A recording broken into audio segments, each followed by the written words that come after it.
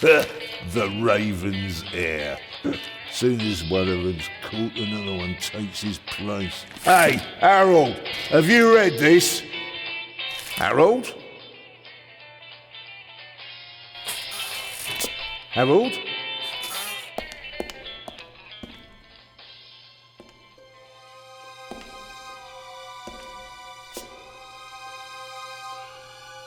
Harold, you hear me?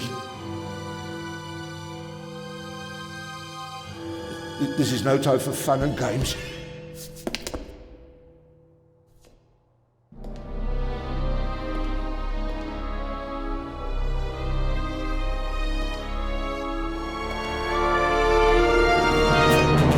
Shh! Calm down. I'm a copper. We're on the same side. A copper? What are you doing here? And where's Harold? Harold? Well, there's another guard back there unconscious. That's probably him. The Eye of the Sphinx. Where is it? It's there. Oh, good. Then he hasn't got it yet. You mean the Raven's heir? Shh! Turn it off. He's gonna steal the eye. But how do you know? Doesn't matter. All that matters is that we catch him. Do you understand? Yeah, but Do you understand? You and me, mate, we'll be heroes. All right, now, we just have to... what? Halt! Stop! You're under arrest!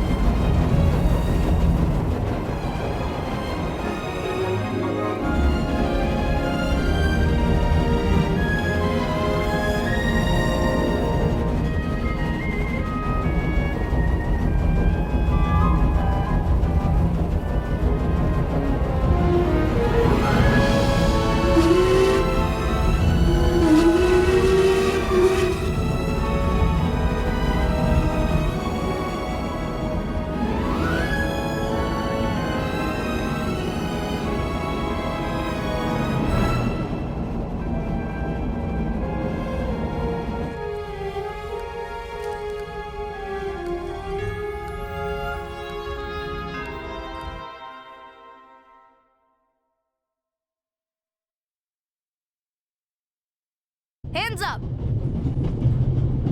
I don't have time to play. I'm on duty.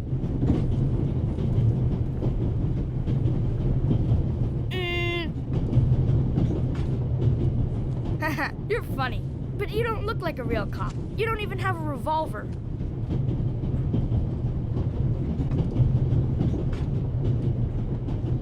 What's your name, boy? My name is Matthew Miller, And where are you from, Matthew Miller? from Dillsburg, Pennsylvania. But my mom and I live in England now. She's taking care of some rich old lady. We're on our way to Venice at the moment. We're taking a cruise on a big ship. Impressive. You've already seen half the world. I've spent my entire life in Switzerland. Must be really boring. And what's with the gun? What do you need it for? It's the Raven. He was gunned down, so now I need a pistol. Dead birds don't need guns. Nor do live ones. You don't know who the Raven is, do you? He's the greatest burglar ever. He stole paintings from the Louvre and those priceless eggs with gold and diamonds and stuff. And Bobby Dobbs says he replaced the crown jewels with rhinestones. I know who the Raven was. Although I don't quite buy that bit about the crown jewels. You do know these days there are thieves far more dangerous than your old Raven. 2 days ago, A precious ruby was stolen from the British Museum. There was an explosion. A guard was severely injured. Really? Yeah. And you know what the papers say? You talk too much, Constable. Zellner, monsieur. Anton Jakob Zellner. Or did he pull a gun on you? No, monsieur. Get a move on. Inspector Legrand, it's a great honor to work with a celebrity like you. We appreciate the support of the Swiss police, but it'd be better if you'd remain seated and keep an eye on things.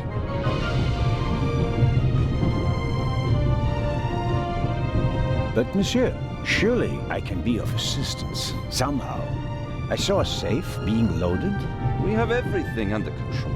If you'll excuse me, I'll be in the first freight car at the back of the train for the rest of the trip. I'm not here to enjoy the beautiful scenery. I am a good observer, and I have finally honed powers of deduction. Thanks to that? I watched the people on the platform in Zurich. I know, for example, that that man over there is a violinist. That would be more impressive if there weren't a violin case next to him. And I believe that the gentleman in the next carriage is a German doctor on his way to Italy to take up a new position. And what gives you that idea? There's the rod of Asclepius engraved on his cufflink. And he's carrying a German-Italian dictionary. Maybe he's just taking a holiday in Italy, following in Goethe's footsteps. Too much luggage. And no, he's not retiring to Italy either. The suitcases are too shabby for me to believe that he can afford to retire in his late 50s. All right then, Constable... Zellner. Constable Zellner. If you're such a clever fellow, what am I doing on this train?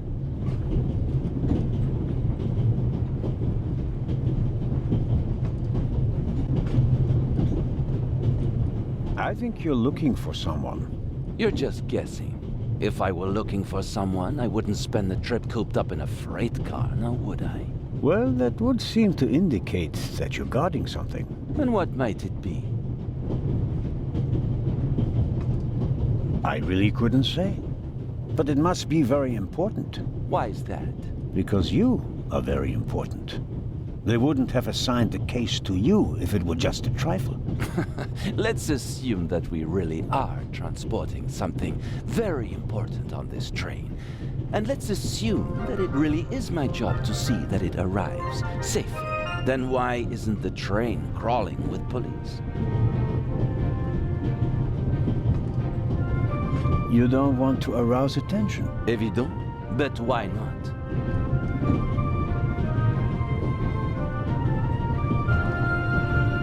It's a trap. You've got a vivid imagination. I'll give you that. Well, that is impressive, I admit.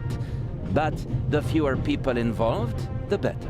We'll get along fine without you. You won't. Won't? Pardonnez-moi. I can help. And I will help. You're in my country. And I've been ordered to assist you. And that's exactly what I'll do, whether you like it or not. Clever and stubborn. Your commitment speaks volumes, Zellner. But this is my show, and I don't need you. Bon voyage. But how do you know?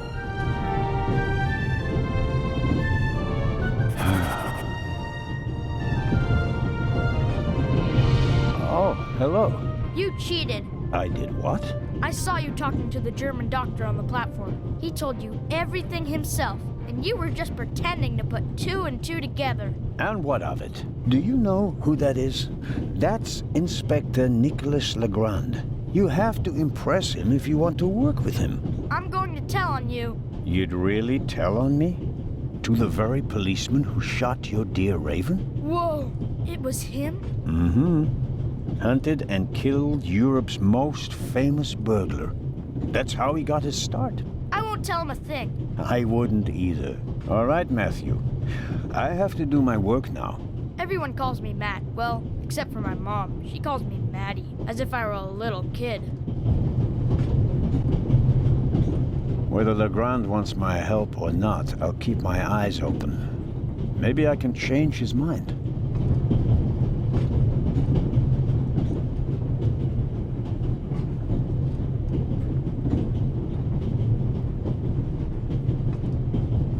This morning, I thought I wouldn't be hungry because of all the excitement. Thankfully, I bought a sandwich with me anyway.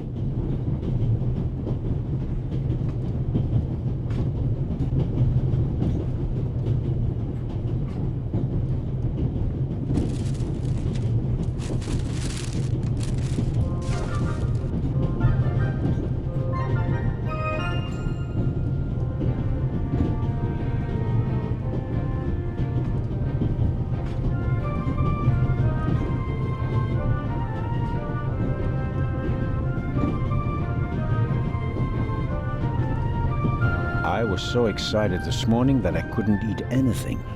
Needless to say, the second I got on the train, I was famished. Fortunately, I bought an apple.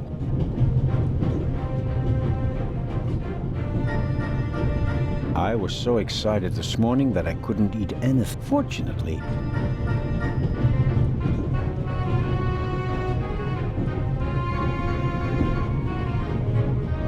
I was so excited. I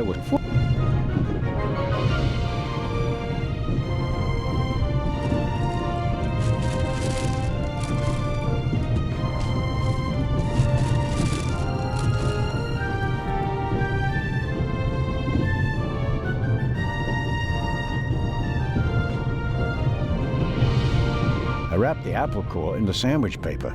That way I can carry it without making a mess of my trouser pocket. Still, I'd prefer not to have to carry them all day.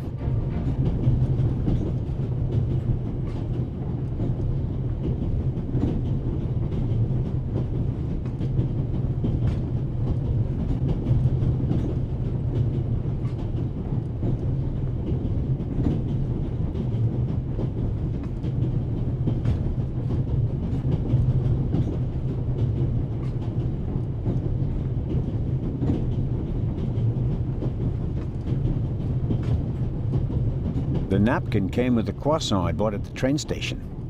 A guilty pleasure. I don't need that either.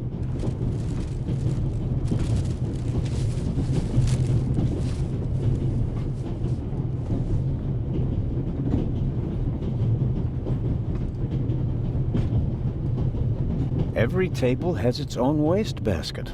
Practical. No need to ever leave your seat. Every table has its own wastebasket.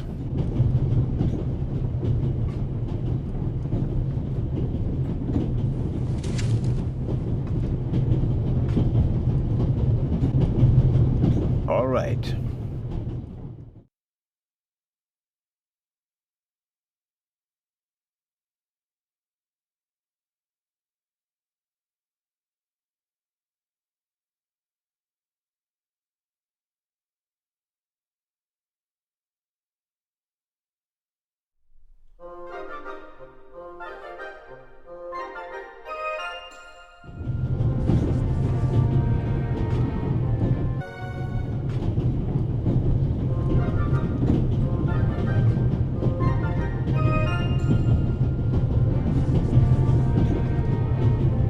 We Swiss are crazy about trains. We don't just have a lot of railroads. We have the most beautiful ones in the world.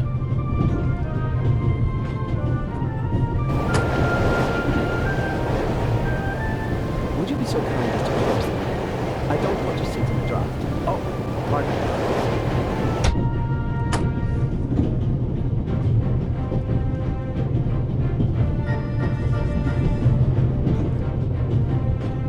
Vicarage in the Mirror, a detective novel by my favorite author, Lady Clarissa Westmacott. For years now, I've been trying to convince my theater group to stage one of her plays. I'll leave it there. I'll pick it up before I get off.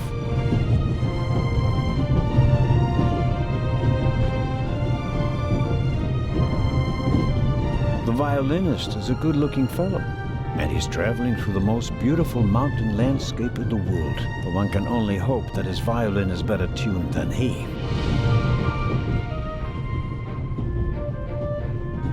Hello, sir. Hello. If I'm not mistaken, you're a violinist. That's true. A wonderful instrument. The violin music touches the soul. That's why I learned to play it. Do you play in an orchestra? No, orchestras aren't really part of my world. A solo violinist. The best soloists travel a great deal and make a pile of money, or so they say. In that case, I'm probably not one of the best. Are you traveling to Istanbul non-stop? No. I'll transfer in Venice to a ship. I'm on my way to Cairo. Cairo? I'm performing at the reception in the Egyptian Museum there. I'm sure your recital will be a great success. But tell me, did you notice anything unusual on the train? Anything unusual? Persons acting suspiciously, for instance. For heaven's sake, is there cause for concern? Everything is in order, sir. We Swiss are just very cautious people. I understand. No, I didn't notice anything. Have a good trip. Thank you.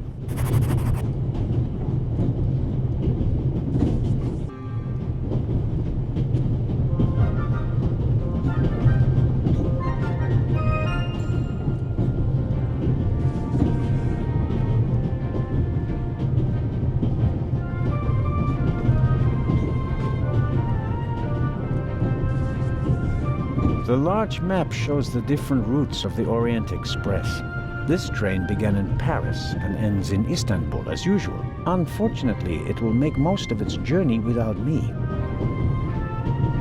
The train covers a distance of more than 3,000 kilometers and stops at a dozen places. In many cities, they entertain the travelers with local specialities and culture and adventure, especially in southeastern Europe.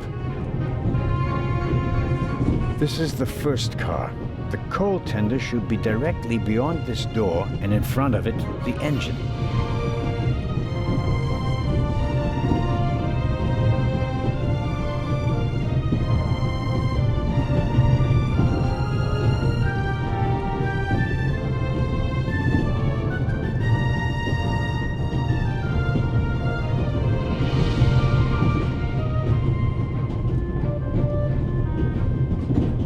Pills for my heart. I'm supposed to take one if I have trouble. My daughter insisted that I take them with me. She was strongly against this little adventure, but I wasn't about to change my mind.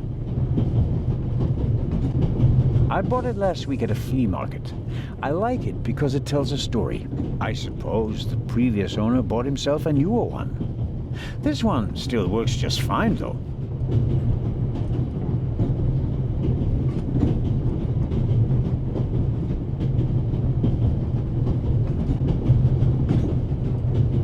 Very kind of you.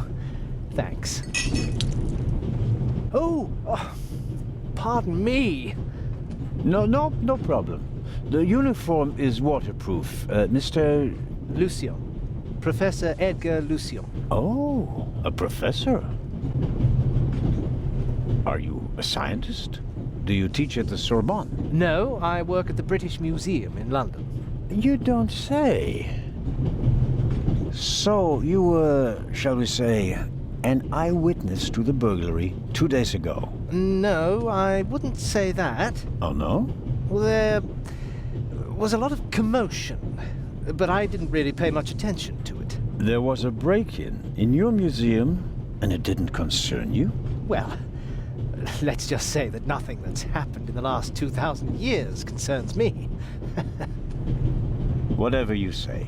The famous Inspector Legrand is on this train. I imagine you know him. No, should I? You don't know him? And you also don't know what he's doing here? No. Why should I? Just a thought. You're a representative of the British Museum. There's a guarded safe on the train. I'm sorry. I don't know what you're trying to imply. And now, please excuse me. May I ask where you are going? Of course. To Venice. I'm going to meet some colleagues there. Oh, Venice. A beautiful city, or so I'm told. Indeed. But I really have to take my leave now. Just one more thing. Did you notice anything unusual on the train? Here? On the train? No. I can't say that I have, although I did spend most of the time in my compartment. I don't want to take up any more of your valuable time, but you do understand, don't you, that what concerns me is the present, and especially the robbery at the museum. Yeah, of course, of course. It's just, I'm in rather a hurry. You'll get in touch if you notice anything unusual, won't you, Professor? Of course, Constable. What's this? What's the matter, sir? The door. I can't open it. Ah, we'll sort it out somehow. The compartment is locked. But I didn't lock it. I don't even have a key. I asked the steward. He was going to bring me one, but he never came back. Someone locked it. Find the steward. He needs to bring me the key immediately. Calm down, Professor. I'll see what I can do. You don't understand. I have to get back in my compartment. All right, just wait here.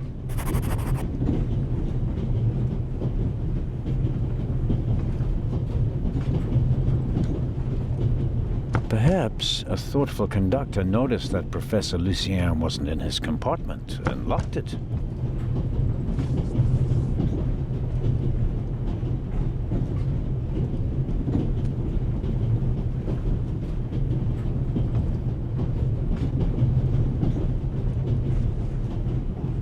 You can easily lock the compartment door from inside by turning a little knob. But I didn't lock it. Professor, if you had locked the door from in there, you wouldn't be out here. That's true. He doesn't make a very balanced impression. And he, of all people, isn't bothered by a robbery in his own museum.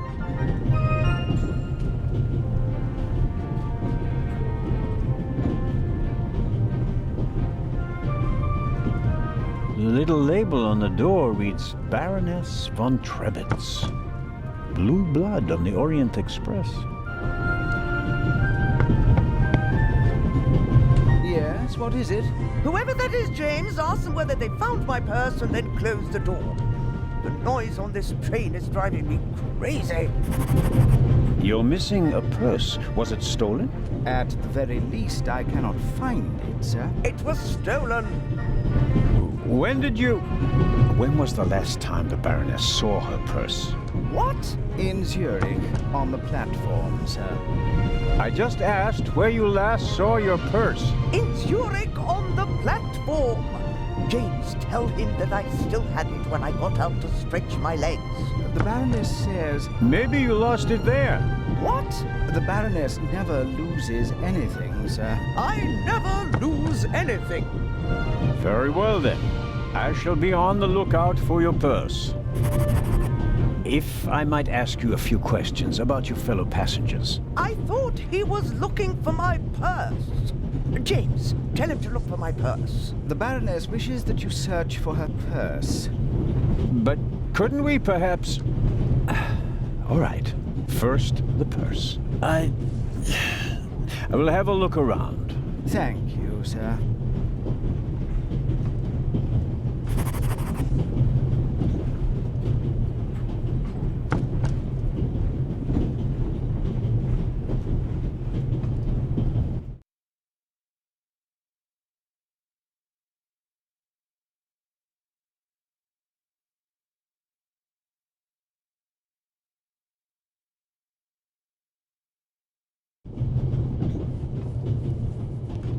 I don't believe it.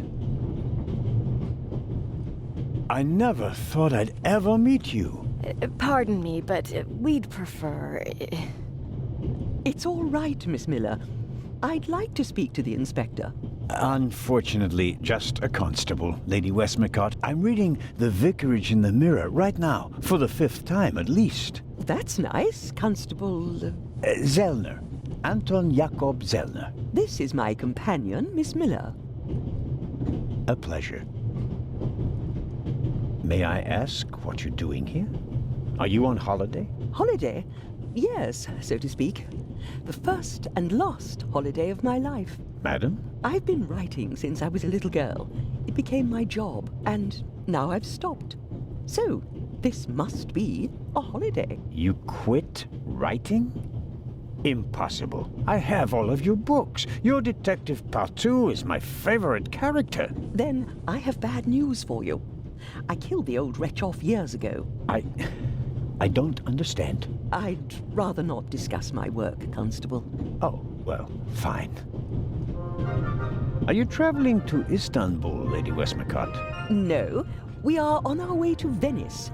From there, we will take a ship to Cairo. As you may know, I have a penchant for archaeology. I fund a few excavations in Egypt. I traveled to Egypt by ship as a young woman. And now I'm doing it again as an old woman. I see. As a writer, you must be very observant, am I right? I mean, you have to study the behavior of people around you to create the characters in your novels, don't you? I solved the mystery of human nature a long time ago, Mr. Zellner. Since then, most people just bore me. Really?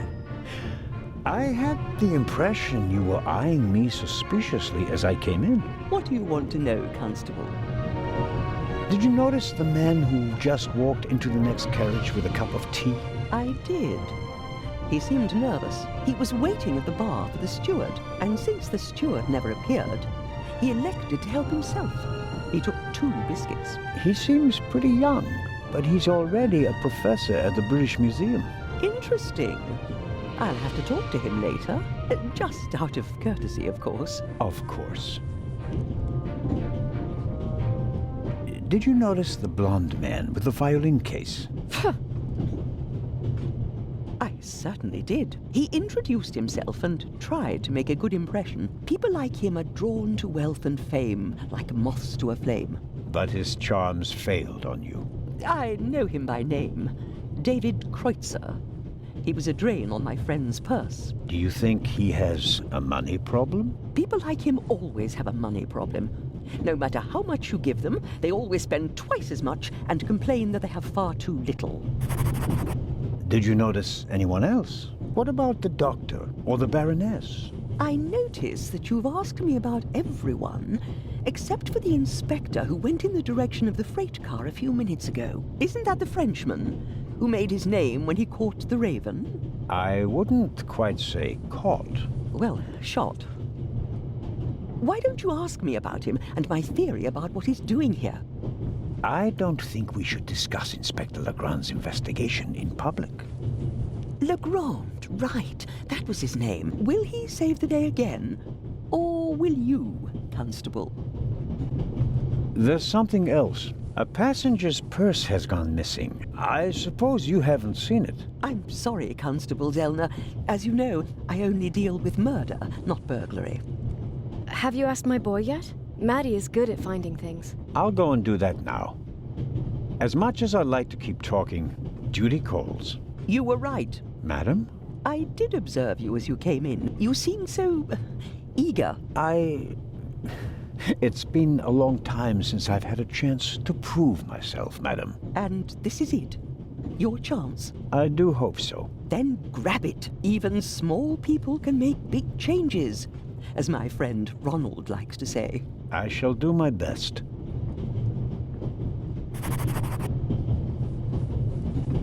An extraordinary woman. Talented, intellectual, extremely rich, and the most successful writer of all time. Yet, they say she can be difficult on occasion, and that she's rather unhappy.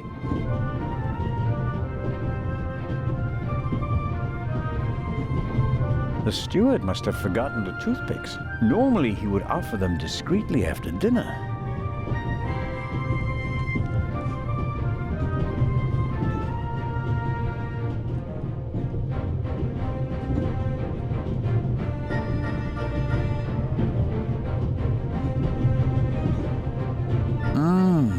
Butterscotch. I've loved them since I was a child. Their only drawback, they don't play nice with false teeth.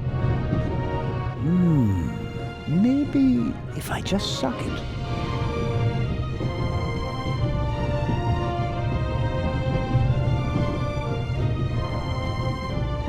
Who'd have thought that one day butterscotch would remind me of my age and of all the things I had to leave behind? I suppose the steward won't object to me having a look around in his absence.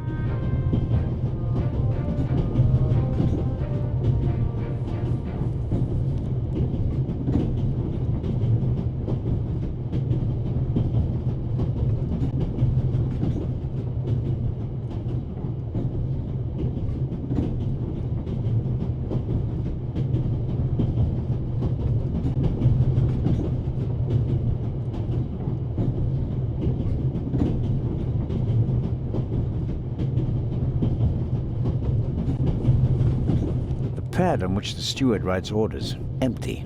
Maybe he didn't use it because there's not much to do today. I don't need the pad, but the pencil might come in handy.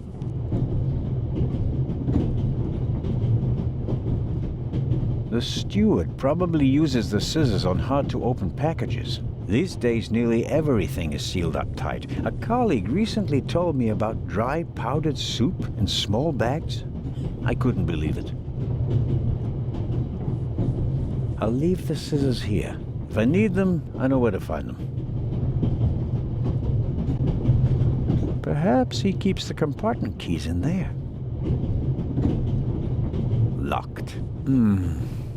Where could he be? A shortwave radio. It's amazing how small these things have become in the last 10 years.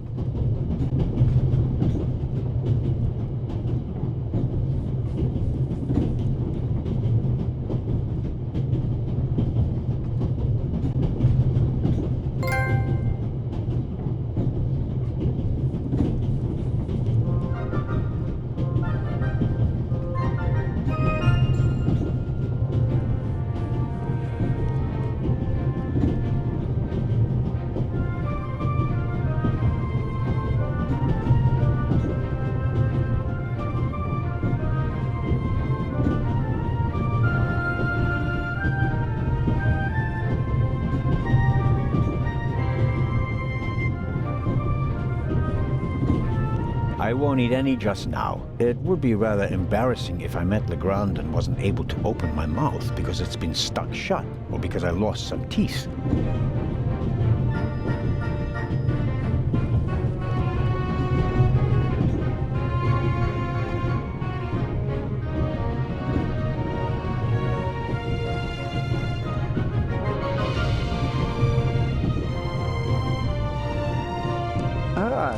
Mr.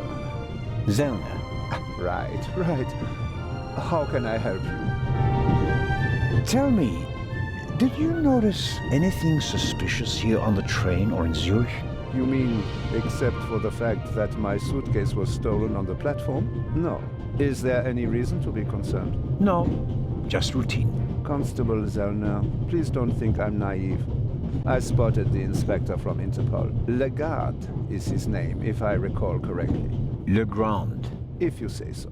At the train station in Zurich, he put a cash box into the safe, and then kept close watch as it was loaded onto the train. Don't tell me that a man at his pay grade routinely tramps across the Alps just to keep an eye on cash boxes. A cash box? Like the ones you'd find in safe deposit boxes? Precisely. And I believe we both have a good idea just what's inside. I do indeed have a theory, but what's yours? A ruby was stolen in London. One of the legendary Eyes of the Sphinx. The second jewel, an emerald, is rumored to be in a Swiss bank vault, if I remember correctly. Both jewels were supposed to be exhibited together in Cairo for the first time in 50 years. It does make one wonder. Indeed. Any news about the robbery in London? Quite something, wasn't it? It must have been professionals. The way they disabled one of the best security systems in the world. Most impressive. People were injured. Well, one cannot execute a robbery of that scale without collateral damage. It seems like the Raven has finally found a worthy successor. We can look forward to new and spectacular coups. I'm afraid I won't enjoy his exploits this time around if the new Raven is so reckless. That's your prerogative. May I borrow your newspaper? You can take the section with the article on the burglary. You're interested in that bit, aren't you? You caught me out. Here you go. Dankeschön. There's something else. Do you know where the conductor is? I'd like to know that myself. I told him to search for my missing suitcase in Zurich. He hasn't got back to me yet. He's probably in cahoots with the thieves, and didn't bother getting back on the train. If we don't crack down on vermin like them, the rabble will rule the world one day. Well, at the moment, we still don't know what really happened. He is not here doing his job. That's bad enough. I meant to ask, the Baroness is missing her purse. A baroness? This train is really full of the creme de la creme. The queen of crime is over there, and now a baroness as well. Have you seen the purse? Unfortunately, no. Do you know Lady Westmacott? You were talking to her. Well, I'm an admirer of her work. Like so many others. I once read in the newspaper that only Shakespeare and the Bible sell more copies than her crime novels. I read that too. She must be filthy rich. As a doctor, I'd have to work 1,000 years to earn that kind of money. Auf Wiedersehen, Dr. Gebhardt. Goodbye, Constable. It was a pleasant chat, really.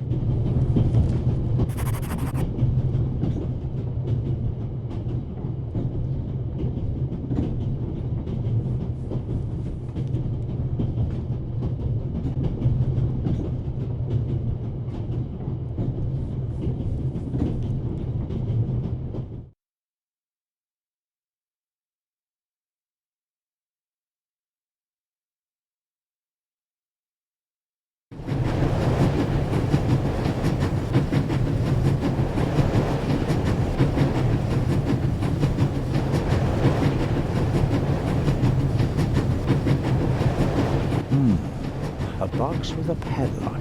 I suppose it contains tools for the train's crew, maybe for coupling and uncoupling the cars. At any rate, it's positioned so that it's easier to reach from the ground than from up here.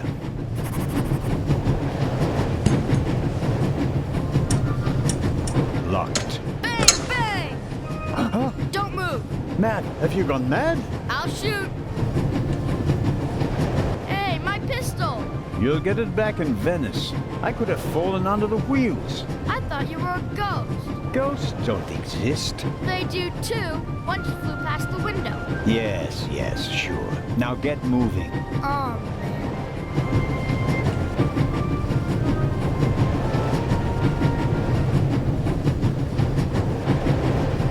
The box is secured with a padlock. I won't be able to open it without a key. The ladder leads up to the roof. It will be suicidal to climb up there while the train is at full speed. The wind, tunnels... No, I'll stay down here. I strongly suspect that the door is locked. No, it's open.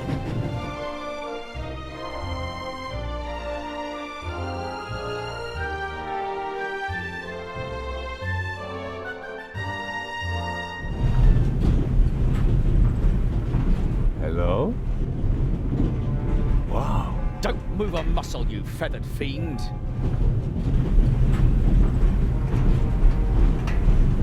Put the gun down, Robert. If I may introduce Constable Robert Oliver from the Yard. And this is the revered Constable Zellner of the Swiss police, who obviously couldn't control his curiosity. Then I was right. You really do want to lure someone into a trap. That's none of your business. Perhaps that someone recently struck in London. And how would I bait my trap then? With an eye? An eye on its way from Zurich to Cairo. Someone has done his homework. Well done, Constable. Are we still in Switzerland? I could be your eyes on the train as long as you're here in the freight car. Oh, really? There is a certain Professor Lucien on the train. He's an archaeologist from London. And what's his story? Well, it seems someone locked him out of his compartment. Locked him out? Well, yes. The door is locked and he's standing outside without a key. Was it locked from inside? It may have been. Do you think the locked door could be important? Professor Lucien plays an important role in this story. Well then, Constable Zellner, be my eyes and ears on the train and see that Professor Lucien gets back into his compartment. Report back to me when you're through. My pleasure, monsieur. And then there's the Baroness. She's missing her purse. Baroness von Trebitz. Interesting. Indeed, sir. But it has nothing to do with our case. So I shouldn't concern myself with the matter. Why not? It's your job as a policeman.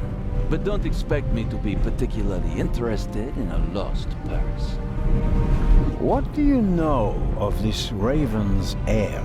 He tried to blow me up. Robert, we don't know who we're dealing with yet. In any event, the new Raven is a more dangerous man than the old one. How do you know it's a man?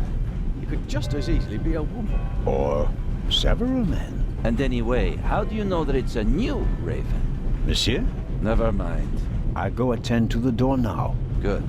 And, Constable Zellner? Yes? Don't bother us unless you have something new to report. Of course. A thief might get anxious if there's too much activity in the freight car. Exactement. Knock twice. Then we'll know that it's you. Understood.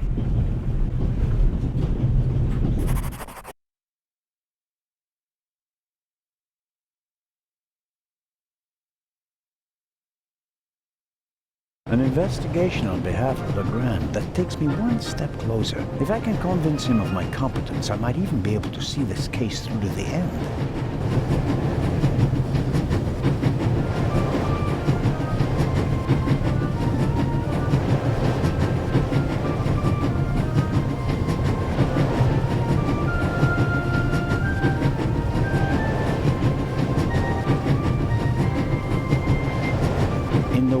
Is really no place to be reading the newspaper. I'd better go back inside.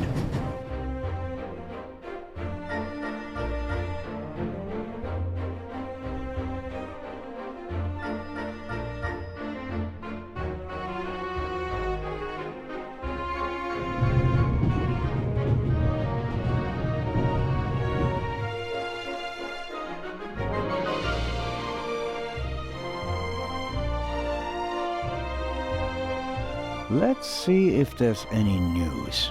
Blah, blah, blah, blah. Eye of the Sphinx. One of two priceless jewels. Extraordinary pure ruby. 2000 BC, etc., etc. Old news. And here, shocking burglary. Professional thieves surprised by museum guard Charles Langley and Constable Robert Oliver of Scotland Yard. Explosion. Constable Robert Oliver from Scotland Yard. He was there when the first eye was stolen. Now he's guarding the second one.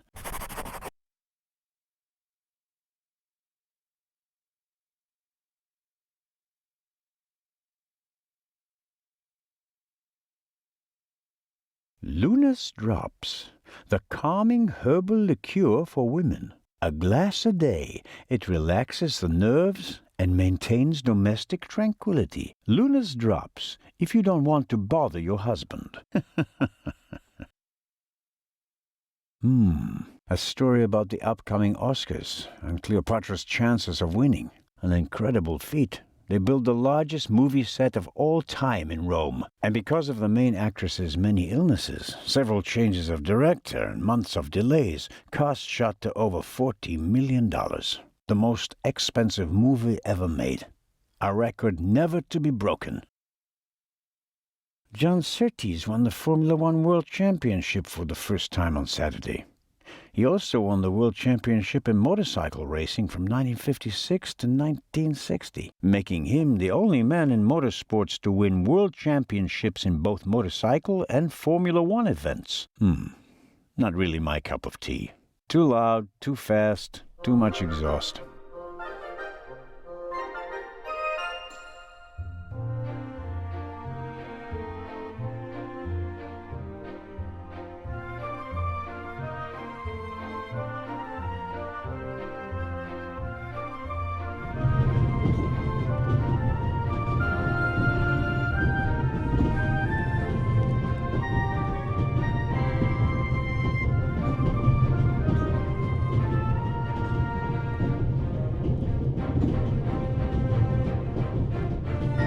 Matt will get his pistol back in Venice. That and a good dressing down.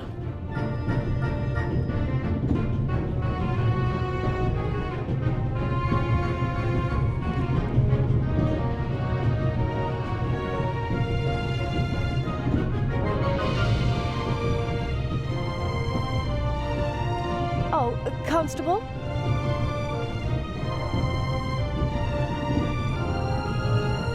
Yes, ma'am. My son didn't make any trouble for you, I hope.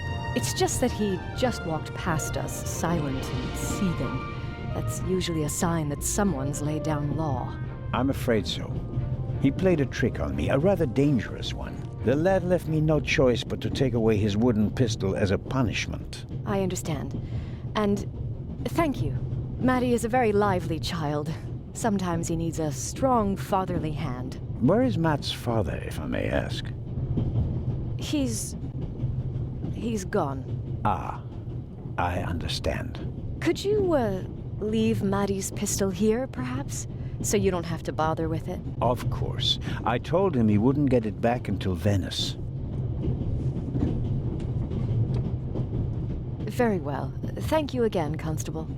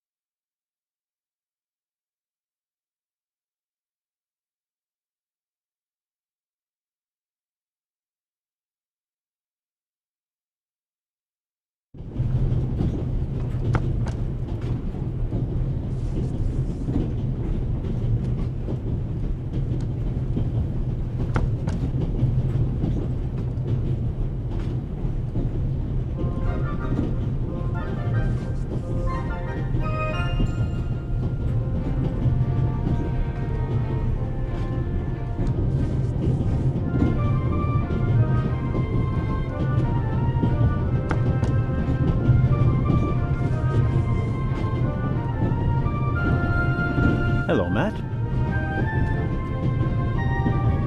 Oh, come on. Are you going to be angry with me for the rest of the trip? Until I get my pistol back. I gave it to your mother. Oh, man. Couldn't you have just raked me over the coals? Would you have learned anything from that? I didn't learn anything from this either.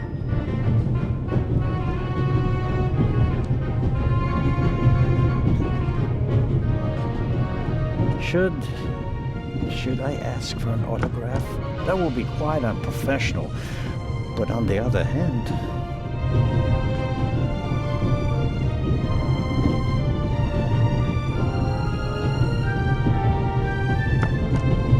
Come on, Matt. Did you really think that you can ignore me for longer than I can ignore you? I'm Swiss. It's practically a national sport. Matt is digging in his heels. I won't get anything out of him as long as he's angry with me.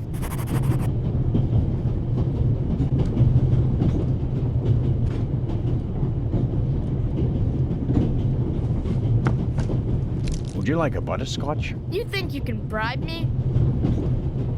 I have no reason to. You made trouble and got punished for it. Take it as a peace offering. Just 4? If I'm faster than you, there'll only be 3. Hey! Friends again? Mm-hmm. All right, then. And no dangerous nonsense anymore. Okay. Your mother is Lady Westmacott's companion, correct? Yeah, but it's not like you think. At first I thought, boy, you must be really wicked if you need to pay for friends. But the lady's really okay. A bit odd and really old. But other than that, she's great. She likes me. The lady has peculiar taste. Hey! You and your mother, do you both live on Lady Westmacott's estate? I'm only there for the holidays. Most of the time I'm at boarding school. I imagine that's not very pleasant. No, it's fine. I have friends there. You always have to be so quiet in the lady's house, and I'm not allowed to bring any friends. Such a big house with so many places to hide, and no one to play hide and seek with. You said it. And how long has your mother worked for the lady? 2 years. And your father? What does he do? He stayed home. I used to go fishing with him. And hunting. He even let me shoot a real gun. And then? Then Mom fought with him, and he left. I was 7. Oh, and how old are you now? In 8 months, I'll be 9 years old. And do you already know what you want to be when you grow up? A burglar? No, we'll see. Maybe an actor. Really? Well, I don't know. You need a lot of talent for that. I'm an actor in a theater group, you know? You are? Oh, yes. And I'm one of the best in our group, if I may say so. I get really deep into my roles, you know? I don't just talk like the character. I think like him. I become him. It's the only way to... Matt, are you okay? I think you just have to be good at copying things to be an actor. That wasn't bad. Disturbing, but not bad. The Baroness in the second compartment over there is missing her purse. Do you have any idea where it could be? Do I ever? That guy over there with the violin case? What about him? He picked up something in Zurich and put it in his violin case. Really? Yeah, and he made sure that nobody saw him. But you saw him. Uh-huh. Did you also see what it was? Nah, not really. But now that I think of it, it must have been the Baroness's purse. I should look into it, shouldn't I? I think so. Tell me, have you seen the steward anywhere? Nope. He was walking around a little while ago, though. Hopefully they didn't forget him in Zurich. What's he supposed to do? I'm looking for a key to open a compartment door. Did you check his things behind the counter? I'm sure the drawers will be locked. Can't you break it open? Or pick the lock like the Raven? Perhaps. But I'd need a piece of wire or something like that. Ask my mom. She has a lot of hairpins. She doesn't like the wind messing up her hair. Thanks for the tip. So long. So longer.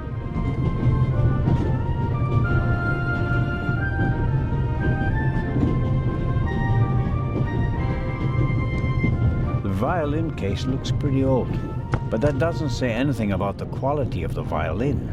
The best violins are often in the oldest cases.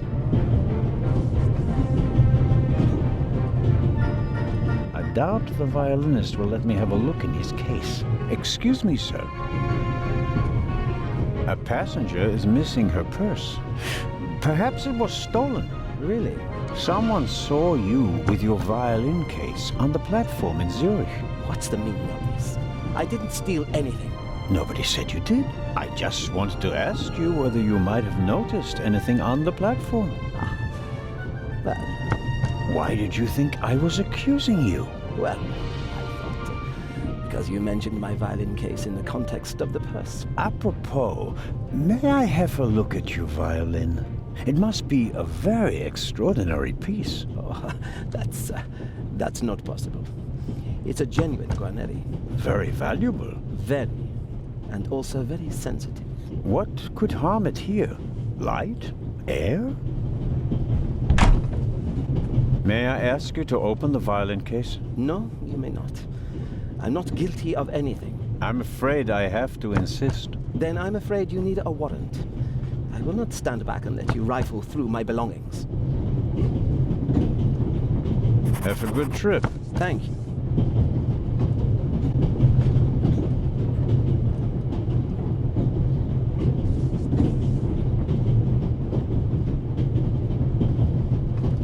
I bought it last week at a flea market. I like it because it tells a story, I suppose.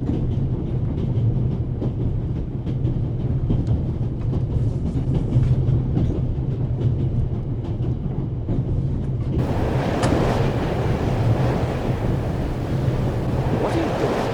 Didn't I make myself clear? The window stays closed. You're not alone on this train. I want the window open.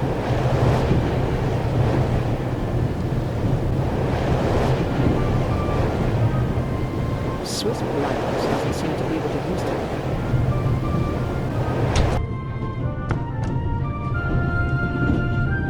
I'm not going to catch a cold because of you. Go somewhere else if you don't like it.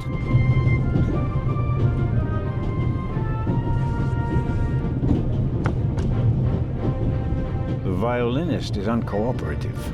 I'm not authorized to search his belongings against his will and without a good reason, and he knows it. I have to come up with something.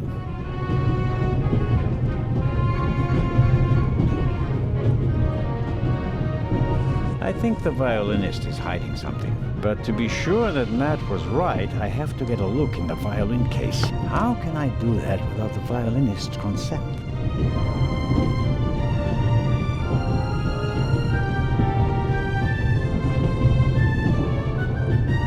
All right, Matt. Tell me now. The violinist won't let me check his violin case. Of course he won't. He's hiding something. Should I distract him? Then you can have a look in his case. What do you suggest? I could tell him there's a suitcase full of money in the next carriage. If he's a thief, he'll definitely want to take a look at it. I don't think he'll fall for that. Or I could insult him and then run away. He'll try to catch me, and you'll have a chance to look in that violin case. Now that I think about it, this is something I have to attend to on my own. It would be expecting a bit much from a little boy. Little boy? You must be kidding. Sorry, Sheriff, but your idea about distracting him is good all the same. So long. So longer.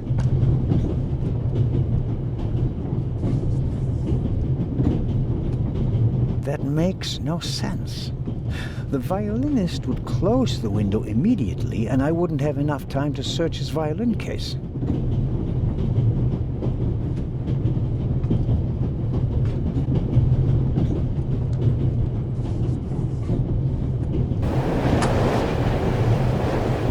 The tip of the toothpick is stuck between the window and the runner.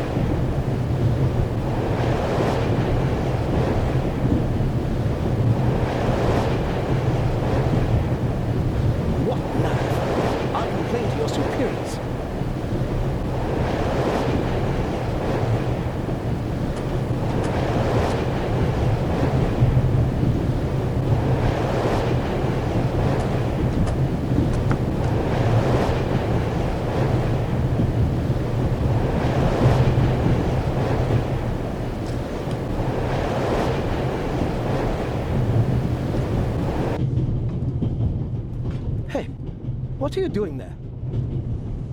I was taking your case for safekeeping, since it was left here unattended.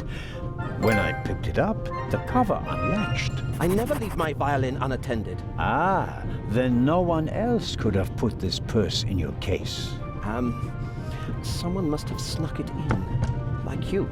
Aha, for sure. And you have a pistol in the case because... I don't owe you an explanation. It's mine. I have a gun license. Now, take the damned purse to the Baroness and leave me in peace. Just get lost. It won't be that easy. I'll report the incident to the Italian authorities in Venice.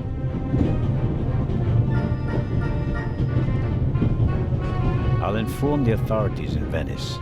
They'll decide what to do with him.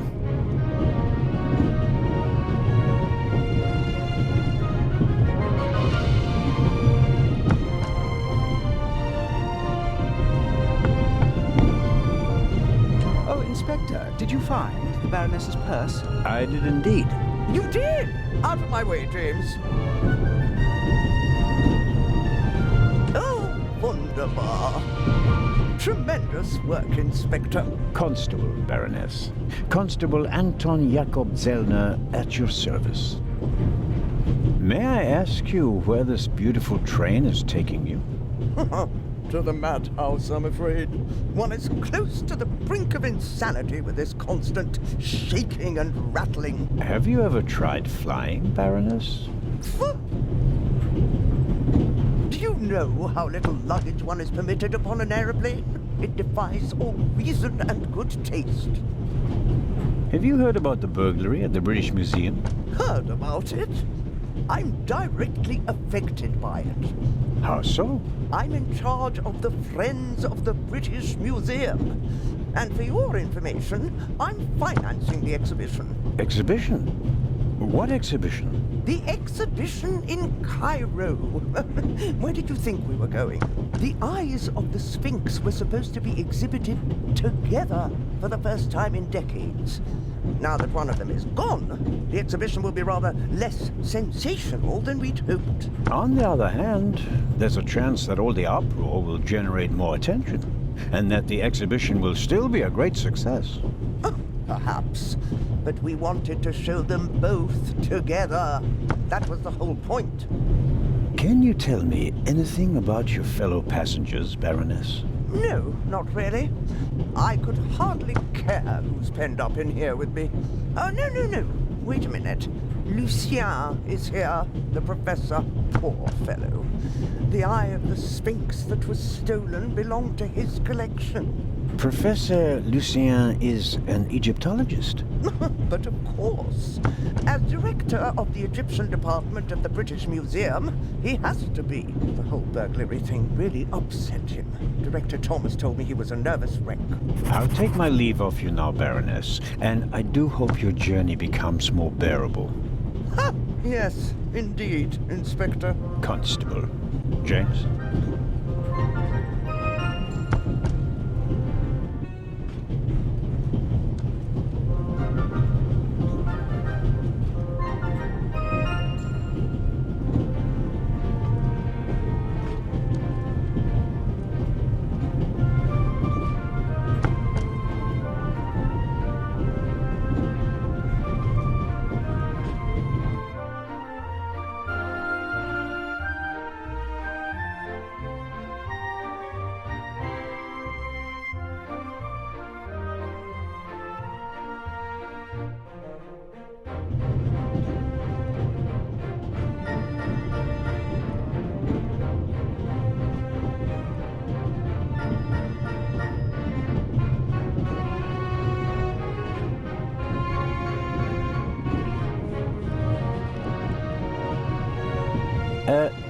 Lady Westmacott.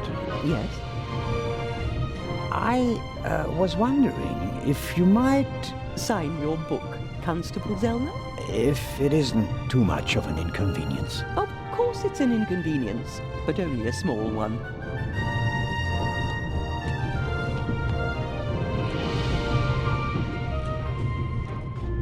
You are welcome. Thank you so very much. There are thousands of things I would like to ask her, but nothing would justify neglecting my duties here on the train.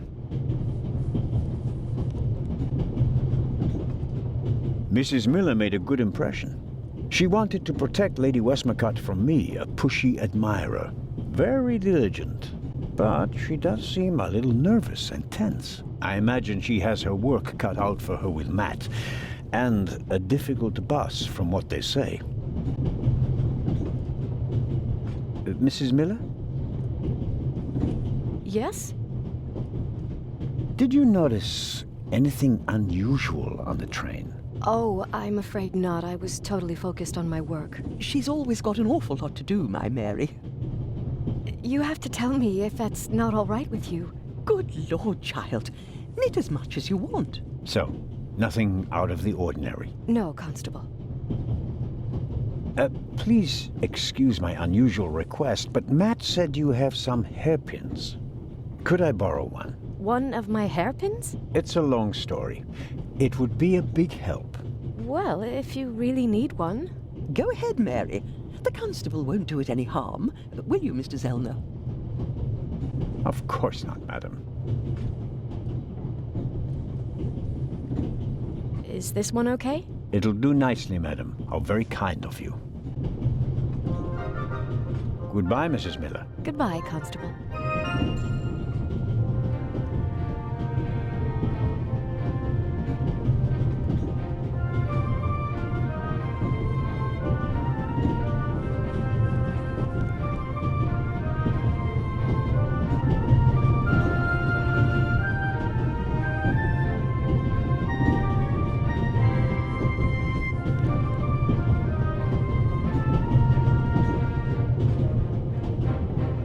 And suddenly, it's me who's the thief on the train. Oops, That was easier than expected. Batteries, a toothbrush, shaving brush, but not the key to the compartment door. Just this one. Too small for the door, but it might still be useful.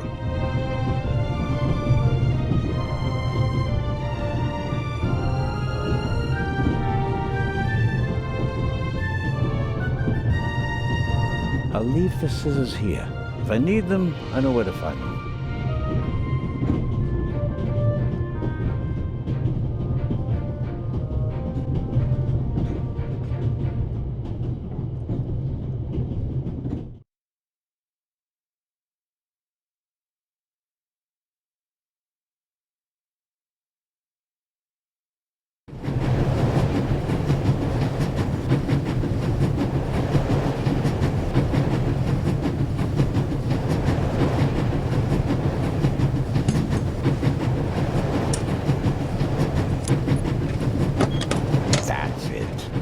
There we go. This should help.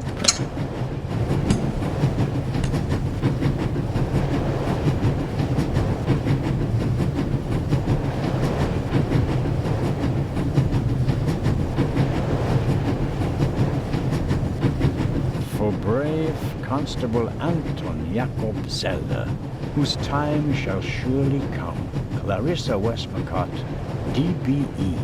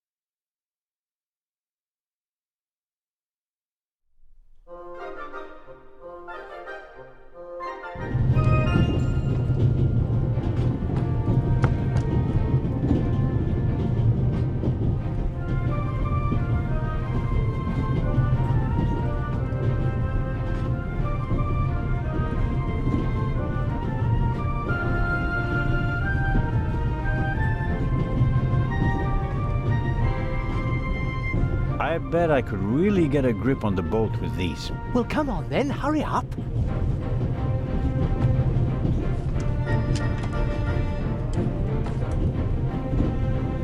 Hello?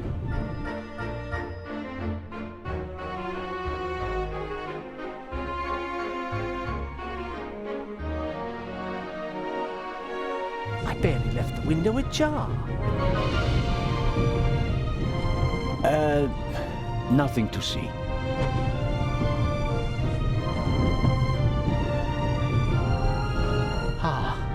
Are you okay?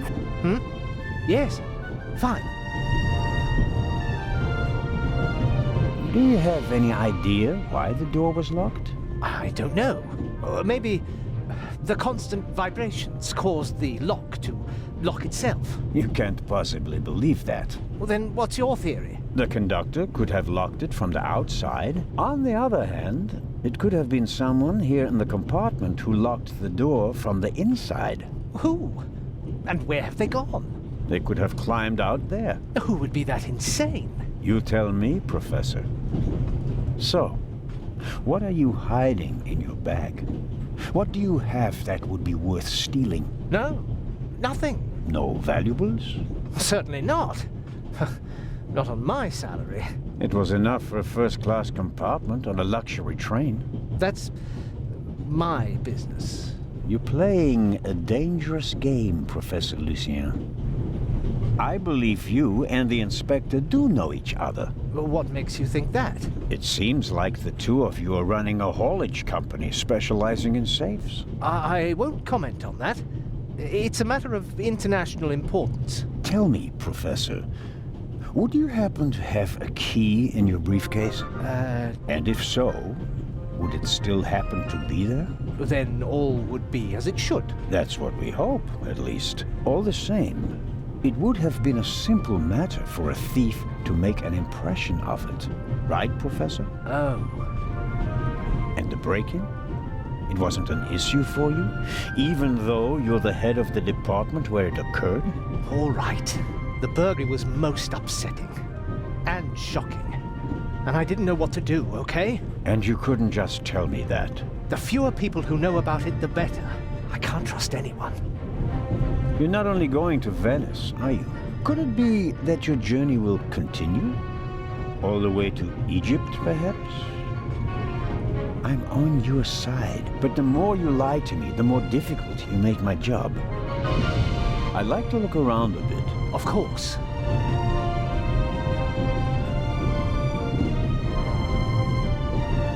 The Bible, Grimm's fairy tales, Moby Dick, and gin, whiskey, and rum.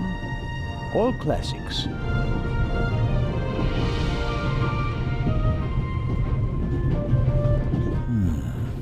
No, nothing interesting. I really wonder what the professor is hiding from me. But I can't just rifle through the luggage of innocent citizens. This is the 60s.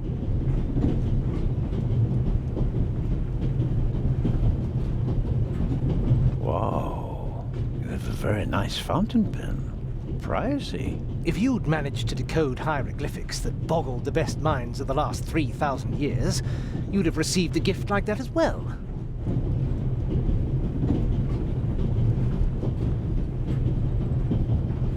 What's this? What do you have there? It's a button. From a suit or a uniform, I guess. The burglar might have lost it. Maybe. Or maybe not.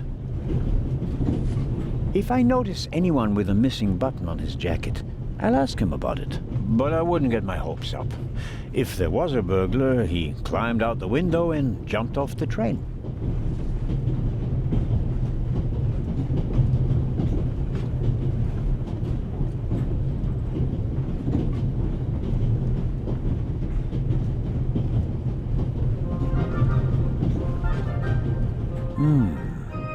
Assuming there really was someone in the compartment, and he climbed out the window, where's he gone?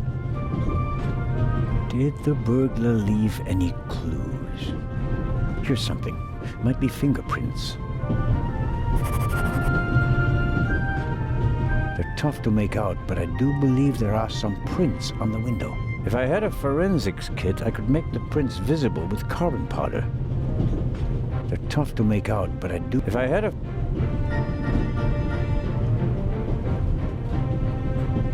Goodbye, Professor. Goodbye.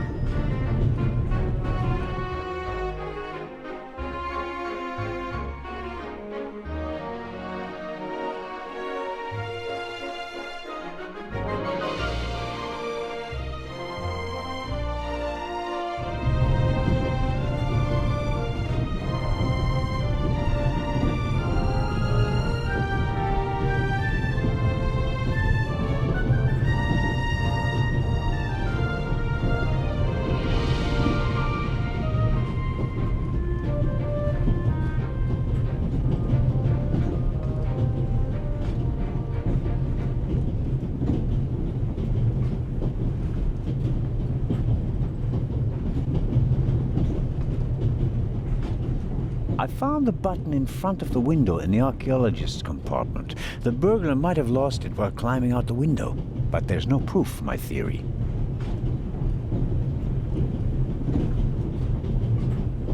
I don't think the Baroness has any more information for me. And she's not the most pleasant conversationalist either.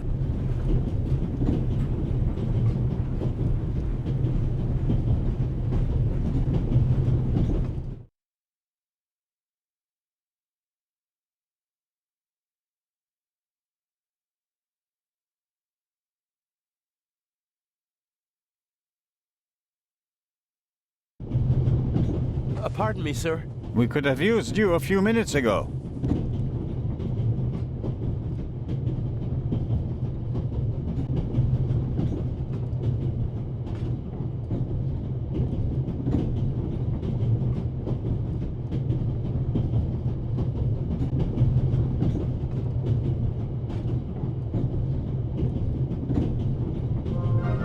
I'd better let him read his newspaper if I don't have any pressing questions.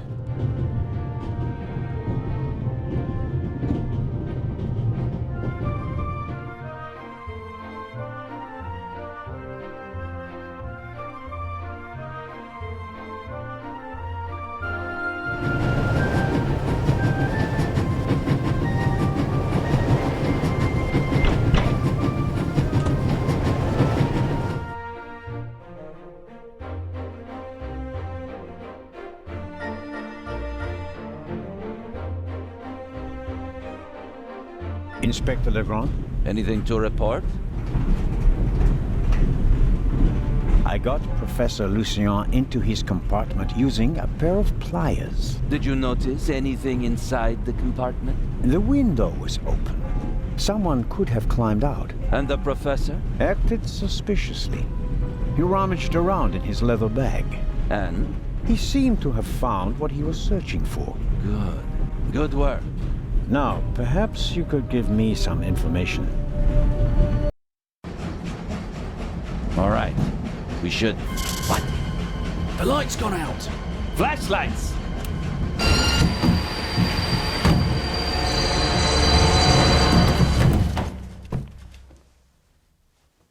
Ah! Get off me!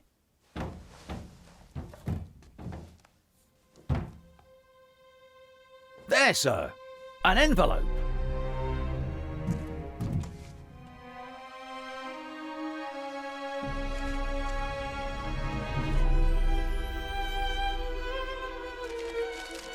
My dear Nico, you should take a closer look at the box.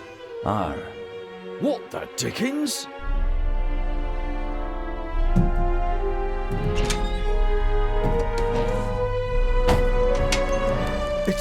It's a... Away with it! Take cover!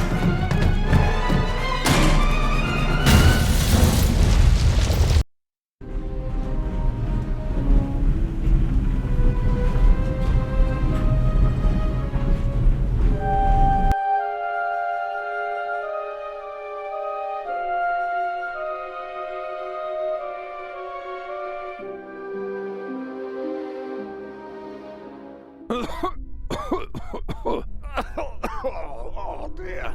Oh. Is everyone all right? Are you hurt?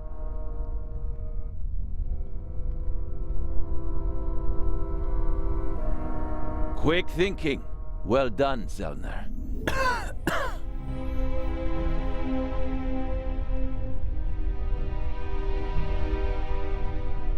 I think the tunnel collapsed. Then he's trapped. Hurry, we have to lock the second exit. Sir, there's a fire up ahead. The engine's burning. It's a distraction. Hurry, block the exit. But sir... The fire will consume all the oxygen. He's right, Inspector. A fire in a narrow tunnel is extremely dangerous. Merde! Go to the front of the train, find the engineer, and tell him to move the train out of the tunnel. Yes, sir. Are you ready? You have to uncouple the freight car. You understand? I understand. I'll see to the passengers. They should all wait in the tunnel. We'll check each one in turn as they go out. Let's get to it.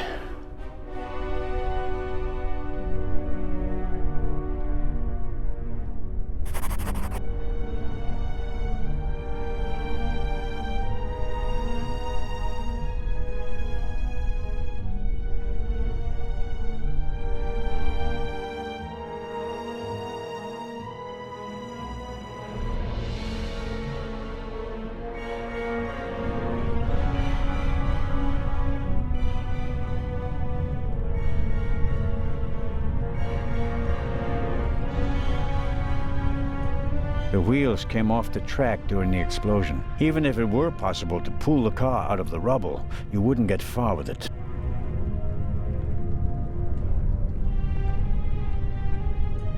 The tunnel may very well have collapsed. It's difficult to see much because of the darkness and dust, but something certainly crushed the rear of the freight car.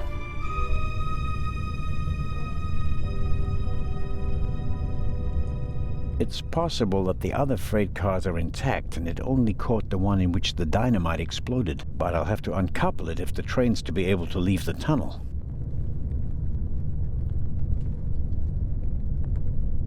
The inspector's trap failed. The thief must have got wind of it. Worse than that, he turned the tables. To win a game of cat and mouse, you have to know who is the cat and who is the mouse.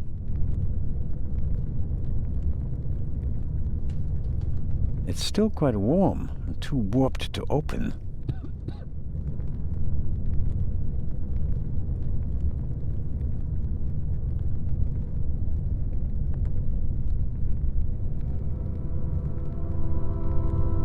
Hello?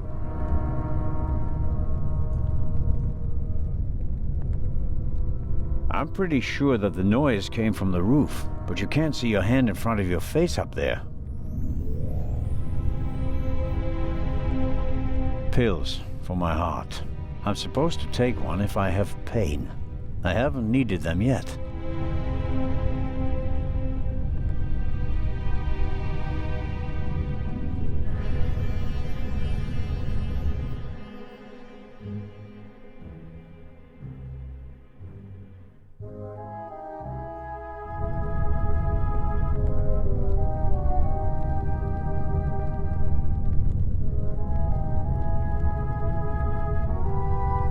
I'm sure I could uncouple the car if I only had enough light to see what I'm doing.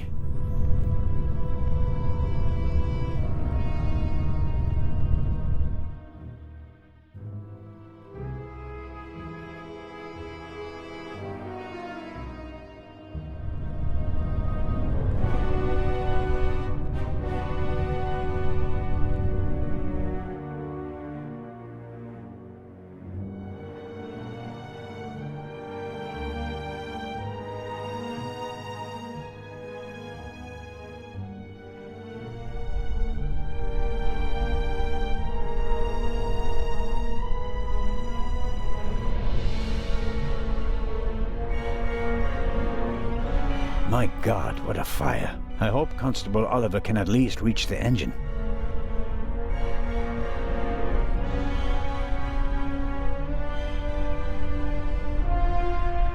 A lot was damaged by the sudden stop, but the bowl was thick enough to survive the fall. The last of the candy has vanished.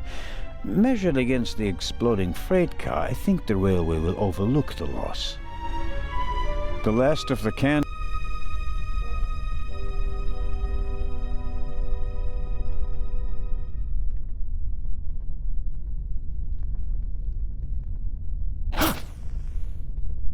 Oh, pardon me. I did not mean to scare you. What are you doing here, Doctor? Legrand asked me to check whether there are any passengers left on the train. Really? No one is here, except for me and you. Excellent. Then I will continue searching at the front. Did anyone act suspiciously before the explosion? Did anyone leave their seat, for example? I was the only one on the train who wasn't seated when the freight car exploded. Thank God. Otherwise, I would have been caught by the blast as well. You certainly were lucky. Perhaps I was. What happened over there?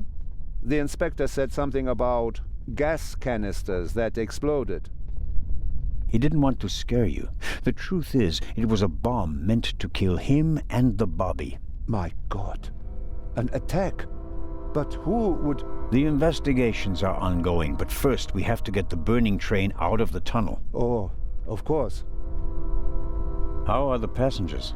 They are in a state of shock, of course. The blackout and the sudden stop were frightening enough, but then the explosion, the dust, everyone rushed for the exits. I was helping the American woman bring Lady Westmacott to safety. They are waiting outside in the tunnel. One entrance is blocked by a fire, and the other one seems to have collapsed. Continue to search the train. I'll decouple the buried freight car. All right. Doctor, can you give me a few matches? Oh, certainly. Thanks. I'll meet you outside. Do hurry.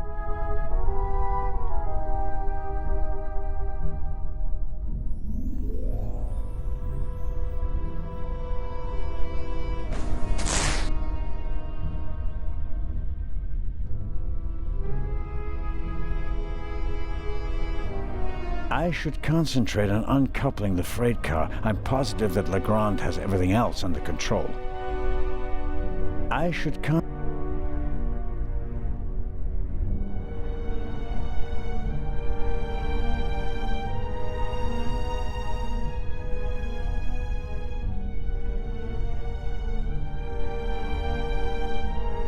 I don't see Legrand or the constable, but I can make out the silhouettes of some of the passengers. They seem to be unscathed. All the same, the fire is getting bigger, and I don't have much time.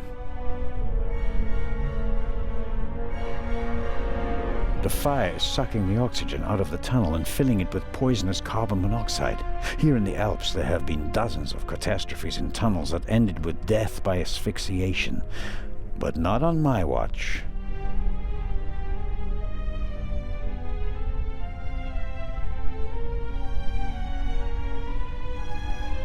I noticed the extinguisher earlier. Doesn't match the decor. I suppose that the railway company had to comply with safety regulations at the cost of aesthetics. It'd be useless against the fire out there, and it's too cumbersome to carry around. At best, I can use it here.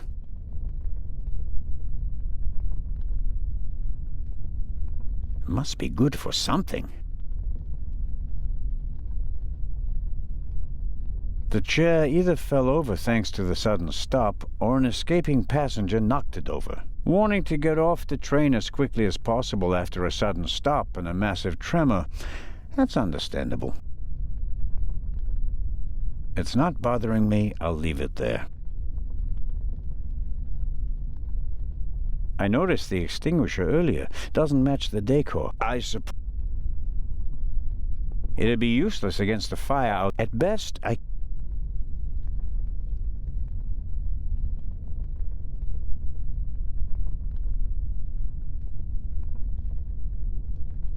pills for my... I'm supposed...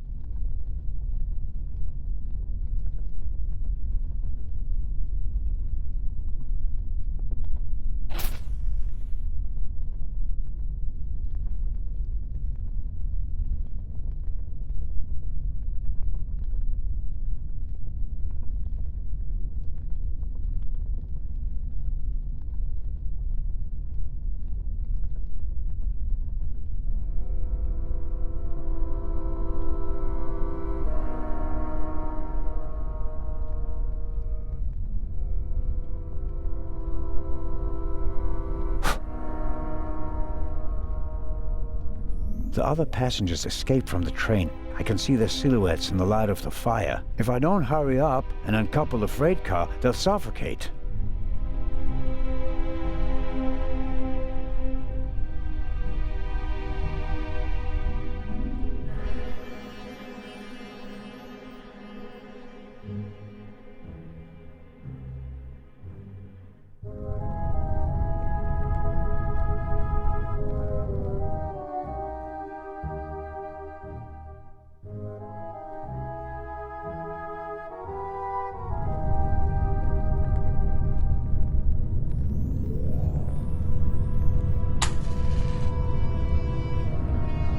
There's a noticeable draft here.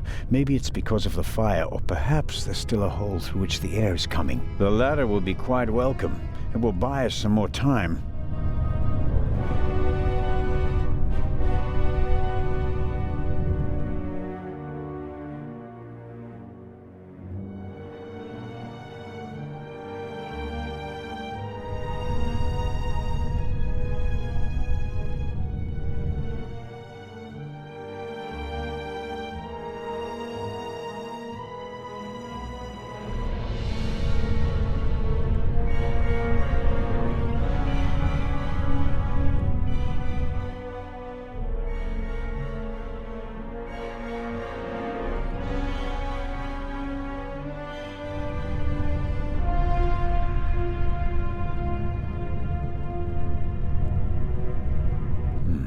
Nothing.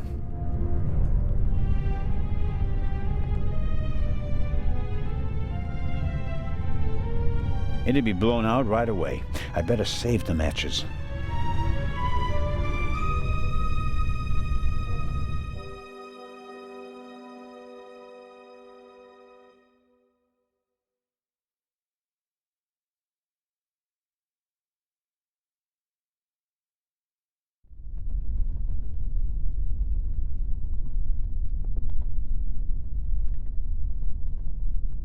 The last of the candy has vanished. The last of...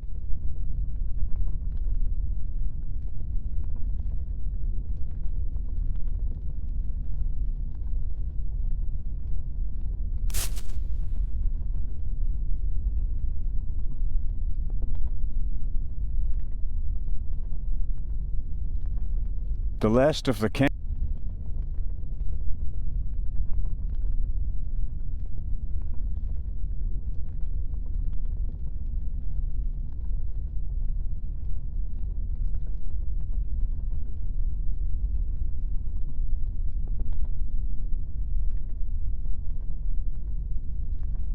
The chair either fell over thanks... Wanting to get off the train as...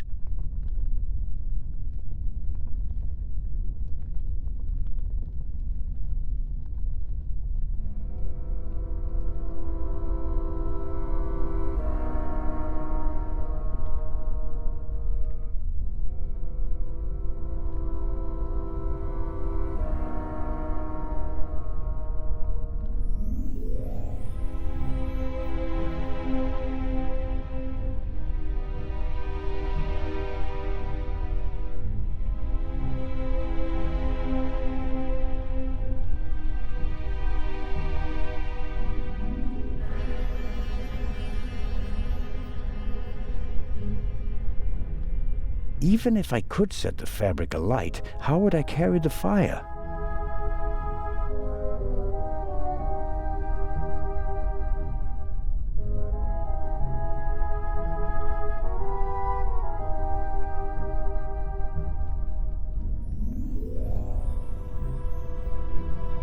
A burning match.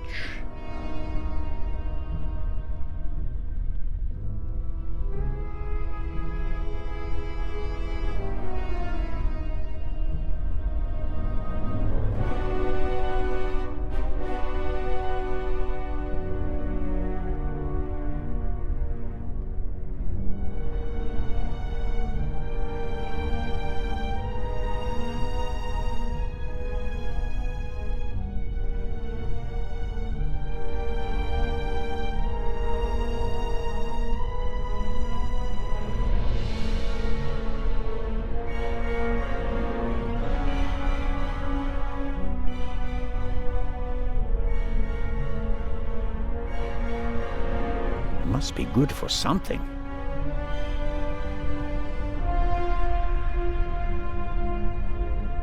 It'd be useless against the fire out there, and it's too cumbersome to carry around. At best, I can use it here.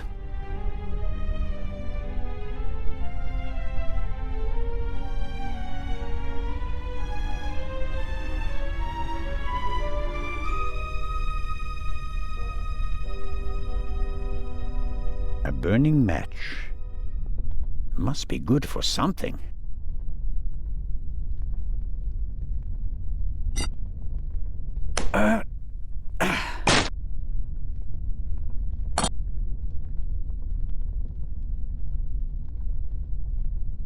All right, let's go.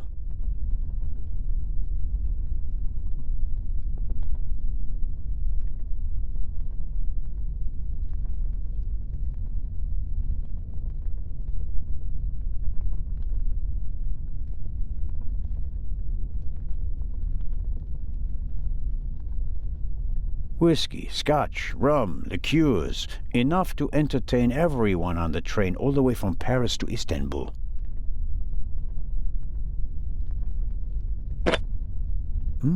High-proof rum. Could be useful.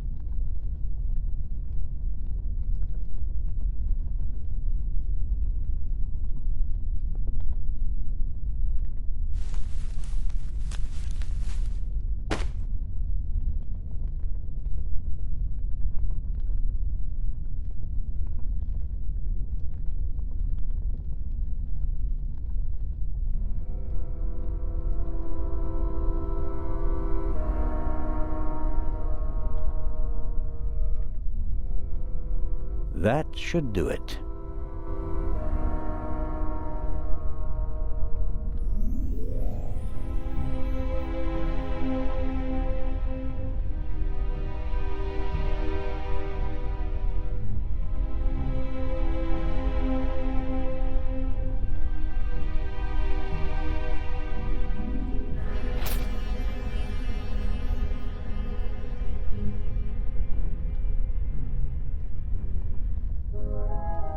The last of the...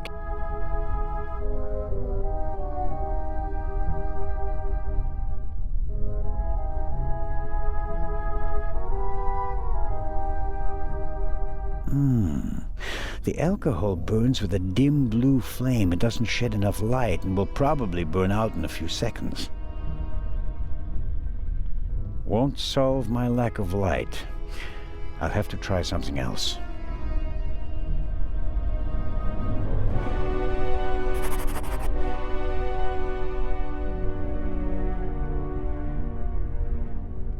Rum from Austria. Believe it or not, it's 80% alcohol by volume. There's no way anyone would drink it straight.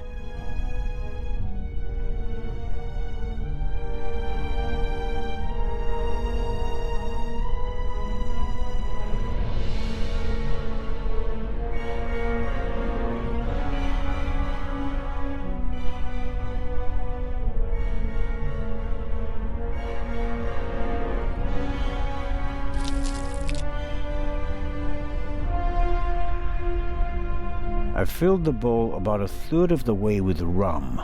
Phew, strong stuff.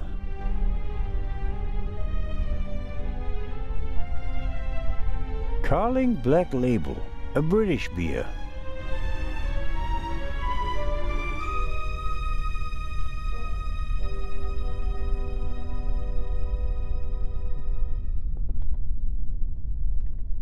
That should do it. Can't really say the fabric was eager to soak up the rum. I, on the other hand, soaked up enough in my fingers to smell like a drunk.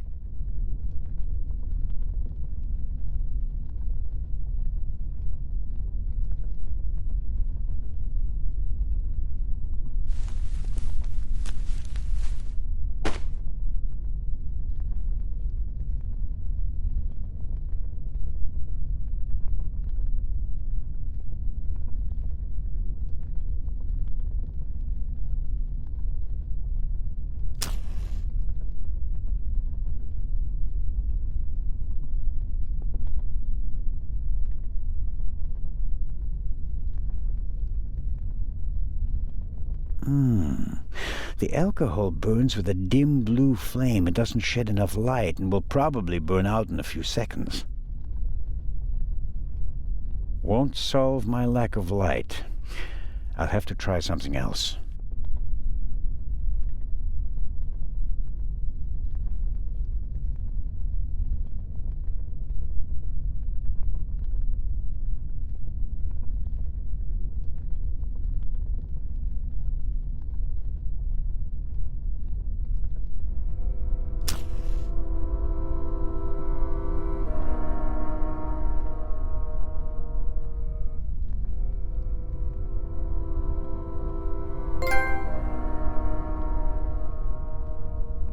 I expect the rum will burn like ethanol, but I better not test that theory in the bottle.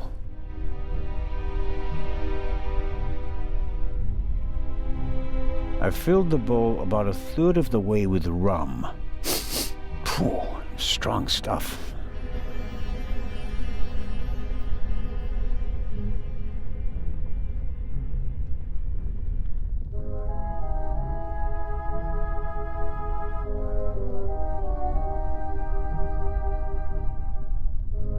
Champagne, the finest. Maybe we'll open a bottle if we get out of the tunnel alive. Until then, though, it's no use to me. No good. Insufficient alcohol content. For practical purposes, I mean, not for drinking.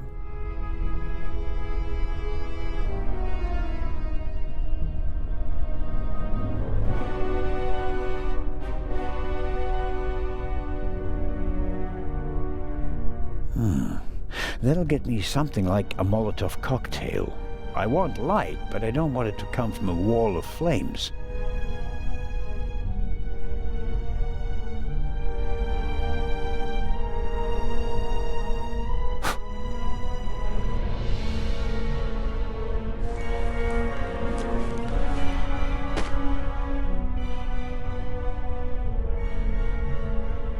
The material won't be able to soak up any more alcohol.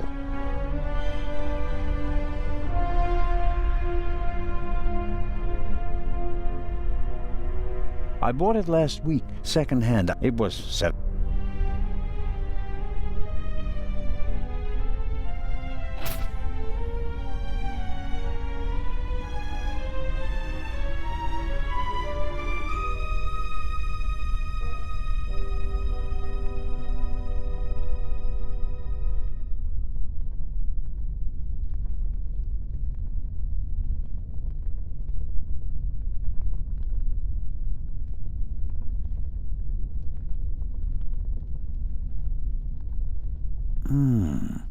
The alcohol burns with a dim blue flame. It doesn't shed enough light and will probably burn out in a few seconds. Won't solve my lack of light. I'll have to try something else.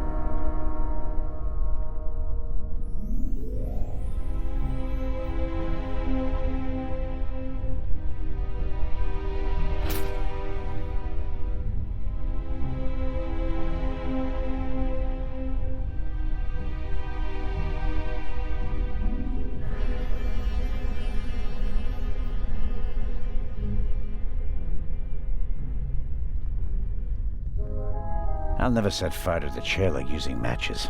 I need a better plan.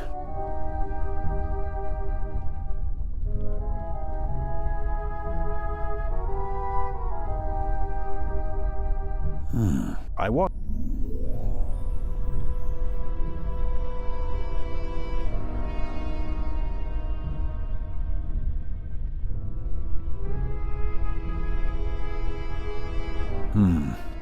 Just as I expected, the alcohol burns with an almost invisible flame.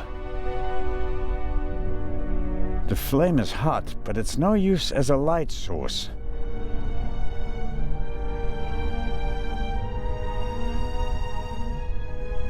It's taking too long. Time is running out.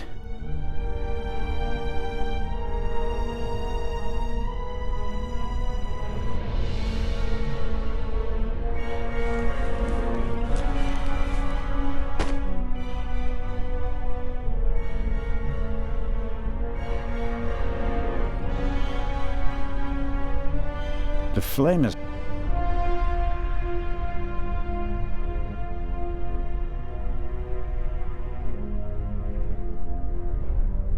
The alcohol on the curtain burns just as darkly as in the bowl. It's no help.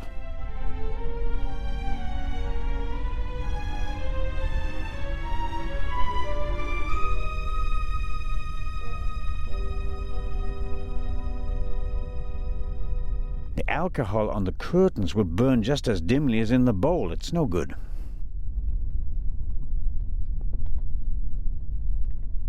It's taking too long. Time is running out.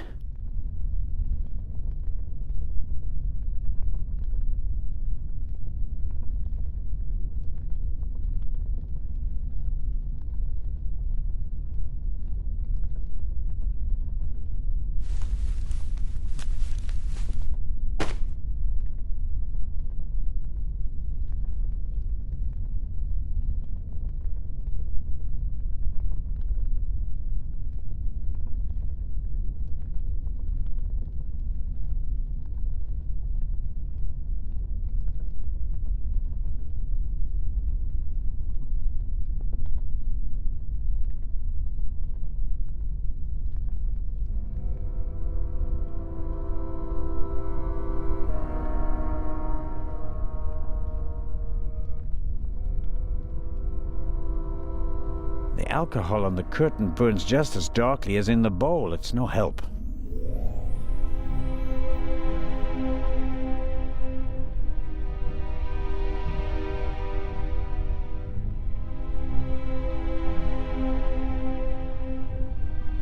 It's taking too long. Time is running out.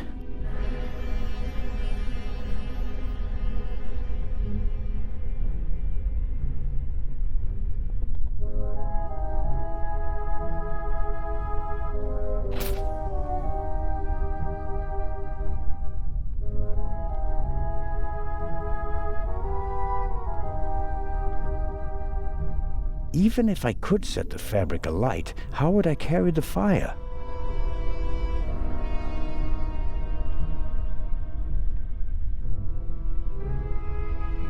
The flame is hot, but it's no use as a light source.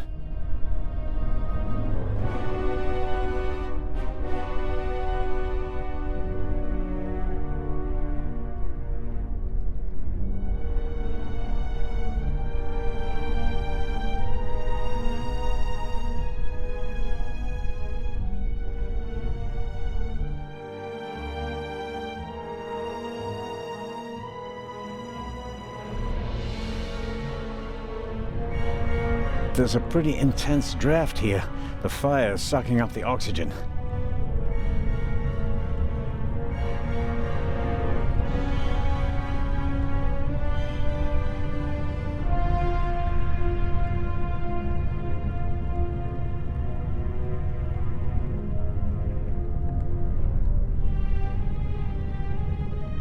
A fine but rather heavy curtain.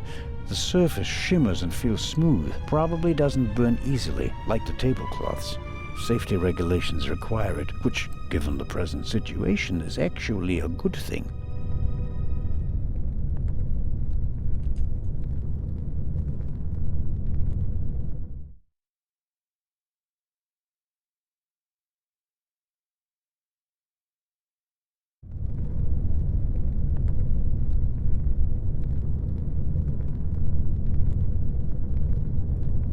Okay, I'll smear some grease on the curtain.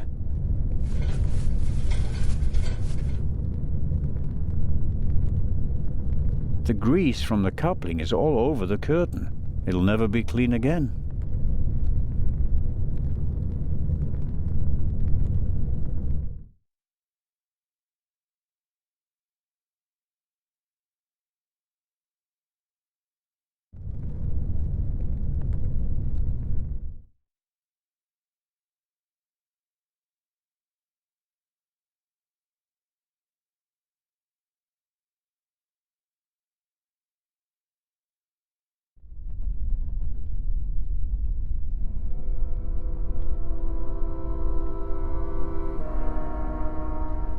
The grease from the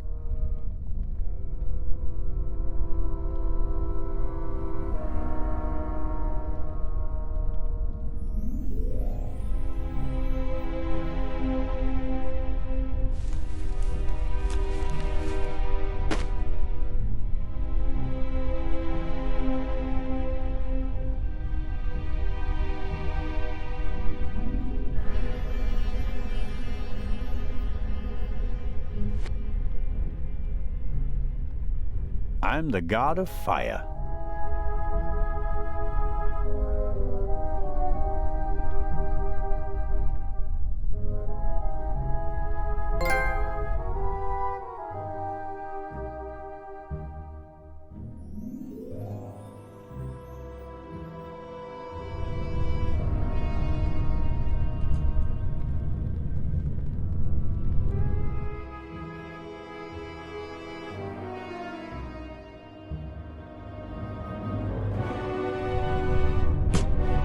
That's better now.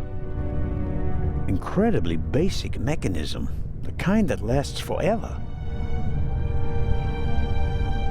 A lever on a pressure sleeve running along a thread. Aha! I can uncouple it with this lever. Okay. Good. The coupling isn't under tension anymore. I should be able to uncouple it now.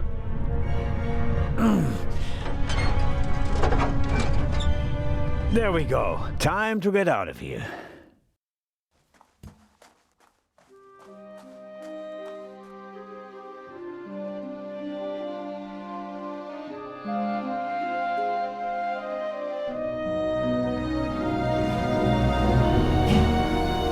Listen, everybody! Listen! Robert, what's the situation? Yeah, I couldn't find the engineer, so I got in the driver's cab myself and released the brake. All right. Good job. You too. Listen, please. Matty! Where's Matt? Where's my son? Relax, madame. I'm sure... Help! Matty! No!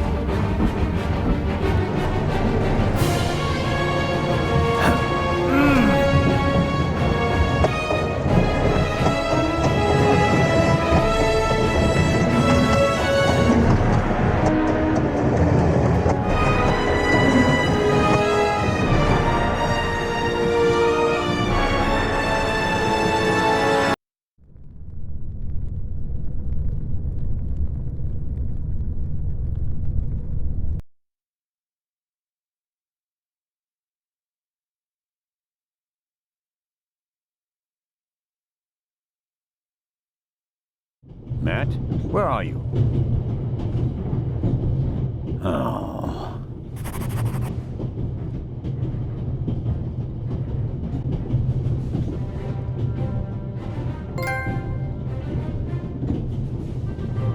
Matt, are you there?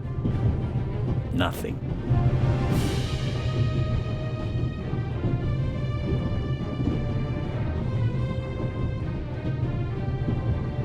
The engine and the coal tender are burning stronger and hotter. The airflow is feeding the flames. I have to decouple the wagons immediately. Sooner or later, the engine will be blown apart. The boiler is under extreme pressure and there's nobody to control it. It's all up to me. The boiler...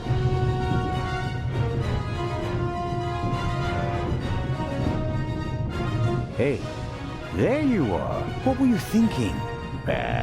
Come out of there. Is he gone? Is who gone? The man. What are you doing on the train anyway? Why didn't you wait in the tunnel with the other passengers? I wanted to get my pistol. Your pistol? There's so many cops and thieves and explosions and everything, then I need a pistol too. Makes sense. What about this man? There was a man. He was coughing. One of the passengers? I think he came down from the roof. All right. First, I'll stop the train, and then we'll have a chat, okay? Do you want to come out? Good idea. You stay put.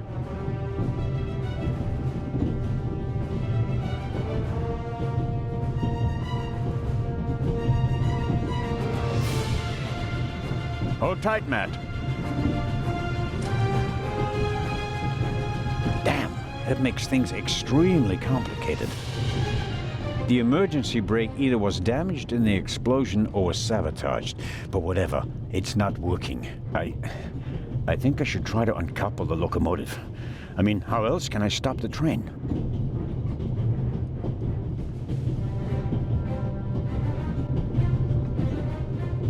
I suppose this handbag belongs to Miss Miller, Matt's mother. Lady Westmacott's bag is probably smaller and more expensive. Aha!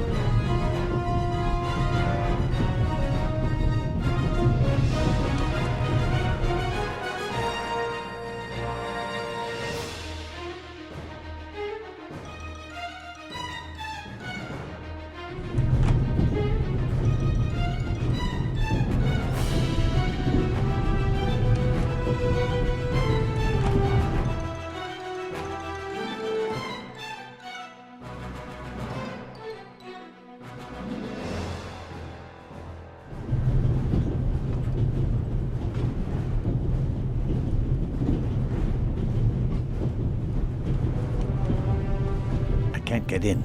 I presume the Baroness's luggage toppled over and is blocking the door.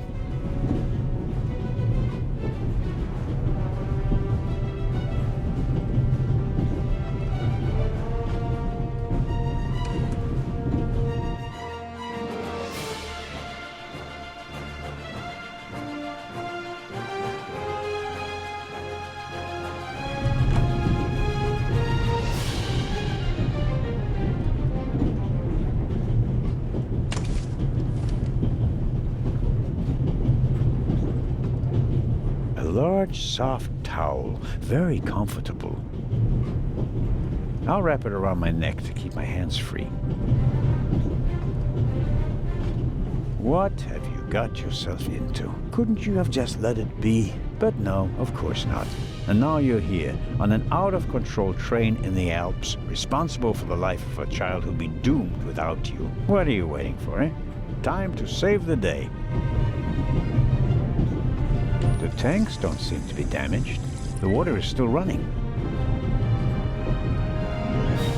The situation isn't that desperate.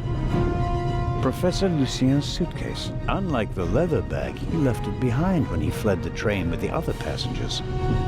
I don't think there's anything interesting in it. Whatever the professor is hiding from me, it's in his leather bag.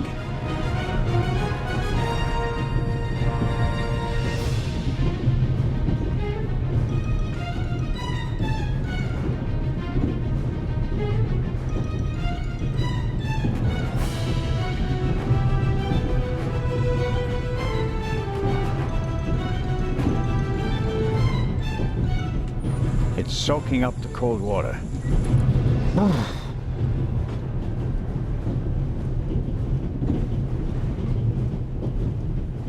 That would only work if it were a water pistol.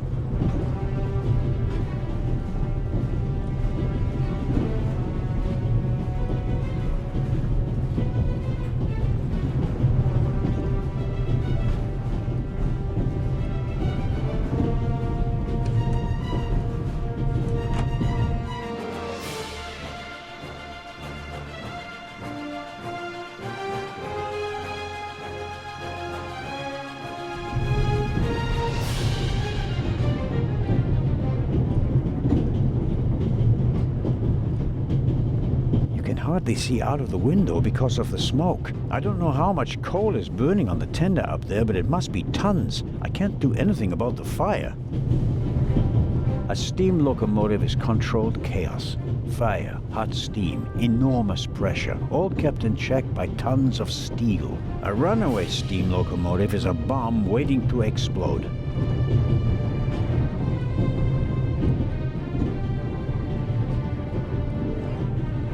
If the emergency brake doesn't work, I'll have to try something else. Here goes. Ouch! Hot!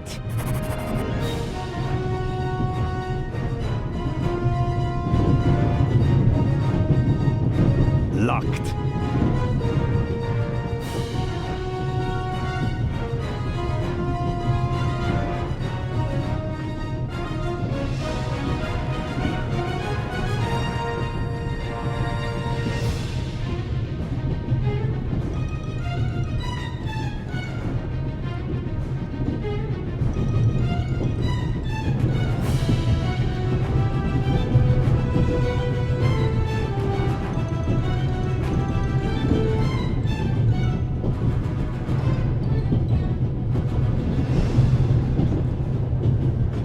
An axe is for emergencies. If this isn't an emergency, I don't know what is.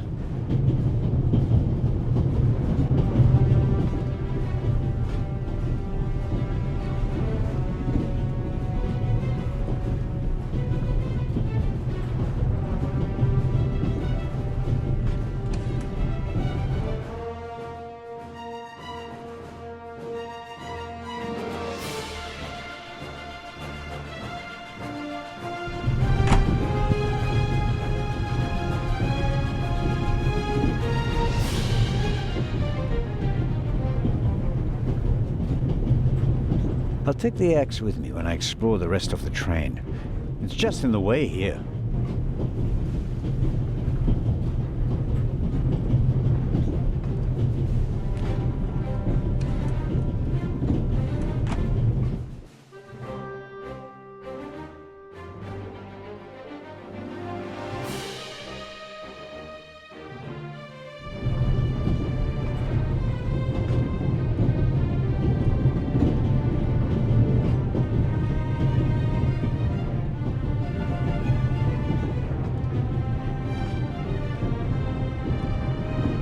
Okay?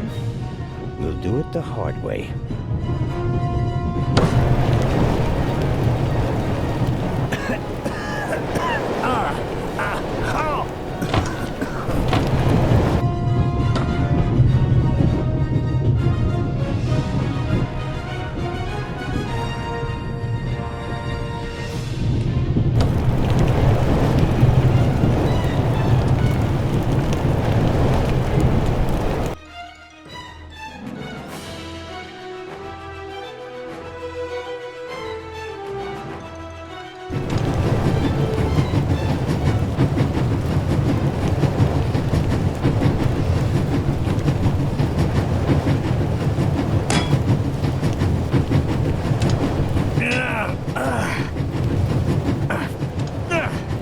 That should do the trick. The coupling won't release because it's under too much tension.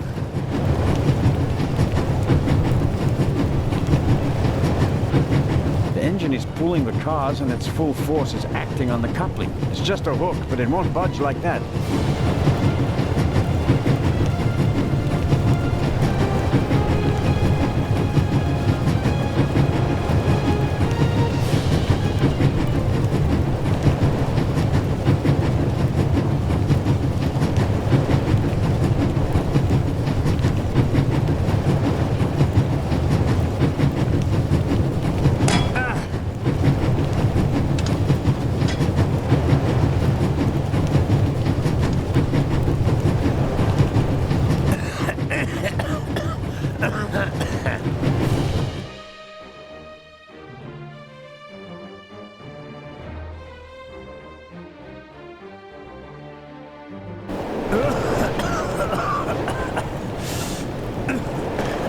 That's not just smoke. I can actually taste lumps of ash. It's time for my deputy sheriff's story. I'm glad I don't have to go out there anymore. One of the most uncomfortable places I have ever been.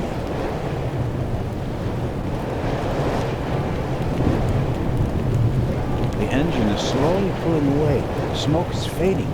It could take a while for the train to come to a stop, especially since it's on a downward slope. The engine is slowly... It could...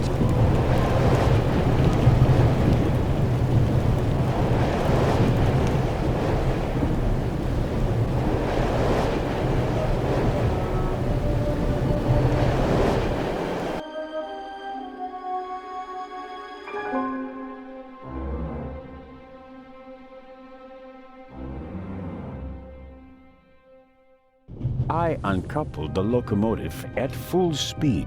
Not bad, eh? Do you think we'll get in trouble? Because of the locomotive? I don't think so. It was pretty old already. Come out so we can have a chat. I checked the entire train. There's no one on it except for us.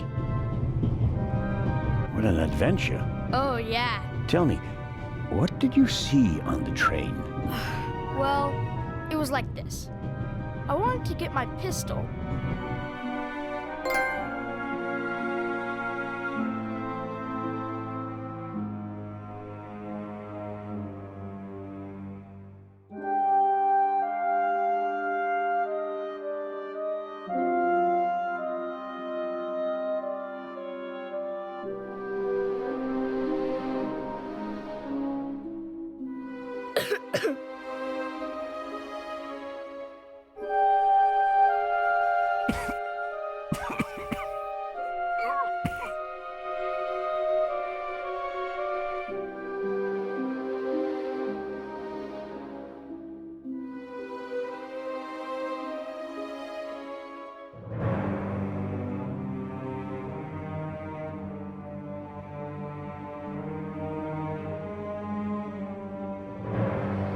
Achoo!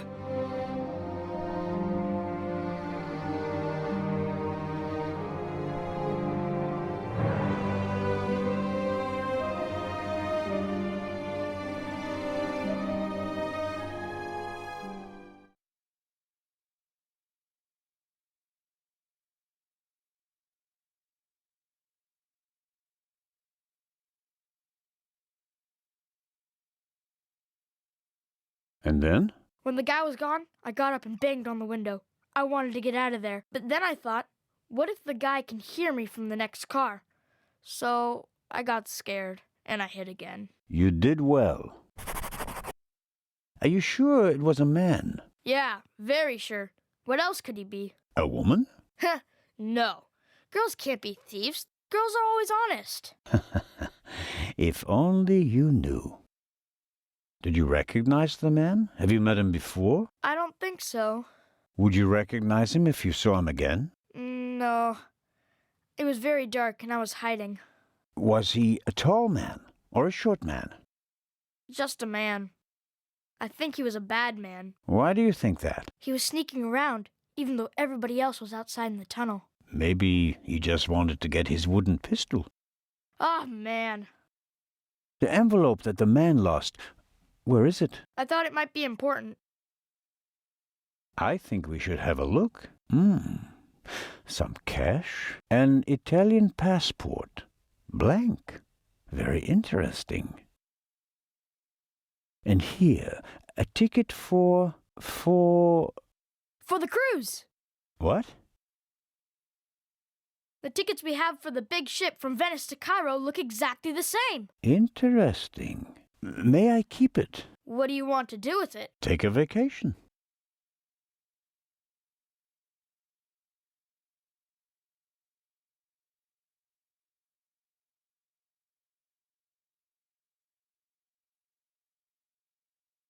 It's evidence. And my chance to go with you. The ticket and everything else in the envelope are part of my investigation. And you have no part to play in Cairo. If I hadn't given you the envelope, you'd have no proof that the Raven's heir would be on the ship. The ship is his next chance to steal the eye. And he won't give up until he has it. And that's precisely why you should let me come along. No.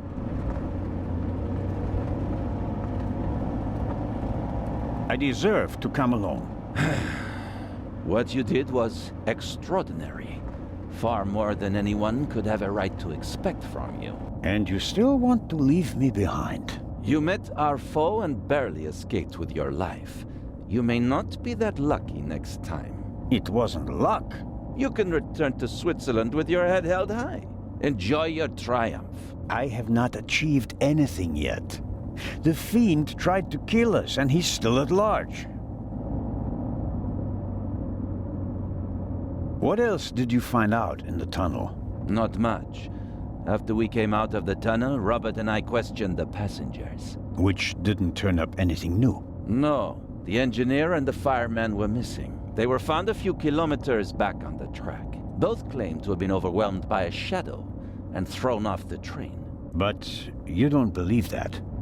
I'm checking their stories. One of them may have been paid to eliminate the other one. How could the Raven's heir have found out about the trap? How was he able to put the dynamite in the box and place the letter? The dynamite was probably already in the box when I put it in the safe. I didn't check it. You had no reason to do so. It wasn't my only mistake. I knew someone was on the roof of the freight car, but I let myself be distracted by that damned letter. How did you know? Too late. I should have reacted instantly. I'm coming with you. Full stop. The thief was able to place 10 sticks of dynamite in a cash box right under my nose. For all we know, you could already be sitting on the next bomb. You cannot come. But, Inspector...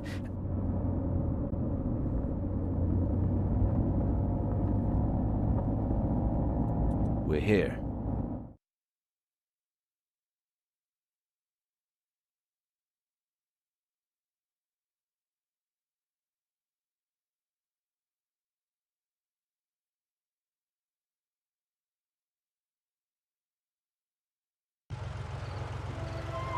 Inspector Legrand, an urgent telegram from Paris.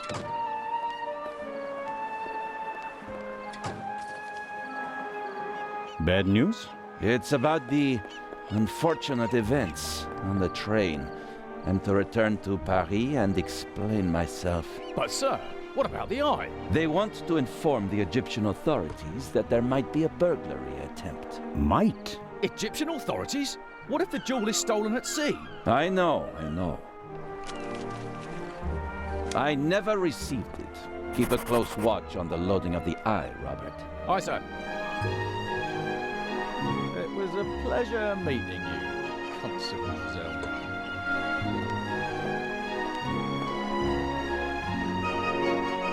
What is the constable's problem with me? I think he's jealous. Scotland Yard assigned him to assist me, just as you were sent by the Swiss authorities. With the distinction that he may go to Egypt. Robert is to accompany me at all times. Your mission was restricted to Switzerland.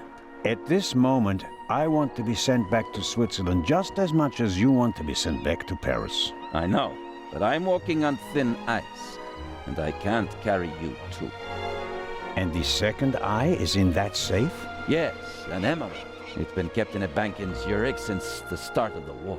I personally took it out of the bank vault, and Professor Lucien certified that it was the real thing. And while a fake jewel was sent by train, the real one was brought here in an armored car. How is it protected? You can only open the safe if you have 3 special keys. Professor Lucien has one, and Baroness von Trebitz, who's paying for all this, has the second. The third was sent by air courier to Dr. Abbas Mokhtar, the director of the Egyptian Museum in Cairo. So, not even you could possibly open the safe before it arrives in Egypt. That's correct. We don't want to make it too easy for potential thieves. Commendable. I hope you're aware of the fact that you're risking your career. Indeed I am. Why do you care so much about this case? Someone pretends to be the Raven, and you promptly risk your career? What if he's not just pretending? What do you mean by that? It's his handwriting. And there's only one person who ever called me Nico. Have you ever considered the possibility that I shot the wrong man?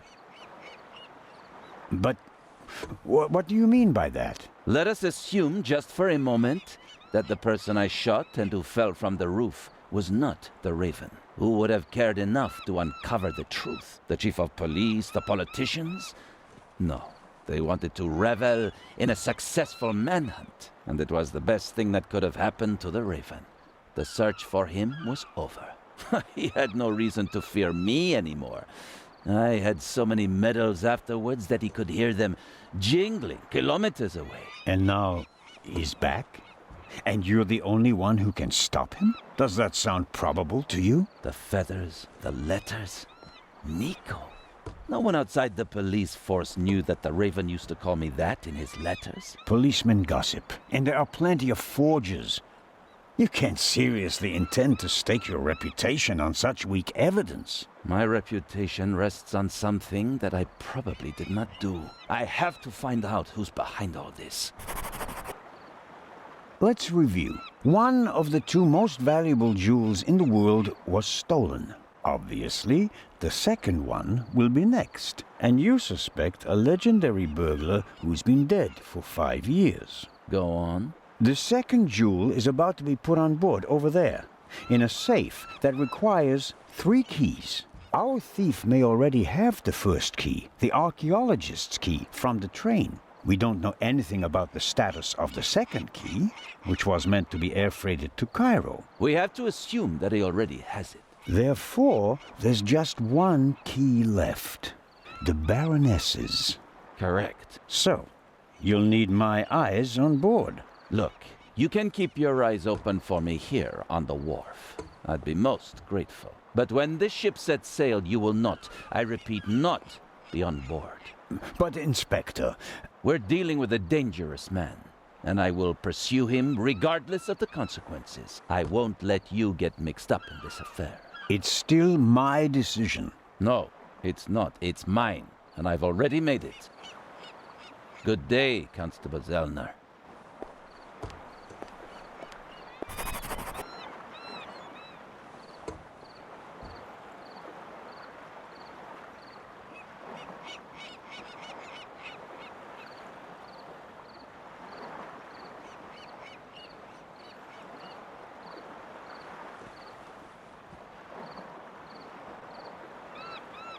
I'll be marching up this gangway today, no matter what.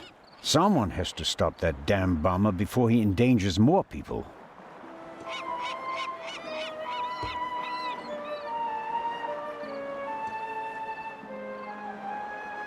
Amazing how much luggage there is for so few passengers, and I guess that 3/4 of it belongs to the women. I'll take an inconspicuous look up close.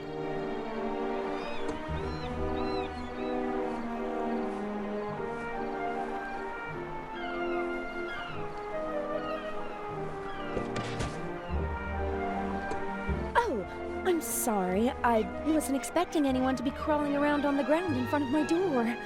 Don't worry about it, miss. No harm done. That's good to hear, Mr. Zellner. Anton Jakob Zellner.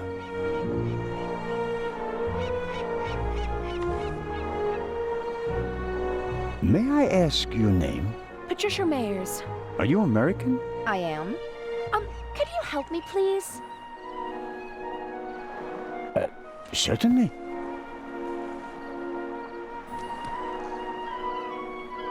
Are you on your way to Egypt? Yes. Are you on holiday? My father works for a railroad company there. And is rebuilding the country after the war. Wonderful. Yes, wonderful.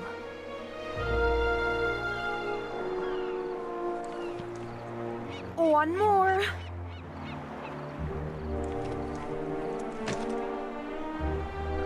You're lucky to have a father who takes you to so many interesting places. Oh, yes. Lucky me. Aren't you interested in Egypt? The pyramids, the history. I would have been more interested in a father who doesn't travel 300 days a year. I'm sure your father regrets that he can't always be with you. No doubt. And I'm sure he always wanted the best for me. But that doesn't stop him from thinking only about himself far too often.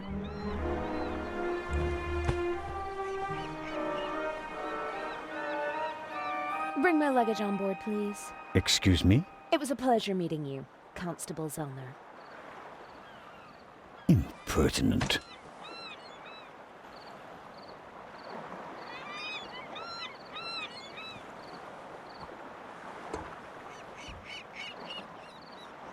Constable Oliver seems to be a little simplistic.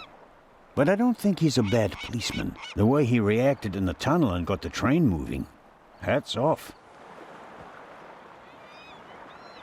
Hello, Constable Olivier. It's Oliver. I just wanted to say that you did a good job in the tunnel. Thanks. How did you know how to get the train moving? I come from a family of miners, and my uncle is an engine driver down the mine. I see. And you looked over his shoulder? Yeah, best way to learn. Did Legrand tell you about his theory? That it could be the real Raven? Of course he did. We're partners. But the modus operandi doesn't fit at all. The Raven wasn't a bomber. We have the letter. And the feather. That's his symbol. Anyone can put a feather in an envelope. You would know. What's that supposed to mean? It was you. What was me? You put the envelope on the safe. To blow myself up? You threw the bomb away, and now you're the famous hero, right? And the Raven must have paid you pretty well. That is ridiculous. Is it? Only you and I and Legrand were in the freight car. One of us must have put the envelope on the safe. Legrand didn't. And I didn't. Think about it.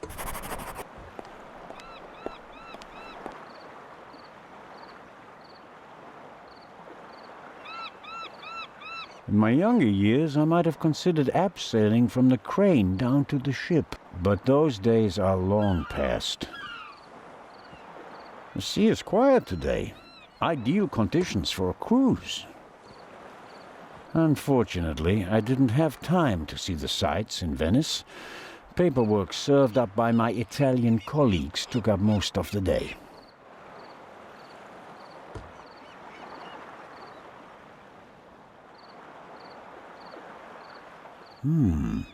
Is the doctor afraid to board the ship? Hello, Dr. Gebhardt. Ah, the hero of the hour. the hero of the hour, but out of work soon. Oh, you won't be a policeman anymore? Yes, but on my old beat, which is almost as good as being out of work. I understand. Is your new job bothering you? On the contrary, I wasn't sure whether I made the right decision until now. I'm from the Black Forest, you know. There are only mountains there. No ships. But now... the salty breeze, the atmosphere... I think I want to stay at sea forever. The sea is one thing, the passengers are another. It will be okay. What do you know about the Baroness? Nothing really. Did you talk to her in the tunnel? No. Her butler was looking after her, and I was busy with Miss Miller. As you can imagine, it was a shock for her to see her son rolling away on a burning train. That's understandable. So, we were all glad when we heard about your brave deed. Have you already met the captain? Mario Di Conti. Heard of him? Should I have? He is something of a star in Italy. A war hero. In the First World War, when he was a young man, he sank more enemy ships than anyone else. In the Second World War, well, he had some personal problems. You mean like the ones you buy in bottles and pillboxes? Yeah, you could say that. Anyway, sending him into combat was out of the question. They gave him a supply ship instead, and he became a hero again. His ship, part of a convoy from Palermo to North Africa, was the only one that made it, with an extra 100 seamen who he rescued from the other ships. Impressive. To say his health is rather shaky these days would be an understatement. I think most of my time on board will be spent dealing with his numerous ailments. Well, there's nothing left for me to do but to wish you a good trip. Oh, you are not coming with us? Unfortunately, no. I'm to go back to Zurich. What a pity. Take care, Dr. Gebhardt. Keep an eye on the other passengers.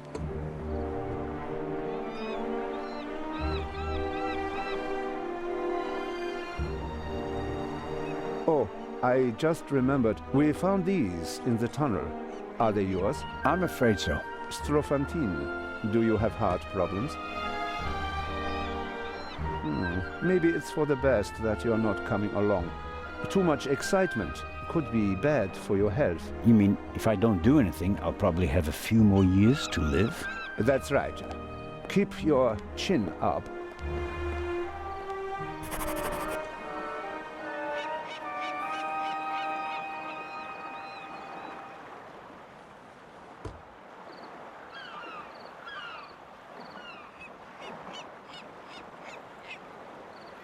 James!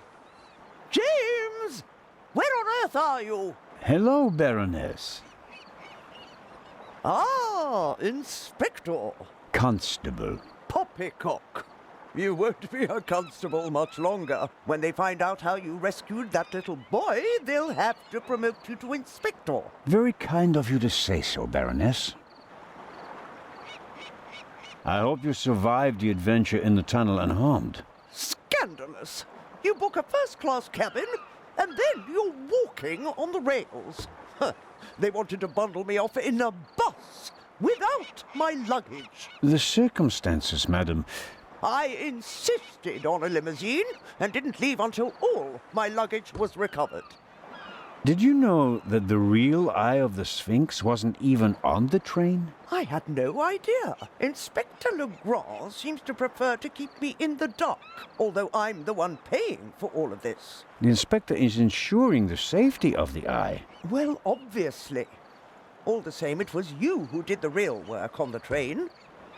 I hope that the remainder of your trip to Cairo will be less stressful. You aren't coming with us? I'm afraid Inspector Legrand doesn't want my company. Fiddle faddle! You found my purse, while he just sat on some boxes, guarding the bomb that nearly killed us all. I want you to come with us. I'd like that as well, but... I'll speak to the captain and bear the costs. Baroness, I don't know. No trouble. I'll see to it. Now, where's my damned butler? James, there you are. Is the inspector to carry my luggage onto the ship all by himself? Well, actually... Baroness? Baroness, can you hear me? She fainted. No. No. Baroness? Again, harder. Hello? Can you hear me? Help me up. Perhaps we should... Now. I'll get Dr. Gebhardt. No, Doctor. Just a little moment of weakness. Your arm, James. Take me to the ship. But of course, madam. That was no moment of weakness. She saw something that shocked her, or someone. Very interesting, especially since she doesn't want to admit it. That's a fine automobile, but not even a stately sedan like this can handle all the Baroness's luggage. She was lucky that the second and third freight cars weren't buried in the tunnel. Most of her things made it unscathed. Who or what did she see?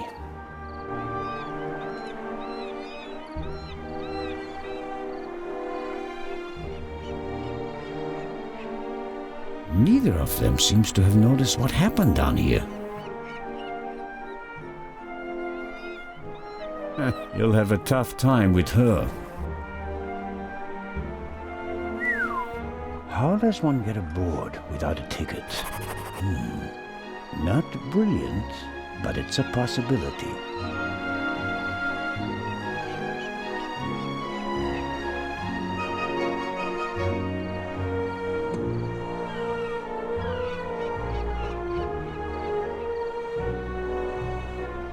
I'll give the opera glasses to the Baroness or her butler, James, as soon as I have a chance.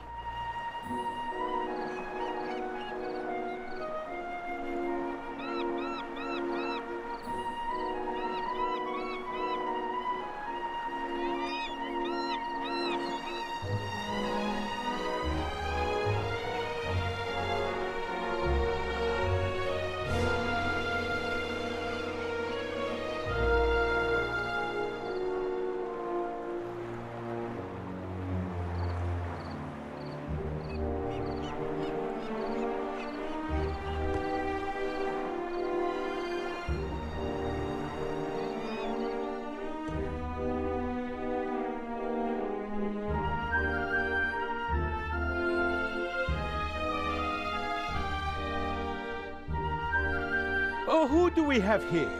Signore... This is Constable Anton Zellner. Signore Zellner, I heard about your feats in the mountains. Welcome aboard the MS Lydia. Thank you, Captain. I didn't know you'd be taking part in the journey, but I'm glad to have you with us. I'll have a nice cabin prepared for you immediately. The constable will not be joining us. He has other duties. Oh, that's too bad. I would have loved to hear about his adventures from the man himself. I'd like to accept your offer, but unfortunately, higher powers prevent it. I am sorry to hear that. We are by no means full, and have plenty of room for one more passenger.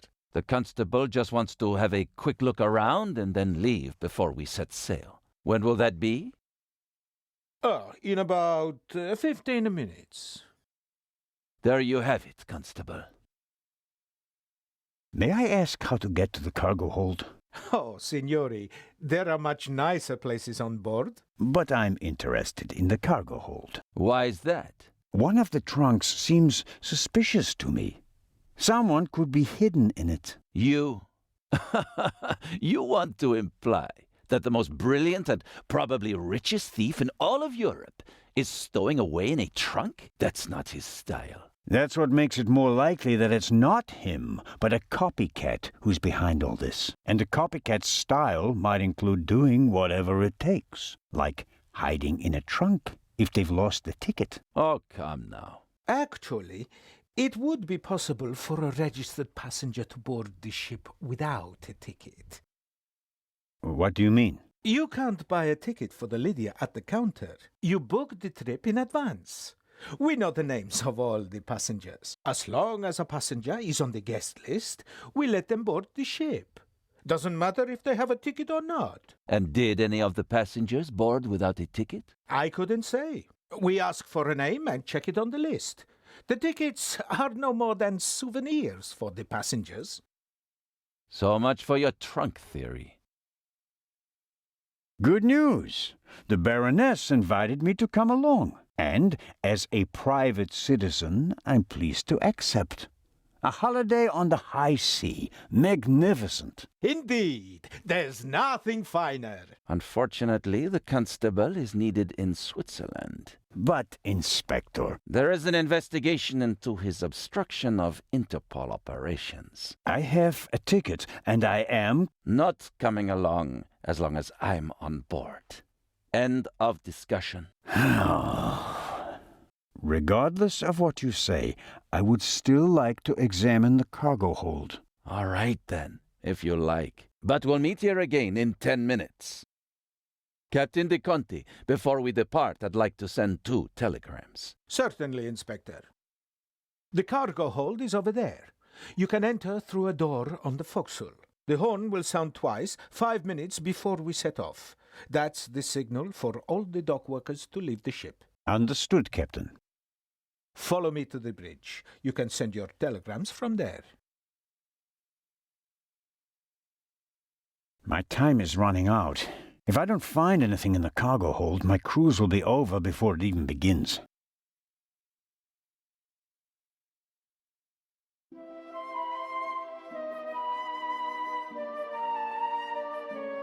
Oh, no.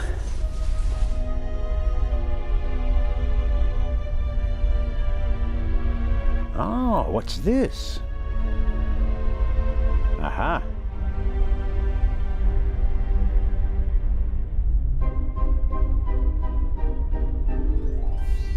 That's the young woman's cabriolet. Apparently they absolutely had to take it to Egypt, at Daddy's expense, of course.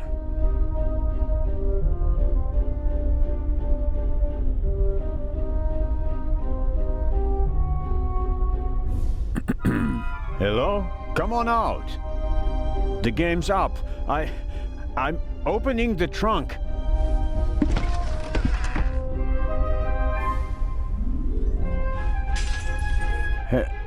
Hello?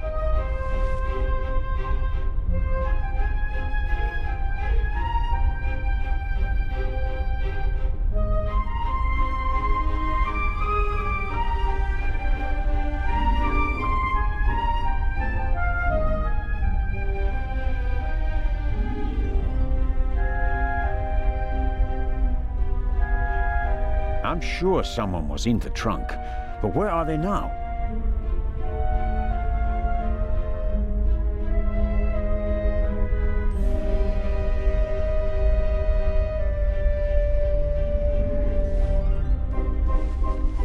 The shards are... Phew, I startled too easily.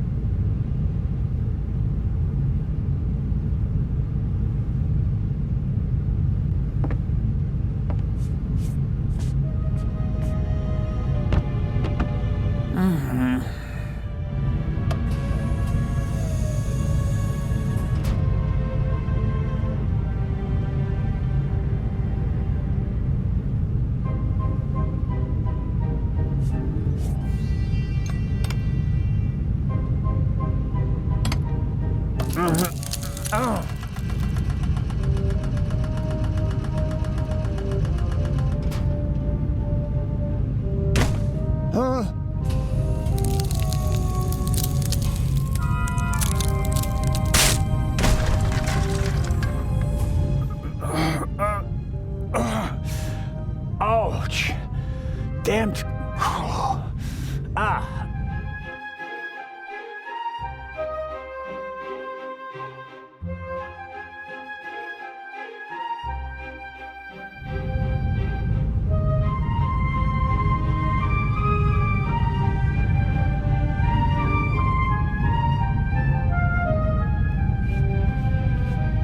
It would be best if no one found out about this.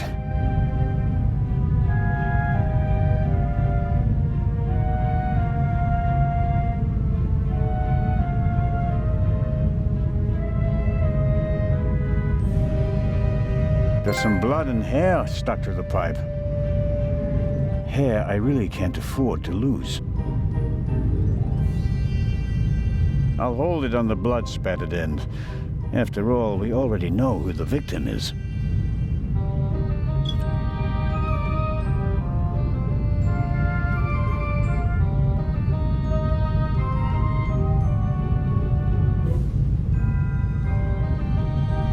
A chair is the last thing I need right now. I was sitting long enough over there in the corner.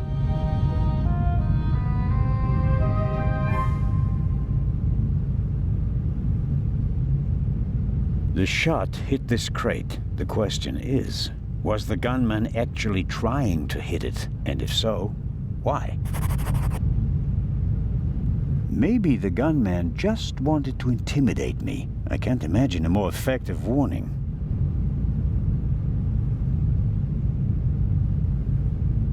The cargo hold seems to be used as a changing room for the crew as well. Or at least the part of the crew that doesn't do their work in white suits.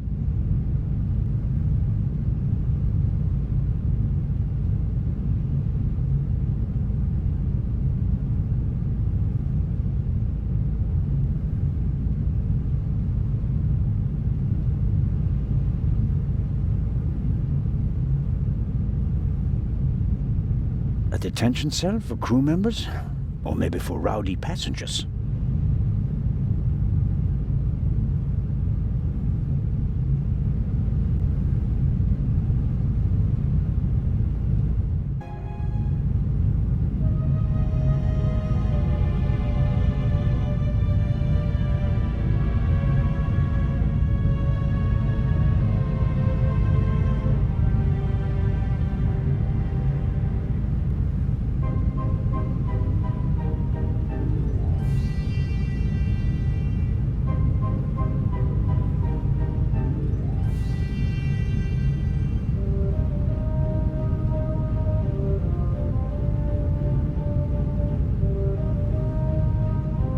It's already dark outside.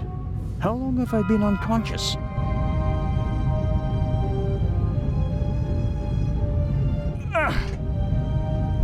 Whoever locked the door is stronger than me.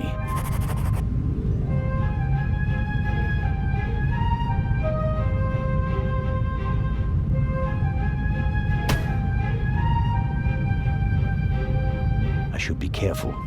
The gunman may still be nearby.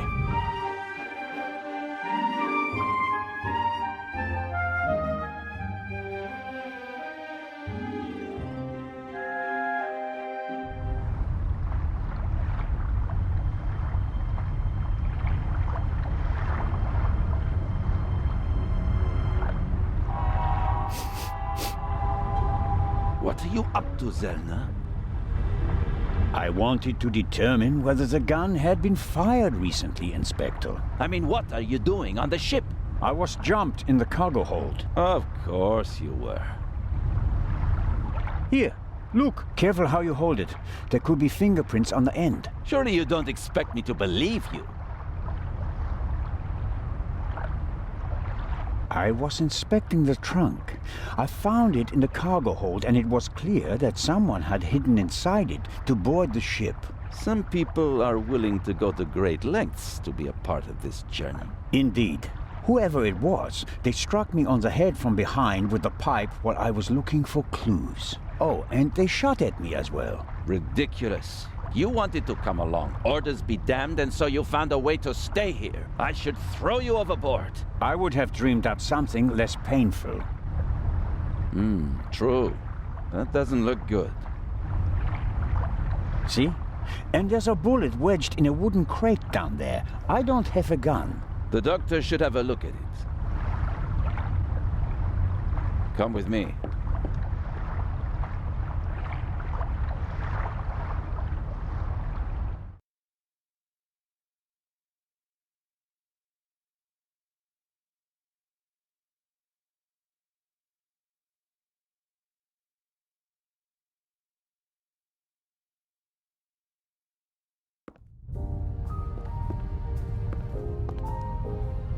Inspector Legrand and Constable Zelna. So you have decided to join us on our journey after all? So it would seem.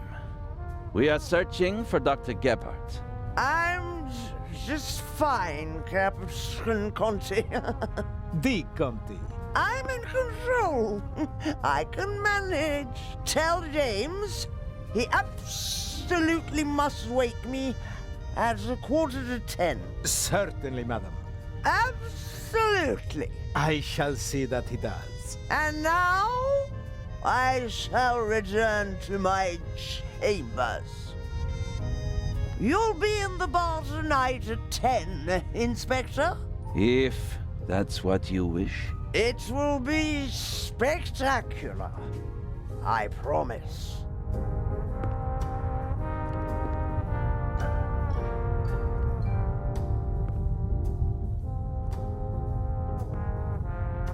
The fresh sea air, and perhaps a glass of champagne to many. But I'm glad that you decided to join us on our journey to Cairo. Not quite voluntarily. So he says. I was jumped from behind. But no, that is... Dr. Gebhardt should have a look at him, Captain De Conti. Of course. Please, have a seat in the saloon, Constable Zelna. I'll summon the doctor.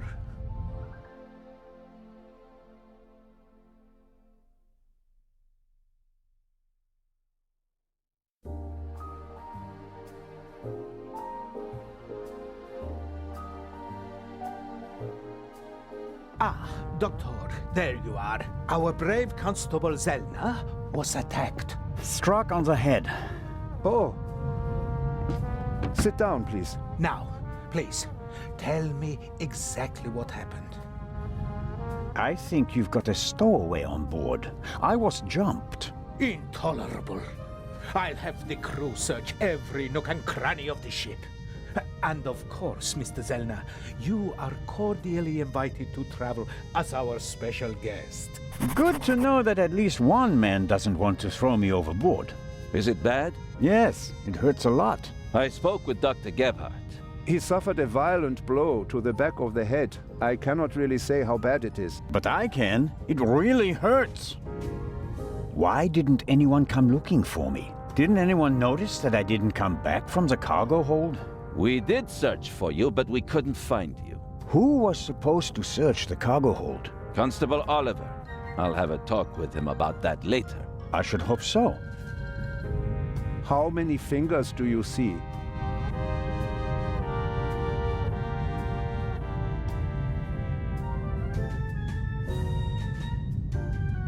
Fingers? Mr. Zelna. 3 fingers. Okay.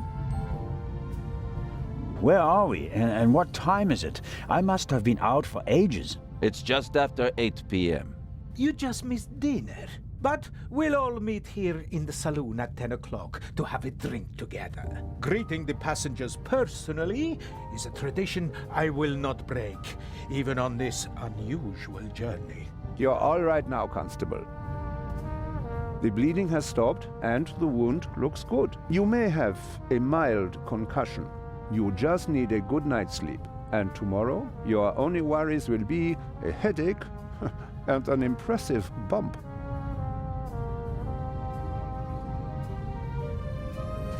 Thanks. That's a good enough reason to celebrate. Enough about crooks and thieves.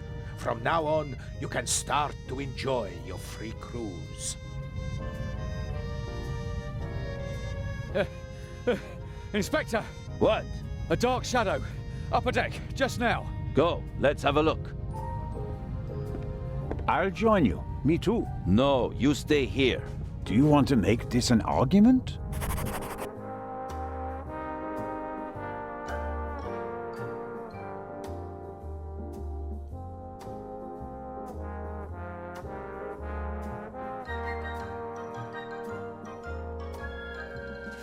Robert, go to the Baroness and don't let her out of your sight. Zellner, you're coming to the port side. Doctor, you go to starboard. I'll start at the forecastle and work my way back to the two of you. Understood? But... Baroness von Trebitz! Hello? Baroness von Trebitz? Open the door!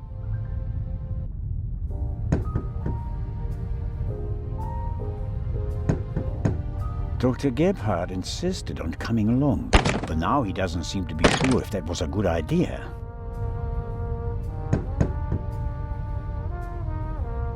Are you okay, Doctor? Oh, of course. Why wouldn't I be? It's just that... Well, I would prefer to come with you. You heard the inspector.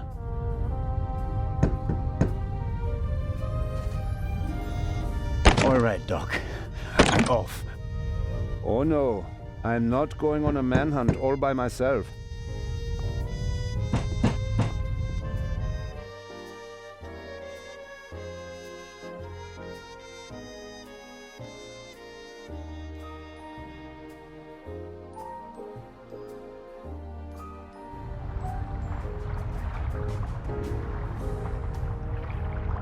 Are you okay? Maybe you had better take a rest, in case the blow was more severe. I'm okay. Zellner, up here! Come on. I think it came from up there.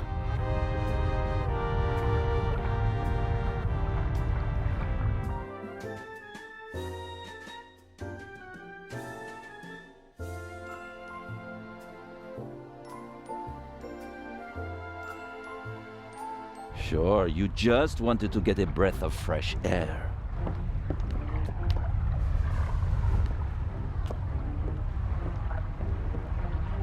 Zellner, look who we have here. Well, if that's not our shadow. And our stowaway. Spent any time hiding in a trunk recently? Me do nothing. He claims to be part of the crew. Just wanted to get some fresh air. Of course. The Baroness won't open the door, sir. Understood. Take him to the detention cell, Robert.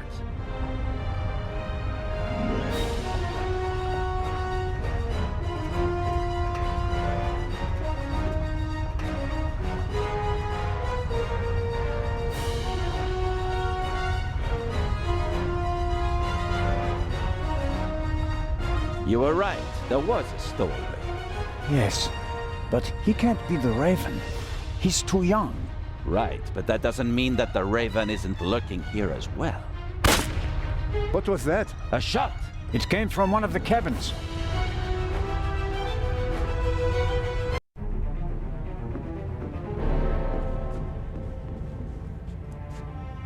Oh no! Baroness von Trebitz? Baroness! Open the door!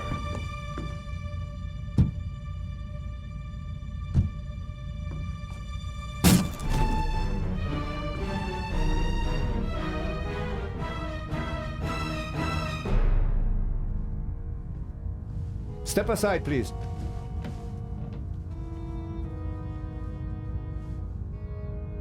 We have a murder on our hands, gentlemen.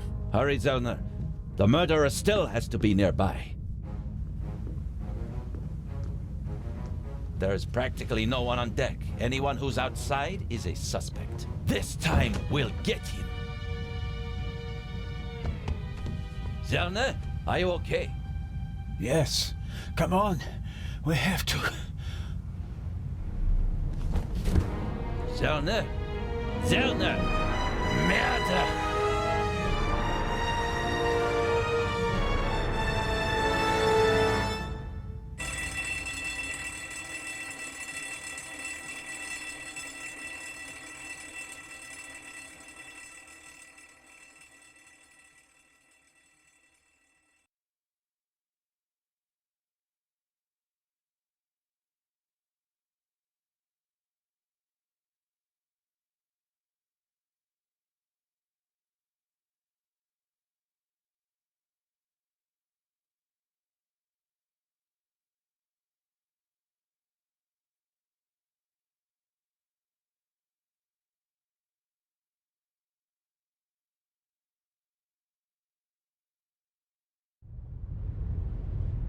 Ah, you awake? Sleep well, did you?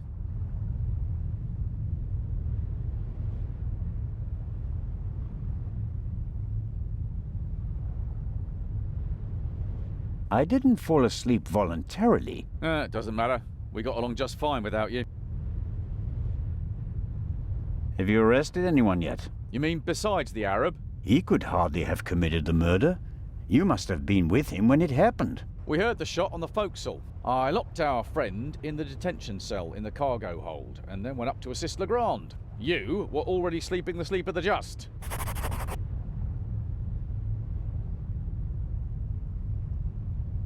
Any other suspects? No. Seconds after the alarm went off, the decks were swarming with frightened passengers. Yes. A clever way to stay incognito during the commotion. But we still have our primary suspect, the Raven. You really think he's returned? Well, I think that no one knows as much about the Raven as Legrand. But still, it all seems so incredible. I didn't pass out last night because of the blow to my head, did I? Seems unlikely. Inspector Legrand thinks you were drugged. But how? The champagne. Who gave you the glass of champagne? Captain De Conti. Interesting. It should be possible to find traces of the tranquilizer in the glass. That is exactly what Legrand is trying to do. Without a laboratory? Oh, he's got a lab. His cabin is packed with all the latest forensic stuff. It's quite impressive what the inspector can do. A competent man, no doubt, and surprisingly well prepared. And diligent. He's been at it all night with his brushes and tinctures and glasses and everything, working like a man possessed. I wouldn't want to be the Raven now. What's the state of play? How was the Baroness killed? The Baroness was shot in the chest at close range. We'll know more once the doc finishes examining the body in the medical centre. And no one saw anything suspicious?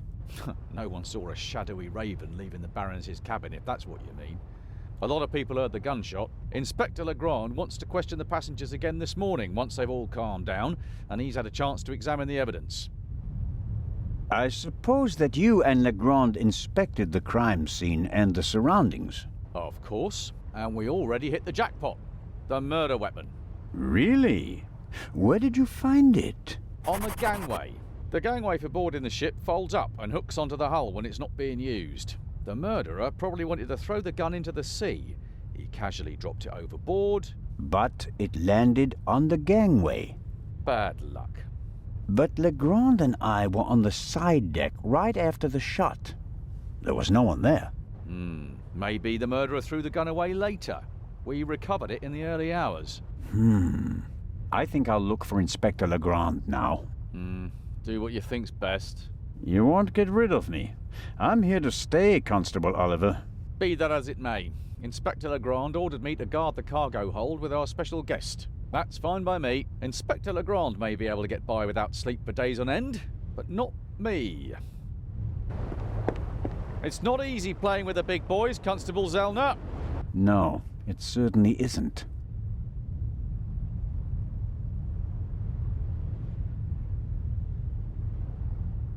An antique wooden globe. If Galileo hadn't asserted himself back then, this would be a flat disk now. The globe nicely shows that 4/5 of the Earth's surface is covered by water. Looking out the window, I'd call that an understatement.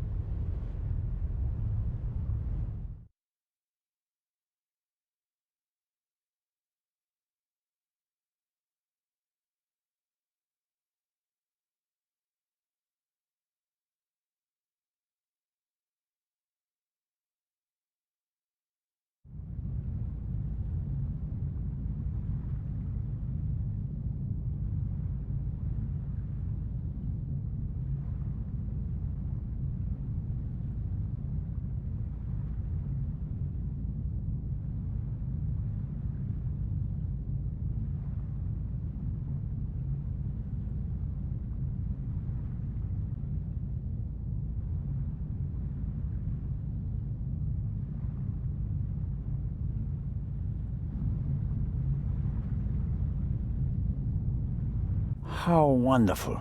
Sunshine and a blue sky above the Mediterranean Sea. It would be a perfect cruise day, if not for the murder.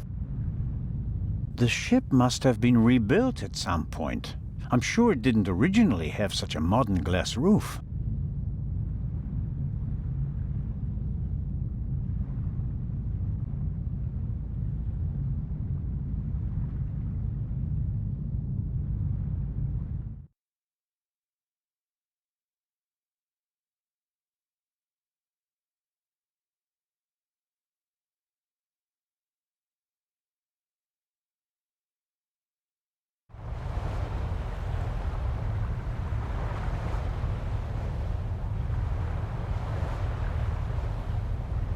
Big, soft towels. I could reserve a deck chair with it. No, better not. These things made quite a racket last night. I couldn't hear myself think. I'd really like to lie in the sun and take a nap, but I don't have time for that at the moment.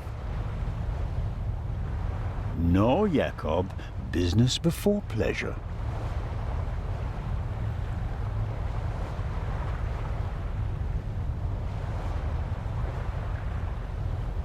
Did Edison have any idea what would become of his invention?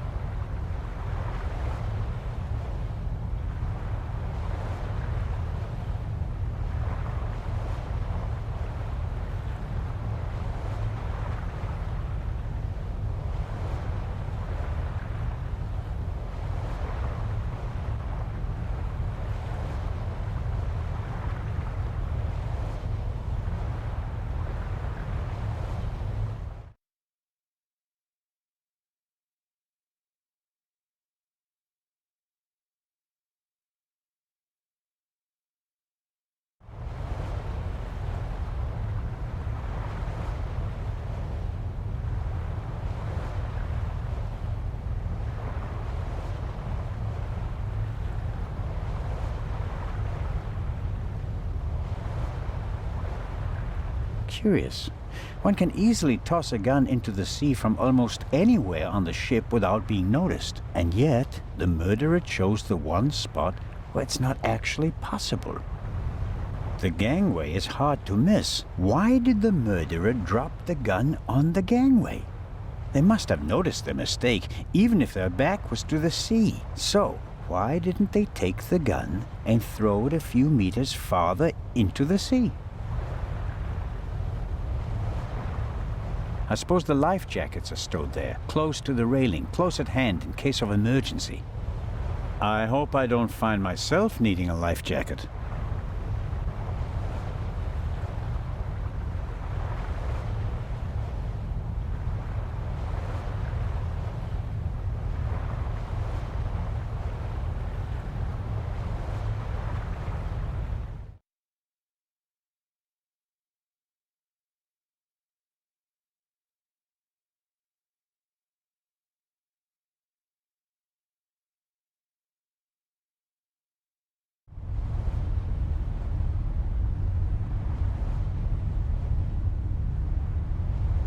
It may not seem like it, but Constable Oliver is actually a very effective watchman.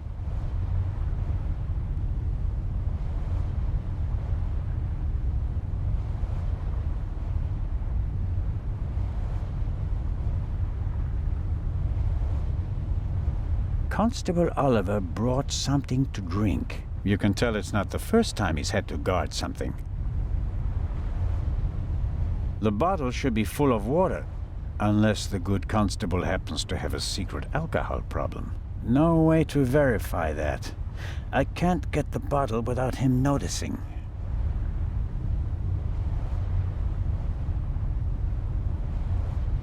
The stowaway surely didn't sleep well last night in the cargo hold, although his cell is probably more comfortable than my cabin, and more spacious.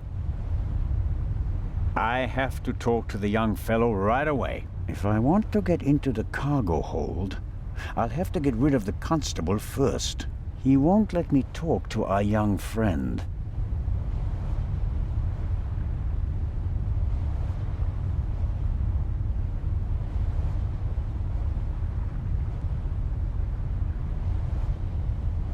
I have to talk to the young... If I want to get... He won't let me...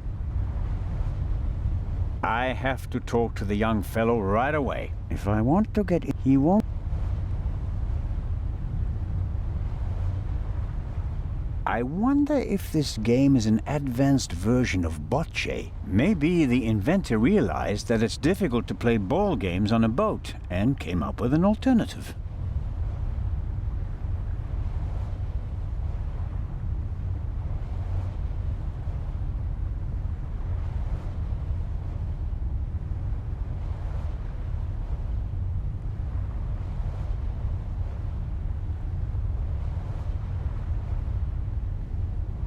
Salty sea air in my old lungs, wind in my thinning hair. If I hadn't become a policeman, I could have been a sailor.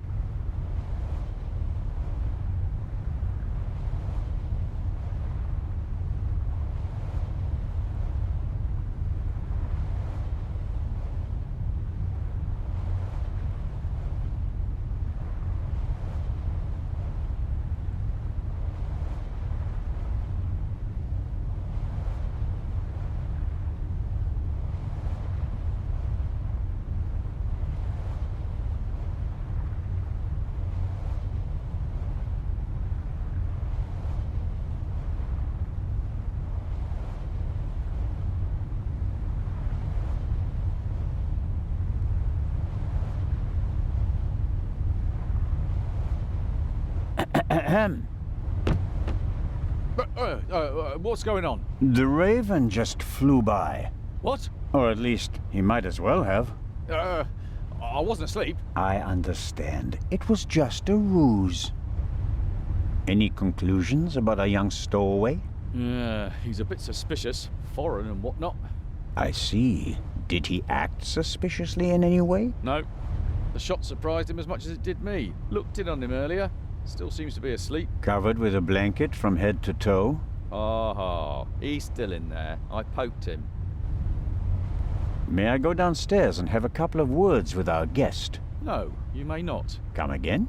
Inspector Legrand wants to conduct all the interrogations himself. I'm sure he'll understand if I form my own conclusions. He ordered me to guard the door, and that's just what I'm gonna do. How about a bit of individual initiative? How about letting a man do his job? Or do you think you'd be better at it? What do you think? What happened here last night? The Raven broke into the Baroness's cabin, she surprised him, and he shot her. What was he looking for in her cabin? She was a rich woman. Why did he lock the door? Why not? From inside? An impressive trick. I'm not saying I know how he did it. I'm just saying that it was him. Why didn't he leave a raven feather? Are you serious? We'd have suspected him straight away. But fortunately, we still did. Let's assume that the old Raven really has returned and that he really is responsible for all this. Who is he? Or she? Oh, could be anyone. No one's ever seen the Raven. He could also be paying someone else to do his dirty work. Well, of course. Right, it's a fact that he used to work with partners. They even arrested some of his accomplices. But no one could ever identify the Raven himself. Some claims that they didn't even know that they were working for him. Fascinating. He could have hired someone with financial difficulties to set off the alarm at a certain time without that person knowing why they were doing it. The man Legrand shot back then, he was a famous safecracker. He could just as well have been a henchman. Or the real Raven. There's probably no better cover for a big thief than acting like a small one. I don't want to keep you from your duties any longer. Good idea.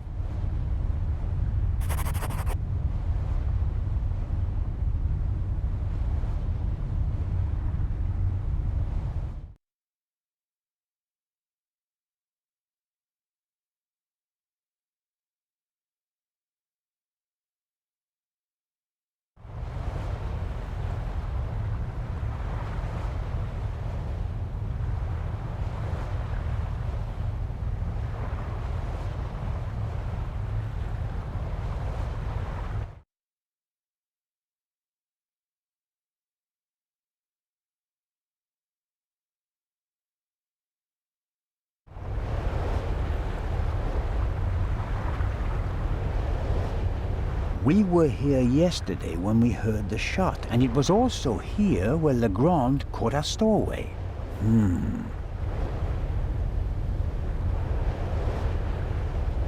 The grate must be part of the ship's ventilation system. Nothing out of the ordinary. The grate shouldn't be so easy to open. Did the stowaway open it and we caught him in the act? No. The pipe is too narrow. He wouldn't fit in there. I guess the cover has been defective for a while. A boat like this would also make a good hideout for a stowaway. Were the tarpaulins arranged like that on purpose so that no one could put them back in order once they get in? You can tell at a glance that everything is ship-shape with this boat. I could inform the captain that the grid has to be repaired, but if I start reporting all the problems on the ship, I'd have to shelve my murder investigation.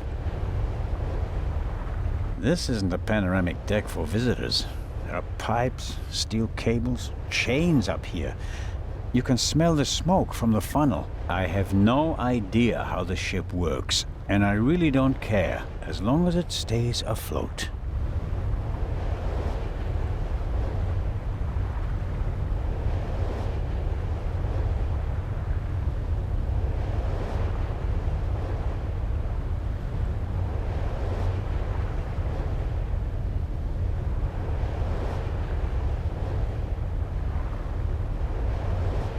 Why is there an axe hanging here?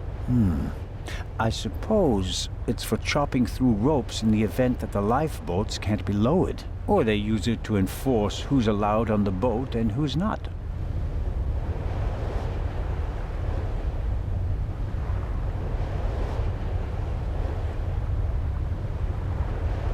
The ship's bridge. 2 men. One of them navigating. I get the impression that the officers keep things running. It seems like the captain concentrates on the passengers and the bar. I better let the men do their work. If one of them had detected something yesterday, he'd already have informed Legrand or the captain.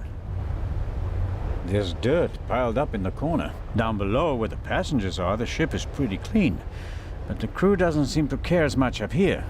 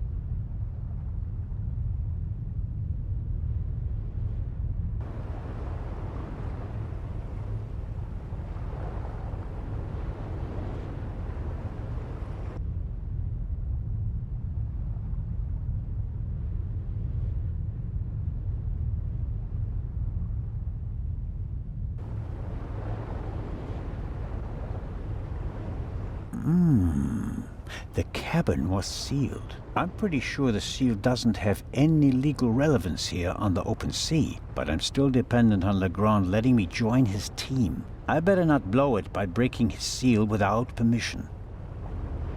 I better ask Legrand for permission first. My investigations would be much more difficult if he were upset with me because of such things.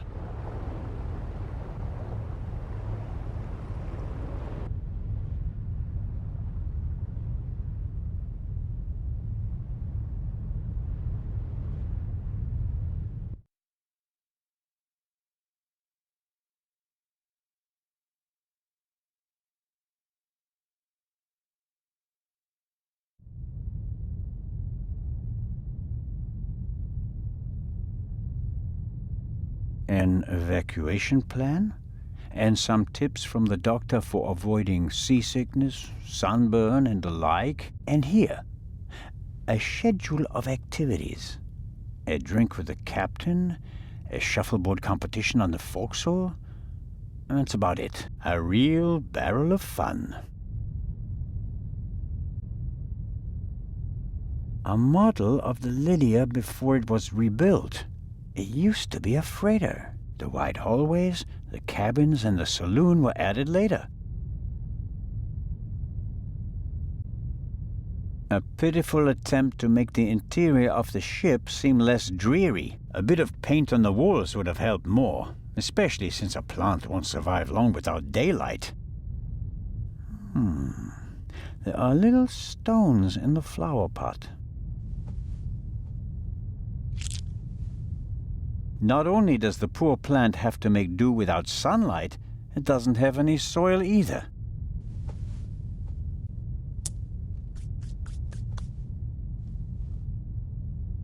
Really? What am I supposed to do with stones? Although, sooner or later...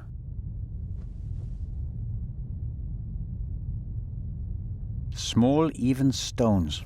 Probably easier to handle on a ship than real soil.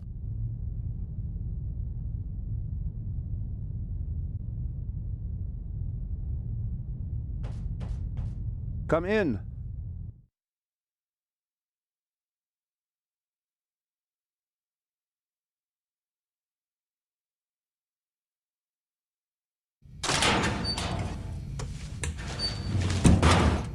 Hello, Dr. Gebhardt. And there's the next one. Excuse me? You want something else from me, don't you? I'm afraid I do. What a first day at work. Well? What's the result of your examination of the victim? She's dead. I didn't make you work all night long, Dr. Gebhardt. She was shot. Point-blank shot. Probably with a pistol. It seems like she was lying in bed. The shot struck her hard. She died immediately. One shot? More were unnecessary. And we only heard one shot, no? And there's just one entrance wound. Just one. I am told that I was drugged. That's how it seems. What can you tell me about it? Me? Why should that be my business? Haven't you analyzed the glass? No, I haven't. The inspector said he's the better chemist. I let him do it. That way I could at least concentrate on the body. Do you think the Baroness might have been drugged? She was very tired and unsteady when Legrand and I saw her. Yeah, I heard about that. I must have just missed her in the saloon. And without having seen her myself, it is hard to make a diagnosis. Of course. Can you say something about her general health? She was quite overweight, and the butler said that she suffered from diabetes. Despite that, she hadn't visited a doctor for several years. Doesn't sound good. Happens more frequently than you might suppose. Some people are scared of doctors and pay with an early death. It is possible that the Baroness wouldn't have lived much longer anyway. Do you know whose glass I drank from? What do you mean? Captain de Conti handed me a glass of champagne. But where did he get it? Don't know. Did you ask him? I'm just asking because you were also in the saloon when the champagne was served. Yes, but I only entered the saloon a few seconds before you did.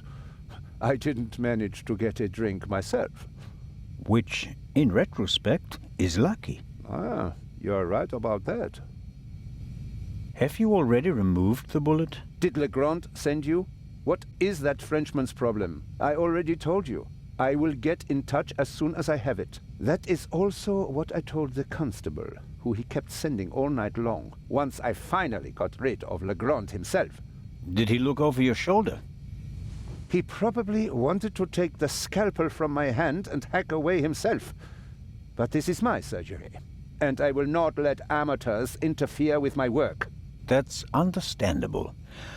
How much longer will it take? Ugh. I have just finished. Send my regards to His Majesty. Thanks. I think that's it for now. No. That is it for now, then, and later. I am going to lie down for a few hours. Can you tell that to your boss? But...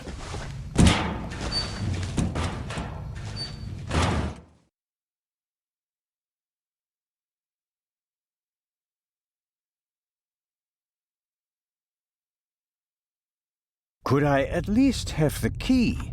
Absolutely not. But if we have to examine the victim again... Then the esteemed inspector knows where to find me. In my cabin. In bed. Good night, Constable Zellner.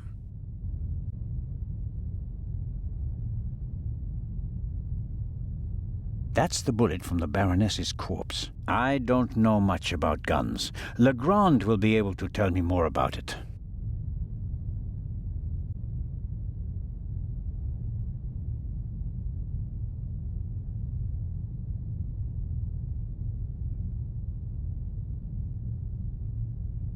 An alarm like this one was set off yesterday. This one hasn't been set off. The security seal is intact.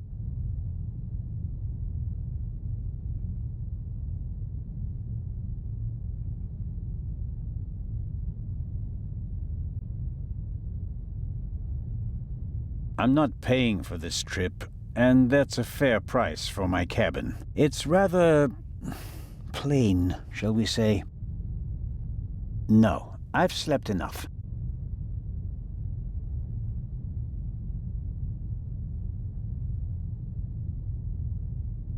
That is Legrand's cabin. Come in.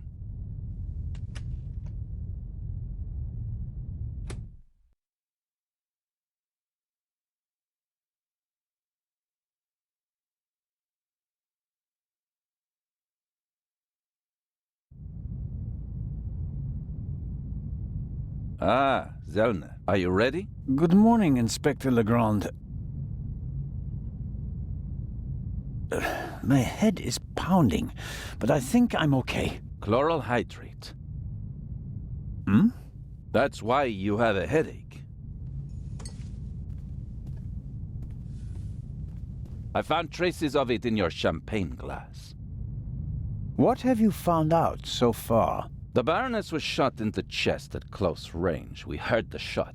The murderer quickly fled the cabin and dropped the murder weapon over the railing later.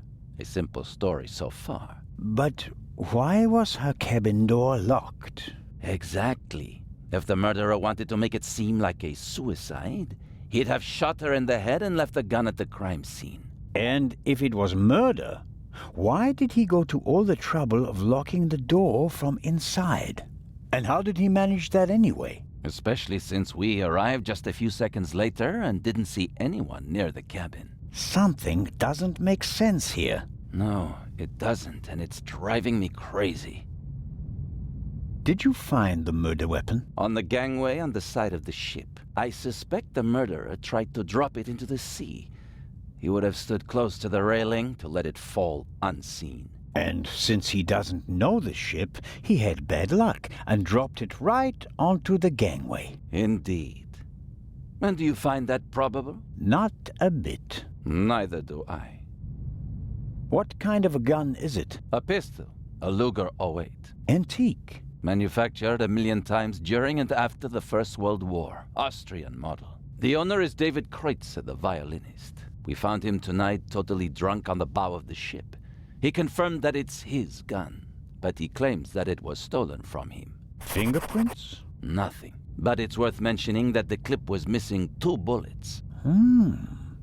And it's definitely the murder weapon. The ballistic tests are incomplete. Actually, I've been waiting far too long for the bullet recovered from the corpse. Pay the good doctor a visit, Zellner, and see that he does his job. About the bullet, here it is. Excellent. Give it to me. As I suspected, a 7.65 Parabellum Luger. Don't you want to examine it in more detail? When I have time. For now, though, we can assume that we have the murder weapon. There can't be too many antique Luger '08 pistols on board. May I take a look at the Baroness's cabin? We already searched it thoroughly. Sure. But what about now, by daylight? Yes, fine, it can't hurt. Here, take this with you. Thanks. I'll let you know if I find anything important. But only then, please. I'm very busy. Of course. Do you believe the violinist? He'll be the first person I question. He claims he can't remember anything from the last few hours. Says he drank a bottle of schnapps. He was on the train and he doesn't have an alibi. His drunkenness could be a smokescreen. He fits the profile. He travels a lot, has access to high society. Could be interesting. And this chloral hydrate? Is a tranquilizer. Can be dissolved in alcohol. The effect begins in minutes and lasts for hours. Who gave you the glass of champagne? I believe it was Captain de Conti. If believing were enough for us, we'd have become priests, Constable. Be a policeman and find out for sure. Understood. You think that the jewel thief is the murderer? Our friend would have needed another key to open the safe and steal the second eye, the one the Baroness was carrying. At least, that's what we implied. What do you mean? The Baroness was famous for her forgetfulness. I convinced her to give me the third key. It seems safer for the eye. The thief searches the Baroness's cabin looking for the third key. She returns from the saloon earlier than expected. Surprises him, and he can't allow her to identify him. He imprisons her until the coast is clear, and then shoots her. And thus, the thief becomes a murderer. But still doesn't have all the keys. Are you sure that there's no bomb inside this time? Professor Lucien locked it in front of an audience, and it will be opened for the first time in Cairo. Let's hope so. It would take hours to crack it, and you'd need heavy machinery. Or the keys. Or the 3 keys, that's right. Do you really think that the Raven is behind all this? He wrote the letter that was on the safe in the train. Without the letter, we wouldn't have opened the safe and the bomb wouldn't have exploded. But it doesn't seem like him, does it? The Raven was famous in part because he never hurt anyone, much less killed anyone, during a burglary. It's his handwriting, and he called me Nico. No one else does that. I chased that man across Europe for years. It is him. It has to be him. But the evidence... Enough. I'll be on my way. I want to find out who gave me the drugged champagne. Good idea. Inspector Legrand, are you okay? Maybe you should take a break. I can sleep once I've caught the Raven. Goodbye, Constable. Be seeing you.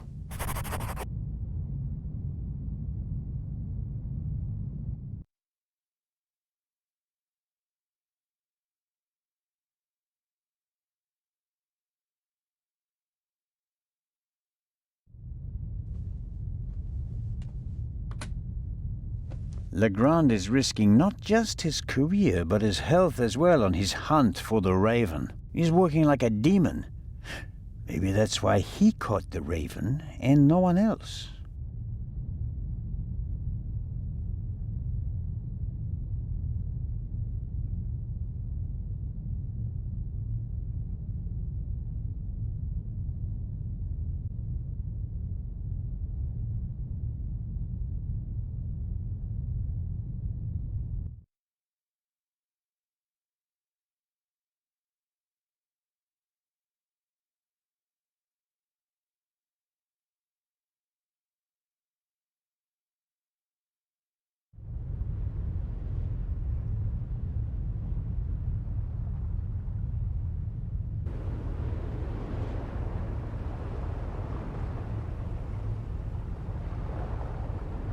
This is the first murder scene I've ever set foot in.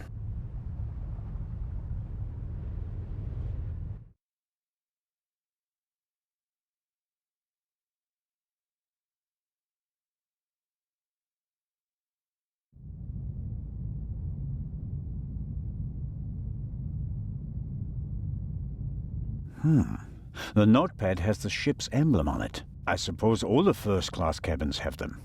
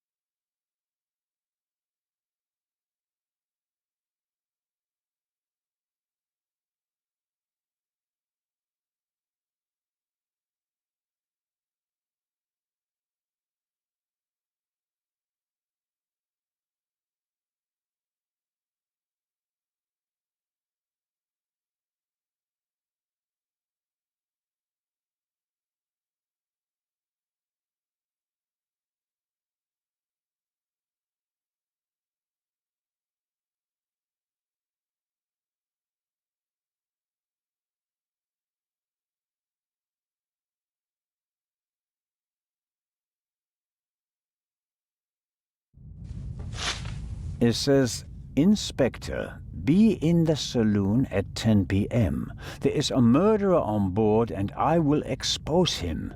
B. The Baroness seems to have known the murderer, and that means that the Raven can't be the murderer. He never killed anybody. Legrand probably never got the message, otherwise he'd have said something.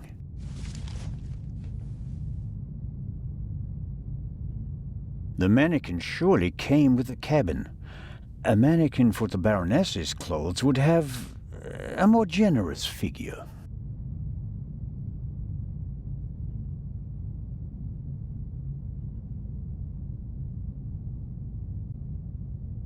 The most unportable portmanteau I've ever seen.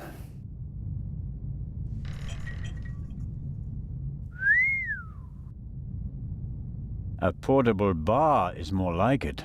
Must be hard work transporting this big, heavy thing halfway around the globe. And the Baroness was lucky that the other freight cars were only lightly damaged by the explosion. An impressive piece, but I don't think it'll get me anywhere with the murder investigations. Another alarm. It was tripped at some point. The seal is broken. But there's no way of telling whether it happened yesterday or 5 years ago.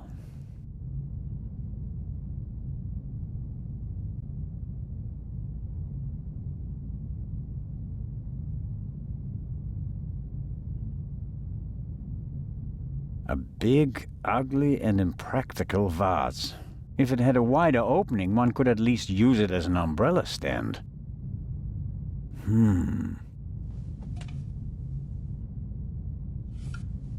Can't see anything. Wow, heavier than it looks.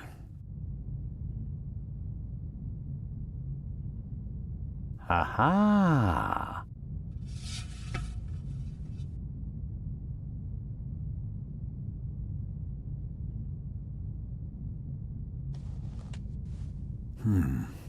Nothing special. Although, it seems like one of the feathers was scorched at the top. Literally burnt. I'd better take it with me.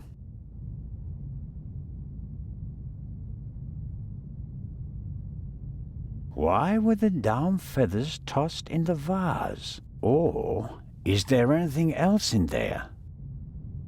There may be something else in the vase, but the neck is too narrow to reach in with my hand.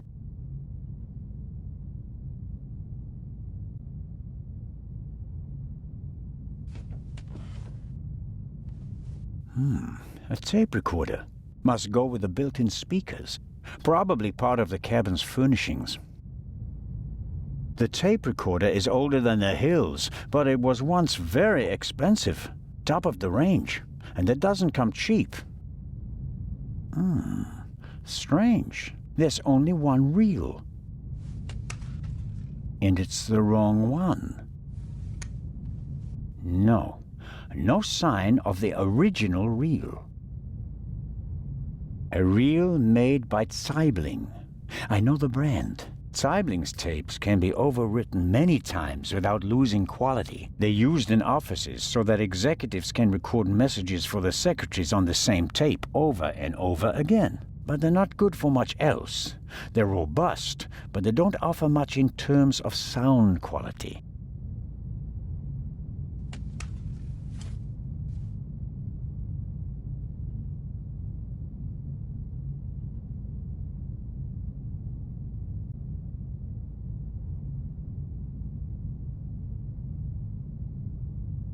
There's still blood on the mattress. The sheet and the blanket have already been removed. To analyze them, I suppose.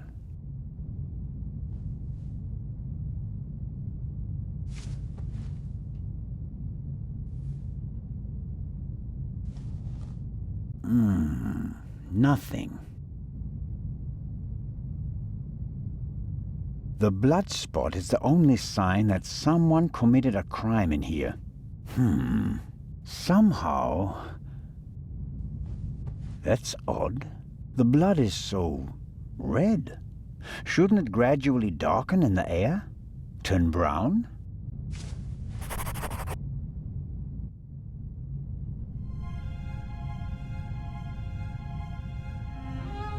The unusual color of the blood could be something that Legrand and Dr. Gebhardt missed last night. All cats are gray in the dark, as the saying goes. I should take a sample. I guess our stowaway knocked me out. Whatever his story is, he's not a thief. Nothing's missing from my wallet. Sunflowers. By Van Gogh, I presume. He liked to paint that sort of thing. Can't be an original. They cost thousands of francs.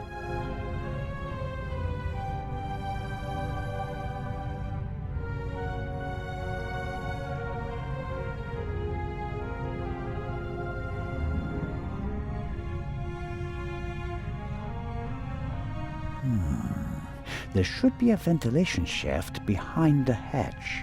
Usually a good way to break in and out undetected. But we're on a ship. The ventilation shafts are very small here. I can't say why, and it seems impossible, but something tells me that the murderer entered and left the cabin through the door. The only question is how. The door frame was damaged when Dr. Gebhardt kicked it in. The real question is, why was the door locked in the first place? Assuming the murderer isn't a magician, and the Baroness locked the door herself before she went to bed, the murderer couldn't have left the cabin through the door. So, the murderer must have still been in here when Dr. Gebhardt kicked the door in. Which is unlikely because someone would have seen him, or he found another way out of the cabin.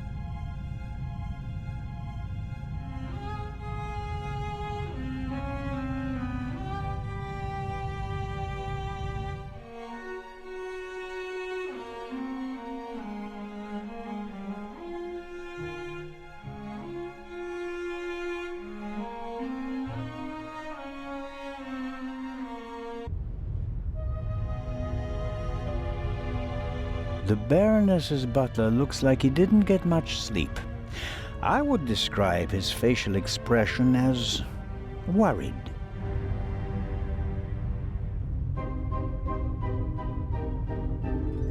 Hello, Mr. Inch. Oh, Constable, hello. You look the worse for wear. It must be terrible for you. Quite terrible. No one will hire me now. Excuse me? My mistress was murdered. Would you hire a butler who's been mixed up in a murder? But if it turns out that you're not guilty... If. But what if not? Who else would they blame? There are no gardeners on this ship. I understand your problem. Under these circumstances, I'm sure you'd answer some questions that could help clear your name, wouldn't you? Of course. Did you notice anything suspicious last night? No, sir. After the Baroness went to the saloon, I went to the forecastle. I was there until the alarm went off. I went to the side deck and arrived shortly after Professor Lucien and Miss Miller. We found you and Inspector Legrand there. You were unconscious, and the inspector asked us to take care of you. Did you hear the gunshot? No, just the alarm, sir. You said you were on the forecastle. It sounded like the Baroness let you have the rest of the night off. Not entirely, sir.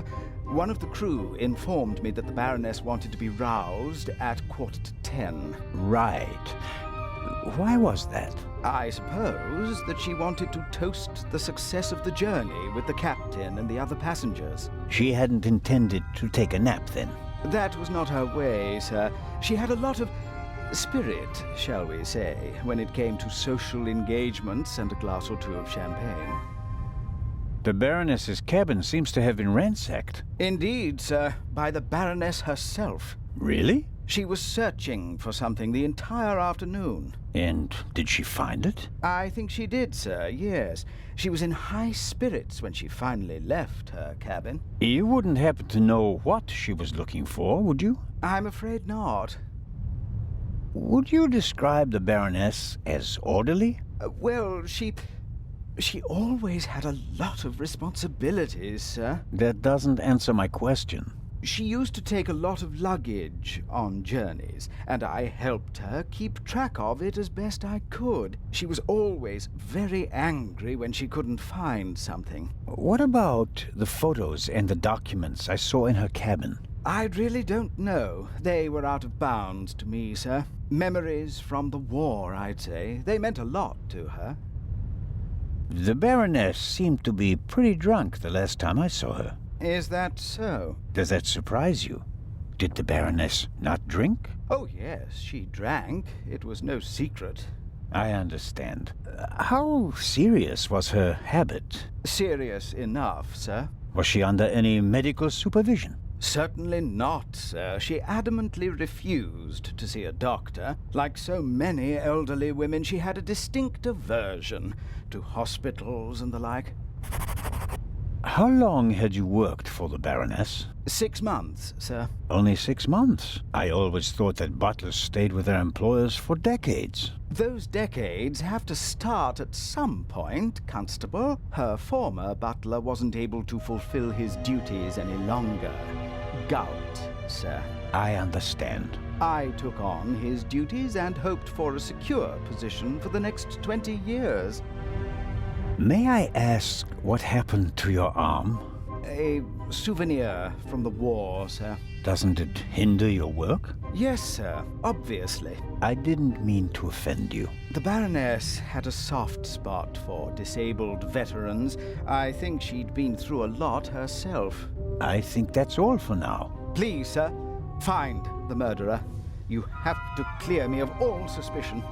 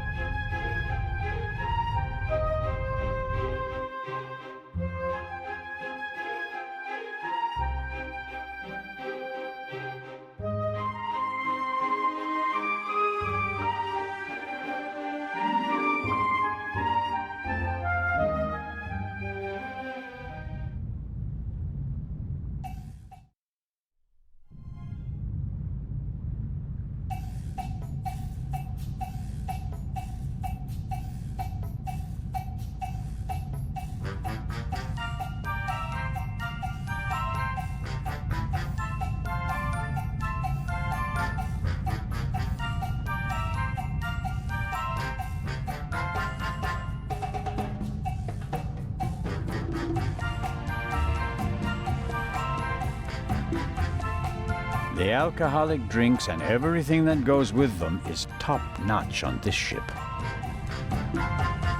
As expected, fresh ice and tongs.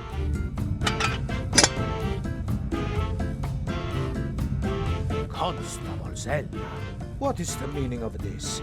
Are even the police light-fingered nowadays? I need this tool for a criminal investigation. Well, then, why didn't you say so? So, how are you getting along? Can I be of any help? Actually, you could answer a few questions. What was your experience of last night? Oh, terrible. Dinner was fantastic. Everyone was excited about having a pleasant drink under the stars. And then this. You were in the saloon all night long. As the captain, I have to care for my passengers. After you and the others crashed out, I tried to maintain a festive atmosphere. But when the alarm goes off, I lose the battle. How was the Baroness? She really surprised me. After she was so unapproachable at the reception and didn't show her face for the entire afternoon, I was afraid she was one of the bores and bourgeoisie. But then she arrived in the early evening in the best of moods.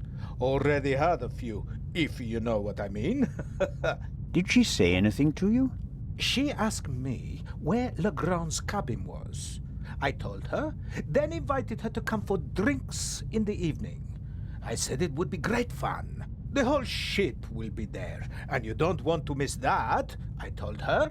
And then? She seemed to like the idea. She smiled, and then left again for a few minutes. Then she came back and seemed very happy. We drank a toast to life. But at some point she didn't feel well anymore? She overdid it a bit. She suddenly started to swoon and almost spilled her drink. I asked her if she wanted to rest for a moment in her cabin. At first, she didn't want to. She definitely wanted to stay in the saloon.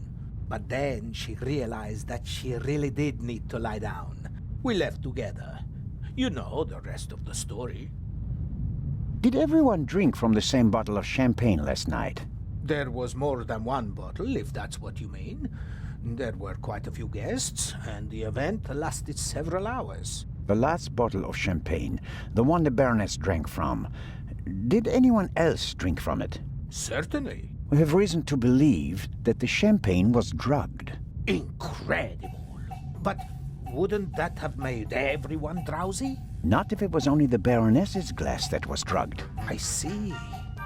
That's possible. On a night like that, many glasses are filled and emptied. There are several stewards, many guests. No one keeps track of every glass and every bottle. A few drops in a glass? Yes, it's certainly possible. The glass you handed me last night, where did you get it? Ah, I understand.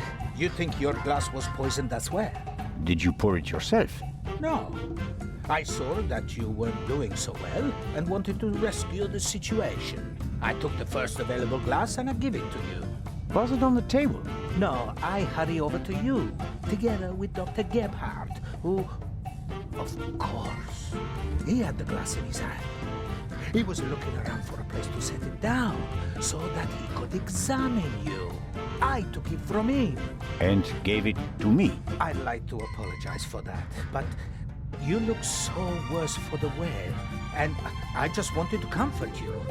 I didn't think of looking for a new glass for you. So the doctor had the drugged glass in his hand. Is it possible to find out where the alarm was set off? I'm afraid not. There are alarms all over the ship. I saw that they're sealed.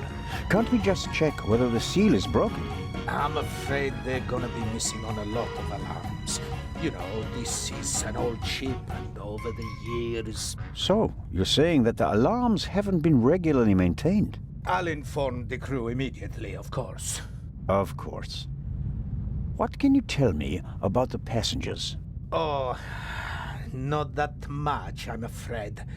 I wanted to get to know them properly at the reception. In most cases, I just shook hands with them as they boarded the ship. There are a few regulars on board, and after dinner, I had a conversation with Mr. Kreutzer, a talented violinist, and Lady Westmacott. But you already know them from the train. It seems like there aren't that many passengers on board. These bloody airplanes are making our lives miserable. Can you imagine? Grown men prefer to jam themselves into a narrow metal coffins instead of enjoying the fresh sea air on a ship. It's all about saving time. It shouldn't be about how much time it takes to get from A to B, but about how you spend that time. What you experience on the journey, that's what it's about. I'll get back to my investigations now. Ciao, Constable.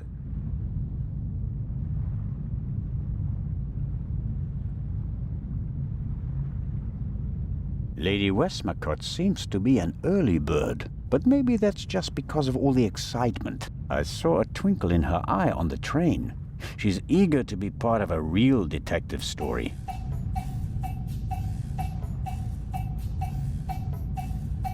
Lady Westmacott, already on your... Constable, don't you think before you speak? I'm sorry. I didn't mean to. No time for chit-chat. What have you found out? We're still working on the case.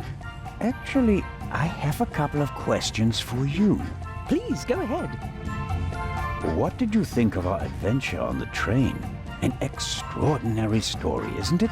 I'm glad that you were able to prove yourself, Mr. Zellner. Hopefully not for the last time.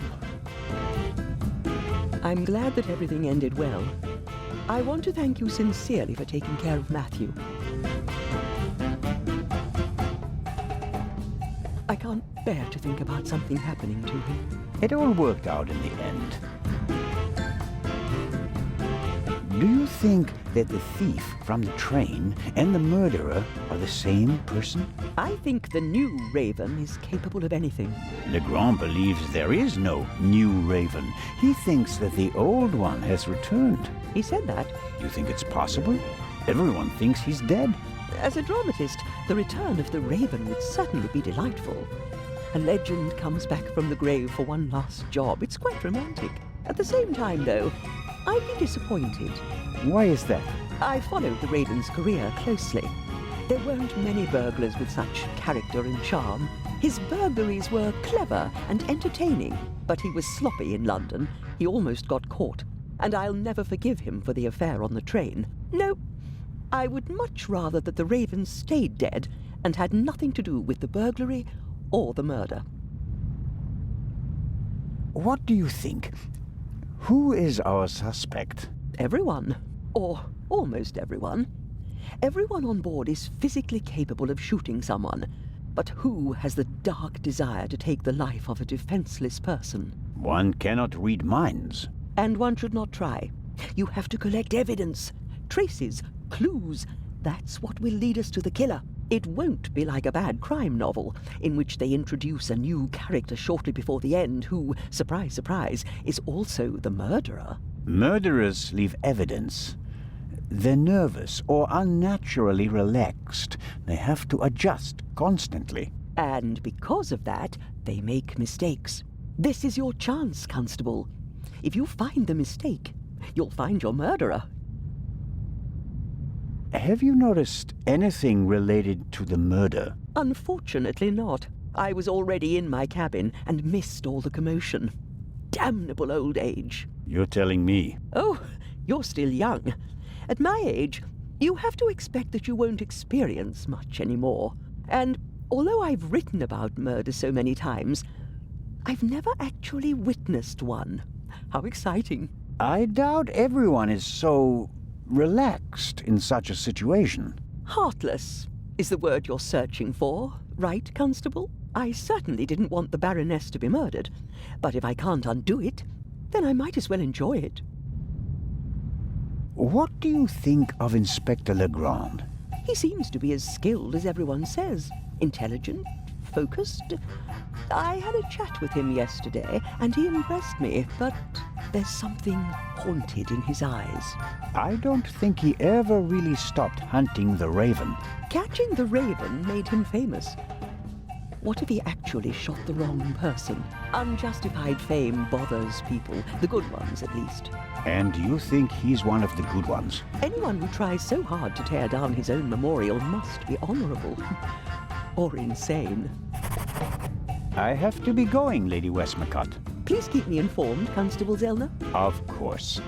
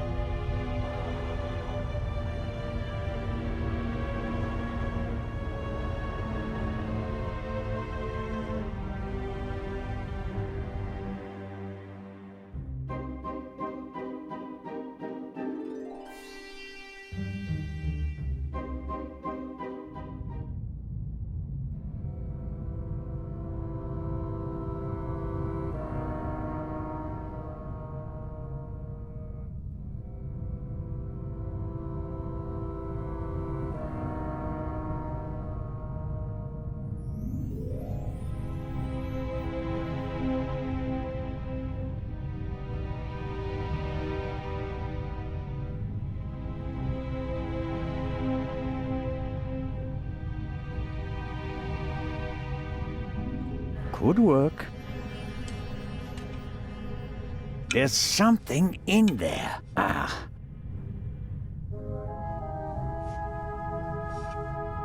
Someone stuffed this in the vase. Looks like it's been used to muffle a gunshot. If this isn't an important discovery, I don't know what is. Legrand, here I come.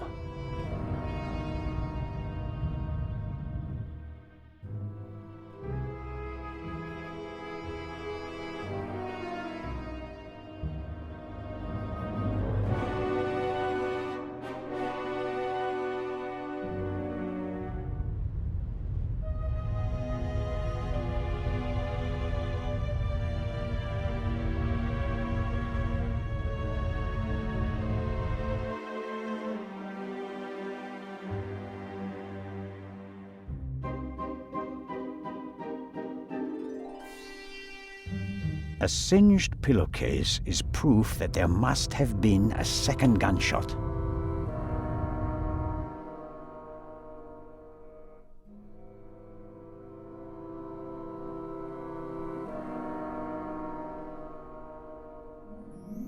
Inspector?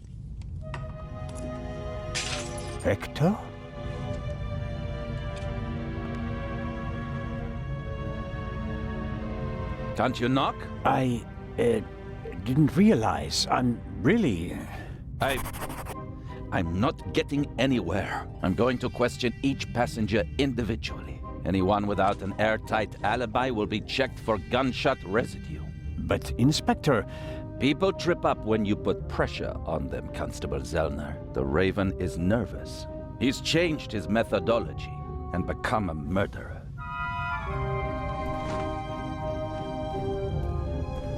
I'll see it in his eyes. After you. But, Inspector Legrand...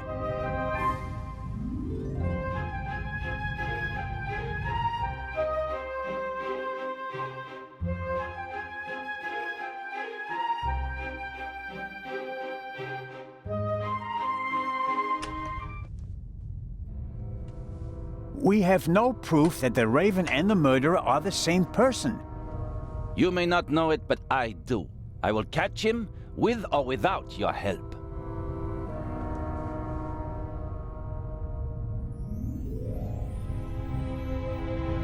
I don't believe it. What's gotten into him? Oh, well.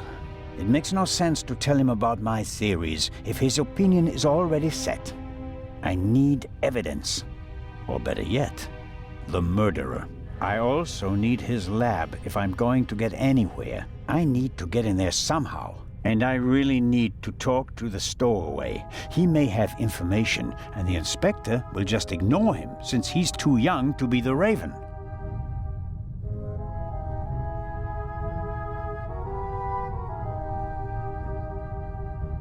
Legrand locked the door.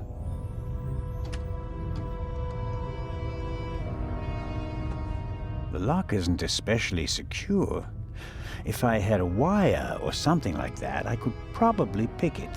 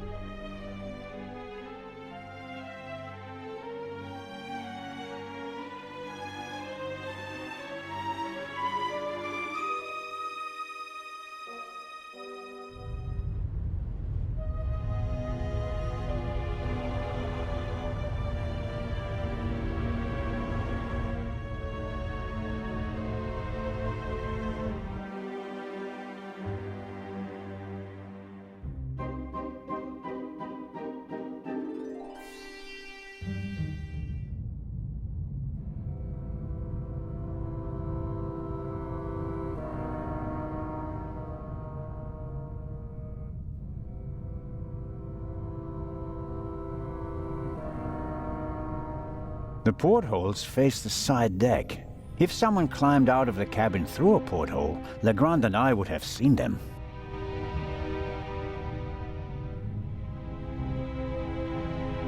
Something's under there. More feathers. And they're singed as well. I'll put them with the others.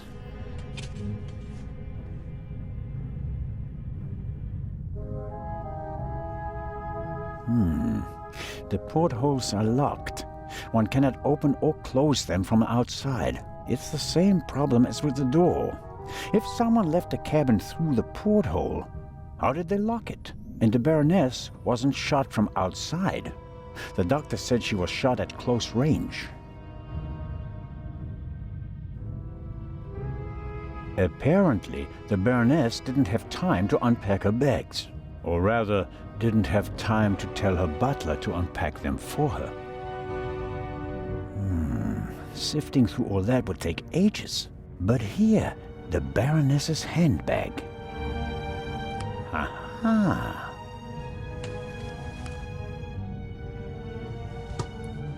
A small leather-bound book. 1964 is engraved on it.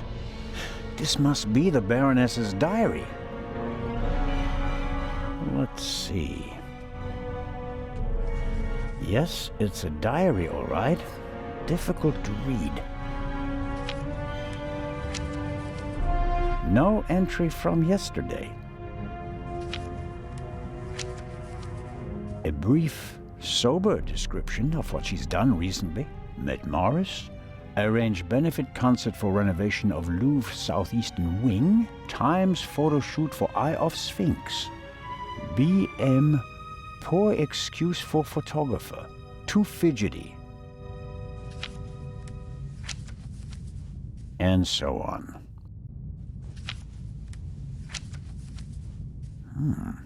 This entry looks strange. The handwriting is shaky, difficult to read. Dreamt of Bobby.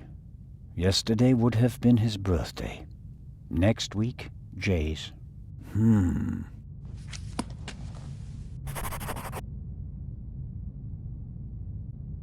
Cosmetics, a handkerchief, a spectacles case. Nothing special.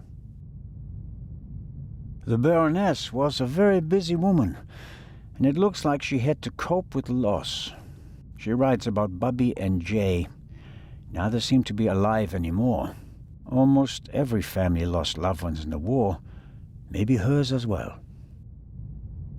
I'll leave it there. I don't have time to read all of it.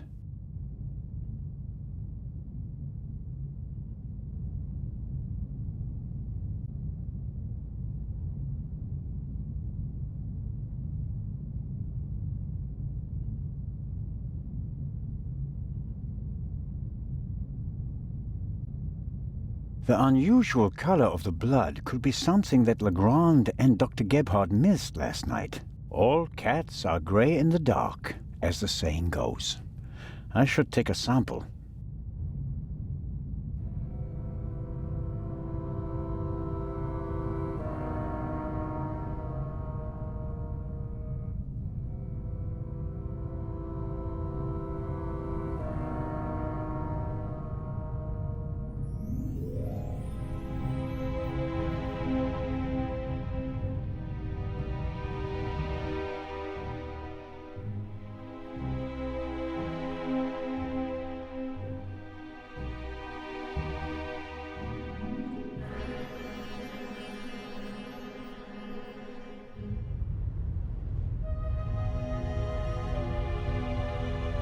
The death of his mistress doesn't really bother Inch. He's only worried about his own future.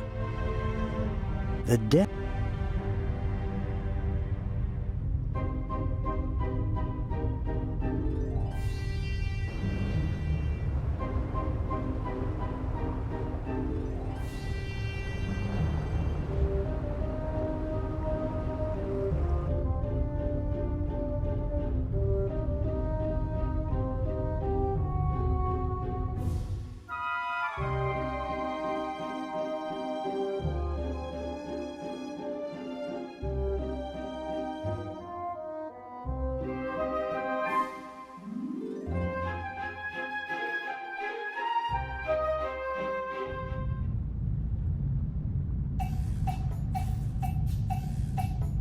Mr. Kreutzer, come on, you have to give me a bit more.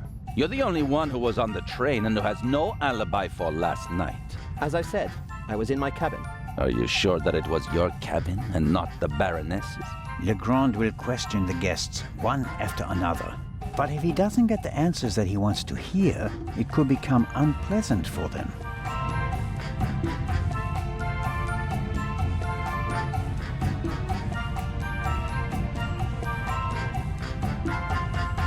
Mr. Kreutzer clearly feels uneasy.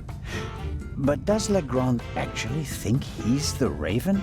He was on the train and has sticky fingers, that's true. But he doesn't have the profile of an international master criminal. Legrand is absorbed in the interrogation. He still seems pretty annoyed.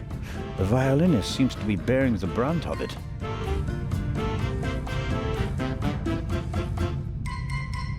Lady Westmacott, may I bother you for a moment? By all means, Mr. Zellner. How is the questioning going? Are you implying that I'm an eavesdropper? The inspector is placing a lot of pressure on our dear Mr. Kreutzer. He's the only one who was on the train and who doesn't have an alibi for last night. Perhaps. But him? A murderer? I know people like him. He doesn't have enough backbone to kill someone in cold blood and remain so calm. He'd turn it into a drama and then a farce, drink himself insensible, and then, railing at fate, pitch himself into the sea. Forget him. Legrand is wasting his time. Mr. Kreutzer just happens to be a perfect fit for the inspector's image of the Raven. Athletic, cultured, moves among the rich and famous. I'll eat his violin if he's the Raven or the murderer. I have to be going, Lady Westmacott. Please keep me informed, Constable Zellner. Of course.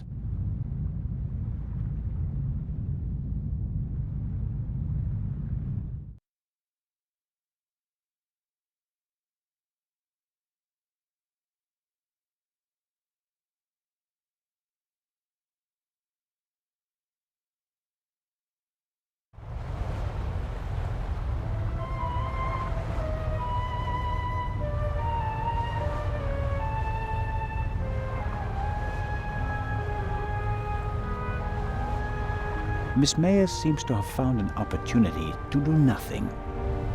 Hello, Miss Mayers. Hello, Mr. Constable Zelle. Do you think it's appropriate to go sunbathing in a situation like this? What situation? A woman was murdered last night. If refusing to sunbathe could bring the dead back to life, I'd go back to my cabin immediately. Did you hear or see anything suspicious last night? No, I didn't feel very well last night. I went to bed early. So, you're feeling better this morning?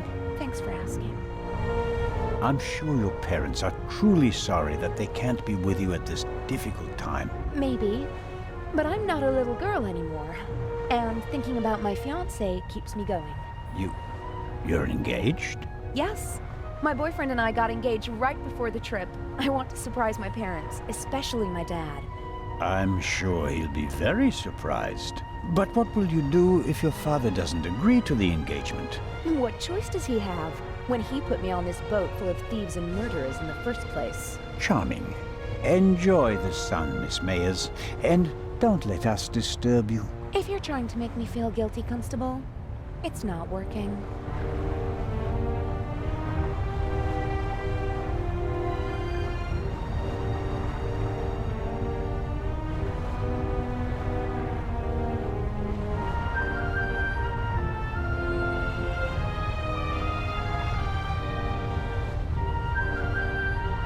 Captain DeConti seems old and tired. The price you pay for a life like his, I suppose. I believe I've got everything I can out of him. There's nothing more he can tell me at the moment.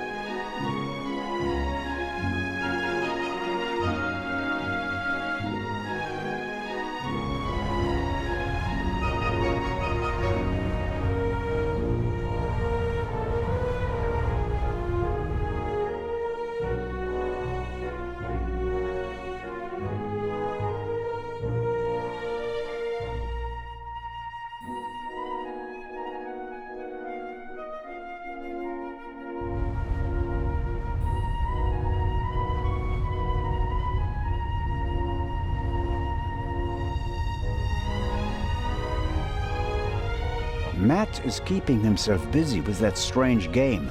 He seems to be okay again, but I think he'd be running around all over the place if he'd really come to terms with what happened on the train. Hello there, partner. Hi. Are you all right? Uh-huh. Have you recovered from our adventure? Mm-hmm. Mr. Zellner, Hmm? what's going on? What do you mean? Everybody's acting so strange, and there's tape across that door. I saw that in a movie once. You don't have to be worried. Is it about the man from the train? It might be about the thief, yes. Haven't you caught him yet? I'm working on it. Okay. I heard you and your mom used to argue a lot. We did. Everything was bad. The house, school, the other kids. We didn't have much money, and I was always alone. You do know that your mother would love to have been with you, don't you? She had to go out to work to earn money. She wouldn't have had to, if Dad were still around. And how do you get along with her now? I'm always happy when we do something together on vacation. She has more time for me now, and I like my boarding school. I have lots of friends, and the teachers aren't so bad. Your mother and Professor Lucien seem to be on very good terms with each other. Don't you like him? Don't know. He seems to be very nice. I guess. Lady Westmacott is all by herself in the saloon. Maybe you'd like to visit her later. Sure, the lady tells exciting stories. I know. She's my favorite writer. She told me that it's not much fun to write detective novels. She'd rather write something else, but her fans always want the same thing. They made her rich and famous. I told her to write what she wants to write. If it's good, someone will buy it. And if not, at least she had fun writing it. Then she smiled and nodded. She said it was a good idea. What are you playing there? I'm playing shuffleboard. At least I'm trying to. Never played it before. It's easy. Professor Lucien explained it to me. And who won? We didn't play. You didn't want to play with him, did you? Do you want to play a game with me? Sure.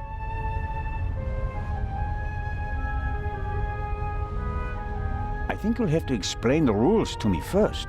Okay, you play with the blue pucks and I play with the red ones. You have to push the pucks with this stick into the zone over there and score as many points as possible. Sounds easy. How many pucks do I have? 6. Now here comes the kicker. First it's your turn, then mine, and so on. But everyone is allowed to shoot the other person's pucks out of the zone. Then let's get started. Oh yeah. What are we playing for? I thought we'd just play for fun. That's boring. We have to bet something. Otherwise it isn't fun. You English people. So I'll bet my brand new slingshot. And you? I don't want to gamble. How about ice cream in Cairo? Okay. If I win, I get the slingshot. If I lose, I get an ice cream in Cairo. Hey! Never try to cheat Matt Miller. So, what do you say? Ice cream versus slingshot? All right. Let the games begin.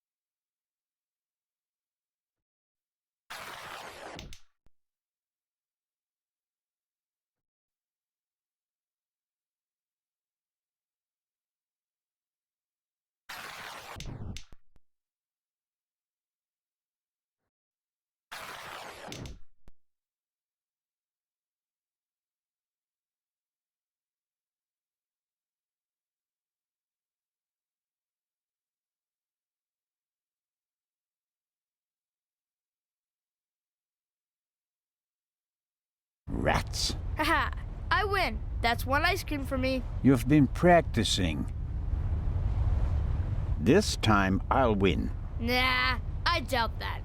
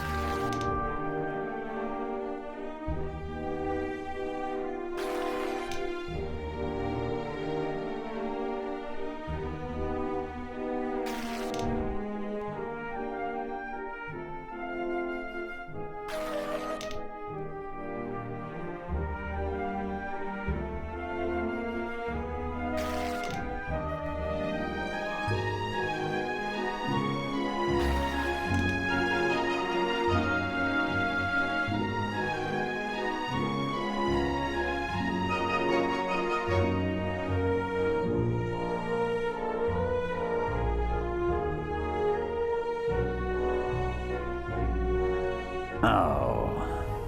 I win again. That's another ice cream. This time I'll win. Nah, I doubt that.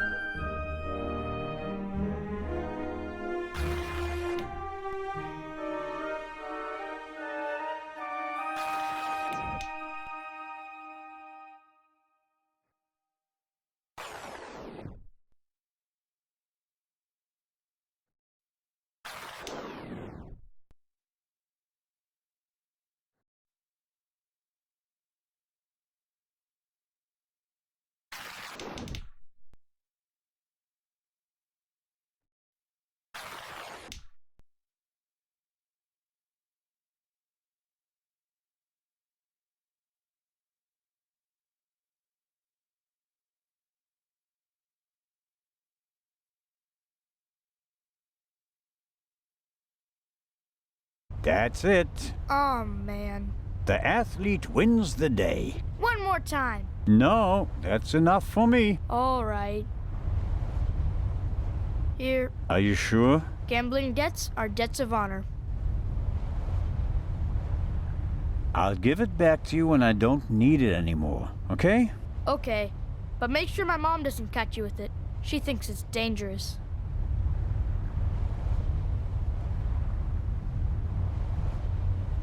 I'll let him play for now.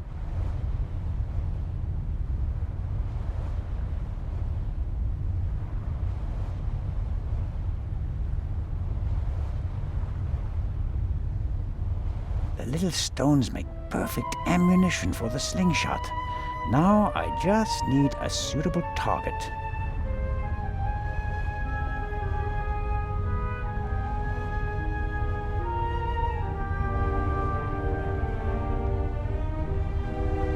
Miss Miller and the professor are talking intensely. She seems pretty relaxed, by her standards.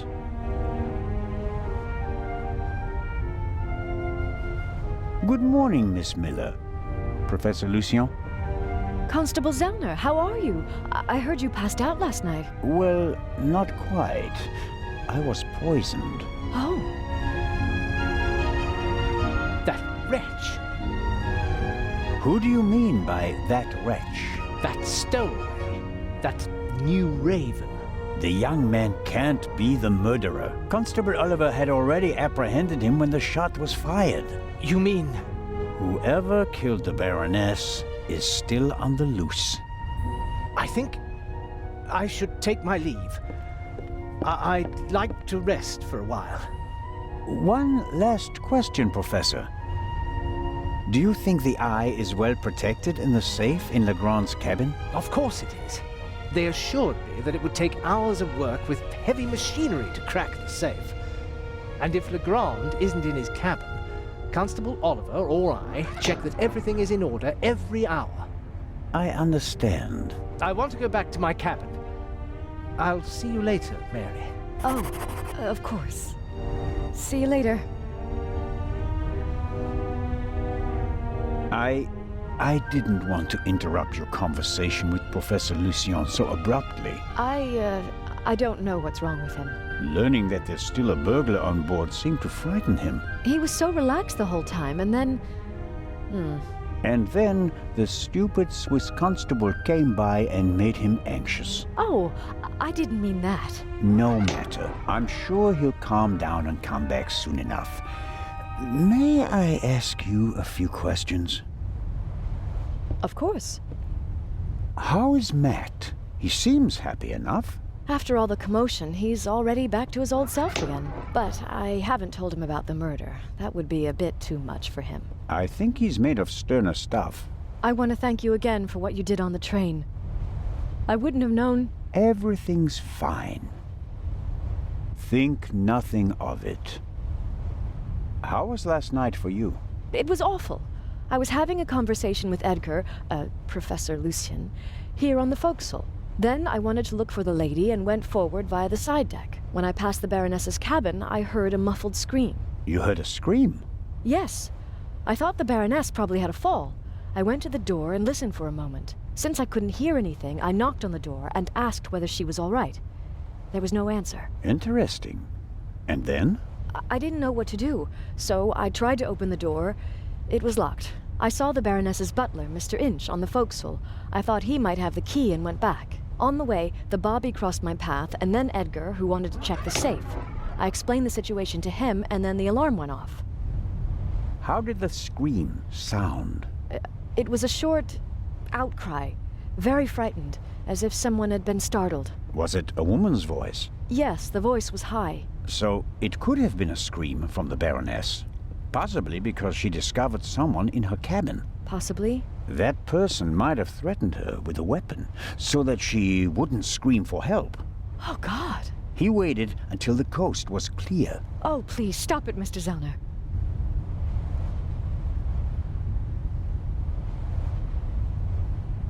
The Baroness's butler said that he was on the forecastle as well? Yes, he was standing on the other side of the deck smoking a cigarette. Was he on the forecastle the whole time? I'm not sure. He was there, and later he was on the side deck with us. Oh, yes, he looked after you while you were unconscious. He unbuttoned your collar and held your head while the doctor checked you. But you can't say for certain whether he came from the forecastle with you and Professor Lucien, or afterwards. Well, no. But where else could he have come from? Did you report that to Inspector Legrand? Yes, last night. He was very interested and took a lot of notes. But I wanted to look for Lady Westmacott, and he let me go without further delay. He said that he'd take down my full statement today. I understand. Do you think the man from the train also killed the Baroness, Constable Zellner? I don't know yet. It's horrible. Explosions, thieves, murderers. This isn't the right place for a lady and a little boy. You and Professor Lucien seem to be having a lively conversation. Oh, yes. He's an expert in ancient Egyptian art and preeminent in hieroglyphic research. He's the head of the Egyptian department in the British Museum, you know. And he's going to open an exhibition at the Egyptian Museum in Cairo. Right. For the eye. They had planned on exhibiting both jewels together for the first time in decades, but that's not going to happen now, sadly. I think it's quite upsetting for him. We're working hard to ensure that at least one eye will be on display. I know. I'll ask Lady Westmacott if she'd like to participate in the opening of the exhibition. I think it would be good for her. And Professor Lucien will surely offer you a private tour. You're American, aren't you? That's correct. And you moved to England because of the job? I lived in England before. During the Second World War, I volunteered. I worked in a pharmacy on a US base north of London. In a pharmacy? Interesting. Well, it was the war and everyone was sent where they could help best. Please, go on, Mrs. Miller. After the war, I studied music in London. I met my husband there. We married and went back to the States together. He was also American? No, English.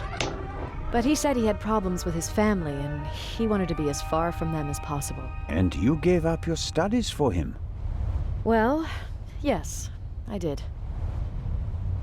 Life as a single mother couldn't have been easy. It was pretty tough then. I worked from morning till night and it was still only enough for the bare necessities. And I couldn't give Matt all the attention he needed.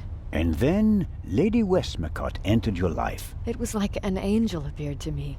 She must have offered me the position out of pity. I had no experience as a carer. She made me a generous offer. I couldn't believe it. And she really adores Matt. She's offered him a good education, and now he has every opportunity in life. An almost unbelievable story. I'm still afraid that it's a dream and that I'll wake up one day. How does it feel to work for such a world-famous person? The work is very interesting and varied, and it pays well, too. You are very lucky that the lady offered the position to you. I just hope she won't change her mind one day. What would become of Matt's education then? I really make an effort to measure up to Lady Westmacott's expectations, but sometimes I feel like I fall short. Lady Westmacott couldn't ask for a better companion. I'm saving up as much money as I can all the same. I'd do anything so that Matt doesn't have to give up his new life. Lady Westmacott dropped a hint on the train that she killed her hero, Partout. What did she mean by that? Oh, she must have meant the manuscript. Manuscript? She always takes it with her. It's an unpublished Partout novel. I once asked her why she never published it. She said that according to her will, the novel's only to be published after her death. And in it, Partout will be killed? Maybe. I've never read it. No one has. You'd better ask her yourself. If you worked in a pharmacy, you would certainly know something about medicines and poisons. Everything is a potential poison, Constable. It depends on the dose. Have you ever heard of chloral hydrate? It's a tranquilizer, isn't it? I'm asking you. Lady Westmacott also asked questions like that, for her last novel. But since I've never wanted to kill anyone, I never bothered with things like strychnine and arsenic and all that. I could recommend something for a headache, a sore throat, or a rash. That's kind of you, but there's really no need. I'll be seeing you, Miss Miller. Constable?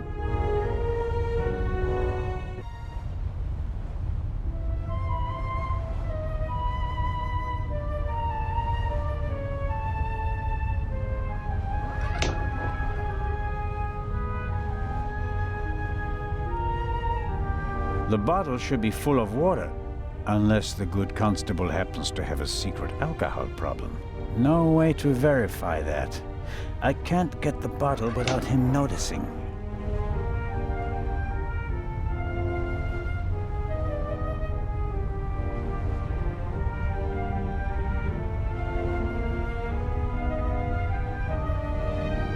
The little stones make...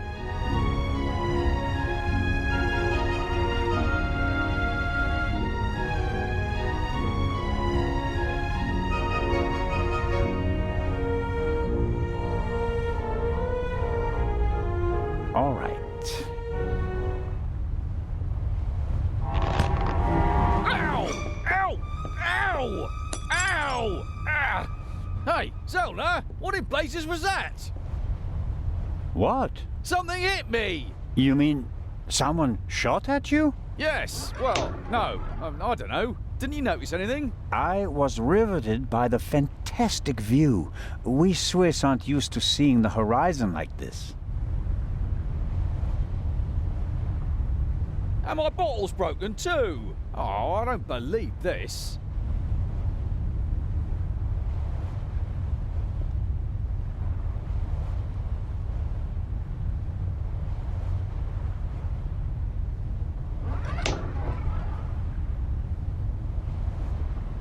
The bottle is nothing more than broken glass in a puddle. If Constable Oliver gets thirsty now, he'll be in a bind. I should help out.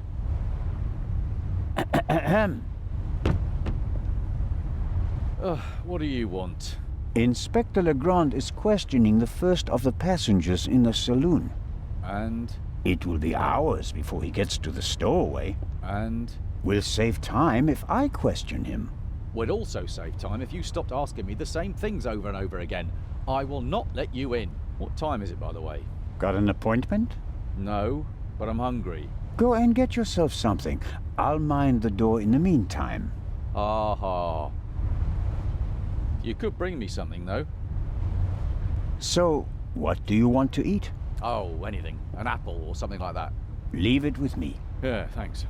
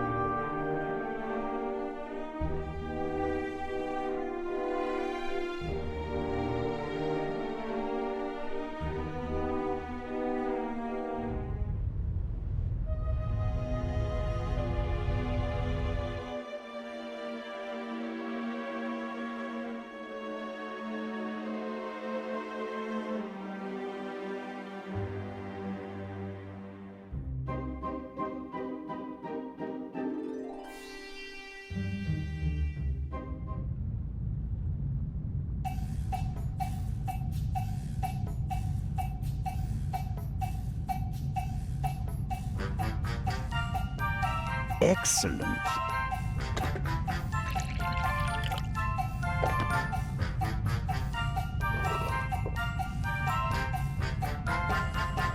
Ah, that's just what I needed.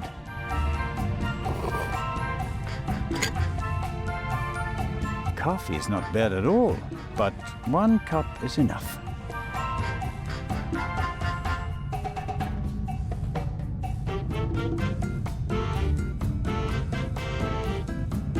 Lady Westmacott, may I bother you for a moment? By all means, Mr. Zellner. Did Miss Miller cope with all the excitement? I think so. But what happened on the train was quite a shock for her. She wouldn't be able to go on if something happened to Matthew. She's worried about him. He's all she has. It breaks her heart that he lives at a boarding school and can't always be with her. But she sets her wishes and needs aside so that he can get a good education. That's her way. Where is Matthew's father? Gone. Run off. Ran away from his problems again. He drank a lot. More and more after each setback. It's better for both of them this way. He left her. She couldn't have borne it. She loved him and wanted to stick by him.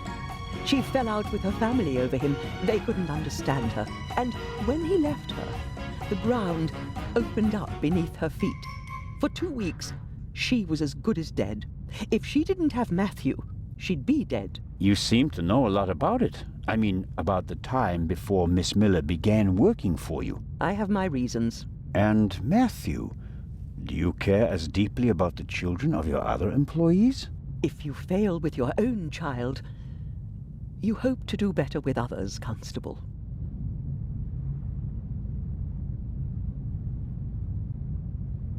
And the idea to send Matt to a boarding school was mine. Matthew idolized his father and blamed his mother for the fact that he wasn't around anymore. I was afraid the situation would escalate if he had to live on a country estate alone with his mother and some old people. I think I was right. He quickly made friends at boarding school. He's popular, well-liked, a real athlete according to his teachers, and his relationship with his mother has improved as well. He's headed in the right direction. Miss Miller told me that you have a valuable manuscript with you. That is correct. An unpublished Part 2 novel. The manuscript must be worth a fortune. Oh, It's not just any Part 2 novel. I wrote it 20 years ago, but it will only be published after my death. It's Part 2's last case. Maurice Part 2 dies. You're going to kill him off? I already have. And I enjoyed it. Madam. I was so sick of writing one Part 2 novel after another. I was keen to stick a knife in his guts. And so, 20 years ago, I did. Of course, I didn't want to disappoint my fans, so I let him solve case after case. But at least I was certain that he'd never escape me, that in the end, I would get him.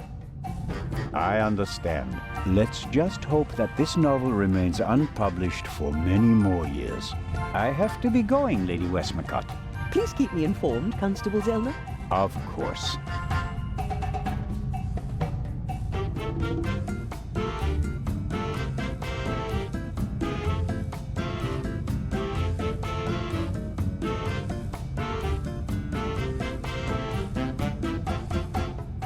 Whatever Constable Oliver wants, he's getting ham and eggs.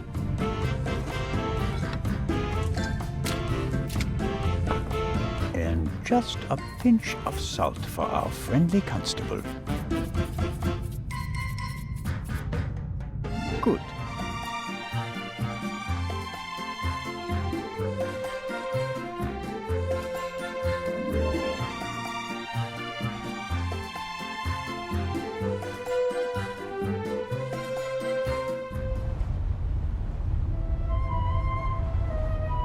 Constable Oliver.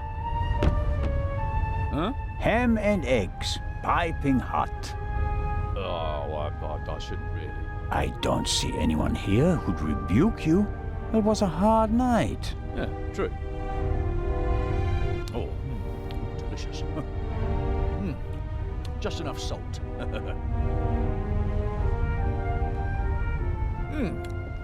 Oh, that was good of you. Cheers. You don't expect me to wash your dirty dishes as well, do you? Oh, of course not, Your Majesty.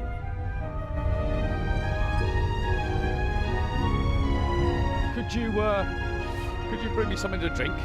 Those ham and eggs were pretty salty. I'm sorry. I have to proceed with my investigations. Goodbye.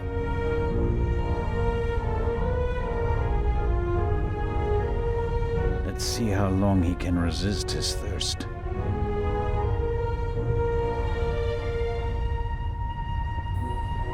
Not long at all.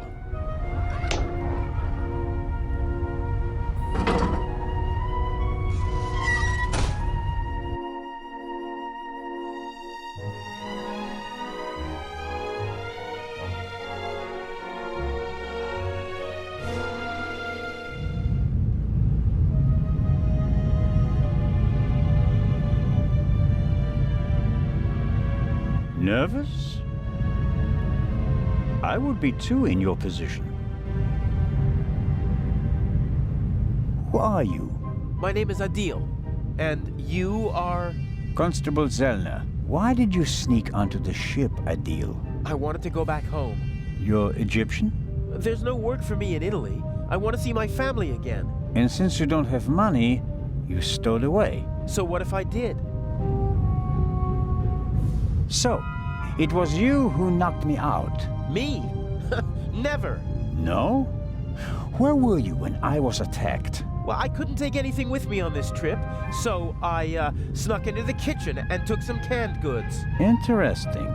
And how do you know when I was attacked? Well, I thought it was yesterday, shortly before we set sail.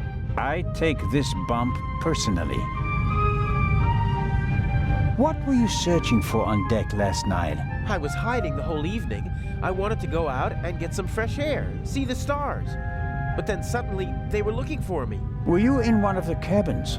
No. Did you see anyone on the deck or on the roof? No.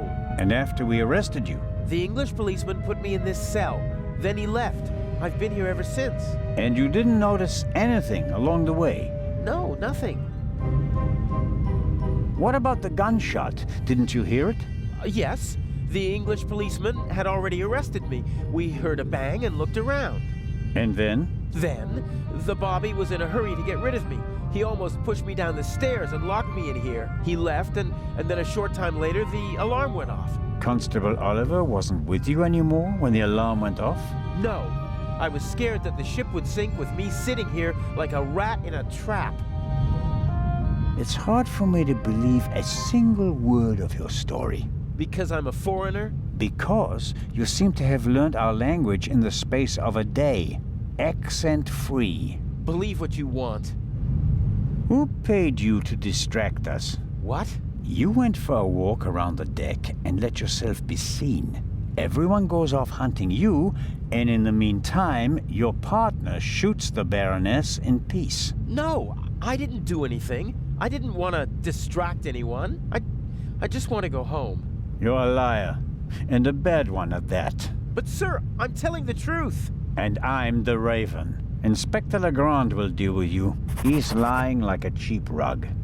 But he probably doesn't know anything about the murder. Very disappointing. So I have to keep searching. What interests me most is the shot that was fired here in the cargo hold last night. The cargo hold also seems to serve as a changing room for the crew, at least for the ones who don't wear white uniforms.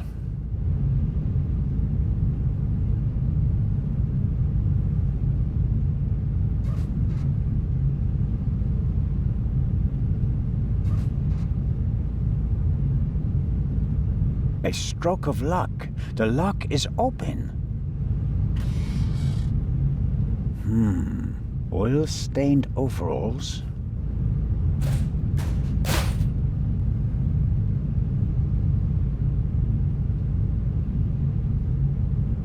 Whoever fired the shot hit the crate. Did the shooter just want to intimidate me? Or maybe he needed the bullet. Can't see anything. If the bullet is still stuck in the wood, it's too deep to reach with my fingers.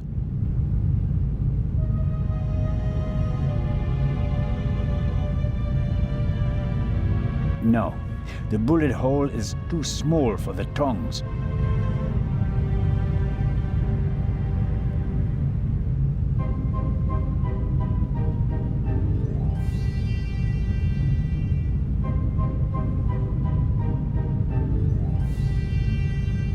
It's been through a lot. Hardly any paint, dented, and the lid is held shut by a wire. I'll take it with me.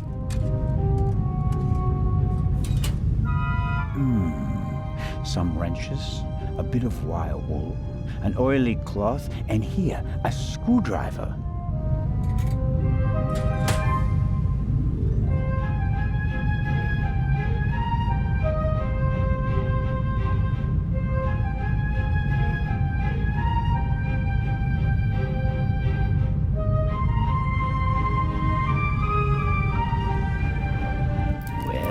I think the bullet is still in the wood.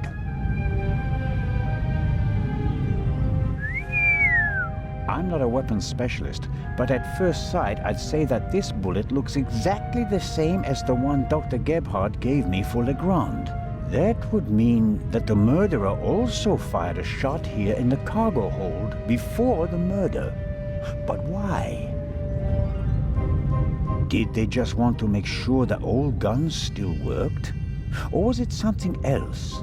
And did the bullet really come from the same gun? I can only check that in Legrand's cabin.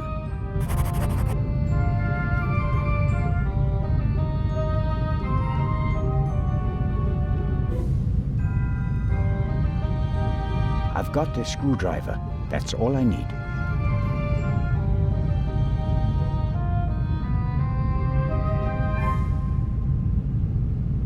A stroke of luck. The lock is open. Oil-stained overalls.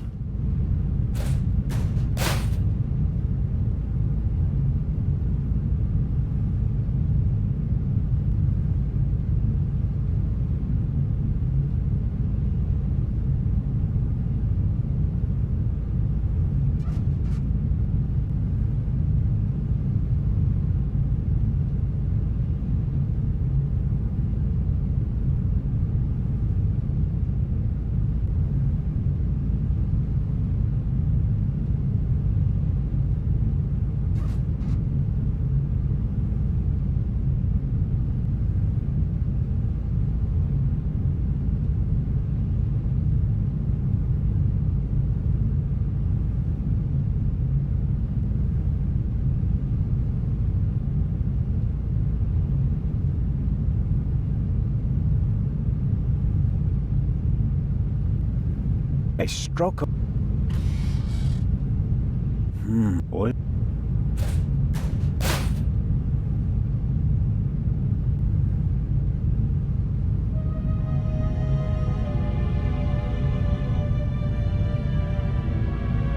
The young man is lying.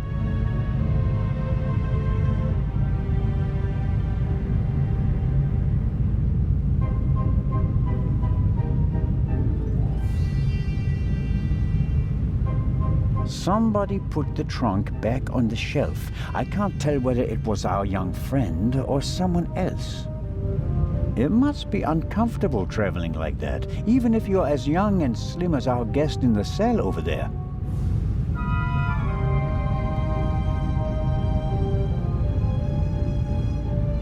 I could take one of the saws with me as a souvenir. On the other hand, it'd remind me of my bump and of my rather inelegant escape.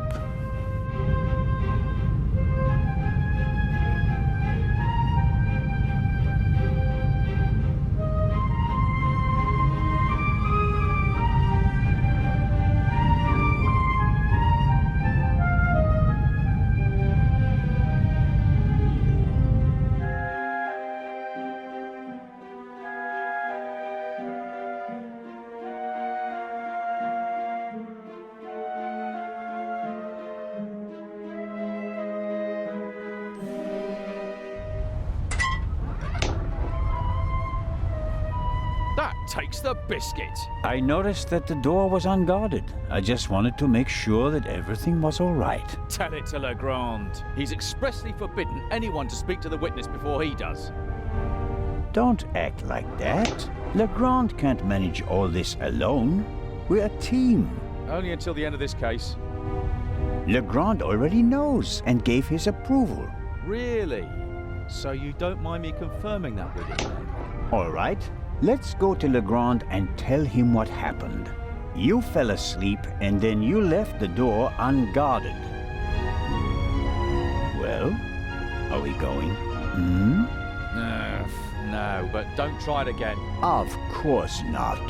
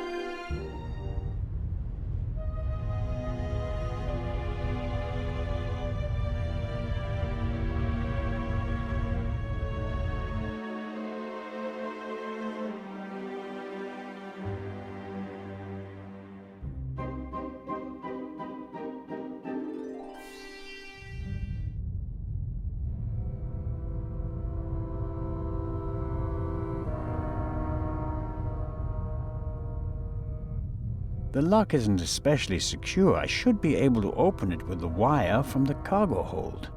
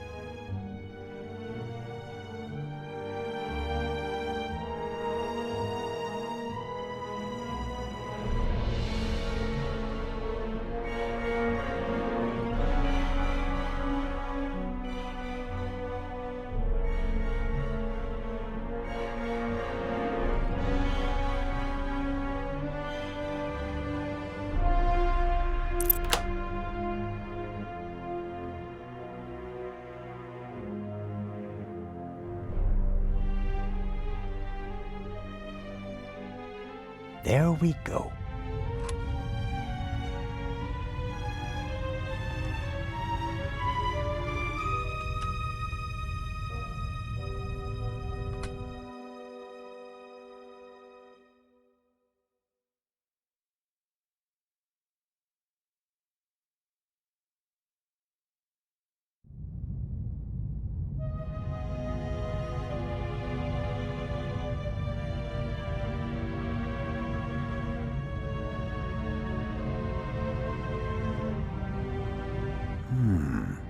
There's nothing written on the bottle. I suppose it's some sort of stimulant, legal or not. Legrand has been awake for at least 30 hours straight, maybe more. I shudder to think what kind of side effects this stuff might have. A policeman on a murder investigation should have his wits about him. The risk that he could miss evidence or endanger himself and others is too high. Legrand's file on the Raven, centimeters thick but totally useless. We're not dealing with the Raven. Why can't he see that? Our man is ruthless, a bomber and quite probably a murderer. This file belongs in a museum. It's history. The inspector should concentrate on the present. This is the pipe from the cargo hold. Legrand seems to have inspected it for fingerprints. I can still make out the powder. No. Nothing to see on the end of the pipe that the attacker held. Either he wore gloves or he cleaned the pipe. Aha! That's the bullet the doctor removed from the Baroness's corpse.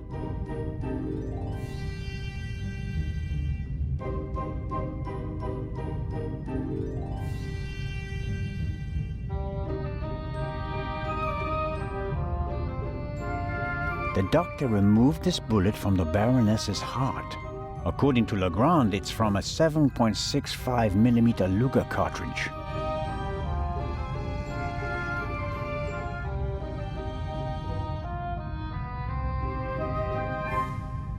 A microscope.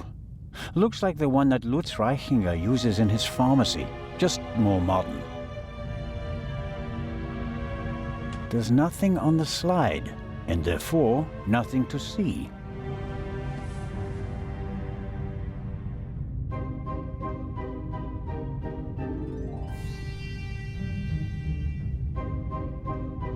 Legrand must have taken them yesterday at the crime scene. This photo provides an overview of the crime scene. Yes, that's how we found her yesterday, I think. I wasn't really myself at the time. No, nothing suspicious. Yes, the bed, the blood spot. The spot on the sheet is much bigger than the one on the mattress. There's blood on the blanket as well. A lot of blood, I'd say.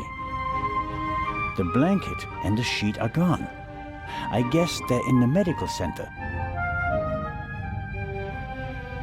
Shot in her sleep. She didn't feel a thing. She went to sleep and never woke up. A rough diagram of the ship. Legrand marked the Baroness's cabin. Seems like he didn't turn up anything else of note.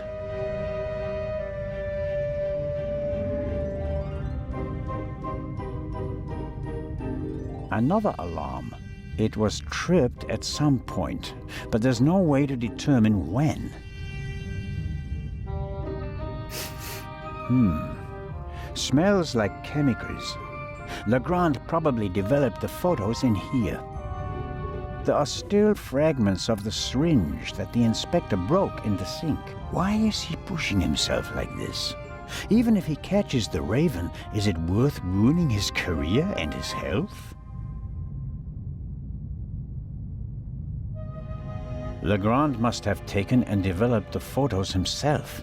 He even made copies and enlargements. He seems to be prepared for everything, with access to more resources than a normal detective.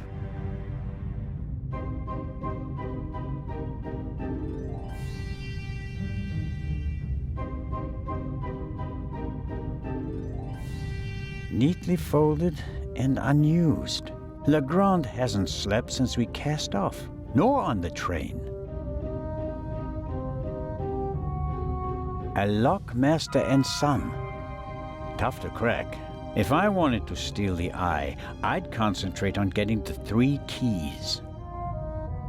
If everything goes according to plan, the first time this monster is opened will be in the museum in Cairo. Fingers crossed.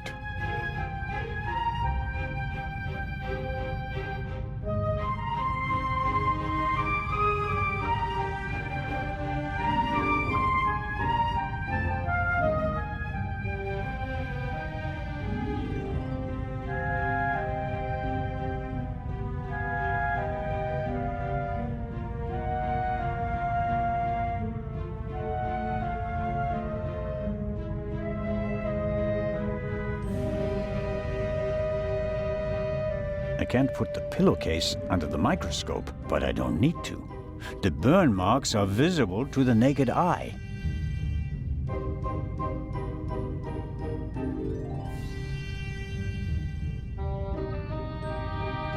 Okay.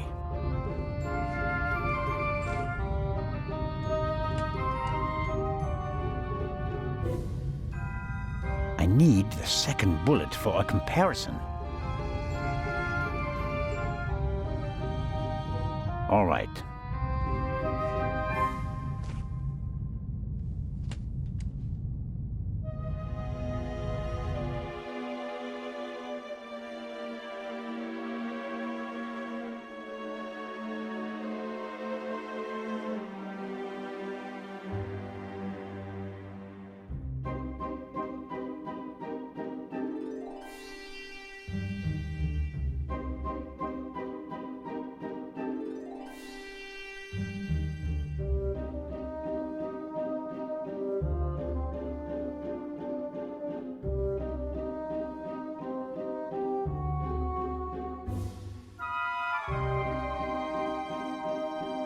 That's the proof. Whoever shot the Baroness also fired the shot in the cargo hold.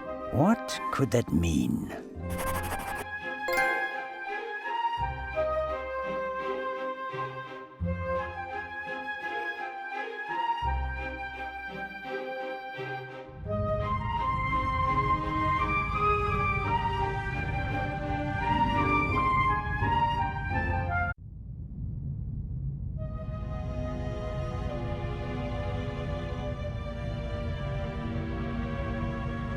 Both bullets came from the same gun. That means that whoever shot the Baroness was also in the cargo hold. That fact may be important later.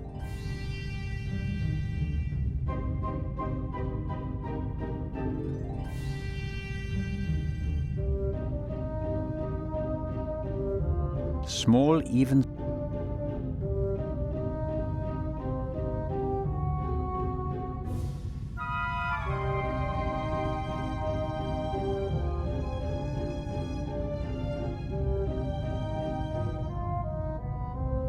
a masterpiece. Forensic teams use kits like these. They're placing increasing importance on the preservation of evidence, but not in Switzerland yet. It's a small lab used to conduct simple analysis on site. All right, what have we got here?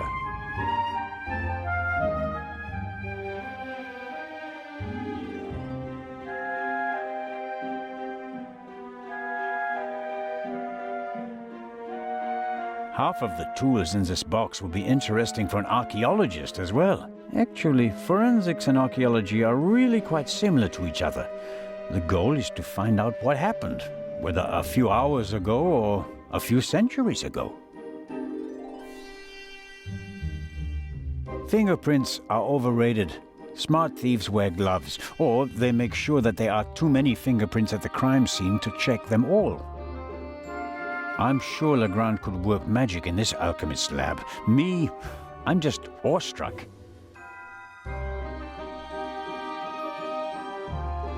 For forensics in the woods or the open country, I suppose. No use on a ship.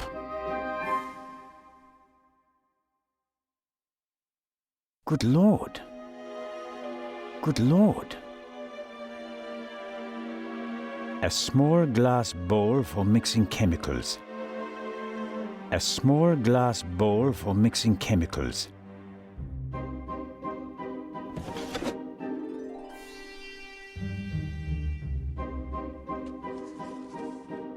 Aha! This is some kind of inventory list. For each chemical, it lists the chemical composition and a short comment on how to use it. And here's a list of the most important procedures. Fingerprints, gunshot residue, blood. I don't have to analyze the pillow and feathers to determine whether there's gunshot residue. I can smell it. And I don't have any other clues at the moment. The booklet will be useful once I have something to analyze. What's this? Oh, how practical. A hermetically sealed cotton swab for collecting samples. I'll take it.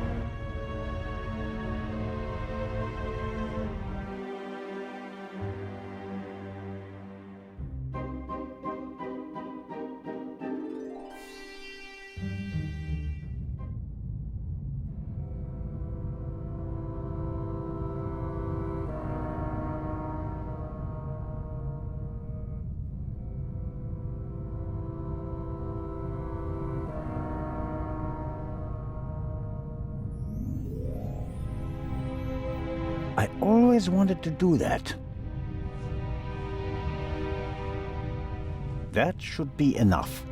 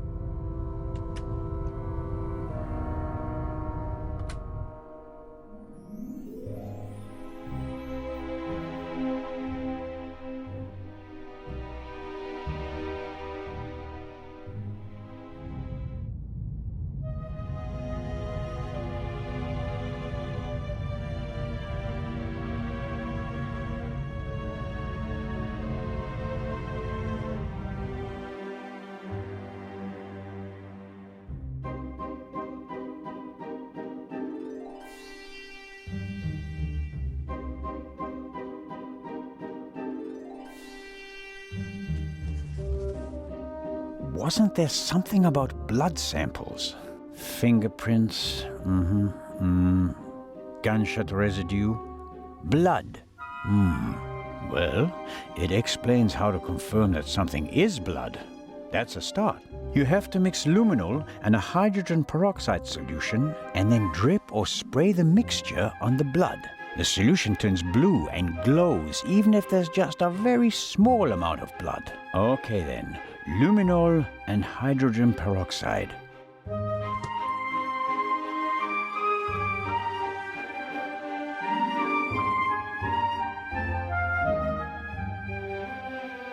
Aha! Luminol.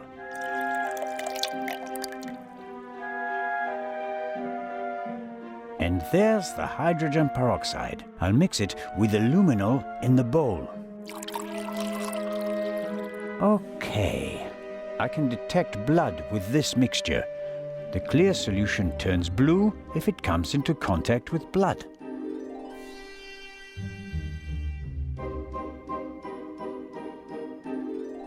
I think it's better to drip the solution on the swab instead of dipping the swab into the solution. Maybe oxygen is an issue, or it doesn't work if you use too much of the solution.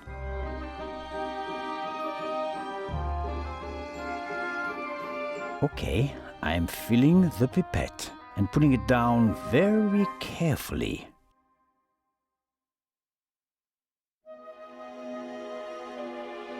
So, let's see what we have here. No blood. Not the slightest reaction. If I didn't make a mistake, and it wasn't that difficult, then the spot on the Baroness's bed isn't really blood. But if it isn't blood, what is it? And more importantly, why didn't Dr. Gebhardt notice anything? He was supposed to have examined everything. I'd say it's time to visit the medical center.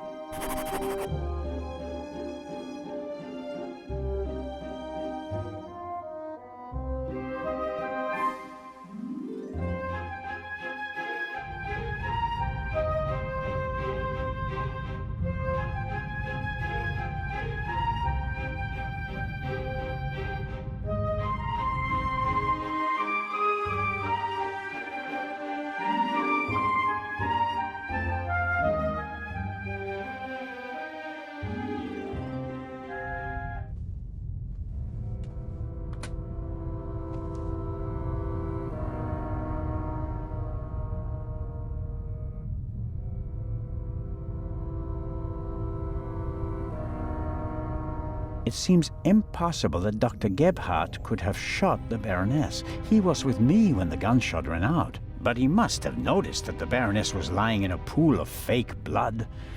Maybe he's covering for someone. Let's find out.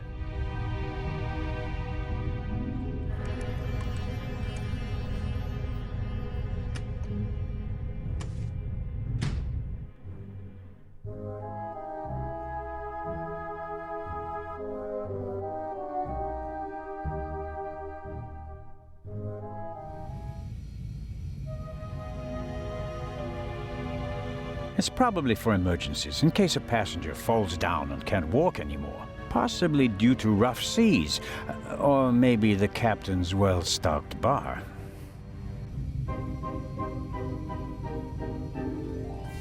The sink looks like it's been cleaned recently. I can't say whether it was cleaned to comply with the hygiene regulations, or whether there was another reason.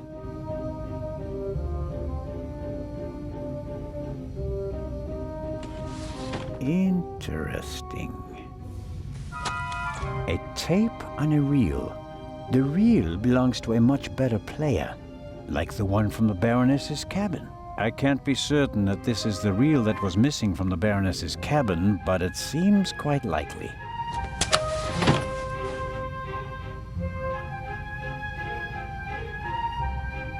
A tape recorder from Saibling. Interesting. The reel in the Baroness's cabin is from the same company. A microphone was plugged into the tape recorder. Maybe Dr. Gebhardt records the results of his examinations and writes them down later.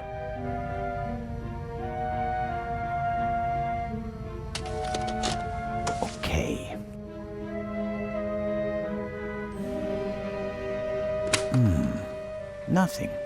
Strange. There!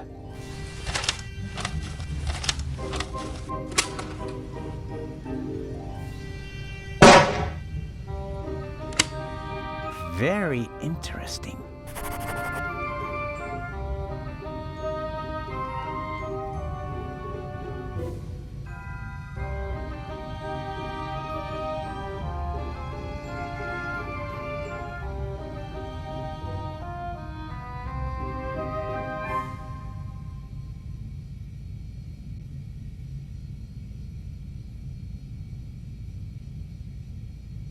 A shot is audible on the tape, and the reel comes from the Baroness's cabin. It's all coming into focus.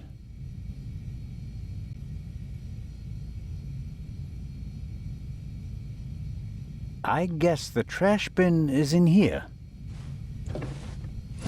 Right. Paper towels, plastic packaging, cartons, and... hold on.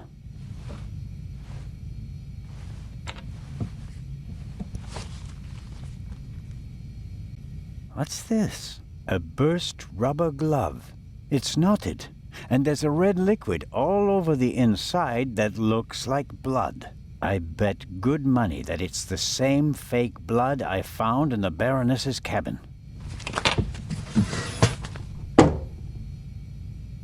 Dr. Gebhardt will have trouble explaining how rubber gloves full of fake blood got into his trash bin. First, the fake blood he missed in the Baroness's cabin, and now this. It doesn't look good for you, Doctor. That's proof enough for me that the Doctor is involved in this. I should report to Legrand.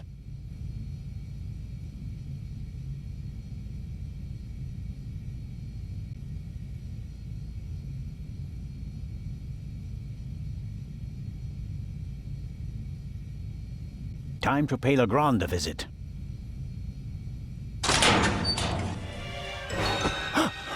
No. No, don't.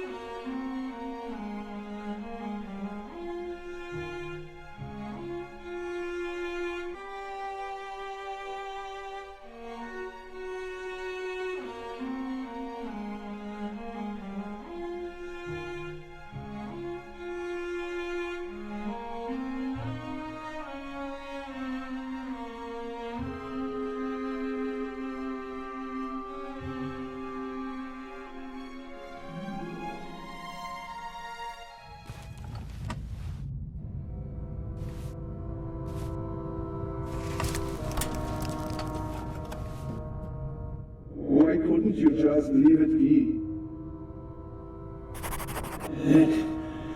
Let me go. Why are you doing this to me? You and the Baroness. Dr. Gebhardt, I don't know.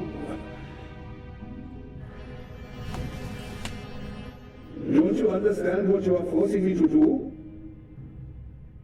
You don't have to.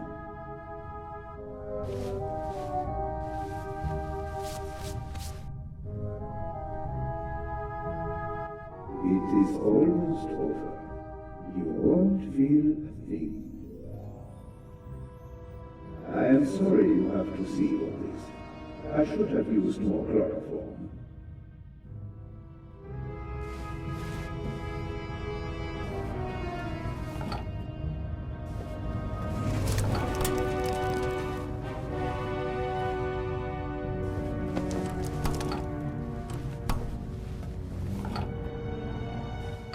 Chloroform. Still hardly numb. Can't reach it.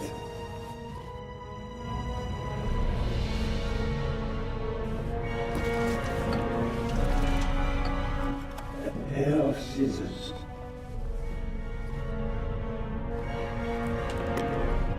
All ready.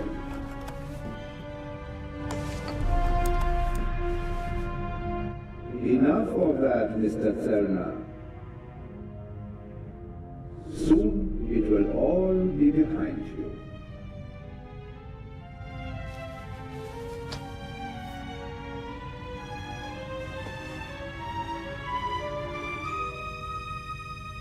I am sorry you have to see all this. I should have used more chloroform.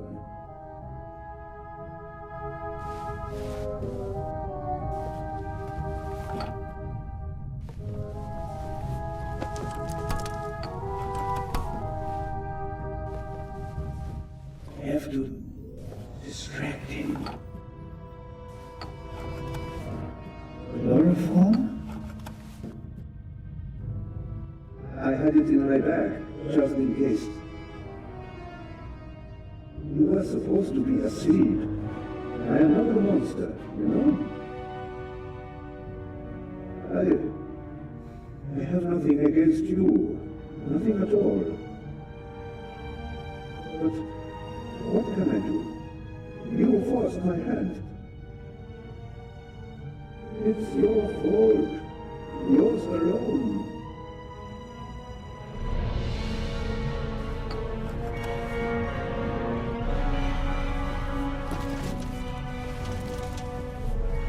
A pair of scissors.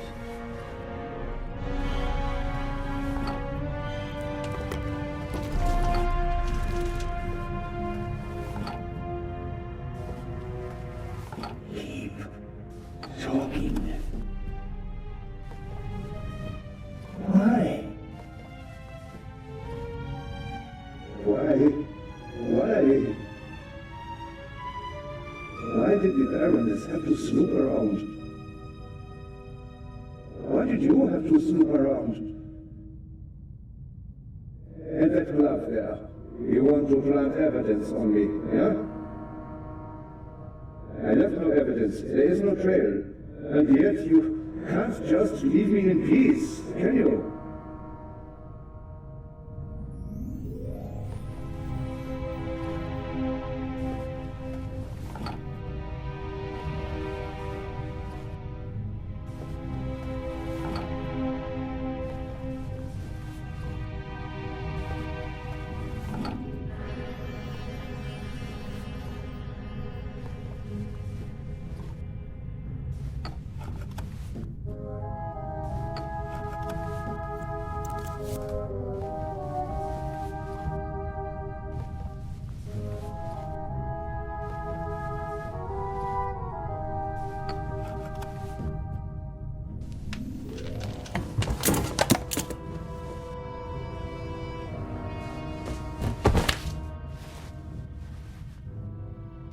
Take it easy, Mr. Zellner.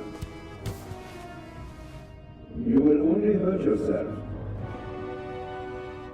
Shall we begin? No, please. It's almost over.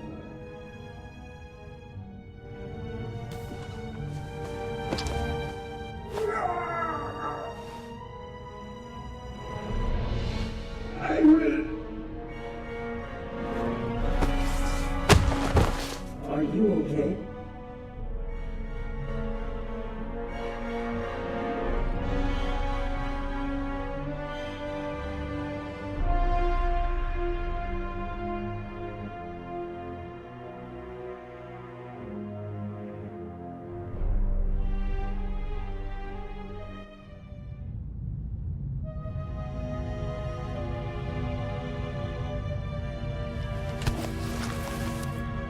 Thanks.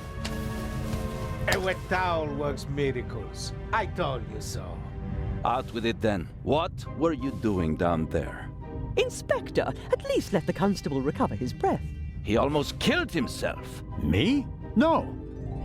Dr. Gebhardt would have taken care of that for me.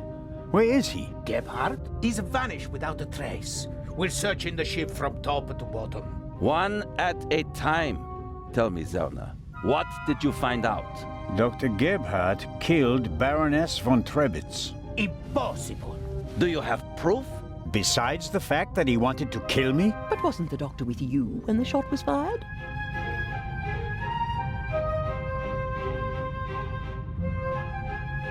The shot that we heard was a recording. The Baroness had a tape recorder and good speakers in her cabin. Good enough to make the noise audible on the upper deck. Is that just your suspicion, or do you have proof? There's an audio tape in the medical center. The reel belongs to the tape player in the Baroness's cabin. And there's a sibling reel in her cabin that belongs to the recorder in the medical center. After a few minutes, there's a loud bang on the audio tape. That's our gunshot. Where did Gebhardt get it from? He recorded it in the cargo hold. His tape recorder has a microphone, and I removed a bullet from one of the boxes down there. And it came from the murder weapon? Yes. I compared it to the other bullet in the inspector's cabin. Of course you did. All right. Inspector Legrand! Let's pretend you're onto something. The shot we heard was just a recording. What happened next? We all ran to the Baroness's cabin. She lay comatose in a pool of blood. Dr. Gebhardt pushed past you so that you couldn't get too close to the Baroness. He examined her and pronounced her dead. There was no reason for us to doubt him. The shot, the blood, the Baroness lying there lifelessly. But she was only unconscious, knocked out by the chloral hydrate that the doctor had poured into her glass shortly before. The doctor had a glass in his hand when you came in. He wanted to remove the evidence, but you gave me the glass instead, Captain DeConti, and unintentionally knocked me out as well. Nonsense. There was blood everywhere. And the Baroness is certainly dead enough, isn't she? Then who did shoot her? And when?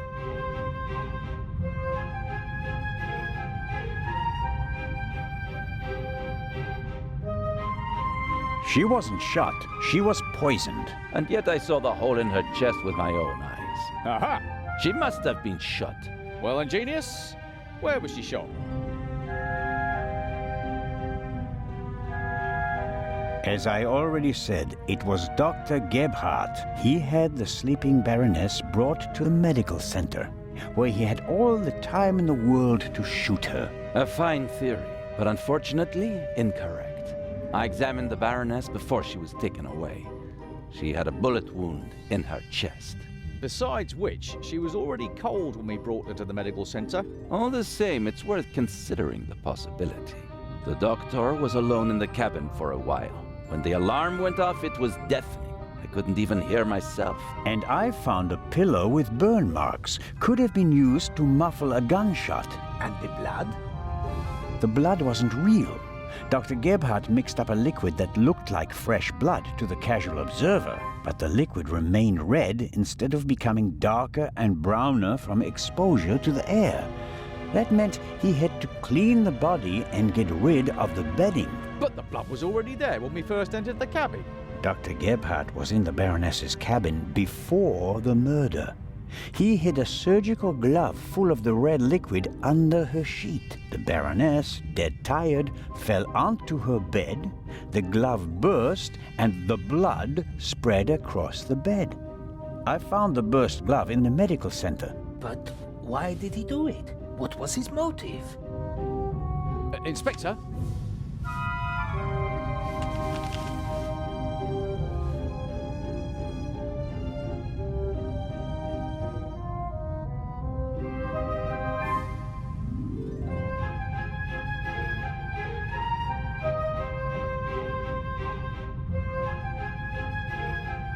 It had to do with the Eye of the Sphinx. The Baroness was supposed to bring one of the keys to Cairo. So Dr. Gebhardt was the Raven? I don't think so, but perhaps he was working with him. No, no, no. Do you have anything to contribute, Constable? Confession, sir. Dr. Gebhardt was the Raven. It's all here. He admits to everything. What does it say? It says, "Do you still remember, my dear Nico? The streets were wet with rain and the scent of roasted barley and fermenting yeast wafted over to us from the brewery. A dog barked until your shot struck down the innocent one. After that silence, not a single sound except for my soft steps fading on the wet cobblestone street. They made a hero of you, and I, at last, found peace. At least until the urge returned. Some of us are not made for retirement, my friend. I thought they would assign this case to you, and that thought pleased me. We'd finally find out who was truly the better man. And it pains me now to have to admit that you and your little gumshoe got the better of me. You drove me into a corner, forced me to make mistakes. I congratulate you on your triumph, but no one will confine the Raven to a cage. There is but one way out, and that is by my own hand. Farewell, Raven Hunter R.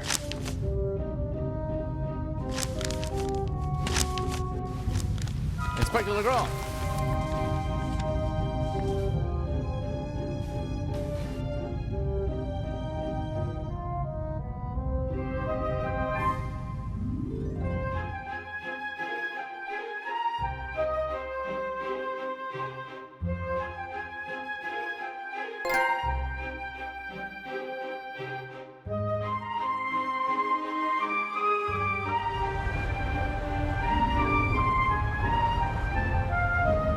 Inspector? I was right. I told them all, over and over again. But no one would listen.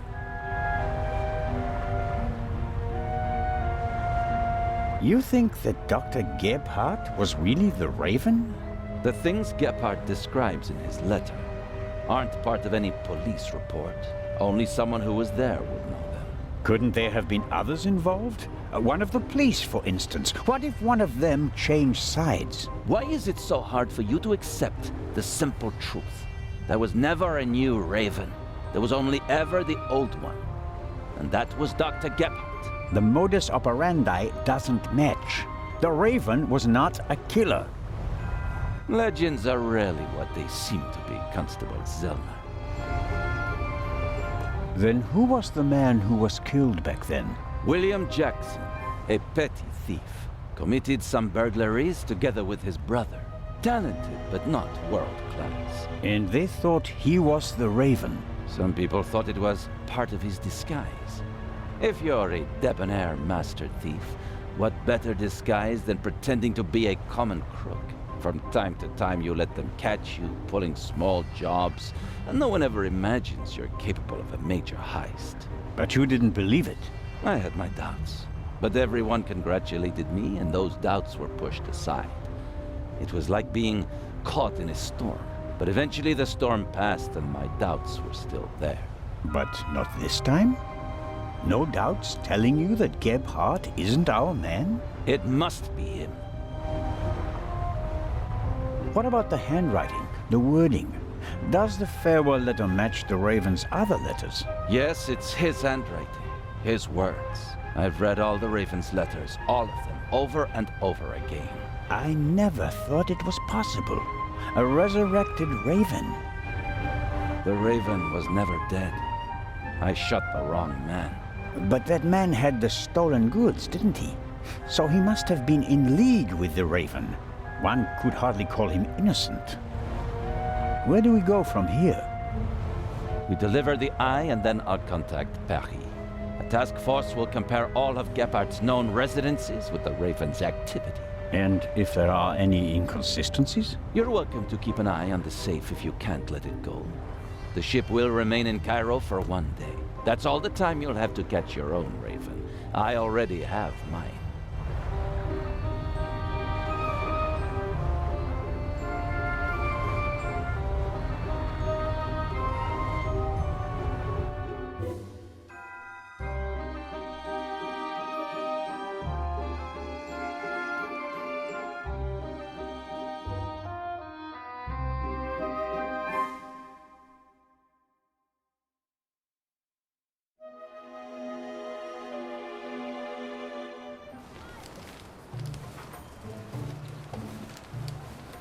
Ah, you're one of Legrand's men, aren't you?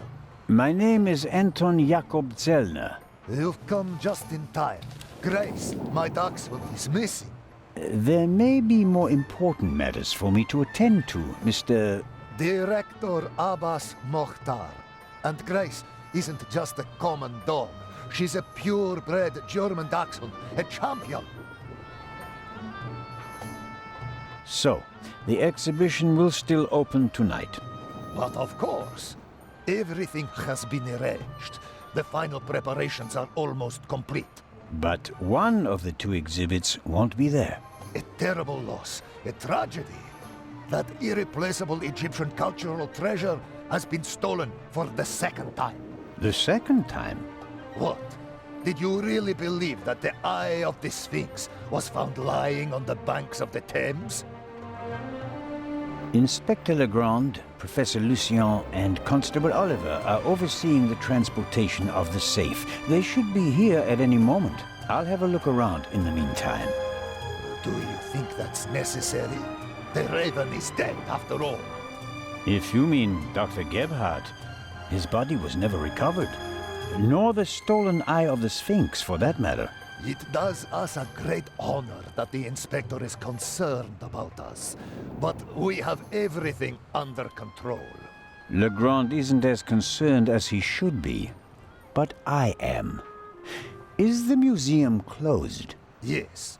Only carefully selected guests may enter the museum during preparations for the gala. And of course, you're one of them, Mr. Constable. What can you tell me about the museum's security system? One of the best on the market. And the second eye will still be exhibited in our special treasure chamber, which is extra secure. Treasure chamber? See for yourself, to the right of the entrance. The eye is as safe as the British crown jewels. I think I'll have a look around the museum. Please do. There's a lot to see. And you let me know if you see Grace, won't you? I hope we find her before the great inspector arrives. Isn't it fantastic how he solved the murder on the ship? Legrand? Of course. It's in all the newspapers. The murder of the wealthy Baroness von Trebitz, and how the great Inspector Legrand identified the murderer in just 1 day. It's the stuff legends are made of. You should count yourself lucky to have the chance to learn from him. What exactly do the newspapers say? Everything. It's fantastic. Someone on board must have informed the press immediately. Of course, it's a great advertising for us. The reporters will queue up tonight. And it was reported that Legrand found the murderer. Of course! Who else? Well, I wasn't exactly uninvolved. Of course. Legrand surely has assistants, but honor to he who deserves to be honored, right? Well then. Be seeing you, Constable. Grace! Here, Gracie. My sweetheart. Where are you? Oh, Mr. Inch. Mr. Inch. There you are. I am so sorry. Baroness von Trebitz was a good-hearted woman. She did so much for the museum. As you say, sir. And you? Are you leaving so soon? I'd like to go back to my hotel. These last days have been such a strain. First, you sneak into the museum without greeting me, and then you want to leave just as quickly? I didn't want to disturb you, and we'll have time enough tonight. Yes, you simply must come tonight. I wanted to present Baroness von Trebitz with a medal. Now you'll have to accept it. Of course, if you insist, sir. The Baroness paid for all this. Without her, there wouldn't have been an exhibition or a gala. She was very generous. Yes, she was. If you'll excuse me now. Constable Zellner, I want to thank you again for all you've done. You saved me, you could say. My pleasure. See you tonight.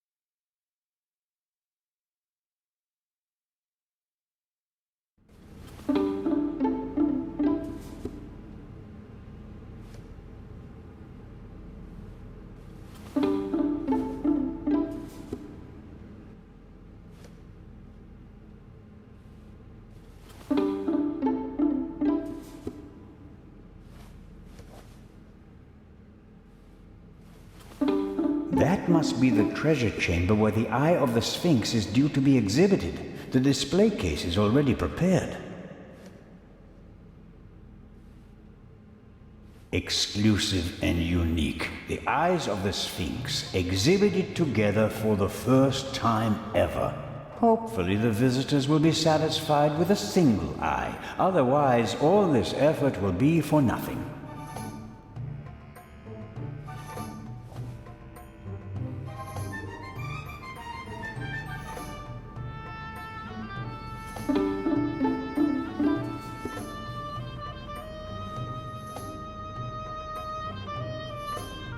Miss Miller, I'm glad to see you here. Oh, Constable Zellner. I heard what happened to you on board. Awful. Truly awful. All's well that ends well. You are waiting for Professor Lucien? Mm-hmm. Tomorrow you'll be sailing down the Nile, if I heard correctly. That's right. I'm sure it will be an amazing experience. But you don't seem to be very excited. Oh, but I am. It's very generous of Lady Westmacott to invite me, and especially Maddie. He'll learn a lot. But? Well, Professor Lucien offered to join us. Then Matt will learn even more. And I'm sure it won't be unpleasant for you either. No, I just don't know how Maddie would react if Edgar came with us. I understand. I could test the water to see how he'd feel about it. Would you do that? Oh, thank you, Constable Zellner. were you able to find out why Professor Lucien left the forecastle so suddenly last night? No, not really. We only had a brief conversation. He was still very nervous. He was like that on the train as well. Seems to be typical of him. It must be something to do with the burglary at the museum. It really affected him. But he told me not to worry about anything. He said, soon this would all be over. Really? How did he mean that? Oh, I didn't ask him, Constable. Are there other passengers from the ship here? Oh, yes, we arrived as a group. David Kreutzer, the violinist, was with us. So were Miss Myers and Mr. Inch. He seems to have gotten over the death of the Baroness pretty quickly. He seems positively relaxed. I've met him. He looks on the bright side of life, so to speak. Where is Mr. Kreutzer? He's over in the treasure chamber. Maddie is downstairs in the main hall. I'm afraid I'll hear the sound of something priceless shattering any second. Matt will be careful, Miss Miller. I'll continue my tour of the museum. Yes, there's so much to see.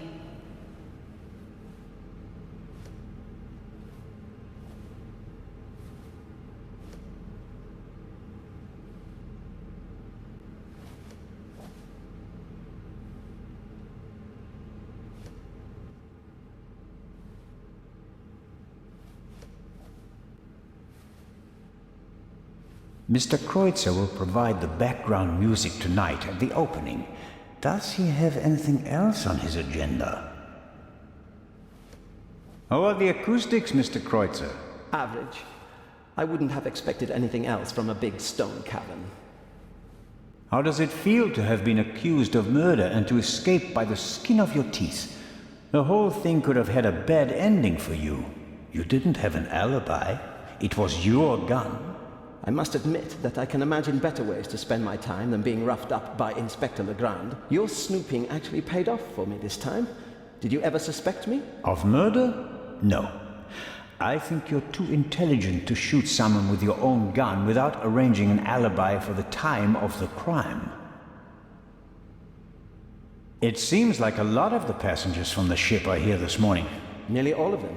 I had a brief conversation with the Baroness's butler. Between you and I, he seems quite happy to be rid of the old battleship. Mr. Kreutzer. Young Miss Mayers was here as well. Unfortunately, it seems like she's already disappeared again. Forget it. She's engaged.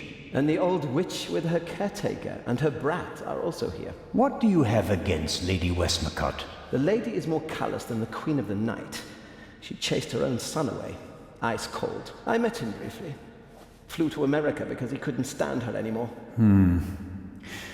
Did any of the guests behave suspiciously? Was anyone unusually interested in the treasure chamber or the security system? I couldn't say. I'm here to check the acoustics and then I'll come back for the gala tonight. I'm not interested in your detective games. The newspaper this morning is full of reports about the events on board. I've seen them. Someone must have informed the press directly from the ship. He probably got a pile of money for the story, don't you think? And again, they want to ruin my reputation. But no, Constable, it wasn't me. I didn't even consider it. And whoever did it was a bungler. Why? The story is in all the papers. You get more money if you sell the dirt to just one paper, as an exclusive. Who do you think it was? The young guy? The stowaway? The captain didn't press charges and let him go this morning. But up until then, he was in the cell the whole time. Perhaps Miss Mayers. Maybe she wants to become an actress and needs a bit of publicity. Whoever it was, they wanted to make sure that the story spread, and they weren't after money. So, what were they after? Well, I'm looking forward to the concert. It will be an unforgettable night. Kreutzer would be the perfect thief. He's fit, charming, he knows the right people. No wonder he was at the top of Legrand's list. On the other hand, the best thieves are people that no one would ever suspect. The uninteresting, the meek, the ones who are always overlooked.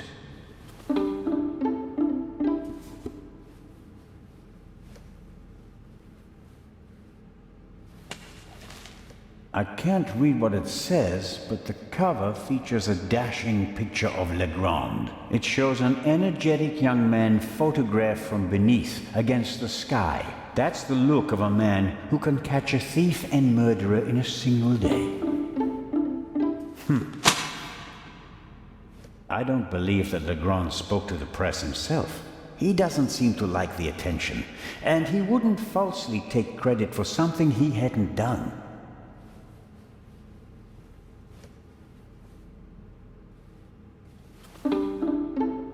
Ancient Egyptian jewelry.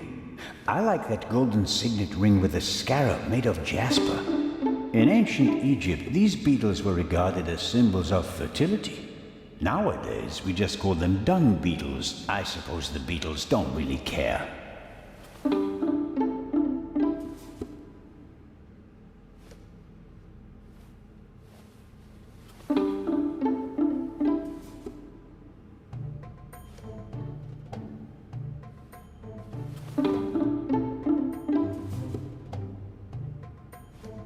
Well-trained guards are usually the best security system, although they didn't manage to stop the Raven in London. The gala will be crawling with guards tonight. The local police might also send some reinforcements. Well-trained...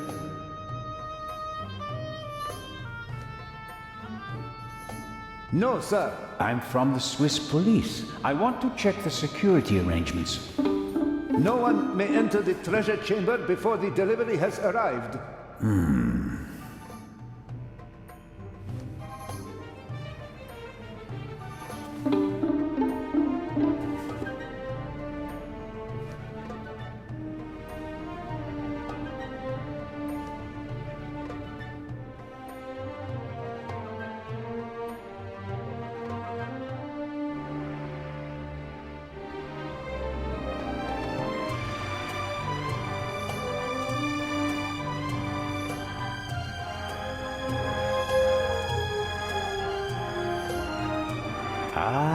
I've heard of this. Desert glass. In the great sand sea of the Libyan desert, there's a region where natural glass is found. Nobody knows how it formed. The valuable material was often used for jewelry in ancient Egypt.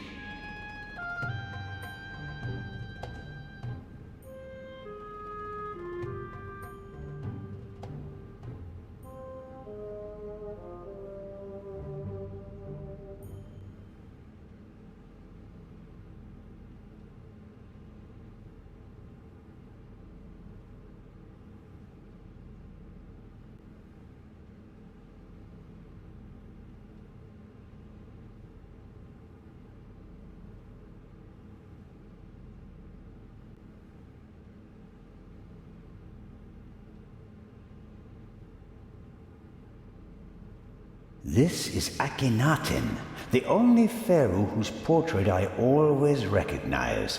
He has a very unusual head.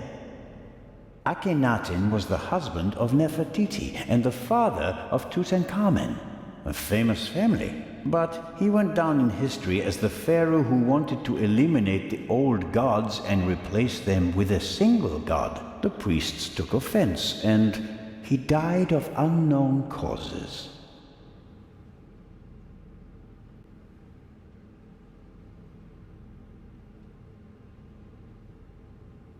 A figure of Imhotep, who comes in peace from around 2700 BC.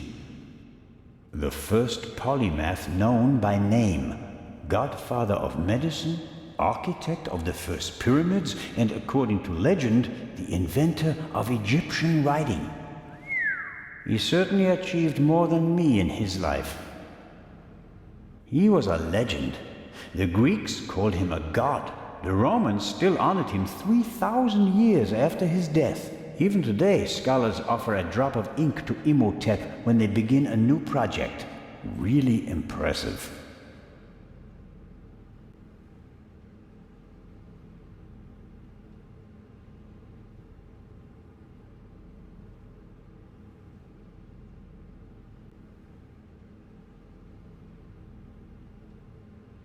Several daggers in a row. The shapes and patterns look timeless, elegant. What does it say here? The dagger on the left is a replica of the dagger from the tomb of Tutankhamun. It must have been incredibly precious during his lifetime because it's made of iron. Thousands of years before the Ice Age, meteorites were the only source of pure iron. So a star that fell from the sky, bringing a substance that's harder than anything they'd known before, would have been a dramatic event. No wonder they used it to forge a weapon for the godlike pharaoh.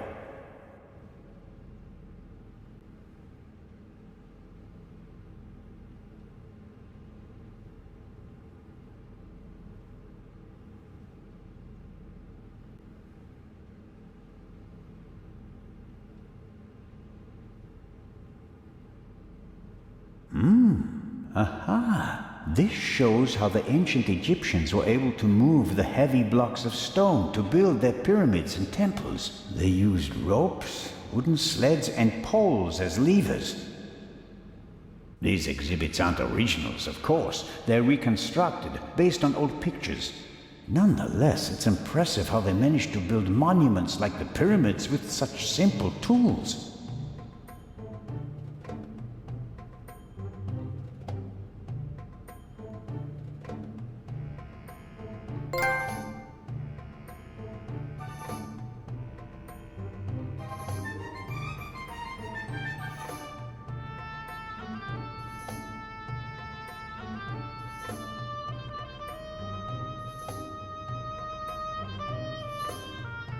Impressive, isn't it?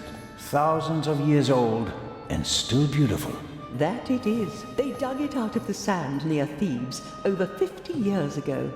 I was there. Really? I met my husband there. He was an assistant on the dig, and was ordered by the director of the excavation to take care of that writer. I financed many excavations in the following years, here in Egypt and in the Near East. I visited my husband, together with our son. It was the best time of my life. But a museum is no place for nostalgia. What can I do for you? You've had a long and successful life, Lady Westmacott. What's that supposed to mean, Mr. Zellner? That I should be ready to leave the stage? Because I'm not. Oh, I didn't want... I'm here because life is here, Constable. Or was. I have never lived as much as I have here. No fame, no money can buy that. I understand. I'm sorry, Constable Zellner. Such an outburst isn't fitting for a woman of my age. And an English woman at that. Let's talk about something else. Your son. You haven't said much about him. Or perhaps you did, just not by name. You're an attentive listener, Mr. Zellner. I was wondering why you knew so much about Miss Miller's unhappy marriage. I stopped paying his bar tabs. Stopped paying reporters to hush things up. He got to know her and went with her to America to start a new life. You can change your name easily, but not who you really are. He has my eyes, doesn't he? The Part 2 novel is for him, isn't it? If I couldn't provide Matthew with a good father, then at least I can provide him with a good start in life. When I was working on the ship, I felt like one of the detectives in your novels. You were lucky. It was an unusual murder. Most murders happen in the heat of the moment or are committed by idiots. They're uninspired. But Gebhardt thought it through. He could have succeeded. I don't know. He made too many mistakes. He couldn't have known that the Baroness, almost unconscious from the drugs, would lock her cabin door. But that was a risk. The plan was too complicated and sloppily executed. You certainly are a harsh critic, Mr. Zellner. He could have shot her on the side deck and thrown the weapon into the sea. With no witnesses, no one would have suspected him. How boring. Or if it had to be a complicated plan, then he should have worked more carefully. Should have thought of everything, had a plan B in place. Maybe he didn't have enough time. He had only a few hours to plan and commit the murder. Still, he should have covered his tracks more carefully. The audio tape, the bloody glove, none of that should have stayed in the medical center. Do you think that Dr. Gebhardt was the Raven? Was? Do you think he's dead? The letter sounded like he committed suicide. There's your answer. Does that sound like the Raven? Being unmasked? Taking the easy way out? My sentiments exactly. The Raven wouldn't commit murder, get caught, and then jump into the sea. You don't want everything to be over, do you? It's my chance to do something great. It can't be over yet. At least you solved the murder of the Baroness. You're a hero. That's not how the newspapers see it. Nor I. Something's missing. I can achieve more. Careful, Constable. He who flies too close to the sun. Is that the myth of Icarus? To be honest, no. The story is Greek, and was only written down 1,000 years later. I was counting on the dramatic effect. Oh, worked well enough. Let's assume that the thief is still out there. Who is he? If all this were a novel, then it would be the one you least expect. Is that intended to be a confession, Lady Westmacott? What do we know about the new Raven? He's a man who would stop at nothing. Must it be a man? And how do we know that it's just one person? There could be several people collectively pretending to be the Raven. So, we don't know anything. That's not completely true. We know that he or she wants the eye of the Sphinx, and will probably strike here, assuming he or she hasn't already gone. It may be the end of the story for me, Lady Westmacott. Inspector Legrand will arrive soon and send me to the hotel. I return tonight for the gala, hoping all the while that the Raven does dare to attempt a burglary. Tomorrow morning, I'll have to return to Switzerland. What an unsatisfactory ending that would be. It wouldn't be a triumphant ending, but it could be worse. At least you'd still be alive, Constable. Will you attend the gala tonight, Lady Westmacott? But of course. The antiquities, the delightful atmosphere. And who knows? Perhaps there will be another spectacular burglary. And your cruise? The ship doesn't leave until tomorrow. And believe me, I'd cancel the cruise for this. As always, it was an entertaining and enlightening chat, Lady Westmacott. I'm going to miss our little chats, Constable Zellner. Goodbye.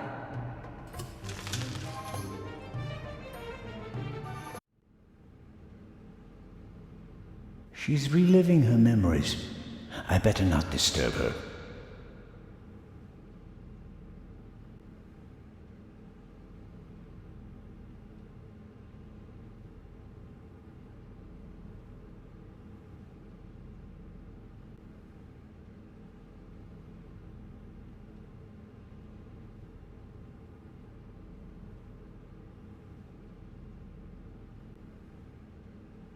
Lady Westmacott is an expert on Egypt. Many of her novels take place here. Lady Westmacott.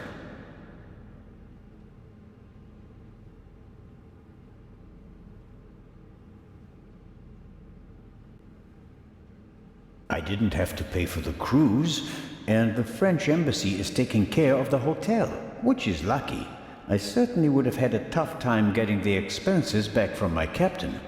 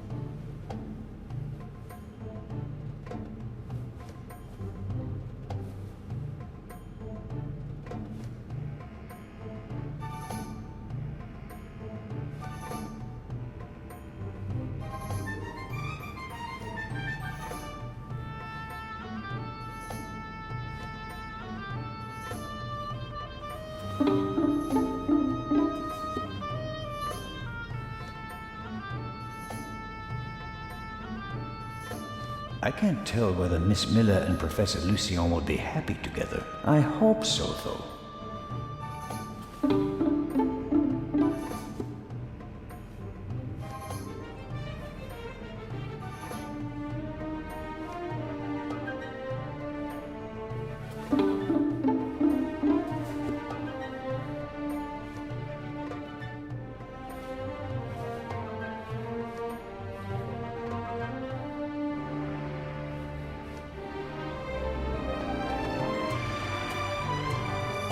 No one may enter the treasure chamber before the Eye arrives. At least security seems to be tight. No, at least... I don't think I can talk to him. He's been ordered not to let anyone into the treasure chamber, and that's just what he'll do.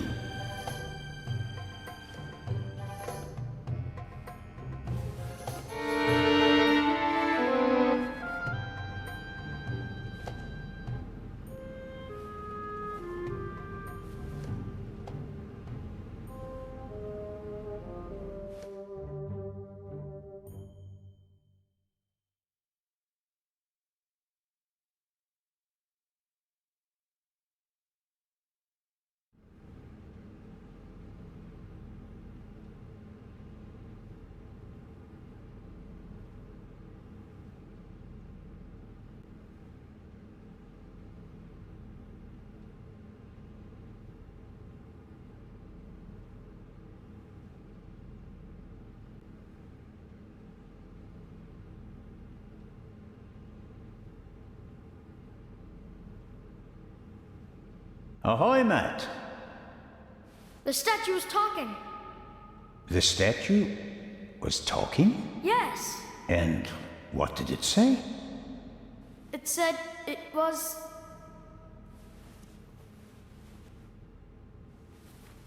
That's a very bad word. I know. And an English one. Don't you think it's odd that an old Egyptian statue speaks English? Don't you think it's odd that a statue speaks at all? That would have been my next question. And, is the statue talking to you right now? Do you think I'm nuts? No, of course not. I just thought you might have much better ears than me. Ears that can hear statues. Some cop you are, Mr. Zellner. This is a mystery and you're just making jokes. You're right. It's just... Don't you believe me? We both agree that a stone statue without a mouth or vocal cords cannot speak, right? Yeah, I'd agree with that. Okay, that means you heard something else, and we have to find out what or who it was. Roger. I'm almost a bit envious of you. Going up the Nile on a ship, it must be great. Yeah, I guess. You don't sound so keen. I think my mom wants the professor to come too. And you don't? You can't tell me. What if Mom marries the professor and doesn't work with the lady anymore? We'd have to move to London, and I'd have to go to a new school.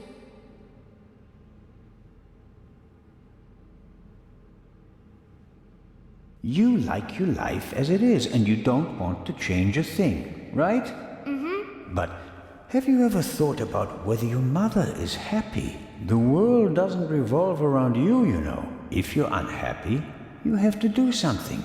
Sometimes you have to take a chance. And in that case, you need all the help you can get. Do you mean Mom isn't happy? I don't know. What do you think?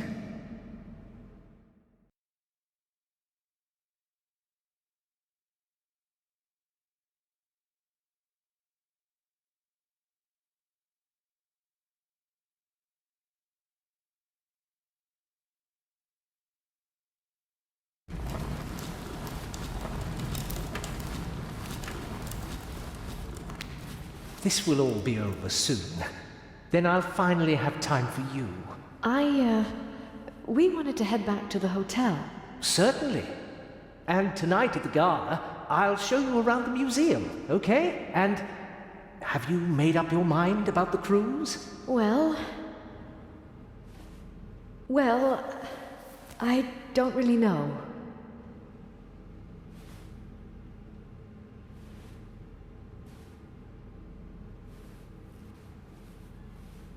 Come on, Mom. Who could teach us more about Egypt than the professor? Then it's settled.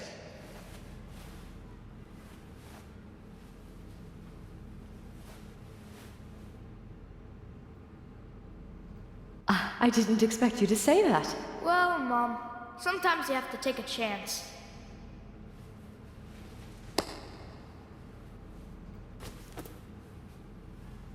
Well, who wants ice cream? Me! Actually, Mr. Zellner still owes me some.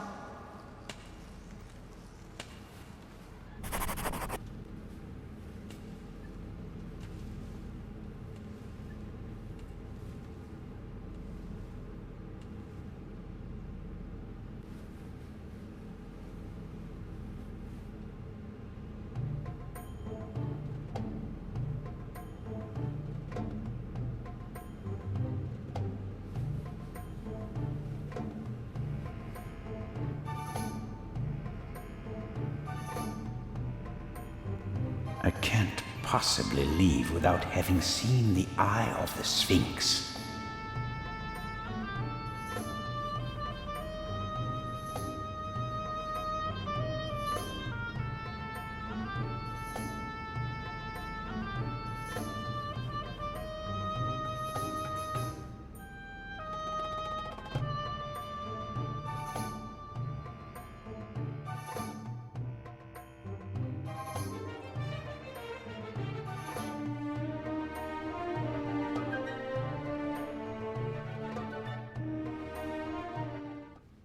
A great moment! Professor Lucien, your key, please. Yes. Well, Come on, Professor. but you have to realize that... Thank you. Finally! But... Professor? I wanted to give you this.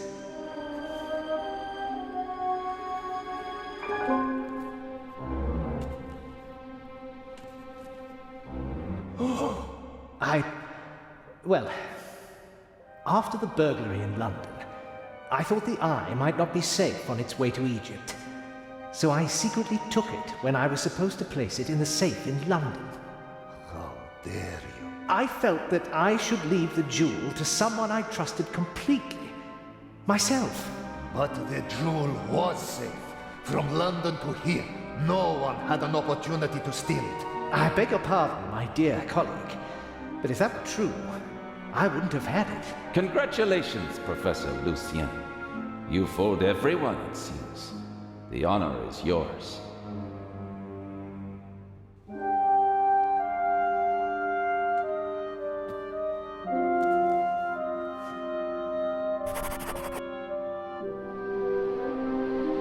Well, that's that.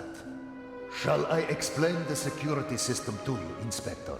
The French ambassador summoned me. I have to get in touch with him. The press is besieging the embassy, and I have to answer their questions. But you absolutely must come tonight. The opening of the exhibition will be the highlight of the year, and you are my special guest. I will see what I can do. Zellner, will you have a look at the security precautions? We'll see each other tonight. Of course, but... Wait, Inspector. I'll join you. Well, here we are. The inspector will answer the reporter's questions for the next few hours. And well... I won't take up too much of your time. I'll take a look around and then go lie down so that I'm ready for tonight.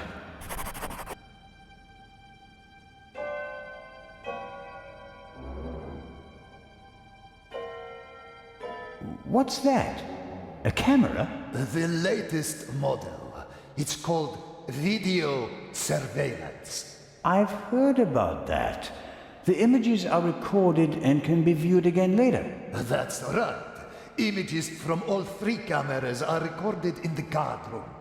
Wow. As I've said, we've spared no effort and no expense.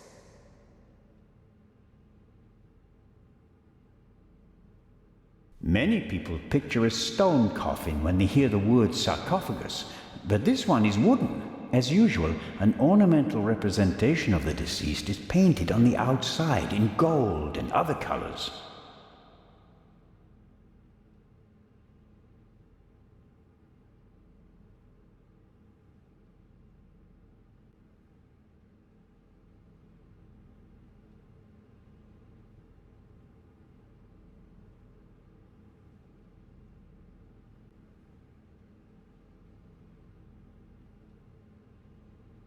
What's in the other display cases? Other valuable originals. The eyes of the Sphinx would have been the highlights of our exhibition. Now that we only have one left, it doesn't really outshine the other valuables anymore.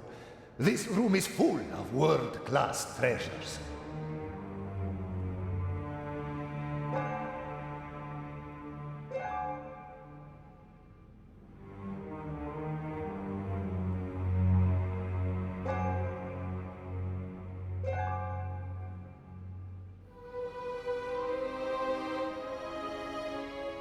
How is the display case protected? It's made of bulletproof glass that's several centimeters thick. You'd need heavy machinery to open it. But even the smallest disturbance of the display case will set off the alarm. Doesn't look half bad. A glass cutter wouldn't be much use. Is the display case anchored to the floor? Why do you ask? The Raven once stole a whole display case in St. Petersburg instead of just taking the jewels out of it. Such an attempt would fail here. The display case is bolted to the floor and weighs several hundred kilograms.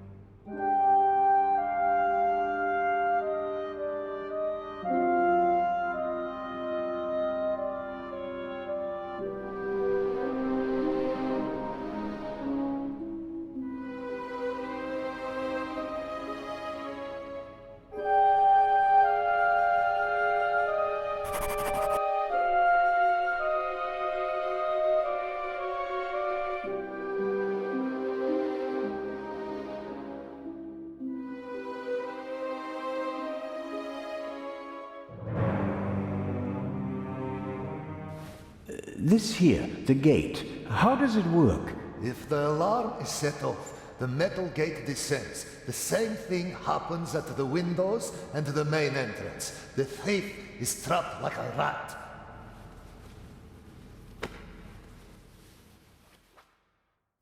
As are we. Next, I'll show you our guard room, the heart of the whole security system. And after that, I'll have to excuse myself.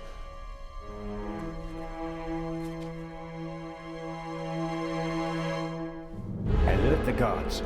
Then call the French embassy. Legrand needs to come. We're being locked out.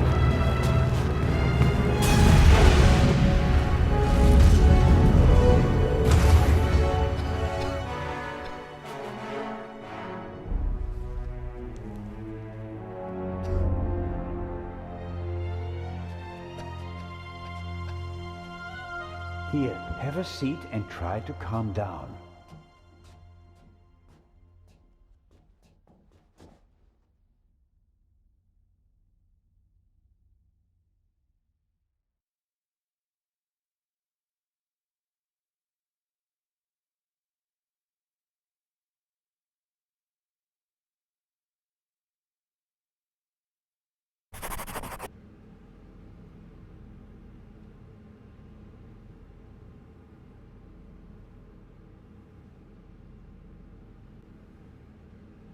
Director Mokhtar?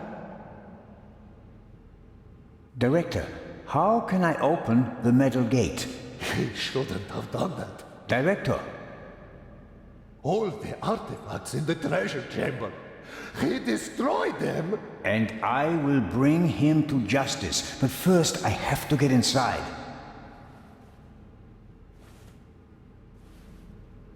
He's pale and shaking, probably in shock. Perhaps I'll get something out of him in a couple of minutes.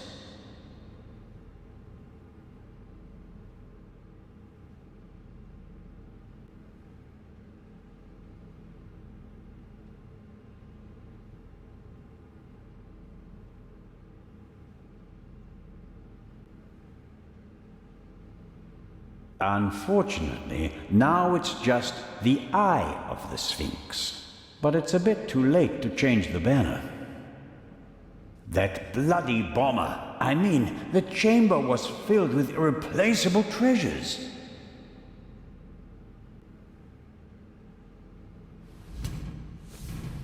The gate is massive. I can't open it myself.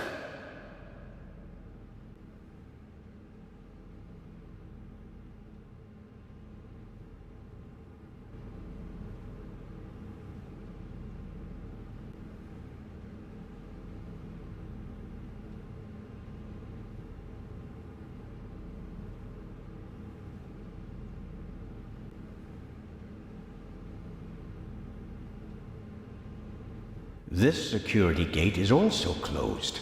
Once the alarm went off, no one could have left through the official exits. I'll leave the gate closed until Legrand has surrounded the museum with his army of policemen. I'll leave the...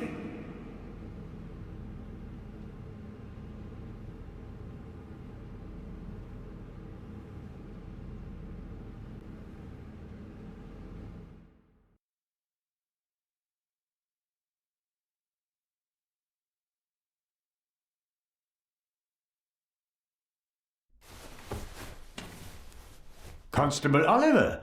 Don't move! What did you do? I didn't do anything. But I'll tell you what I'm gonna do. I'm gonna arrest you. Put the pistol away. Oh, you'd like that, wouldn't you? Robert, be sensible. Shut it! Is he dead? Just unconscious.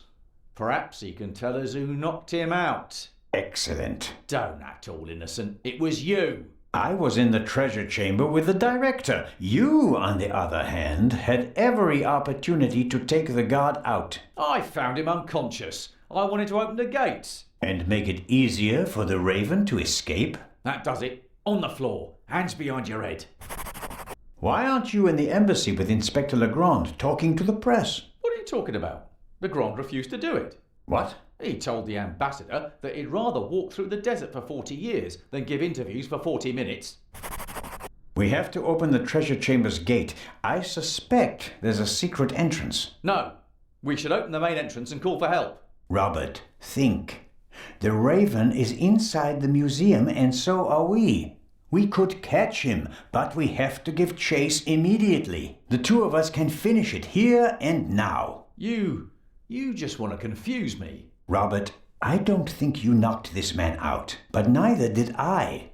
I was with the director the entire time. Ask him. That doesn't mean you aren't involved somehow. You could be working with the Raven. So could you. We can suspect each other, open the exits, and offer the Raven every possible escape route. Or we can bring him to justice right here, right now. Oh, okay. But just get this straight. I don't trust you. I'll keep an eye on you, and if you try to get away... Understood. I'll try to open the gate to the treasure chamber now. I'd appreciate it if you'd refrain from accidentally shooting me. No tricks, Zelna. And if we don't find anything in the treasure chamber, we'll open the gate at the main entrance and call Inspector Legrand. Of course.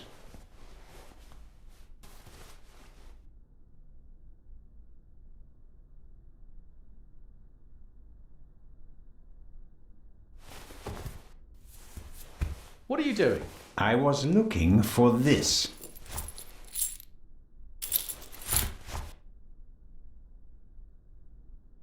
Guards usually have more keys, but I doubt they need that many if they just sit in the guard room all day. I think he's okay. After we've checked the treasure chamber, we should call an ambulance.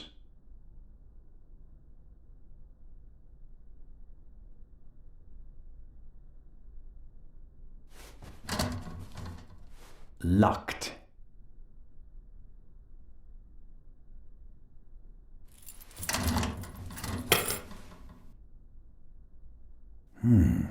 Blueprints for the museum. Every gate seems to be controlled by its own switch. This should be the gate for the treasure chamber.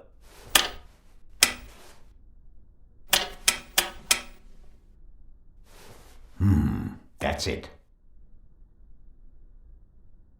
There's nothing more I can do here.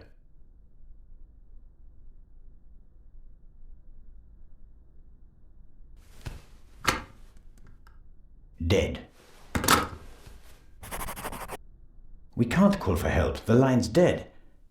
Does the alarm system call the police automatically? If not, or if it was also disconnected, I'm not sure that anyone out there knows what's happening inside the museum. I guess no one heard the explosion from outside.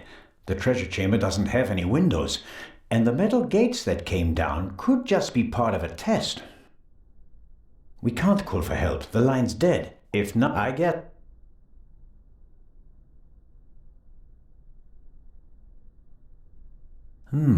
Various bits and bobs for the office routine. Looks like even the guards can't avoid mountains of paperwork.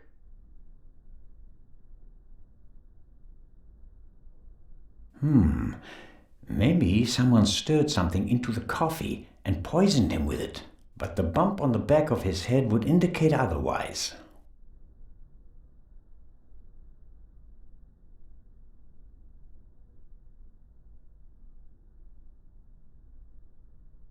A monitor, probably for viewing the security cameras. There are 5 buttons down here, 3 of them labeled. Camera 1,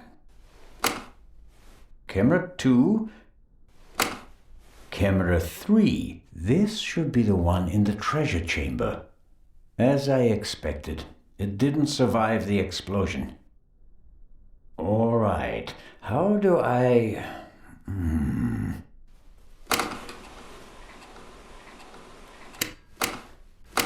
Fantastic. That's me, with the director. Now it's getting exciting. What on earth? You damaged it. No, I didn't. Someone must have turned the camera off. Or...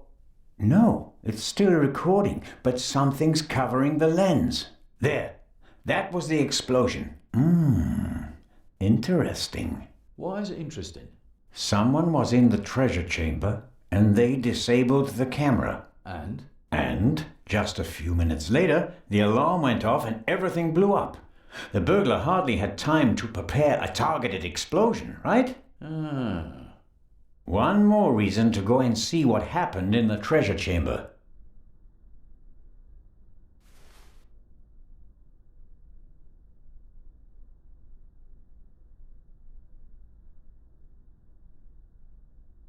Constable Oliver can't honestly think that I'm the Raven. He must realize that I never had a chance to set a bomb. Although he may think that I could be an accomplice, as could he.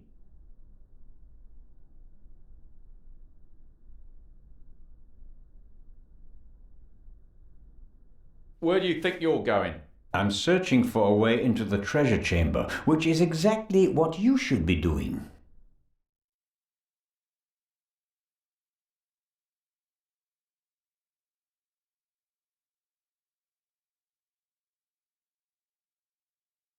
I'll give you 5 minutes. Then we'll follow my plan. Open the main entrance and call for backup. Let's hope for both our sakes that I find a way into the treasure chamber before then. I don't want to be responsible for the escape of the Raven.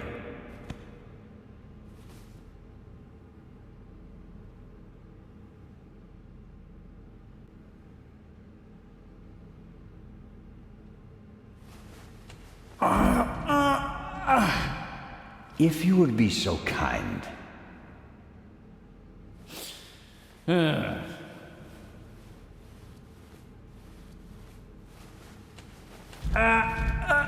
No, that won't work. I could have told you that.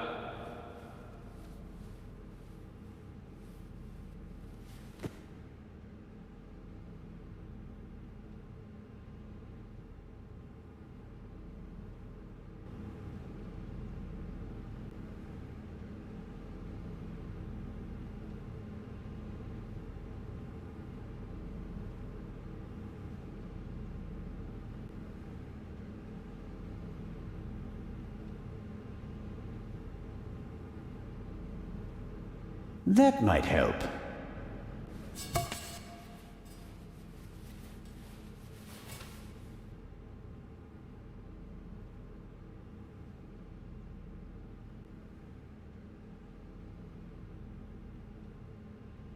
Constable?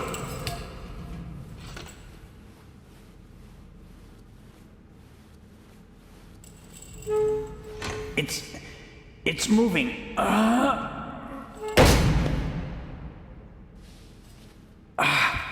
No, not quite there yet.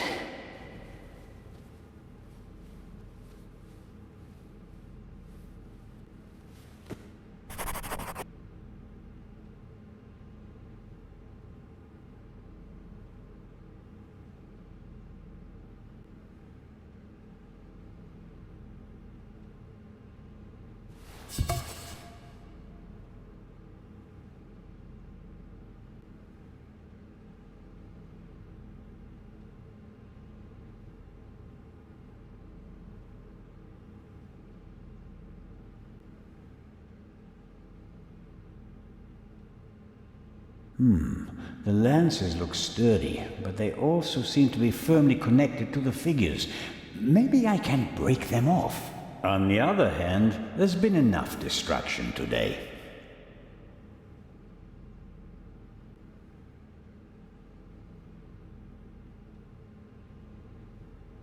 Director Mokhtar, I can't open the gate. Is there another way into the treasure chamber? No. Only one way. Only one.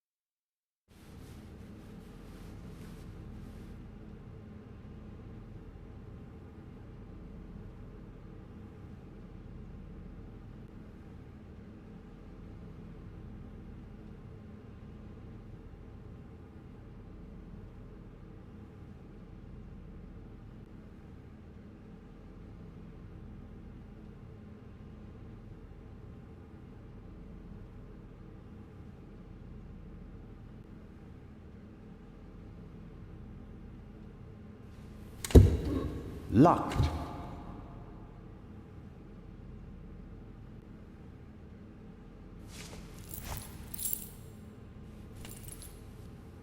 It fits.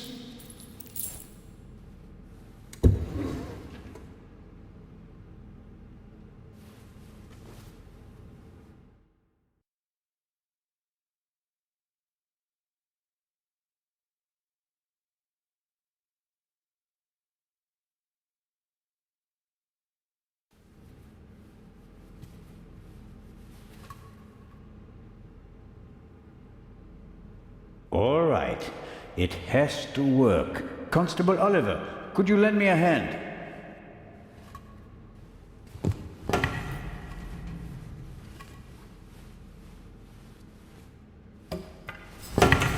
On three.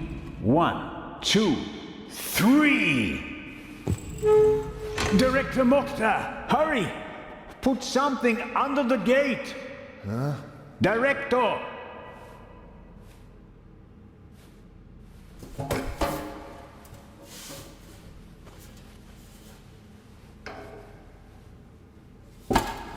No luck. It won't open any further. Put it down, quick! That'll hold it. I wouldn't bet on it. We should hurry.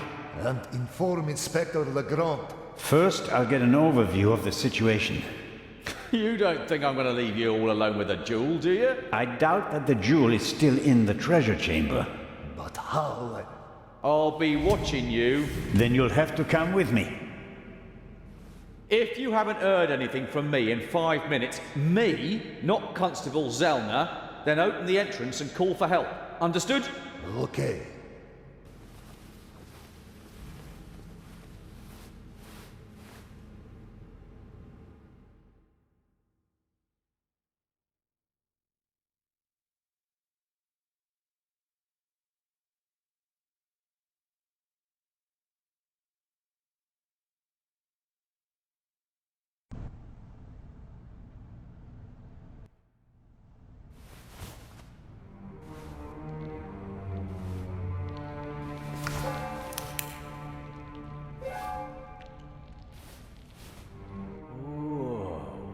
Woe indeed.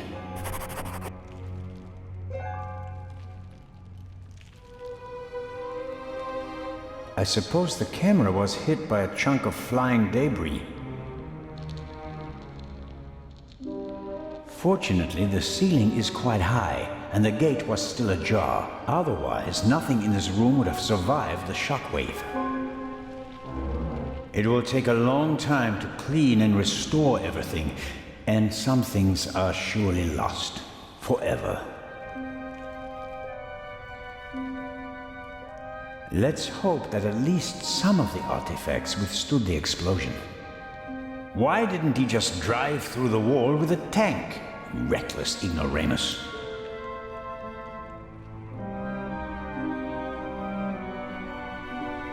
The remains of the cordon. Give me some light.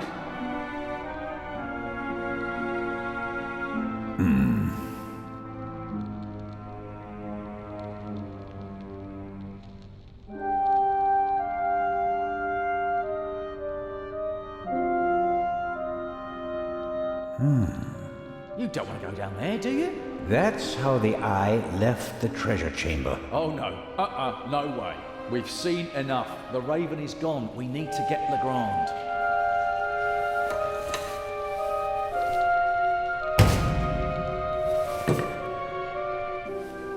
Great. You happy now?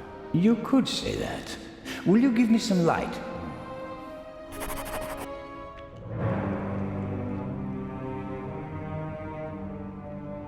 What do you think about this? That's a right mess. You can say that again. Would you give me your flashlight?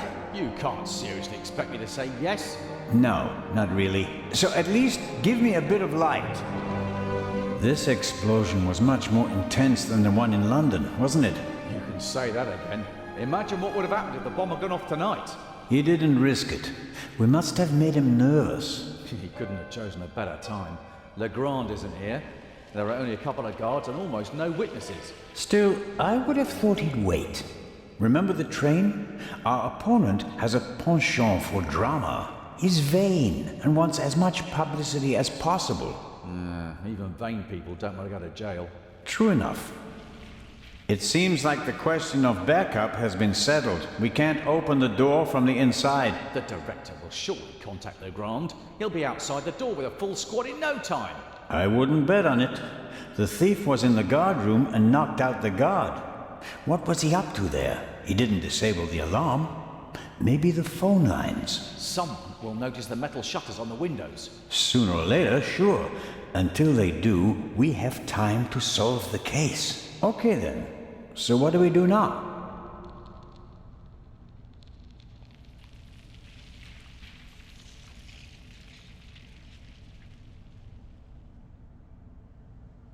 The cord is too short. It'd be no better than jumping.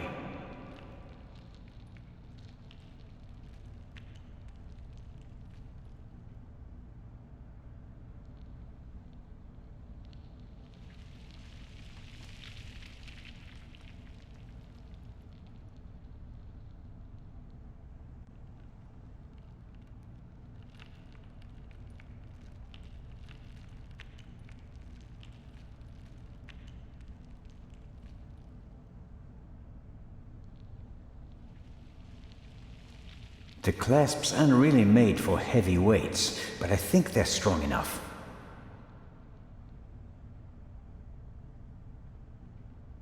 Not the best rope in the world, but it will have to do. I let myself down into the hole with the rope. You can't be serious. This isn't a matter for discussion.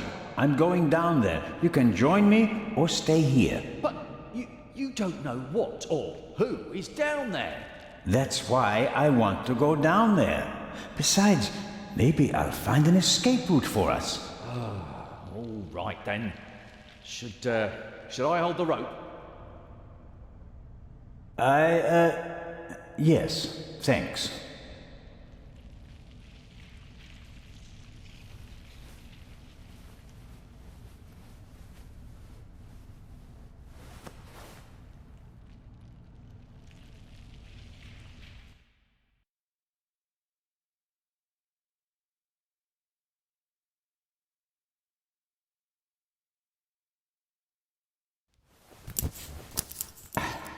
I'm down. Give me some light, Robert.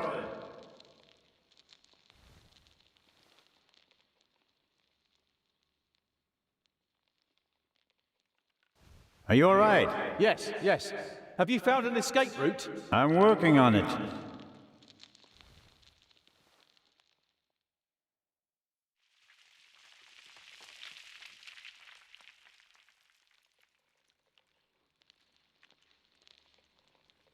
Shine the light over there, please. Interesting. Documents, maps, letters, all of them at least 20, 30 years old. I wonder how the Raven knew about the secret basement. He must have done some research and then paid someone for the missing information.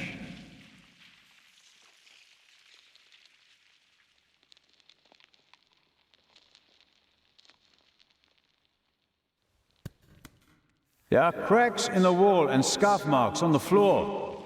A secret door? And probably the Raven's escape route. Can you open it?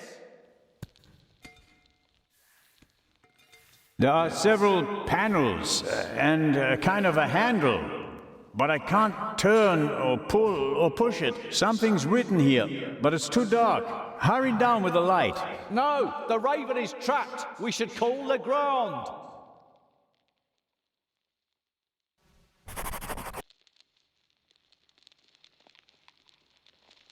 Do you think this door leads to a dead end? With every minute we hesitate, the Raven's trail is getting colder. But we should take it one step at a time. We're alone, and the Raven is dangerous.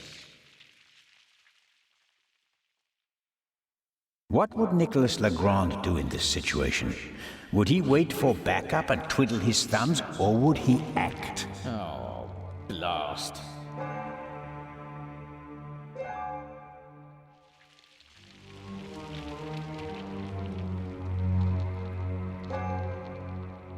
Come on, Robert. Small decisions can have major effects. You hand me the light and we could both be heroes. Or dead. Robert, I'll be careful. Okay, here's what we do. I'll hand you the lamp and you open the door. Then we guard the door and wait for backup. I couldn't have put it better myself. Right.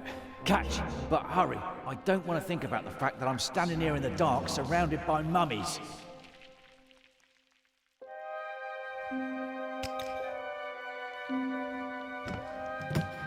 That's better. Constable Oliver has his heart in the right place, but that doesn't make him the right man for the job. Everything okay, Robert?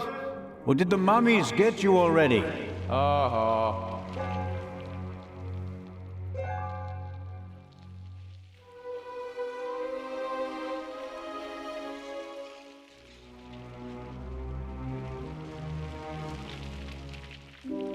As I expected. Empty? Yes. The display case didn't survive the fall. The thief just had to pluck the jewel out.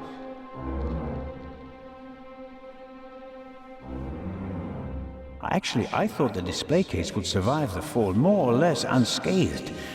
And 3 of the 4 windows did survive.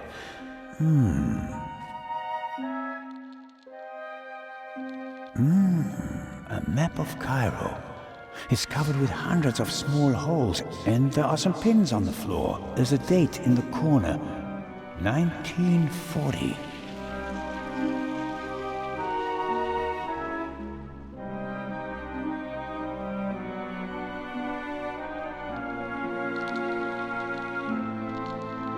What's that? Hey, don't go too far away. Come down and stop me. Interesting. Some kind of wooden hatch. There are 2 hinges on this side. There's a kind of metal hook holding the hatch closed.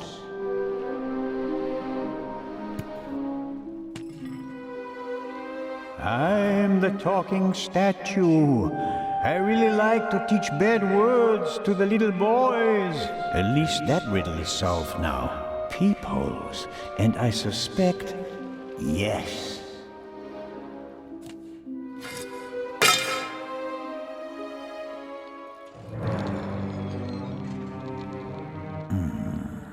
The Raven couldn't have gone this way.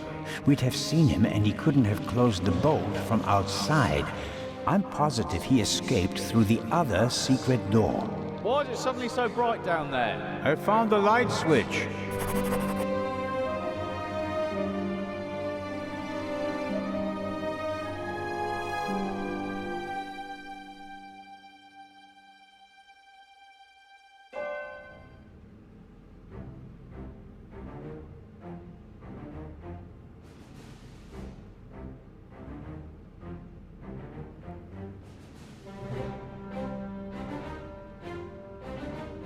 The museum still has plenty to offer, despite the senseless destruction in the treasure chamber.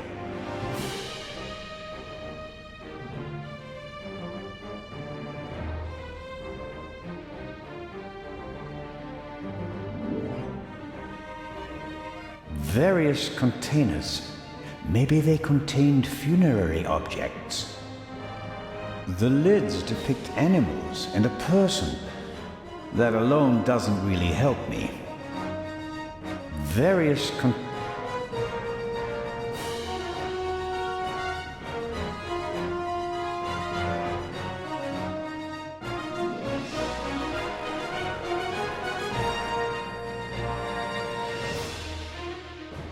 Zelma, is that you? It is I, the Raven. Did you find an exit? No, I'm still looking. The basement is quite large. Okay, don't go too far away.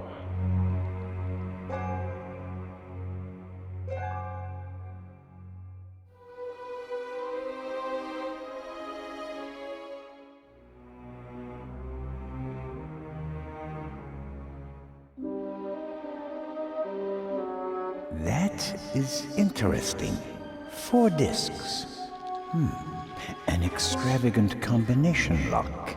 If it was just another language with a Latin alphabet, I might be able to guess the meaning, but I'm lost when it comes to Arabic. I'll write them down. It could be a hint about how to open the door.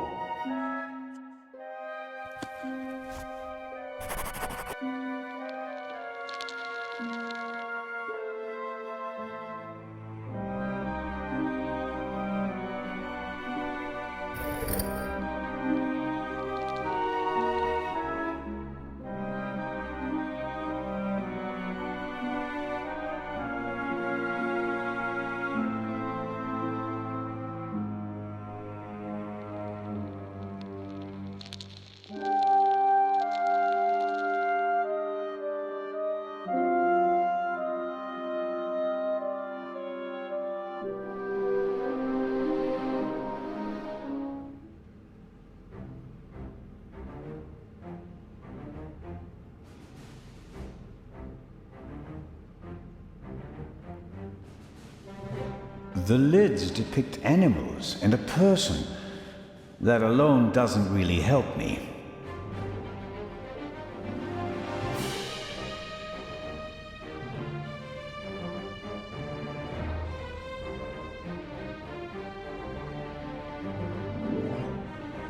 The museum still has plenty to offer, despite the senseless destruction in the treasure chamber.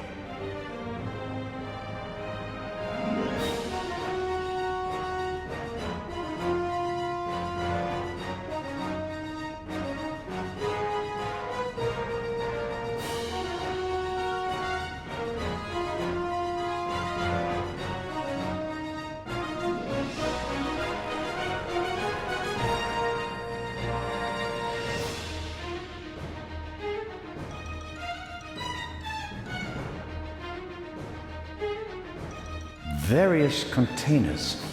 Maybe they contained funerary objects.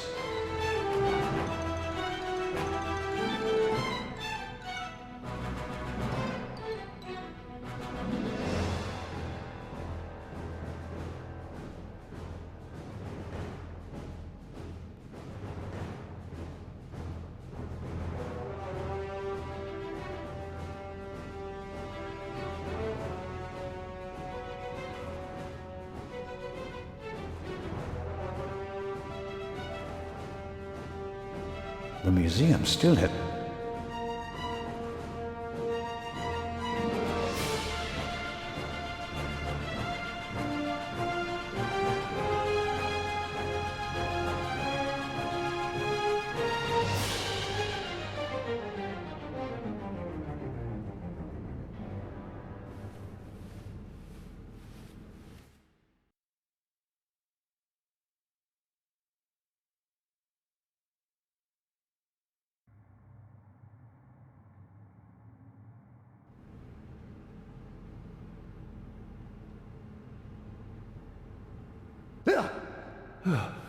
What are you doing here? You were just... I found another exit. The eye? Gone. The Raven blasted a hole in the floor of the treasure chamber. There's a hidden basement beneath it. And the other treasures? It doesn't look good.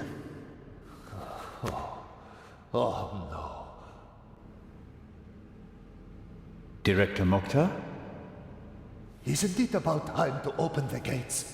I don't believe that the police have arrived yet. We can't risk giving the Raven a means of escape. That monster is surely long gone by now. Perhaps not. I have a lead. Do your best. As soon as the police have surrounded the building, I'll open the gates. Very well, Director. The basement below the treasure chamber. Did you know about it? I had no idea. There are maps and drawings from the Second World War in the room. Why? Well, it may have had something to do with the resistance. Resistance? Egypt was occupied by the British. There was a movement for independence. The Egyptians collaborated with the Nazis? No, but the enemy of my enemy. So, the rebels reported information to the Nazis, and for that they needed secret command posts.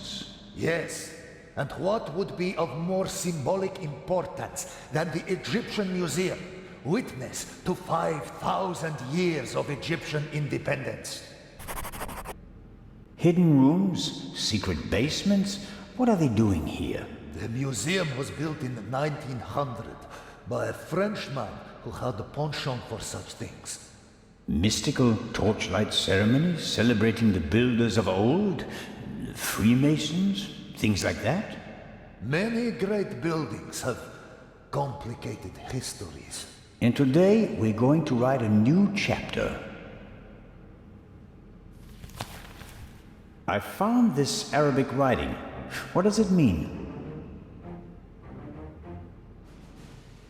It says, the sons of Horus. And that means? Is this really the time to discuss history? It's important. The sons of Horus played an important part in the burial ritual. 4 sons, 4 canopic jars, vessels in which the liver, lungs, stomach, and intestines of the body were stored. Are the 4 connected to symbols? A man, baboon, jackal, and falcon. Look downstairs in the main hall. Sons of Horus. Vessels and intestines. Got it. It's going to be okay. Wait here. Where is the constable, anyway? He's guarding the treasure chamber. He told me to call for backup if he doesn't come back in about 5 minutes. And that I shouldn't trust you.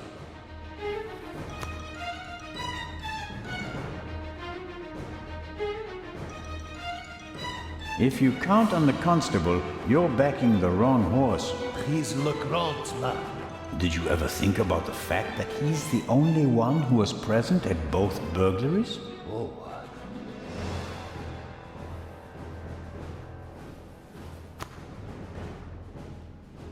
I'd better leave him be if I don't have an important question.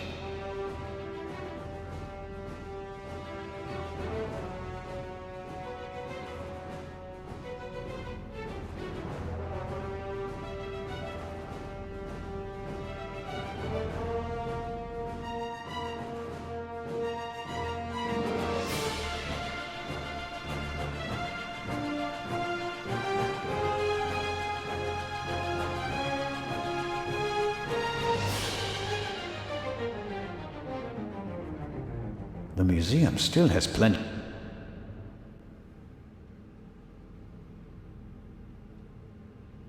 Sarcophagus from the Old Kingdom.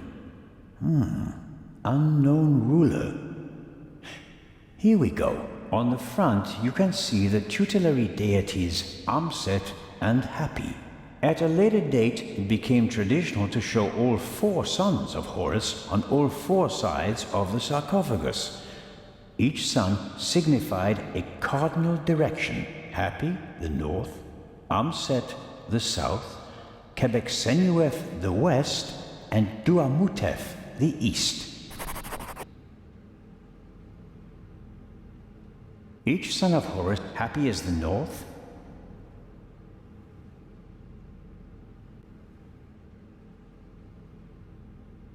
must be the canopic jars the director was talking about. 1 jar for each of the 4 sons of Horus.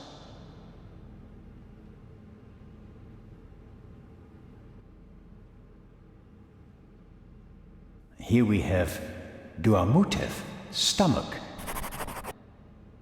The sign says Amset, liver; Happy, lungs; Quebecsenuef, intestines. The sign says Happy, lungs.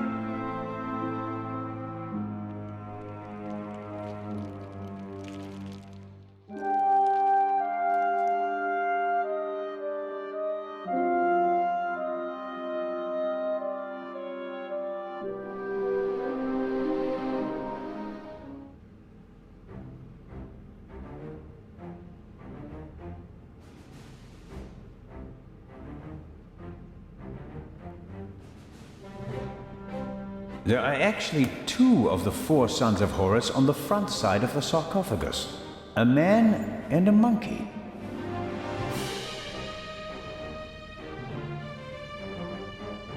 Each son of Horus is associated. Happy is the north, Amset is the south, Quebecsenuef is the west, and Duamutef is the east. Each son Happy is the north, Amset is the south, each Happy...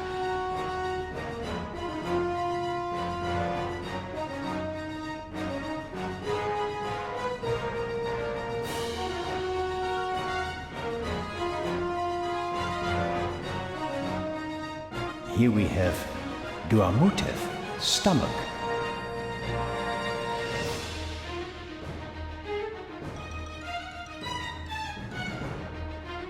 The sign says Amset, liver.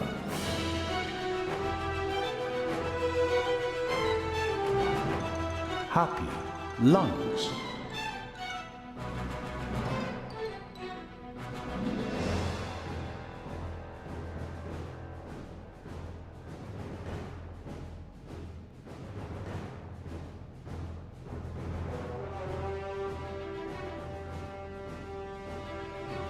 The sign says, here we have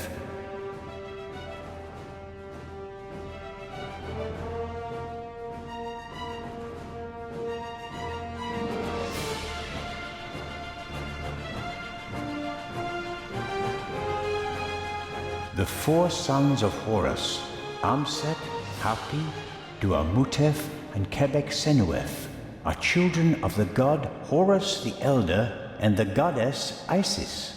They are believed to protect canopic jars, which contain the internal organs of people who were mummified in ancient Egypt.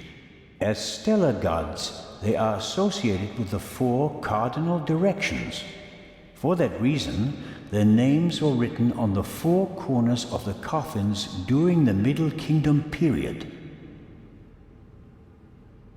Each son from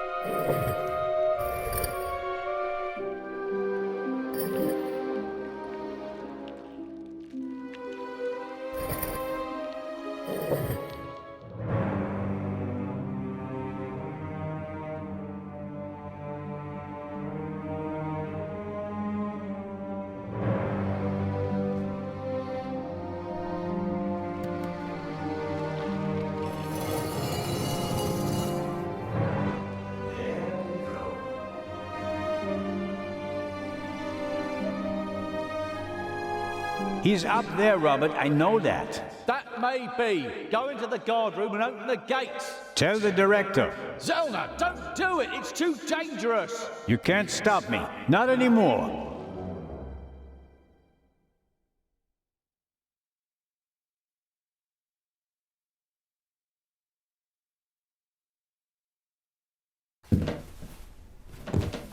"200 steps at least.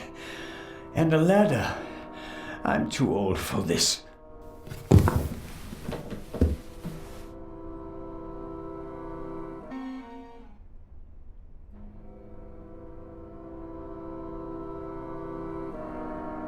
The chair is the only object that's not covered with dust. It seems like someone sat on it recently. Handcuffs. Not what I expected. Was someone interrogated here? Huh? The Raven, if I'm not mistaken.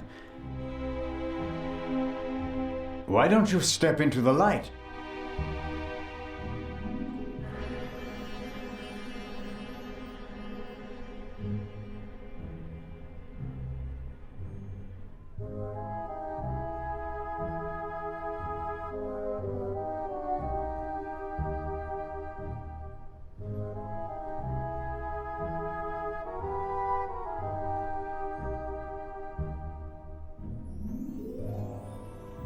Mr. Inch.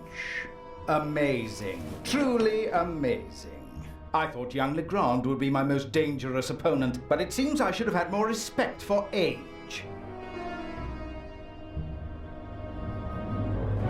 And the bomb on the train? Did you want to kill us all? I knew that Legrand would be hot on my heels after the heist in London. He's a dangerous man, Mr. Zellner. He almost caught me once. Is that a reason to resort to murder? It wasn't my only reason. An eye for an eye, Constable Zellner. What about the murder of the Baroness? Was that also your doing? The death of the Baroness was never part of the plan. Dr. Gebhardt had a score to settle with her and got in my way. You didn't care about the key to the safe? I never wanted to steal the eye out of the safe. I always intended to strike here, in the museum. What about Gebhardt's confession? A nice idea, don't you think? It keeps the inspector out of my hair. For a few more hours, at least. Until everything collapses like a house of cards. Why did you want to steal the second eye here? The eye was in the bank in Zurich for a long time. Impossible to get at. Then the safe on the ship in Legrand's cabin. Too complicated. I heard about the secret basement and found out how the security system worked. I would have preferred to save my performance for the gala this evening, but, well, events demanded a change of schedule. Not least because of you, my nosy friend. How did you do it? How did you plant the message on the safe in the train? How did you know that Gebhardt killed the Baroness? And the demolition charge below the treasure chamber? How did you manage it all? Even if your arm isn't lame. Oh, it is, believe me. I needed help, it's true. A messenger boy to replace my arms and legs. A messenger boy? Ah, Adil. This could be interesting. He's quite talented, but unreliable. He has a mind of his own plans. Don't you, Adil? I never wanted blood to be shed, but it's time to make an exception.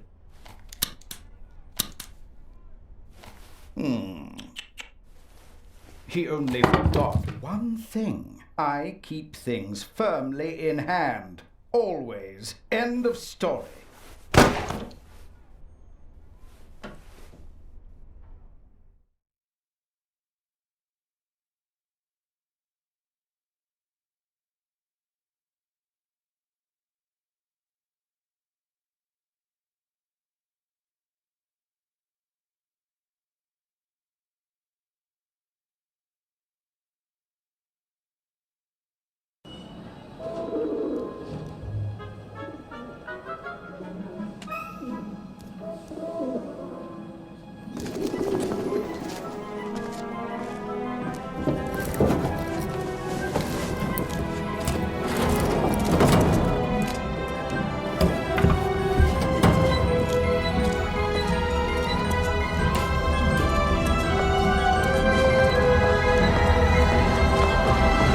I told you not to get off. What if the train had gone without you? So, you're taking a job as a ship's doctor. I am excited but nervous too. I'm not exactly a champion swimmer. If you wind up in the water on board a ship, something's gone terribly wrong.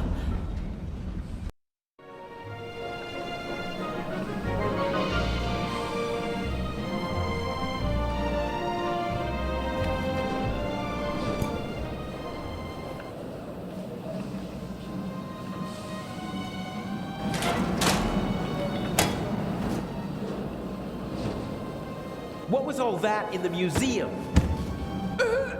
That didn't quite go according to plan, did it? And I hate it when things don't go according to plan. You nearly killed them. You let them catch you. It wasn't my fault. Scotland Yard was there. If I thought it was your fault, you'd already be bobbing in the River Thames with a bullet in your head. Someone tipped them off. I don't know who, but I'm going to find out. Where is the jewel?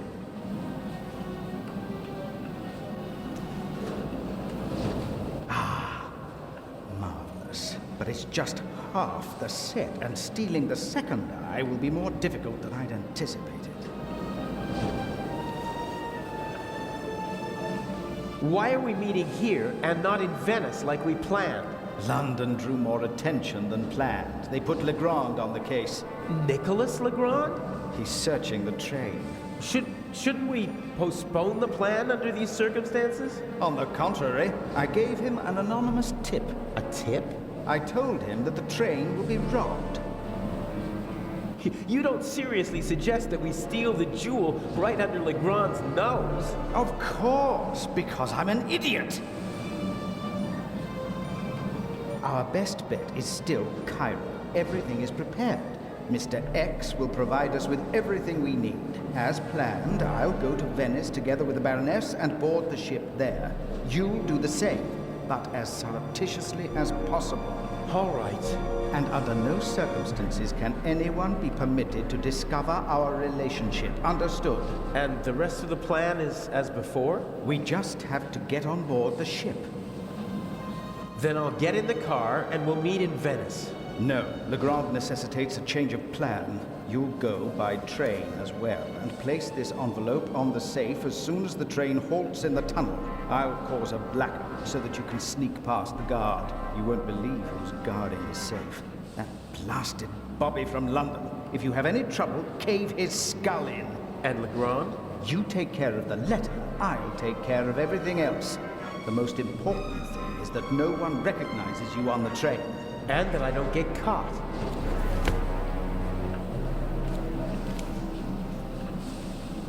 What's the purpose of the letter? That's not your concern. I'd just like to know whether I'm risking my life for some game of yours, or whether it's worth it. Any one of my games would be worth your life. You just do what I tell you. Stick the letter on the door of the safe, or leave it on top of it. I don't care. But the letter has to be there as soon as Legrand shows up after the blackout to make sure everything is in order. Understood? Yes. What? Yes, understood. Hasn't the Baroness grown suspicious? She's wrapped up in a veil of alcohol, arrogance, and disinterest. Only flattery, gossip, and Belgian chocolate can penetrate it. Ideal conditions. I'll be glad to be rid of that old hag. She's my ticket to the most important museums in Europe. But these have been the longest 6 months of my life. How are the injured guards doing? How the devil should I know? You didn't need to do that. What? Save your bacon? I'd have made it out on my own. Oh yes, the poor security guard. It really wasn't necessary. I'm such a naughty boy. I just don't want anyone to get hurt. Oh, please, please, don't be angry with me. I won't do it again.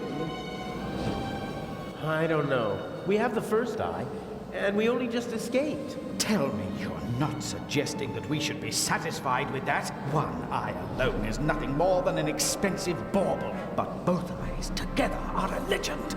My greatest triumph. Shouldn't I put the eye somewhere for safekeeping? Just in case Legrand searches our things. I'll hide the jewel in the Baroness's luggage. I already know where. Legrand won't dare search her belongings, and even then, he'll never be able to open the secret compartment. Okay, so we'll see each other in Venice. And not sooner. Here, take your travel documents. We may not have an opportunity to meet in Venice. Okay, fine. Huh, that's the first change of plans so far. Whatever. Looks like I'll be going to Venice by train.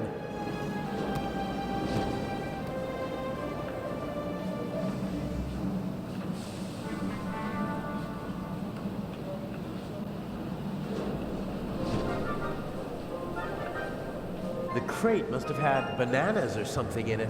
It's empty now. It's built out of thin wooden boards. Probably didn't have to bear much weight.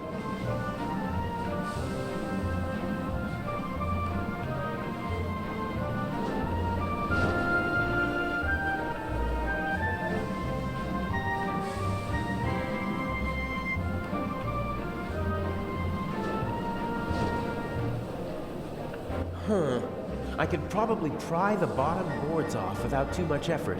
They're thin, and the nails are short.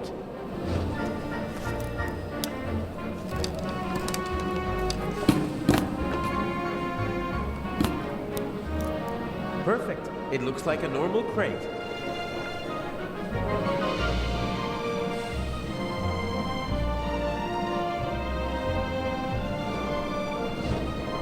It's now or never.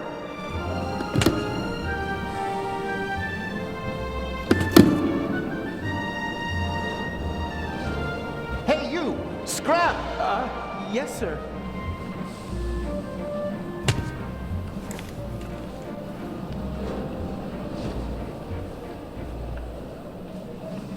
Let the games begin. Excuse me, gentlemen. Can't you see that I am talking to the constable? The train is leaving in a few minutes, sir. I have to ask you to board it now. We should get on. Perhaps we'll be able to continue our conversation during the trip. I won't stand in the way.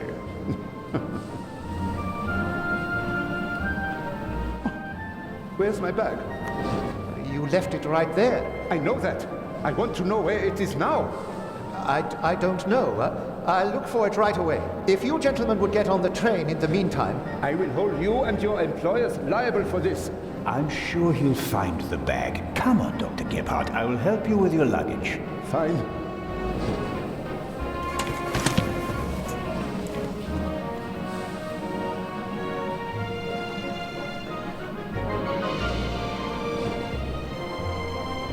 Sometimes you can find useful things in a waste bin, but this one seems to have been emptied recently.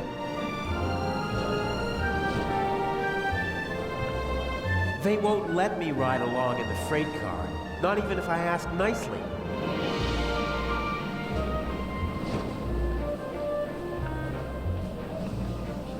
Burglary in British Museum, 1 casualty, 5,000 pounds damage, culprit unknown. Return of the Raven? I'd have escaped anyway, but Inch just couldn't resist playing with dynamite. I hope the security guard recovers soon.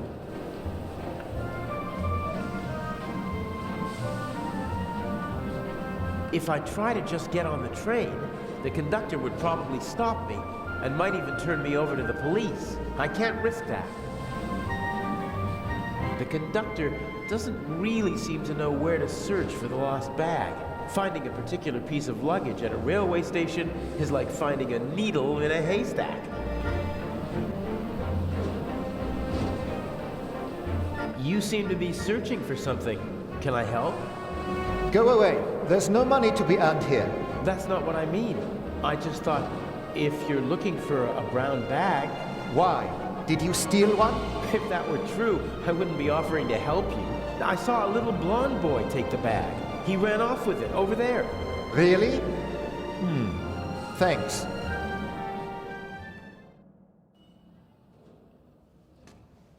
Isn't that the bag?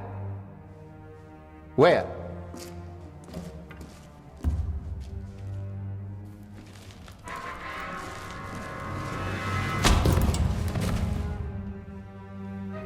Nothing personal.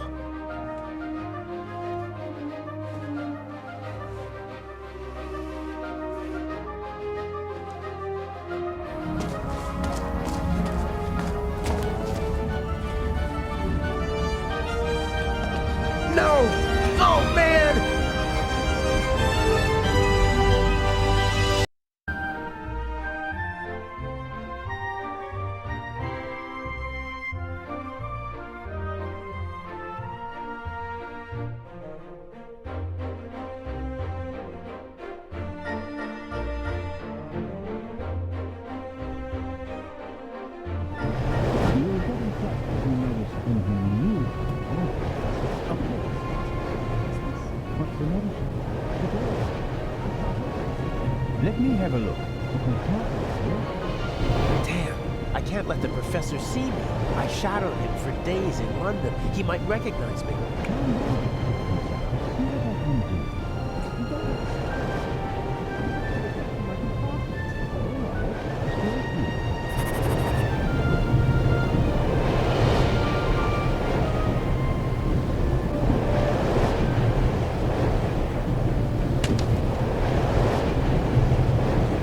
My God, I barely look like myself.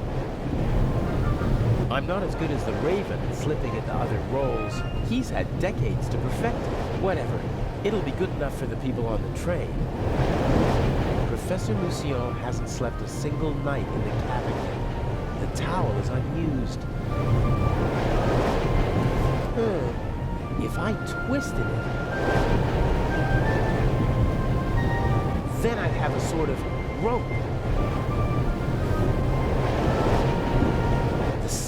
The sink.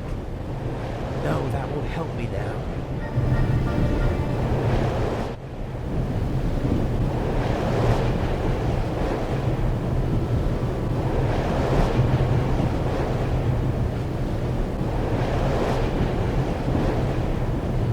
He doesn't give up easily.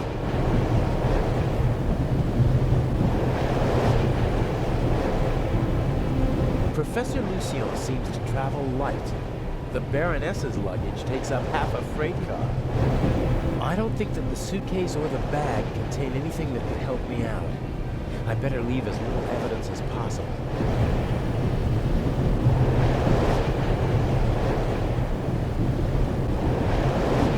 Professor Lucien is at the door, and he won't give up until he opens it. That means I need another way out of here. It was the only window that was open in the station, so it was a good way to get onto the train, and now it might be my only way out.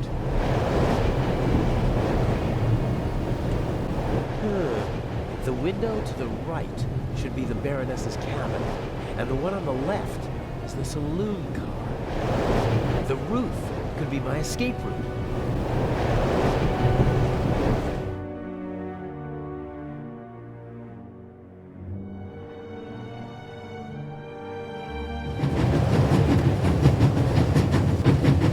This is the saloon car. The coal car and an old-fashioned steam engine are in front of it. That's the Baroness's cabin. Inch is probably with her.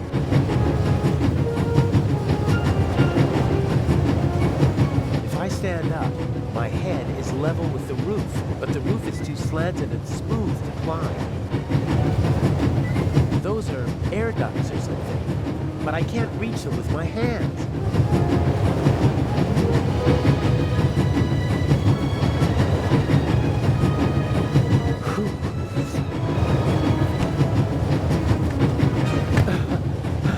There's nothing quite like traveling on a train.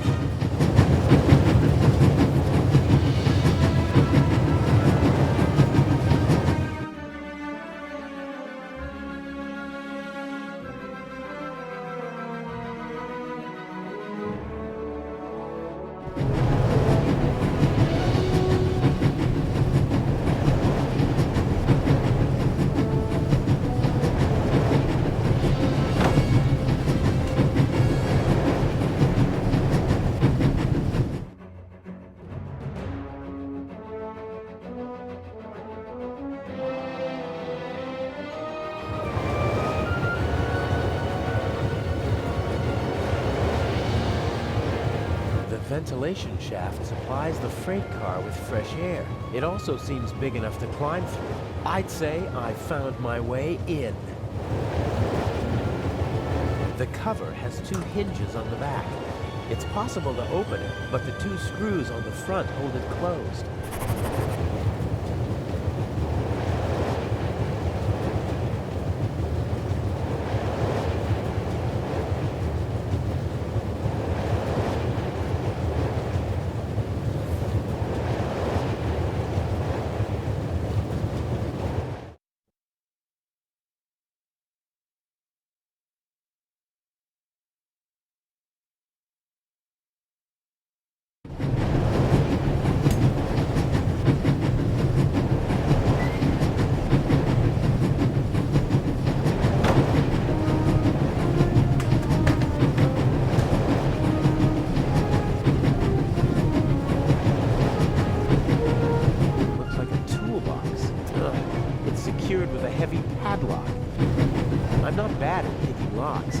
but I don't have my equipment with me, and everything's rocking and moving in here. Given these conditions, it'd take a while to pick the lock.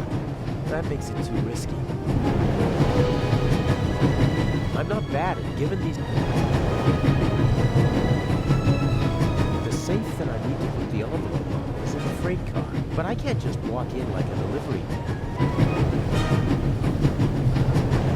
I should be able to move about freely in the train as long as I keep away from Professor Lucien.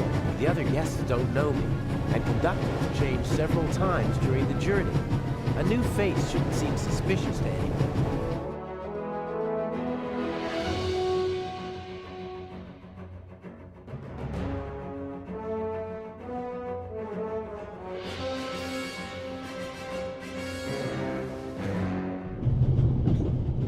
Young man?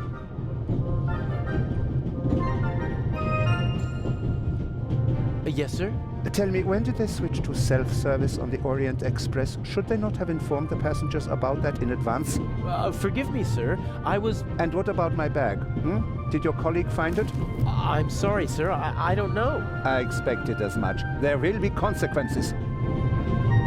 And now, bring me my coffee. Of course, sir.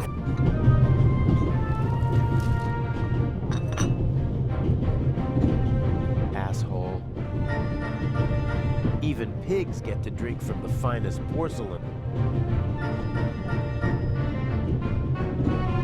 Beer, wine, champagne, gin, brandy, and whiskey. The richest snobs take the same medicine as the poorest slobs. Some people would need a drink to steady their nerves, doing what I'm doing, but not me. I want a clear head if I'm gonna get this envelope onto the safe.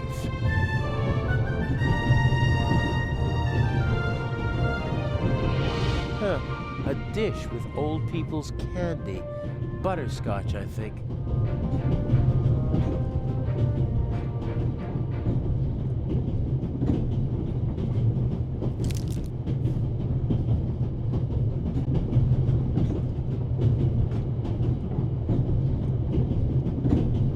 A small portable radio. The reception is surprisingly good here in the mountains. I won't be able to use the radio, but the antenna, on the other hand, a thin, short metal rod that can be extended. Something like that might come in handy. Locked.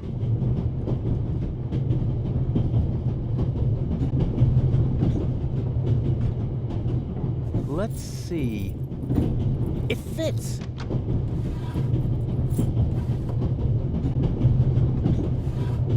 Huh.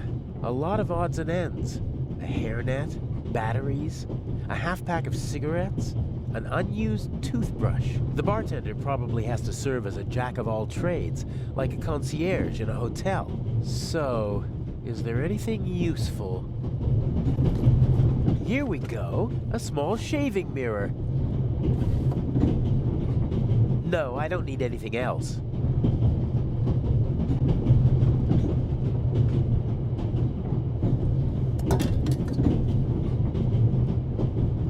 There's still some coffee left.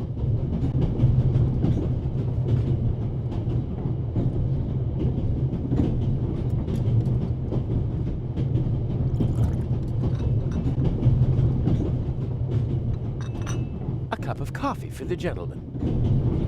Do you know what the problem with people like you is? You mean our lack of a sense of duty, or our skin color, or a lack of respect for our elders? We have so many flaws.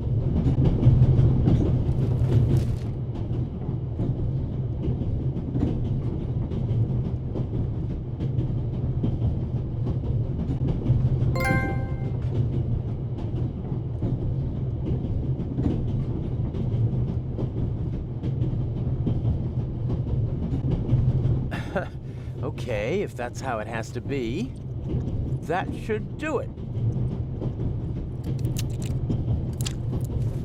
That did the trick.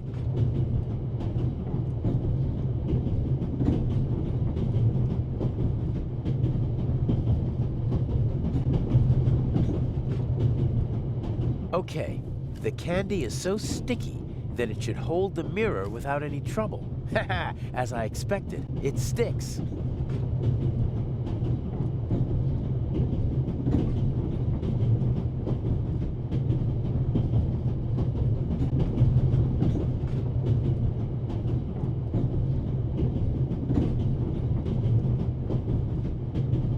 He didn't even want to hear why it took so long to get his coffee. He just wanted to tear into someone, just wanted to assert his will. It's a sad life if you have to pump yourself up by deflating others.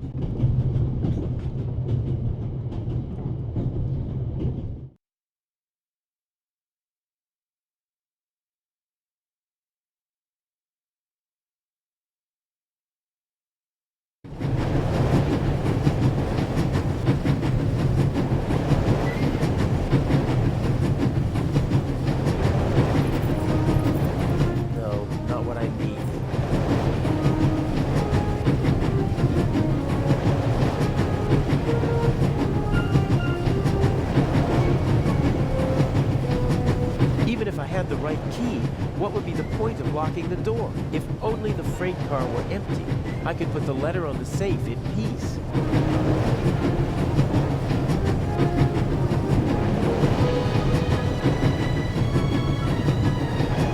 Okay, showtime.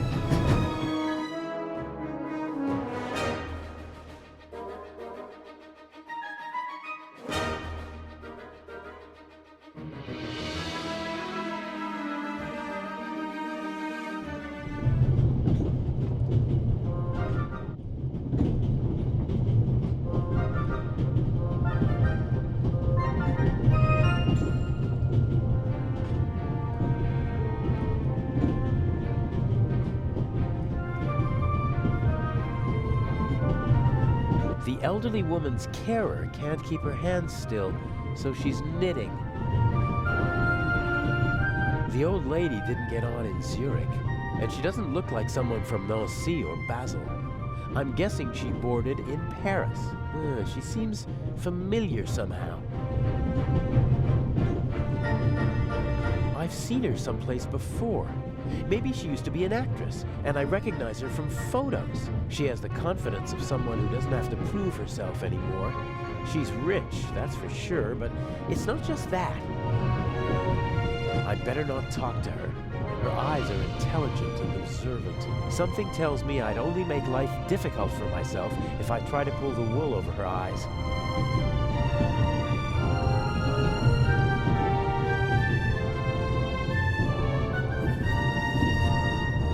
Can I bring you ladies anything? Is everything satisfactory? Everything is wonderful, young man. Very good. Got it.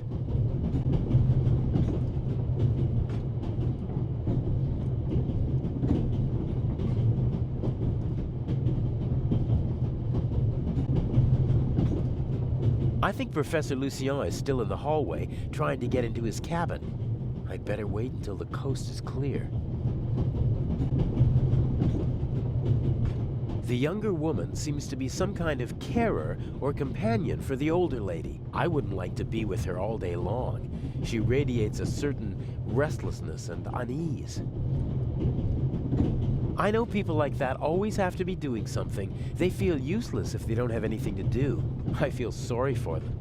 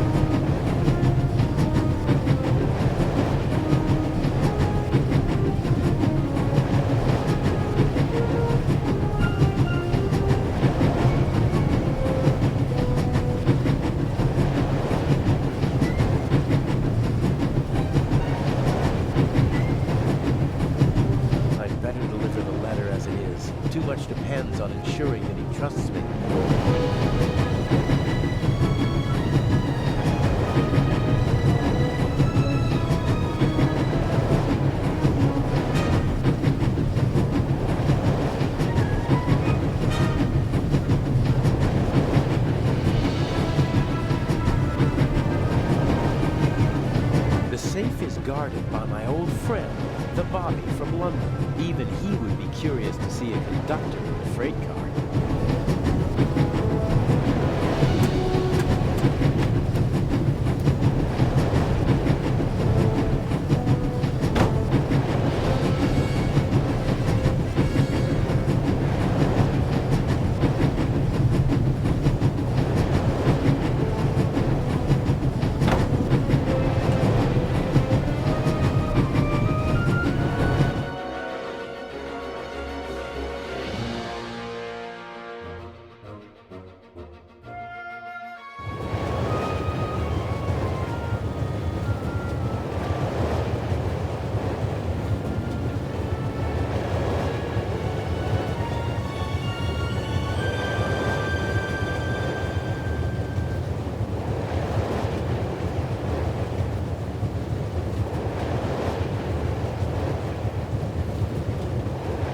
See anything but the rear of the car through the slots. Well, that won't do. What I really need is a view of the front.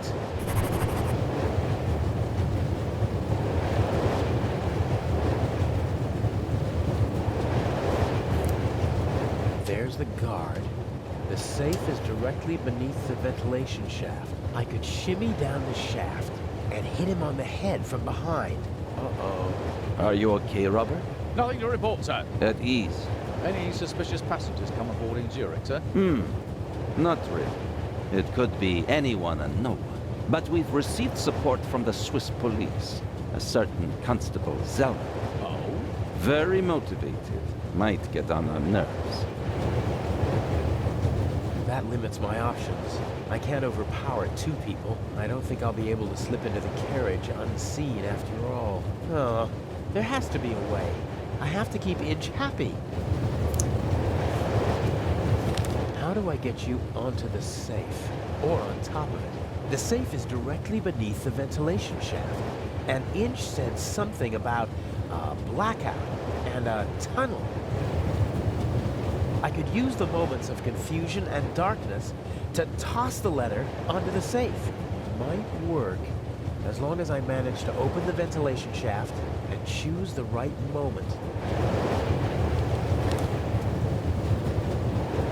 The cover has two hinges on the back. It's possible to open it, but the two screws on the front hold it closed.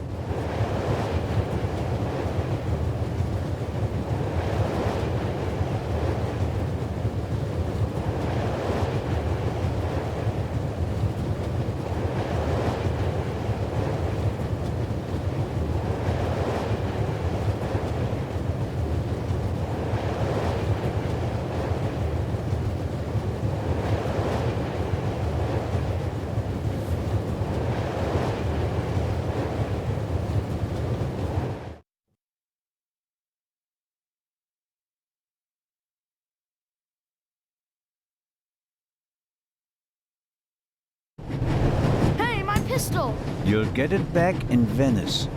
Frightening me like that. I could have fallen under the wheels. I thought you were a ghost.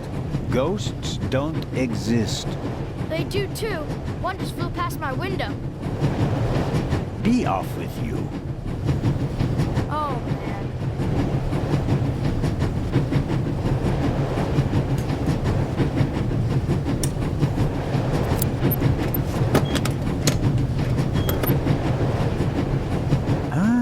I can use these. Phew, that was close.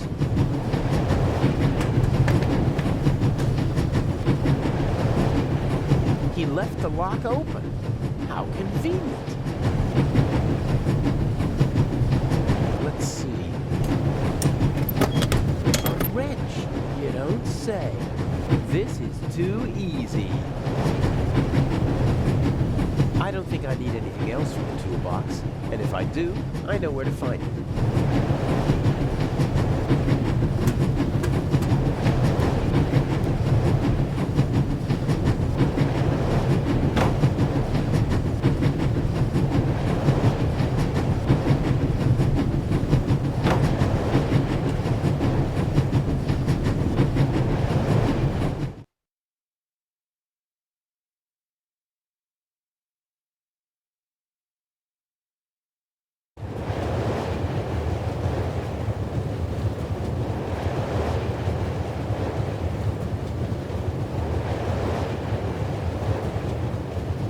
unscrew the screws, but I should only open the cover inside the tunnel.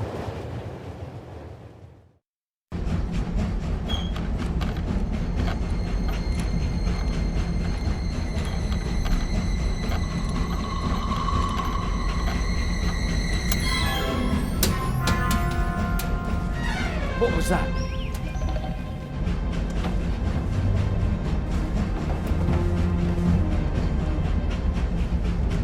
Sir! Must have fallen out.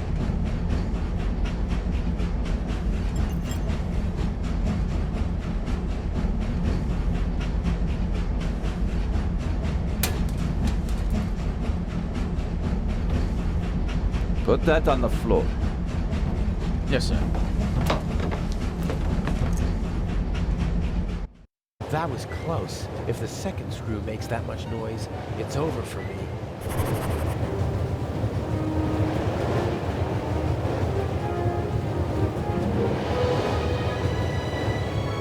No way. If the second nut also hits the floor, Legrand will know that I'm up here. My only option will be to jump from the train.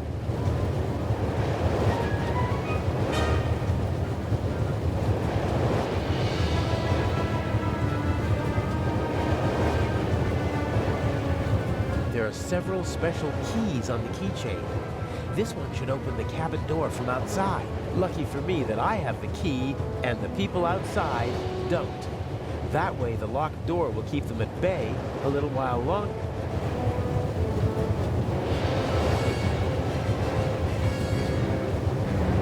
Legrand has retired to a dark corner, and the Bobby is hiding behind some boxes. Legrand obviously set a trap for the Raven. Unfortunately, the Raven knows. Is that what this is about? Does Inch just want to mock Legrand?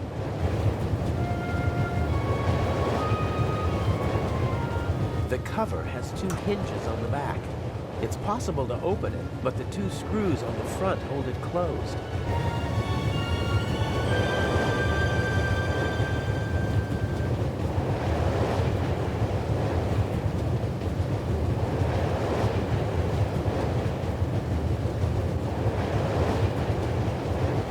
A wrench from the toolbox should be useful.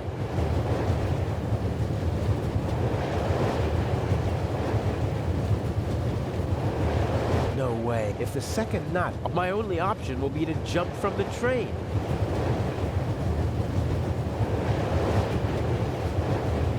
I can't see anything but the rear of the car through the slots. And that won't do. What I really need is a view of the front.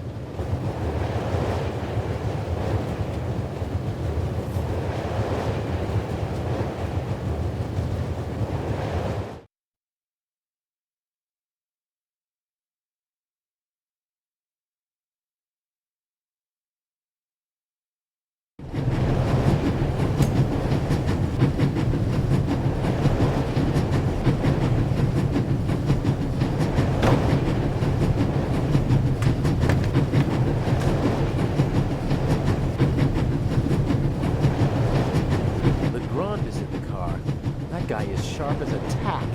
He'd see right through me. The ventilation shaft is a more realistic option. But to be honest, I only give myself a 50-50 chance of pulling this off. Anyway, time to get to work.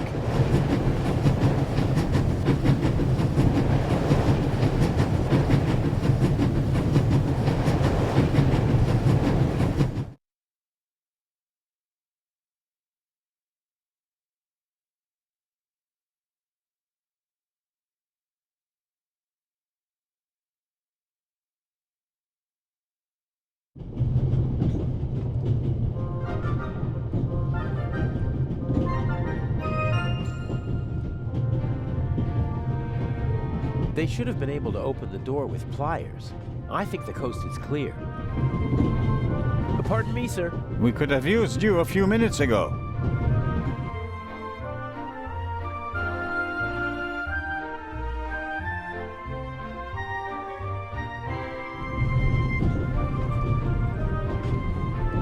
I assume Inch is also in the compartment.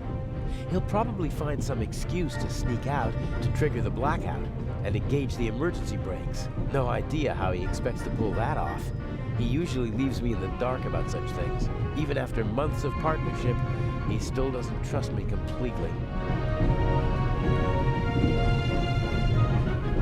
Just a few more days, and I'll finally be rid of that creep. And until then, he has to burn in his own personal hell with the Baroness. A nice thought.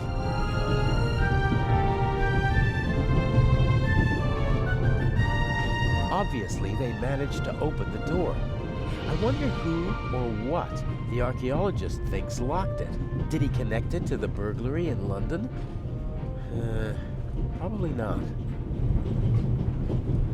Professor Lucien is on his way to Cairo, just like the Baroness. They both know each other. She chairs the Friends of the British Museum Club. I hope he's too shaken up to leave his cabin until we reach Venice.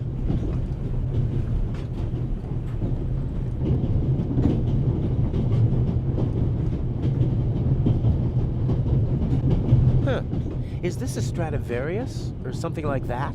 If it is, maybe I should take it with me during the blackout. With any luck, I'm gonna be a happy family man soon, and I'll need a few francs, lira, or marks. Self-control. Side jobs always lead to complications. There are enough unknowns in our plan as it is. No need to add more. The violinist was already on the train in Zurich. Handsome devil. I'm glad my girlfriend isn't here. She loves to make me jealous. And once I'm raging mad, she leans forward and whispers one of those phrases that only she can say. He seems to be worried about something. So much the better for me. If he's absorbed in his own problems, he won't be paying attention to anyone else, and won't be able to offer good testimony to the police.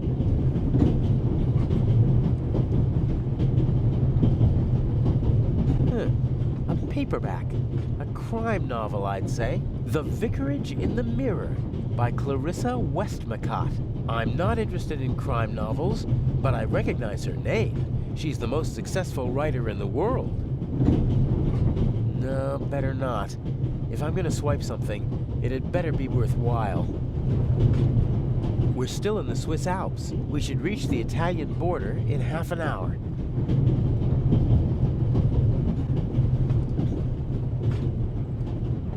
Some maps, info for travelers, some pictures, and the schedule, all neatly hung up with magnets.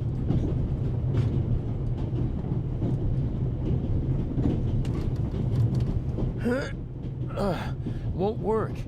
There's a lock at the bottom of the window.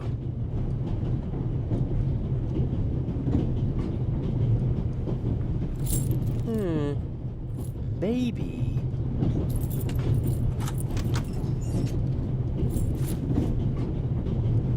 The big map shows the different routes the Orient Express took in the course of its long history. It's larger than the other notices, and thus hung up with larger magnets. I'll take one with me.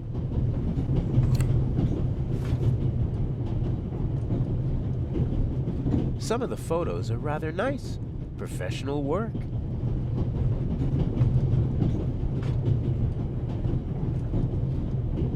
Climbing over the coal car is the only way to get into the driver's cab while the train is moving. I can't imagine Inch climbing over it to trigger a blackout up front. I bet he paid someone to do his dirty work.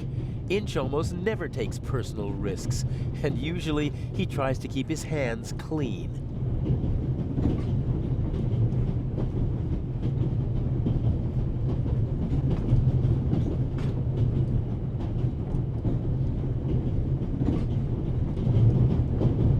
I'll tie the magnet to the string. Done.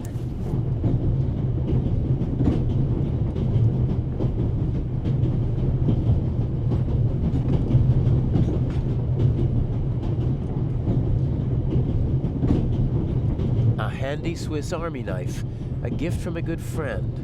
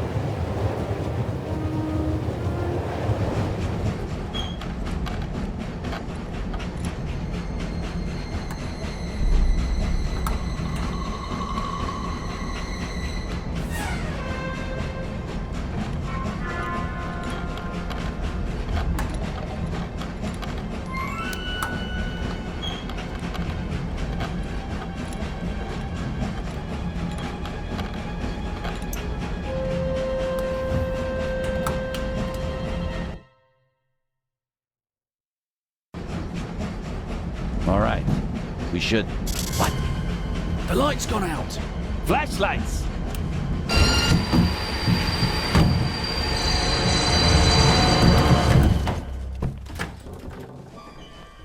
Ah, get off me!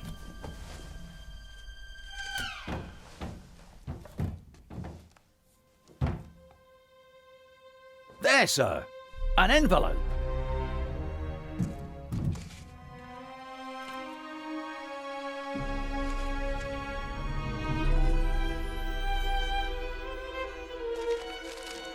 My dear Nico, you should take a closer look at the box.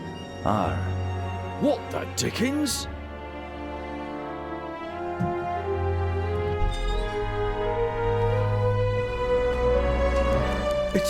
It's a... Away with it! Take cover!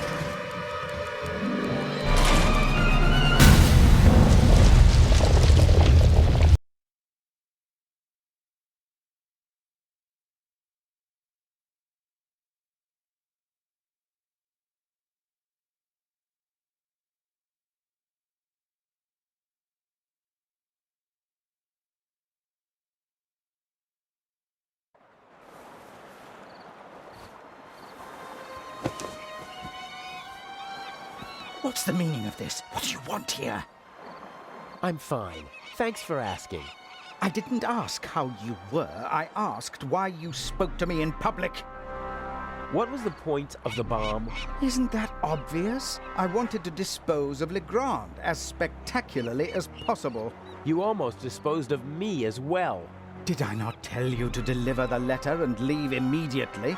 People could have died. But of course, that was the point of the bomb. I don't want to hurt anyone. You know that. And you know that I don't care what you want. Obey my orders and nothing will happen to you, and you'll soon be a rich man. I won't blindly obey orders anymore. I want to know what the plan is. You know as much as you need to know.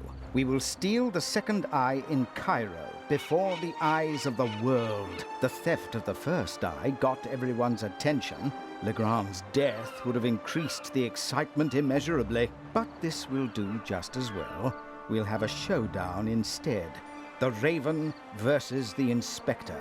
That should also electrify the press. Why are you doing this? I thought it was about the jewels. Why are we making life difficult for ourselves and attracting so much attention? It's about more than that. It's about performing on the greatest stage of all. About the end of a legend. You'll see when it's time for you to see.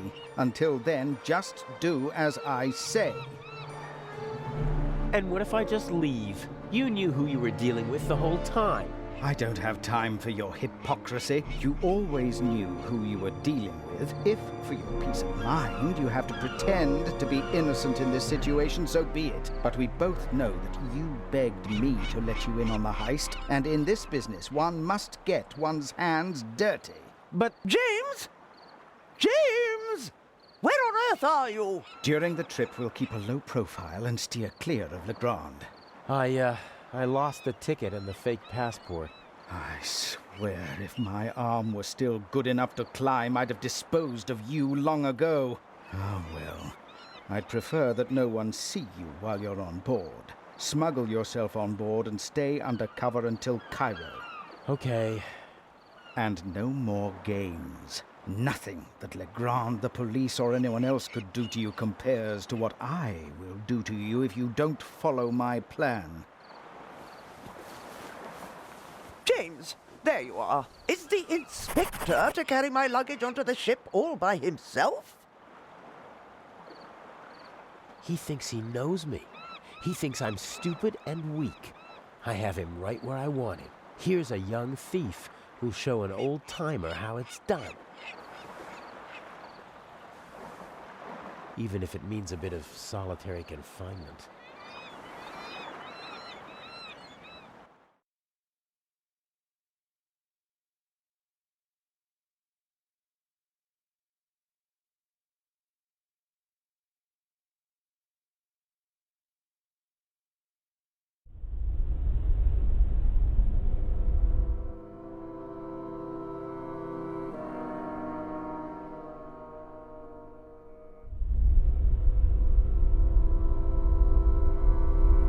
lying on a pile of clothes. Different fabrics. Some rougher, some softer. This one feels like a fine net. No, I don't think this'll be much use. I hope the dock workers have left the cargo hold. I'd better just take a peek. Or at least, I'd take a peek if it were possible to open it.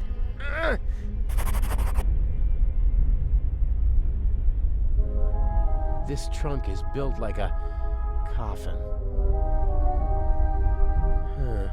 Feels like metal. Angular.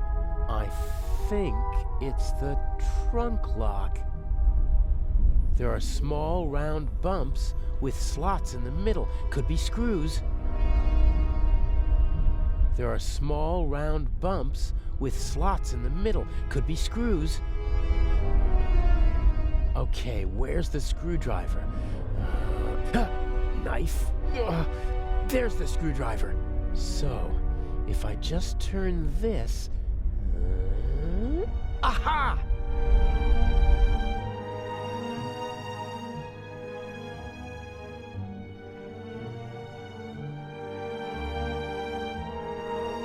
Oh, you're kidding me!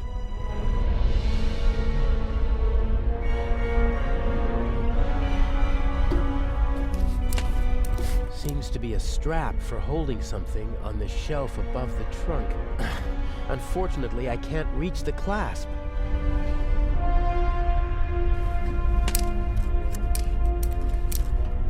It's fastened tightly, and I can't reach the clasp.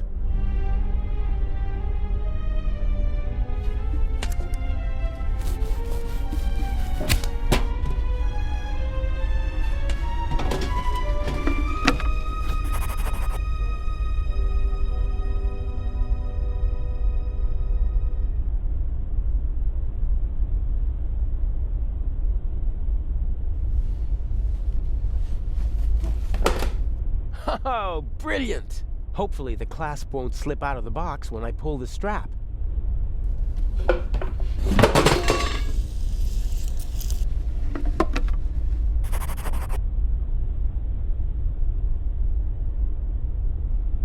The pipe rolled up against the shelf, but it's still out of my reach. I can't reach it.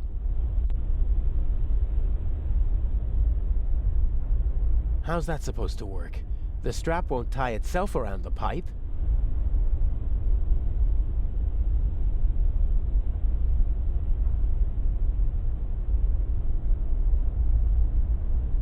And then it'll just tie itself around the pipes? Not gonna happen. Looks like I hit the jackpot on my first try. There's nothing more to be had. Looks like I... 2 metal pipes. Stable, about 10 meters apart.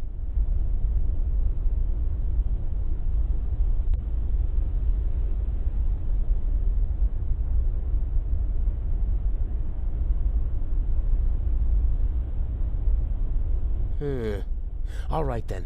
I'll just drive the blade through the end of the strap.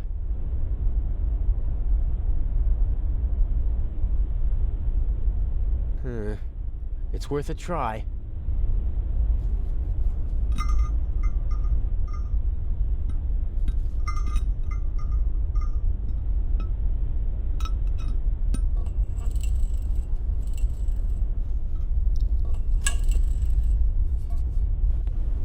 Ta-da!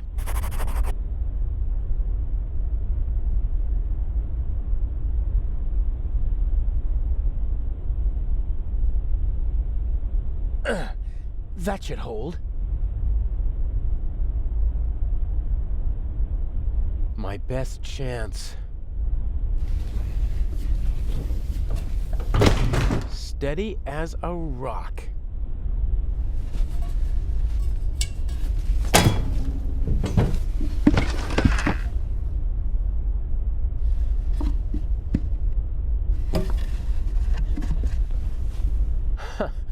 Elegant.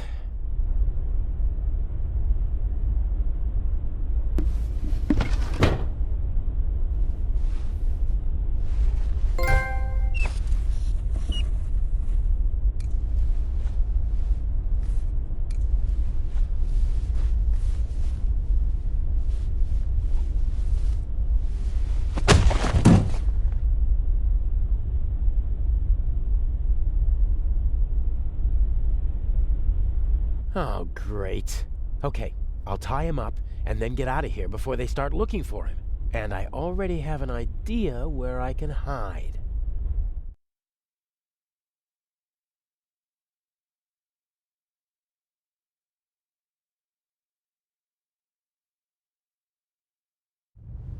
I can't imagine they could just leave. Yeah, and without saying goodbye either.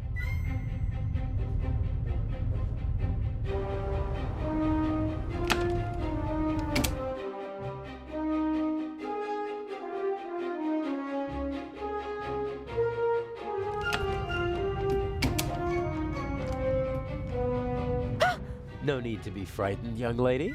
What are you doing here? I wanted to see you. This is hardly the time or the place. What happened on the train? Nothing bad. Everyone is fine. Inch is dangerous. I warned you. I know. That's why we're being careful. And you have a smart and handsome young thief at your side. And humble, too. Don't worry. I'll take care of you. What have I done to deserve luck like this?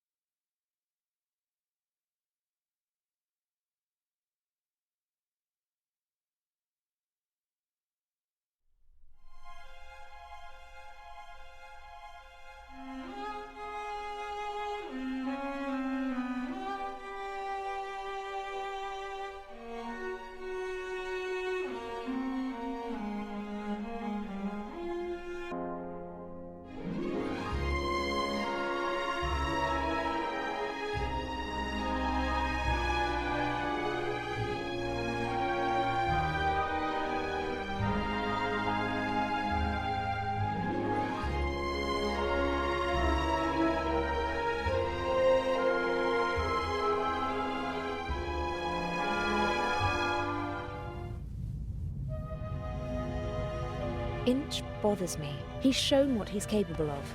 What if he finds out about our plan? How would he? We're careful. He's more ruthless than we expected. The bomb on the train. I don't want to think about it. We need to make sure that we stay calm. You mean that I stay calm? I'm not worried about you. I know you.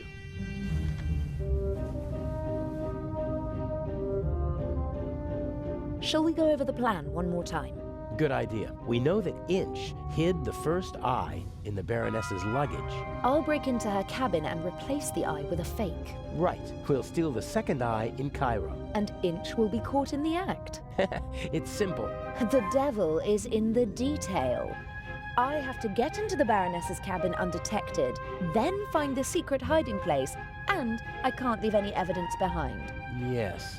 And Inch said something about a combination, so the hiding place might be locked. One step at a time.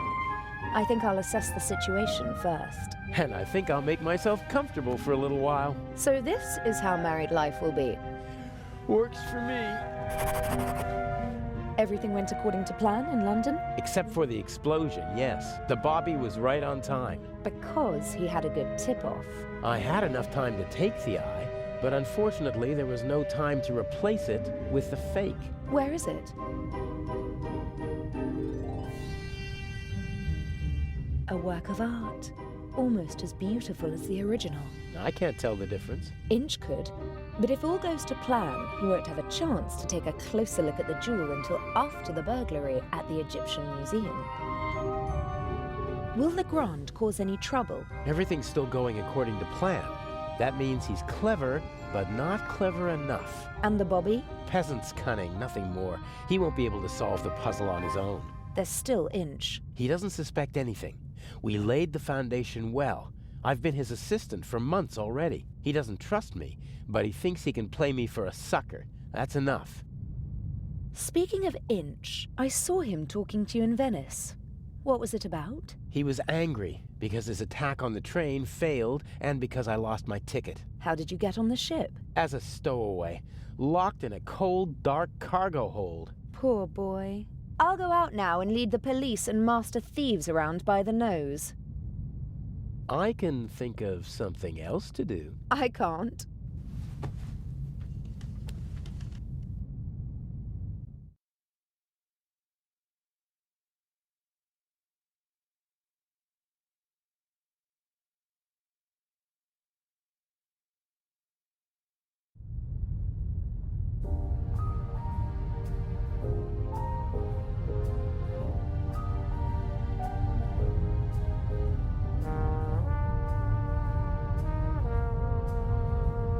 The poster proudly announces the ship's first Atlantic crossing. The city of New York welcomes the MS Lydia. The silhouette of New York and of a ship, but not of this one. They probably use the same template for every ship. Looks pretty official, with a coat of arms, flag, seal, and all the trappings. And the poster is clean as a whistle. Someone seems to cherish it. The silhouette of New looks...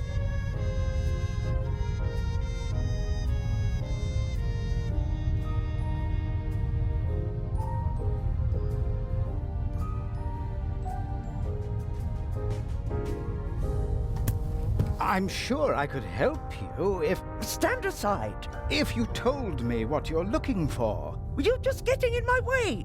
Now get out. I'll wait at the door, madam. Yes, yes. Oh, Miss... Mayers. Can I help you? No, I'm just having a look around the ship. Good day.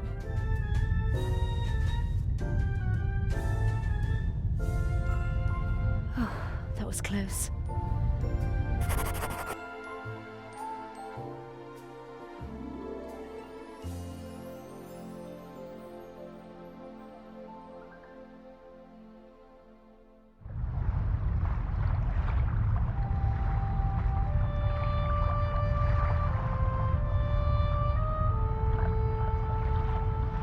Practicality was definitely placed ahead of design here. I guess the Lydia regularly docks at harbours that don't have their own gangways. And rather than make the passengers climb ladders, they opted for the less beautiful alternative.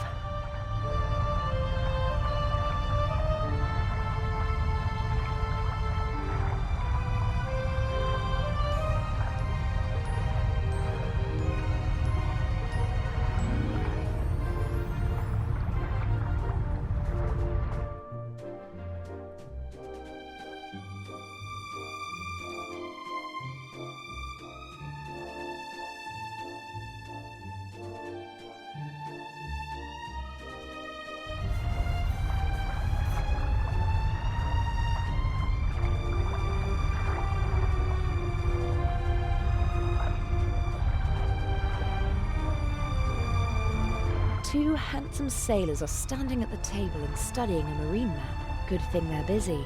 I can have a look around without being disturbed. If someone leaves the bridge, I'll pretend to be stargazing, and if that doesn't work, I'll just turn on the charm.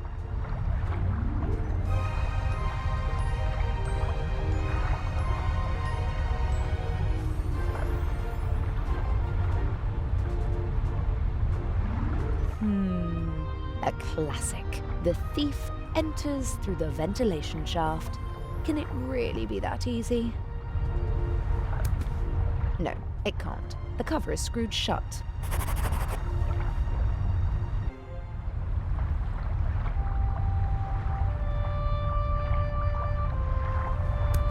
All the first-class cabins have their own ventilation. The shaft might be my best point of entry, but unfortunately, the cover is screwed shut.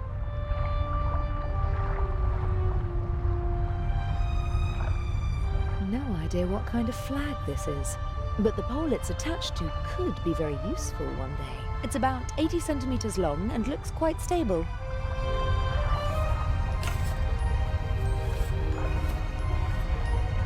Yes, it's sturdy, but it's also too cumbersome to carry around.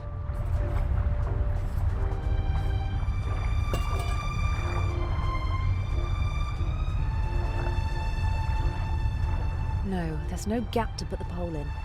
I can't force the cover open.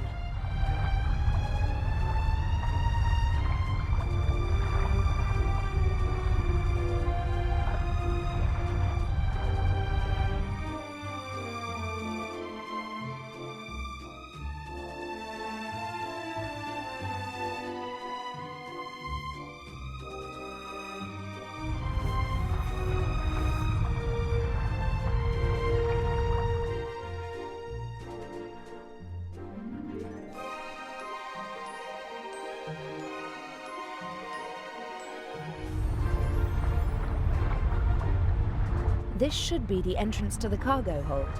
Not really my concern.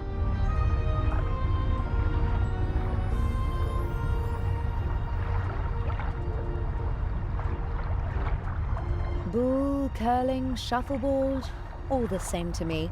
I'm not interested in any of that now.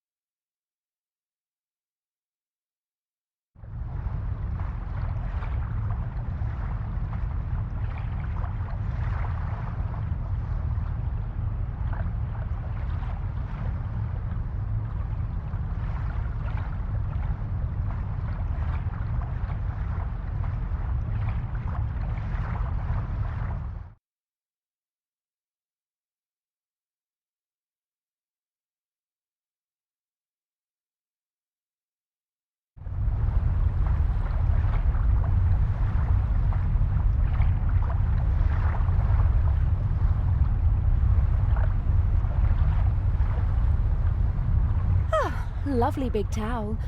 I hope tomorrow I'll have a chance to sunbathe and enjoy the rest of the trip.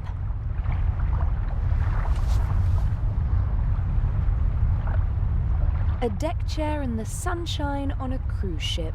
I'd be a fool to miss out on that tomorrow, but I have to take care of my duties before I can relax in the sun.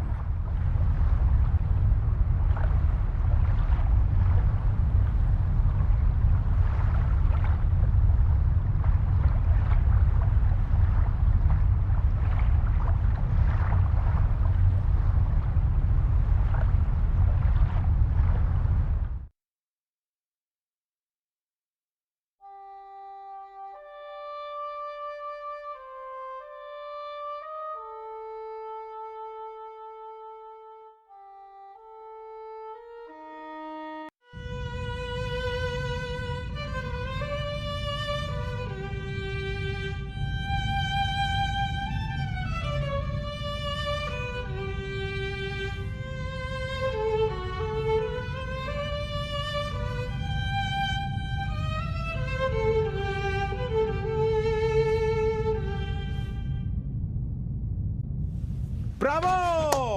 Bravissimo! Fantastico! Ha ha! Would it be okay for you if I get some fresh air up on deck? Of course, my dear. Give my regards to the sea.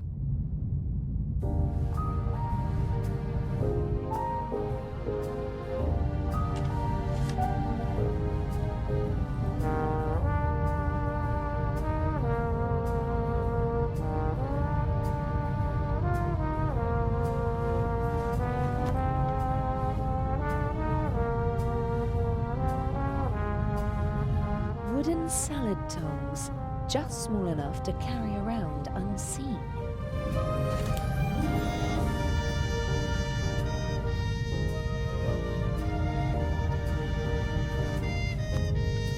A wonderful concert, wasn't it? I wouldn't have expected you to be a connoisseur of classical music. Because I'm American? Because you're young and friendly and radiant. Someone like you doesn't have to know a lot to get along well in life. Are you easily prejudiced at your age? In my long experience, there's often a core of truth at the center of every prejudice. Prejudice is the reason of fools. Was that written in the book you once read? Oh, I've read many books. Good books. But not my books, you mean to say? You're a writer? Mm-hmm. What can I do for you, Miss... Mares. You know, I'm not planning on throwing myself at a man. I'm glad to hear it. You have to work. Earn your own money. Oh, I will. My grades are excellent, and I really want to study acting in New York. None of my books has ever been made into a good film. The stories were twisted, shortened, and simplified so that even the dimmest fellow could follow them. I want to do theater and travel. I speak 3 languages. That would be 3 more than most people your age can speak. Do what you have to do. But stay away from bad men. Is this your first trip on the Lydia? That's quite enough.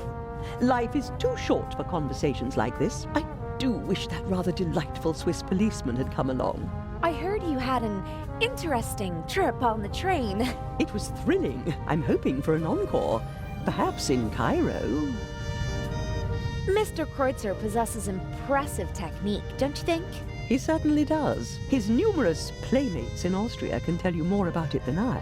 You mean Mr. Kreutzer is a womanizer? I'm not talking about cheap skirts. I'm talking about expensive clothes. A man like him needs funds to support his lifestyle. Just go over to him, my dear. Tell the maestro that your family is wealthy. You have everything he's looking for. Money and a pretty face. Hold your tongue.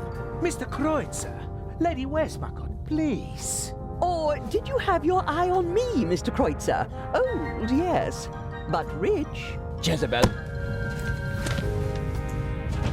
Mr. Kreutzer, Maestro.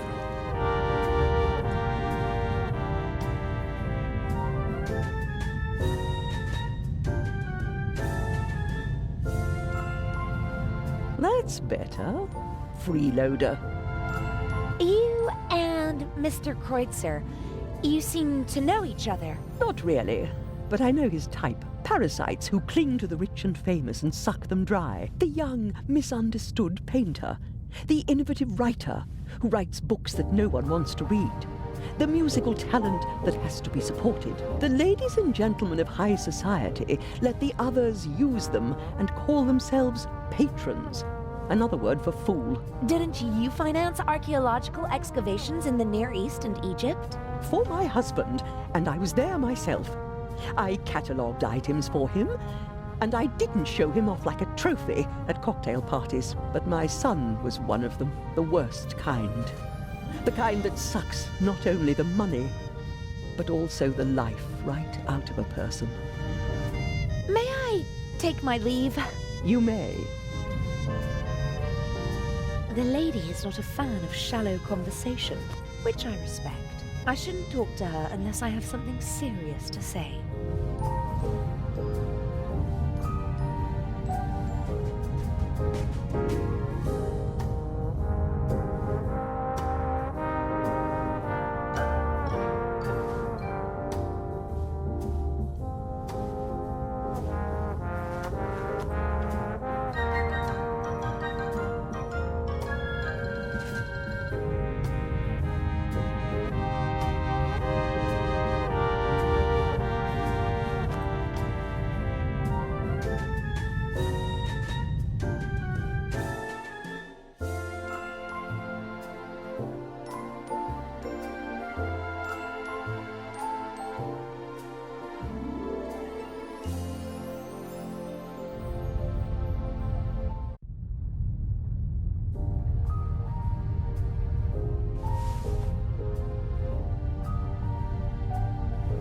Inch is intelligent and ruthless, a dangerous combination.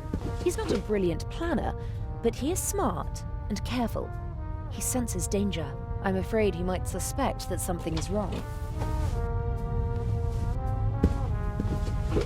I think he's frightening. You look in his face and you'd believe that he's at peace with the world and himself. But Adil told me about his mood swings. From one moment to the next, the mask falls away, and he's capable of anything. No use worrying about him now. I have a job to do.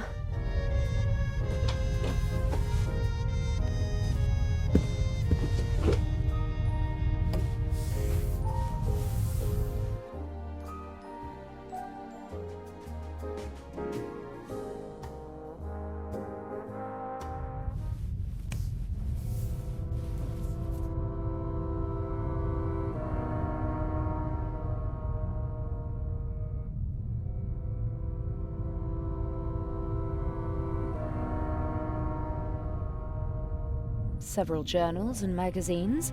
Ah, this looks pretty interesting. Art and Culture Today.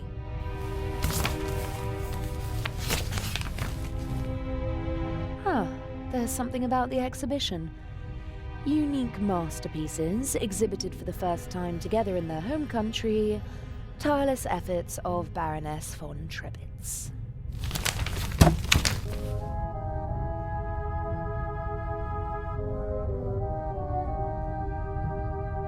The only regular event seems to be the nightly drink in the saloon. Judging from the rest of the entertainment program, it seems necessary. No time for reading. I have to find the secret compartment in the Baroness's cabin.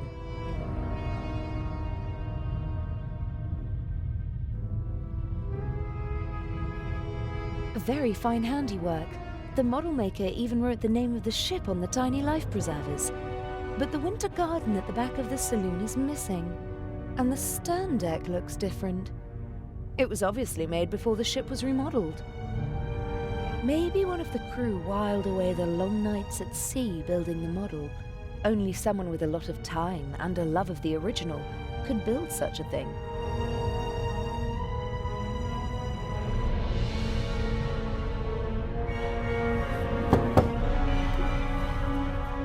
Come in.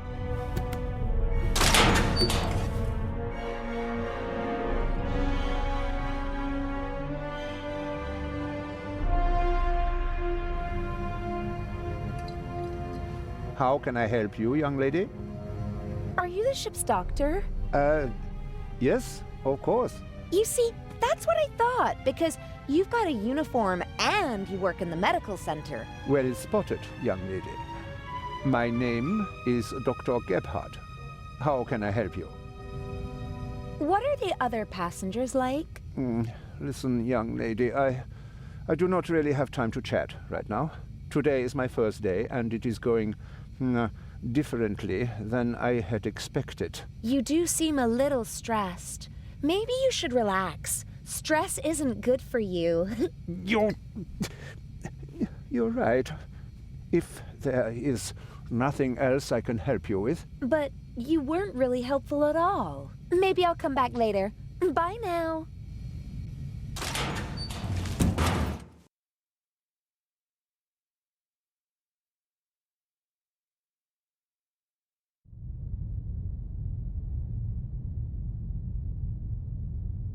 The good doctor seems to be very busy.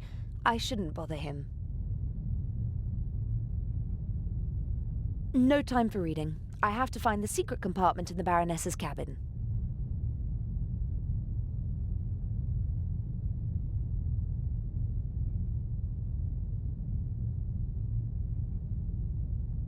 We briefly discussed whether we should try to steal the second eye here on the ship. The lack of escape routes and the 10-centimeter thick door to the safe settled the question. Legrand is an important part of our plan. He's the one who'll arrest Inch in the end, but there's still a lot to do before that happens.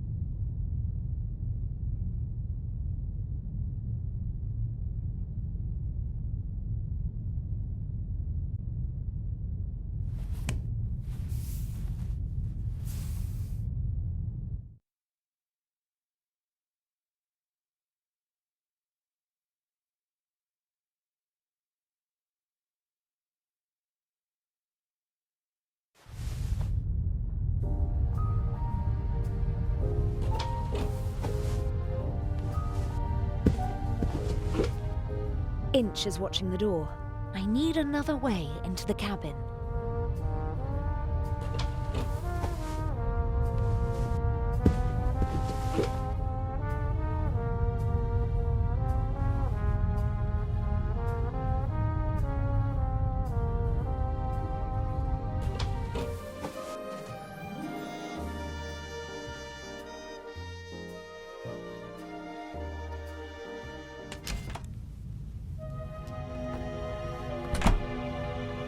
He has the enviable talent of being able to sleep anywhere, anytime. He once fell asleep on a cable car and only woke up after he'd already gone up the mountain and back down again. We booked this cabin because it's centrally located, easy to duck in whenever we need to. Of course, the fact that it's a first-class cabin with a huge bathroom and shower had nothing to do with it. As soon as I've swapped the jewels, I'll treat myself to a hot shower, and then we'll see how the evening progresses. As soon as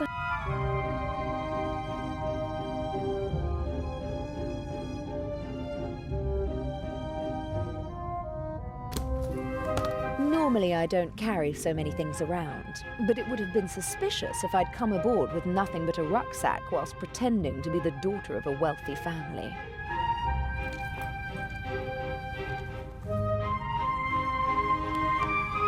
I got this necklace from my father. It's supposed to remind me that money isn't the most important thing in life. If all you've got is this penny, as well as family and friends, then you're a very rich girl, he said. I'll take it with me. It'll bring me luck.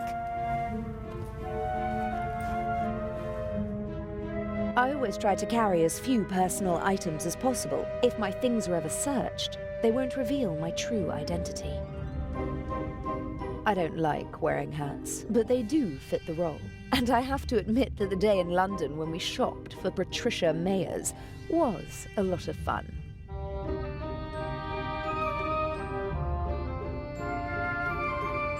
It happened pretty fast between us. It was magic when we first met. Birds of a feather flock together, and he can be very charming.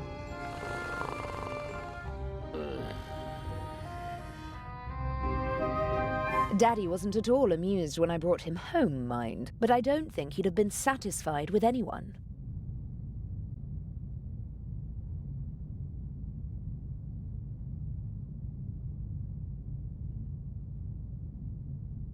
Okay then. I am Patricia Mayers. Young, attractive, clueless. I am Patricia Mayers.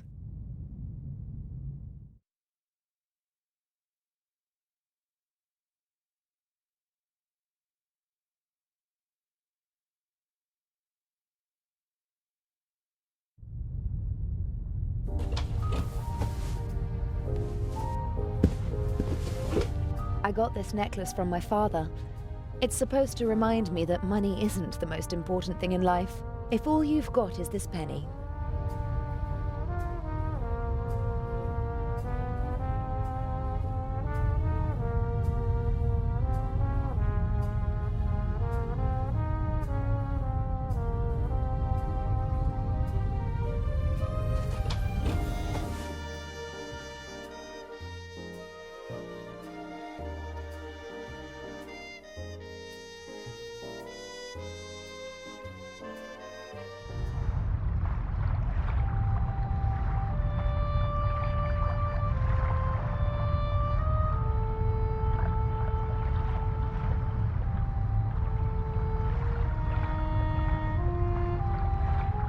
A handsome man and a talented musician, but he doesn't seem very happy.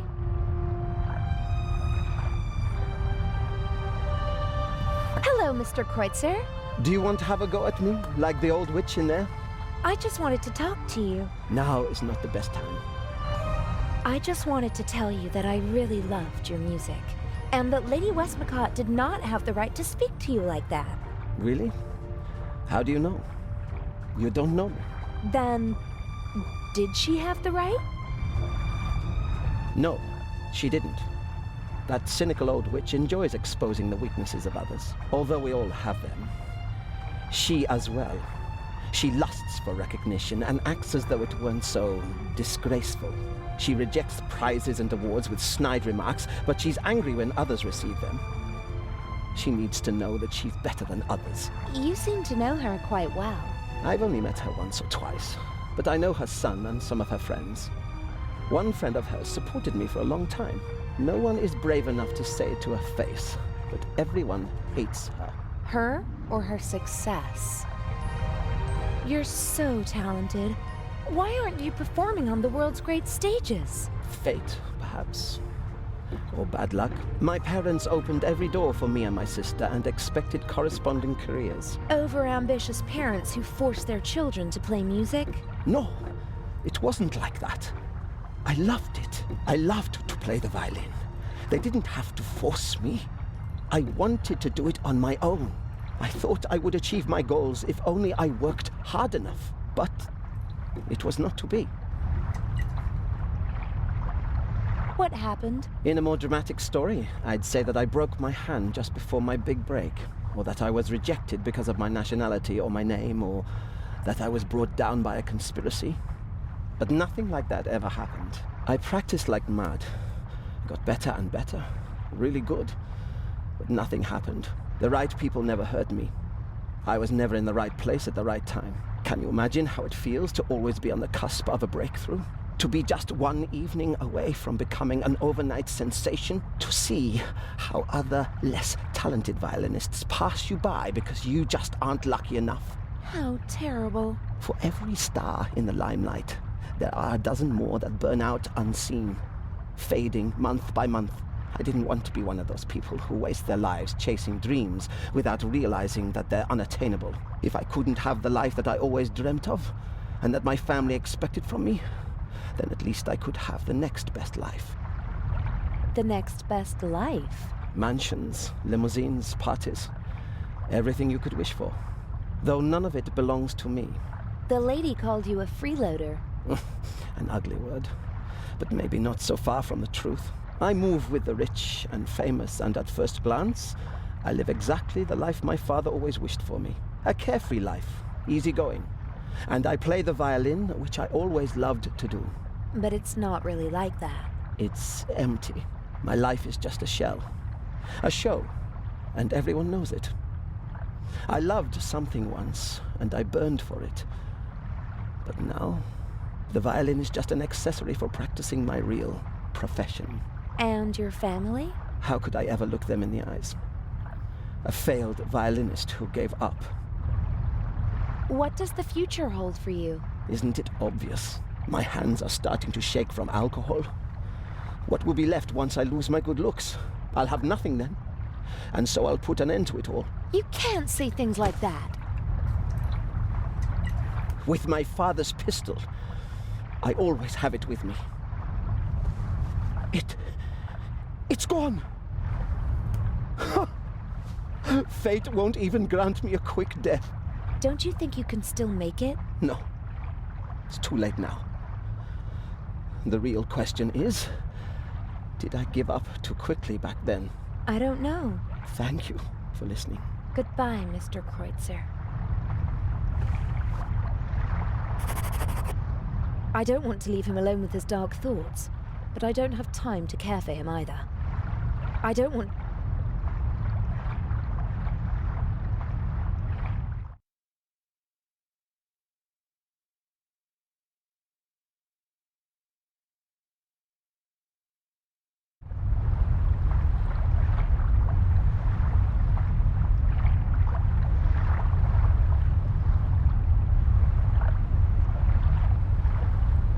He's sweating profusely, burst capillaries, and a sweet odor. I hope the crew doesn't take the captain for a role model, and that they stay sober for the rest of the trip.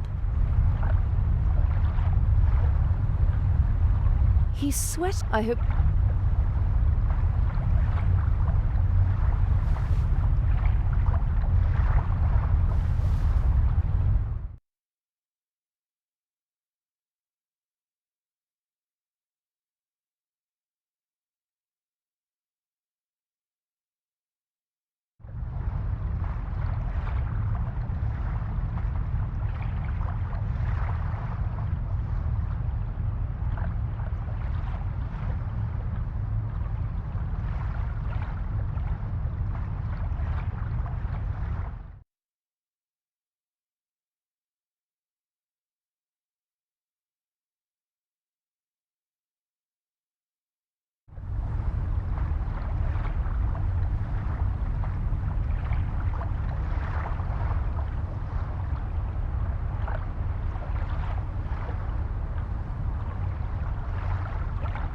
The two of them seem to be in a private conversation. I'd better not disturb them. When Adil and I were following the professor in London, I was disguised. But that doesn't mean he won't recognize me now. No, I won't talk to them as long as I can avoid it.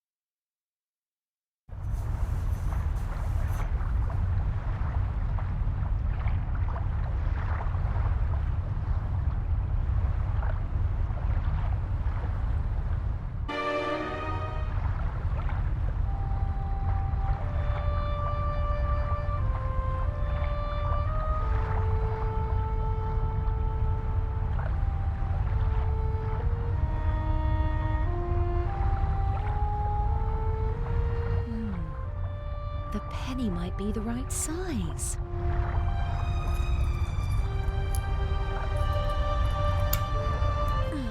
The penny fits perfectly into the screw slot, but my fingers aren't strong enough to turn the screw.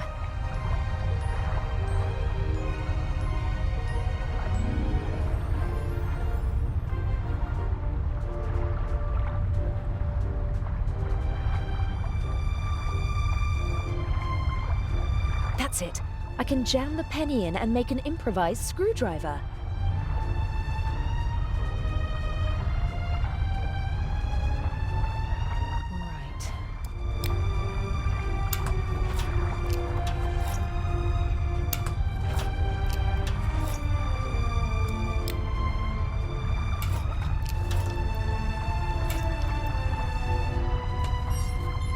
That's it! I just hope that this is the right shaft. I still haven't found a way to get back into the ventilation shaft from the cabin. I need something like a rope and a way to tie it to the shaft.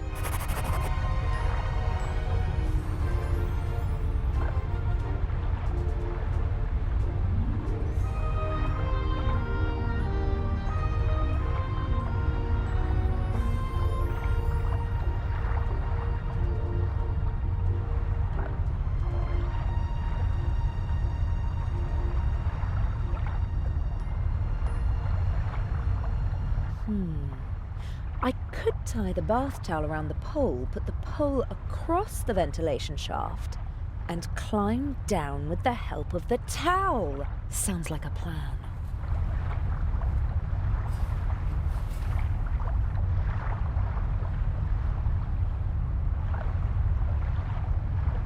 I'm not squeamish, but if there's a rat waiting for me, I'll call the whole thing off.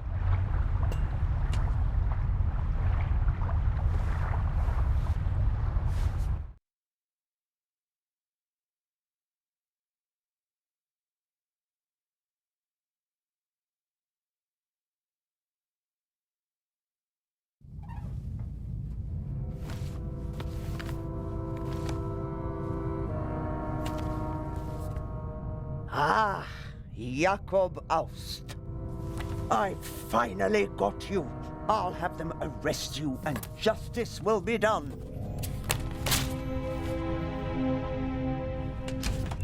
Can I be of assistance, madam? Yes, you can get out of the way.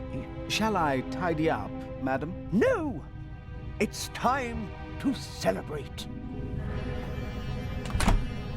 Excellent. The coast is clear.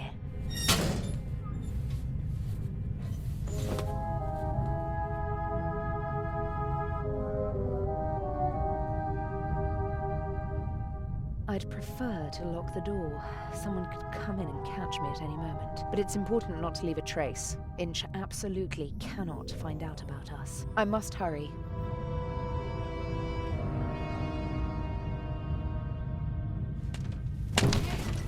Impressive for a quick drink on the go.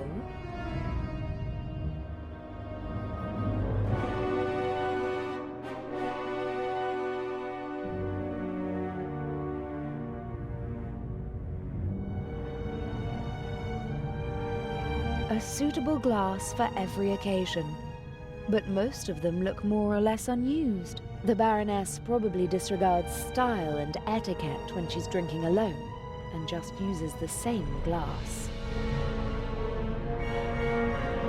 Gin, whiskey, liqueur, sherry, vodka, brandy, and champagne. Every bottle is at least half empty. I wonder what the Baroness is running away from. Loneliness? Disappointment? Grief?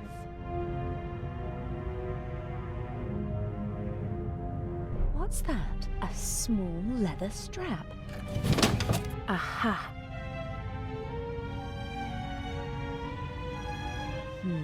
Nefertiti, Guernica, A.D., Buonarroti's Adam. This could be a memory aid for the Baroness. And it would explain how Inch discovered the combination. I'm going to copy the hints. As I see it, I have to decipher these clues to find 3 of the symbols. Then I can guess the 4th. Well, Nefertiti was an Egyptian queen. The monogram and the 2 other clues aren't much help.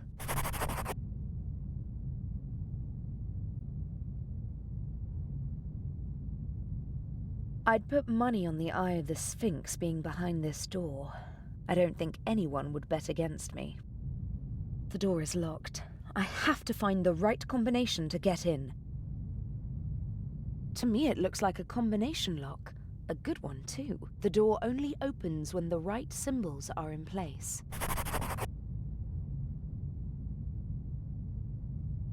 I've copied the hints into my diary. Maybe someone on board can help me to figure out at least 3 of the 4 symbols. There are outlines of animals. A dog, a cat, a bear, and a rooster, amongst others. 8 symbols per cylinder. That means more than 4,000 possible combinations.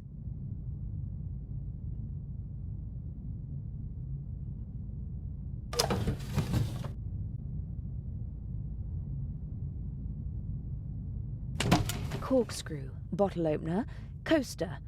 I can't use any of these. Some napkins and towels. Nothing I can use.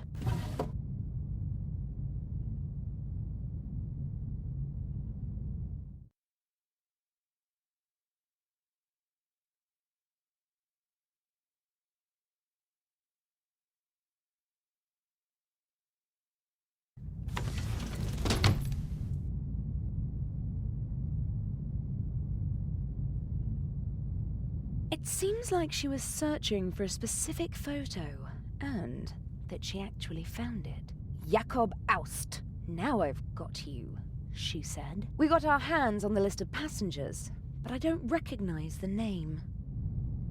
Hundreds of black and white photos, many of them tinted. From the 20s and 30s, I guess. Ugh, I don't have time to deal with them.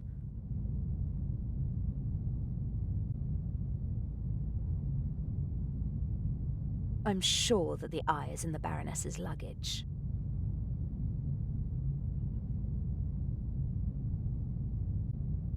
The Baroness wrote something down and took the slip of paper with her. It's probably not important. The mannequin could probably wear my clothes. It'd disappear under the Baroness's clothes, though.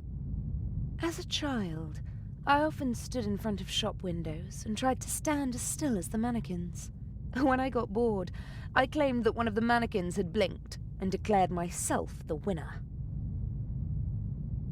Not even Adil would believe that this painting was an original. He was interested in art when we first met, but for him it was always about the content, not the technique. I had my work cut out teaching him to concentrate on the stroke, the material, and the signature of the artist. It's the only way to distinguish an original from a fake. I don't care who painted it as long as it speaks to me, he said. A perspective that, as an art thief, I can't share, but it's charming nonetheless. I'm here to steal one of the most valuable jewels in the world, not to swipe the contents of handbags. Luckily, I don't have to go through all these suitcases. Inch has been traveling with this woman through Europe for months. I almost feel sorry for him. Almost.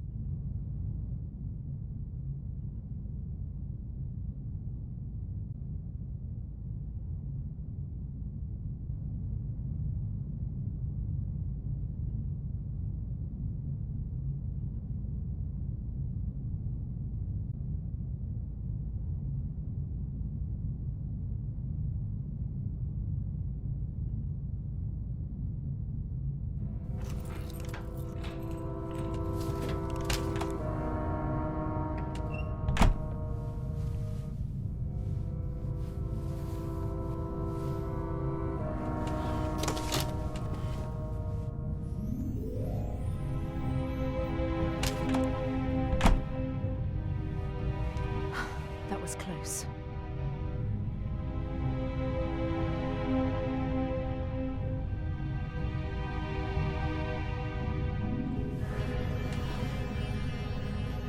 What on earth is going on here?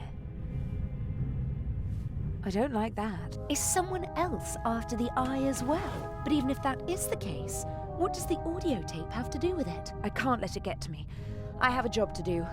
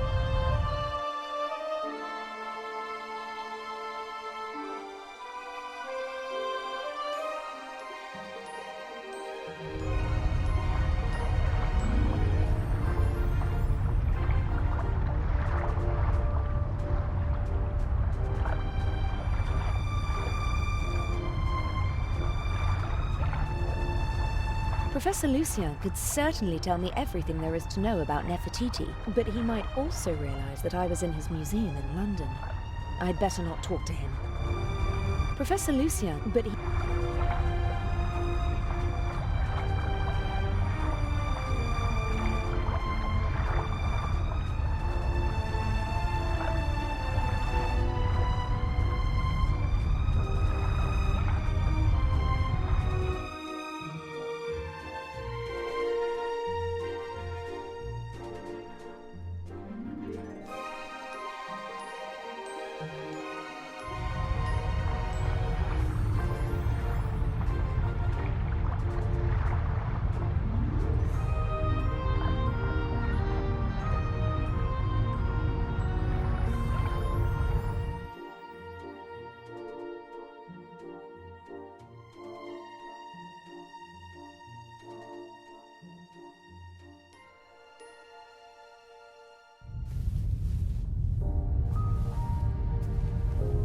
It seems like Dr. Gebhardt was able to wrestle himself away from his work, but he still doesn't seem to be very relaxed.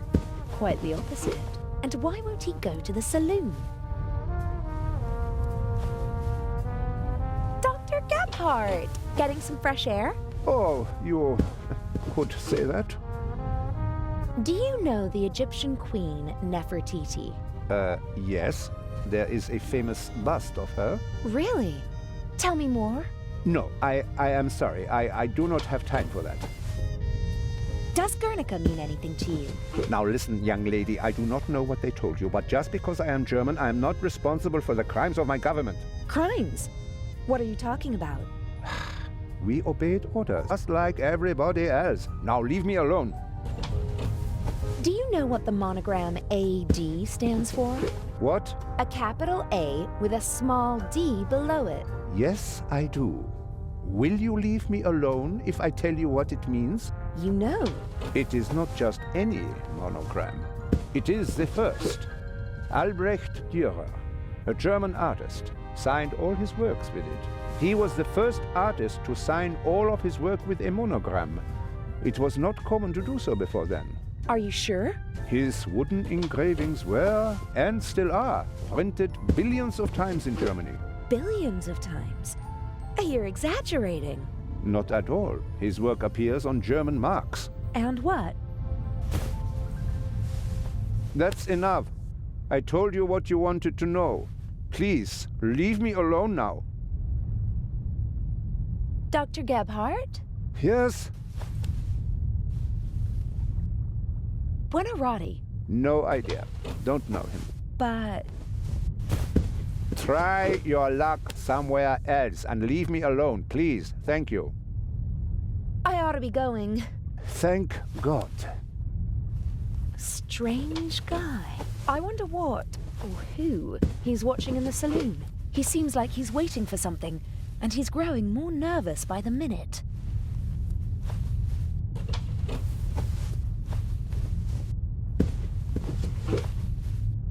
The silhouette of New York and of a ship. Looks pretty official.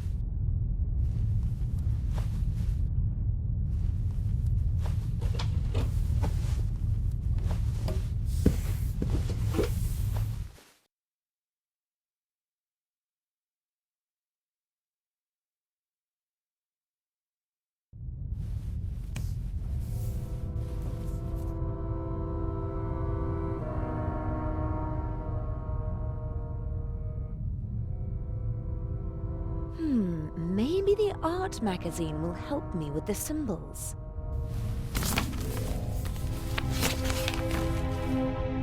Indeed. An article about the different works of art and how they survived the Second World War. And there's also a picture of the bust of Nefertiti. The unique Egyptian work of art was 1913. Permission to export to Germany. Second World War. Safe at the Reich Bank. Then a bunker. And then a salt mine. Prevented from shipping the bust to the United States. Back in Berlin since 1956. Very glad. Blah, blah, blah. Soon in the Egyptian Museum of Berlin, and hopefully someday in a reunified Berlin on the Museum Island. Okay, so the bust of Nefertiti is located in Berlin. Berlin. The bear! The Berlin bear! There's a bear on Berlin's coat of arms. Nefertiti, bear. That's it! I have to find out where the other works of art are located and which animals are associated with those cities. Now I know what to look for. It'll be child's play. The bust of Nefertiti is in Berlin. Berlin, bear. That works.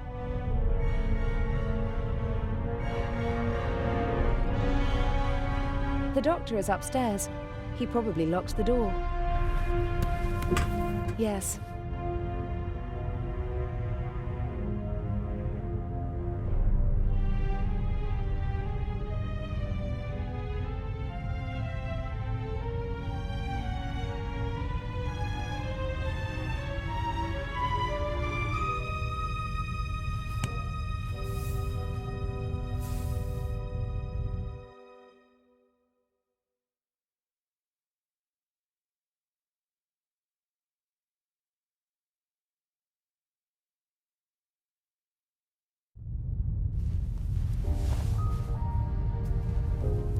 The silhouette of looks pretty. Strange guy. I wonder what, or who, he's watching in the saloon. He seems like he's waiting for something, and he's growing more nervous by the minute.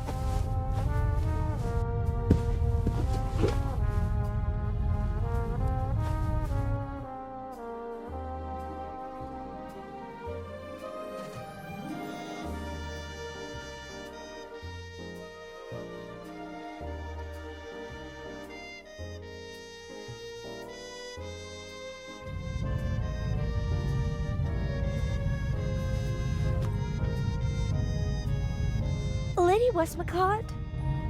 Yes. Does Guernica mean anything to you? Do you usually ask strangers random questions? I'm curious. How shall I learn if I don't ask? Pick up a book. Are you interested in art? Not really. I'm more interested in real life, in people. So, you don't know Albrecht Dürer? Just because I'm not interested in art doesn't mean that I'm ignorant. What can you tell me about him? Books, my dear, books. In them, you'll find the answers to all your questions, even the most foolish ones. I bet you don't know anything about him, and you just want to cover it up. Ah, you want to appeal to my honor. Too obvious, I'm afraid. I saw a sign in Venice. It said Buonarroti. Do you know what it means? I'm sorry, I don't speak Italian. May I take my leave? You may. The lady is not a fan of shallow conversation, which I respect. I shouldn't talk to her unless I have something serious to say.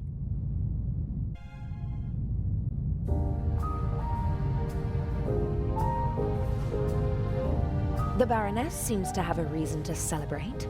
She's downing one glass of champagne after another. The less I have to do with her, the better. Best if she doesn't even remember that I exist. Although, based on her alcohol consumption, I don't really think I have to worry about that.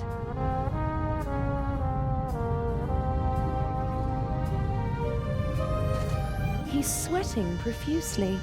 Burst capillaries and a sweet odor. I hope the crew doesn't take the captain for a role model, and that they stay sober for the rest of the trip. Hello, Captain DeCanti. Miss Myers, how nice to see you. You look beautiful. We missed you at dinner. I was in my cabin. I didn't feel very well. Oh, I hope you're feeling better. Lovely concert, wasn't it? You only heard the end. It was really wonderful. All the more curious that Lady Westmacott embarrassed Mr. Kreutzer like that, don't you think? I have no idea what got into her. They say she's a difficult person, but maybe it's the privilege of famous people to be a bit strange from time to time. When I was still a young sailor, Enrico Caruso was a passenger on our ship, and he... I think she's fascinating. She's achieved so much, and all by herself. Lady Westmacott, oh yes, that's true. The most successful writer in the world. Do you know any more about her? Everything. I'm her biggest fan. What do you want to know? Where is she from? Who were her parents? Her father was a wealthy British salesman. Her mother died in childbirth. She had an outstanding education, but was a lonely child, they say. Her father was away on business most of the time. I know how she feels. For many years, my father's career was also more important than me. Don't say that, my child. Your father paid for the life you now live. Did Lady Westmacott's father marry again? Yes, a woman 15 years his junior. She didn't really care for the child. She was something of a high society lady. She made the headlines with her antics more often than the family would have liked. And her novels. How did she come to be a writer? In interviews, she always mentions her French tutor, who encouraged her to write when she was a child. After some poems and short stories, she began to write detective novels with great success. The rest is history. The experts are arguing whether she or Shakespeare has sold more books. Although she doesn't receive the same deference. That's true. But her books are much more innovative and extraordinary than people generally give her credit for. And what does an elderly lady like her want in Egypt? I couldn't really say. She was there many times with her husband, an archaeologist. He died a long time ago. I heard something about a reception at the Egyptian Museum? Yes, for the eyes of the Sphinx. Or rather, for the eye. But I don't think she'd go to Cairo just for that. She usually stays away from official events. Didn't participate in the literary scene either. Always stayed as far away as possible from high society. Probably because of her stepmother. Is it true that you're a war hero? Mm-hmm. In 2 world wars. That tells you how old I must be. You're as old as you feel. Oh God, I hope not. Aren't you feeling well? You shouldn't burden your pretty little head with the dark thoughts of an old man, my dear. If you don't feel well, maybe you should take it easy. I'm afraid if I take it easy, it'll kill me. You seem to be a pessimist. Fatty liver, asthma, gallstones, jaundice, gout, shingles, hemorrhoids, varicose veins, circulatory trouble, knee problems, pulmonary embolism, gastritis, migraine, neuralgia, tinnitus, rheumatism, pleurisy, thrombosis, and constipation. Those are what's been diagnosed so far. My body is a curse. Oh, I didn't mean to. I'm sorry. Forgive an old man. I didn't mean to shock you. You're still the captain of this beautiful ship. They couldn't just get rid of me, so they stuck me somewhere where I can't make trouble anymore. Don't say that. This ship runs fine without me. The crew knows what to do. They don't need me. They don't want me. Captain! I'm sorry. I don't know why I'm burdening you with all of this. Forgive me, eh? I'd like to rest for a while. Soon enough, it'll be time to head back to the coalface. Captain DeConti? Yes? Guernica, does that mean anything to you? Not a harbor that I've ever docked at. Ah, that's too bad. Do you know Albrecht Dürer? Yes, an artist. Not bad. But he has his weaknesses as well. For example? For one, he wasn't Italian. That's a pity. You can say that again. At least he lived in Italy for a while. What else can you tell me about him? I once overheard an argument on board between a German and a Spaniard about who elevated the woodcut to an art form, Albrecht Dürer or Alberto Durero. Eventually, they realized they were talking about the same man. Ha! Albrecht Dürer is called Alberto Durero in Spain? That's right. Don't ask me why. Buonarroti. That sounds Italian, doesn't it? Ha! You can say that again. Buonarroti is the name of the greatest artist of all time, Michelangelo Buonarroti, who most people only know by his first name. Just imagine, one man, an Italian, achieves perfection in all three movements of graphic arts. His David is the most famous statue in the world. As an architect, he was a genius. He built parts of St. Peter's Basilica. And as a painter, Michelangelo painted the ceiling of the Sistine Chapel. The creation of Adam. The spark of life leaps from God to Adam. One of the most famous paintings in the world. Yes, it is. Does Vatican City have an animal on its coat of arms? No. And the Pope? Every pope has his own emblem. But the new one doesn't have an animal. You don't seem to like the new Pope. It's too early to say. But who's fit to hold the candle to John the 23rd? Il Papa Buono, as we used to call him. The good Pope. He just died recently. What was his heraldic animal? He was a lion, and so was his heraldic animal. For a Catholic, Buonarroti's Adam could be a mnemonic for the lion. Pope John XXIII was elected in the Sistine Chapel like every other pope. I just need one more animal. I'm gonna go have a look around. All right. I don't know why, but people just seem to open up to me. Is that a blessing or a curse? It must be horrible to look back bitterly at the end of one's life, especially if it could have been a great life.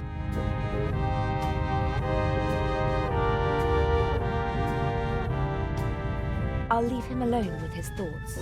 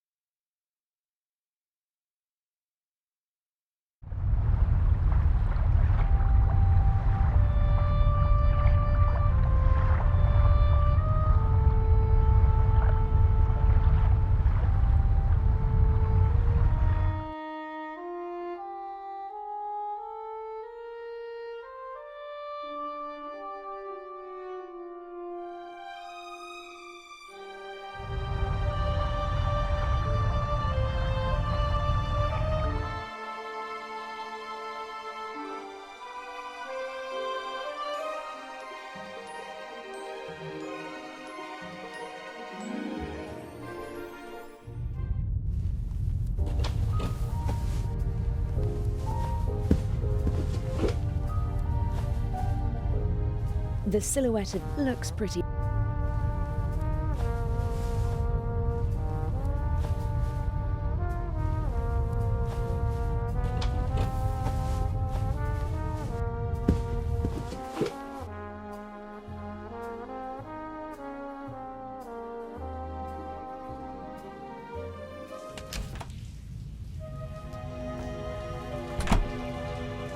A deal?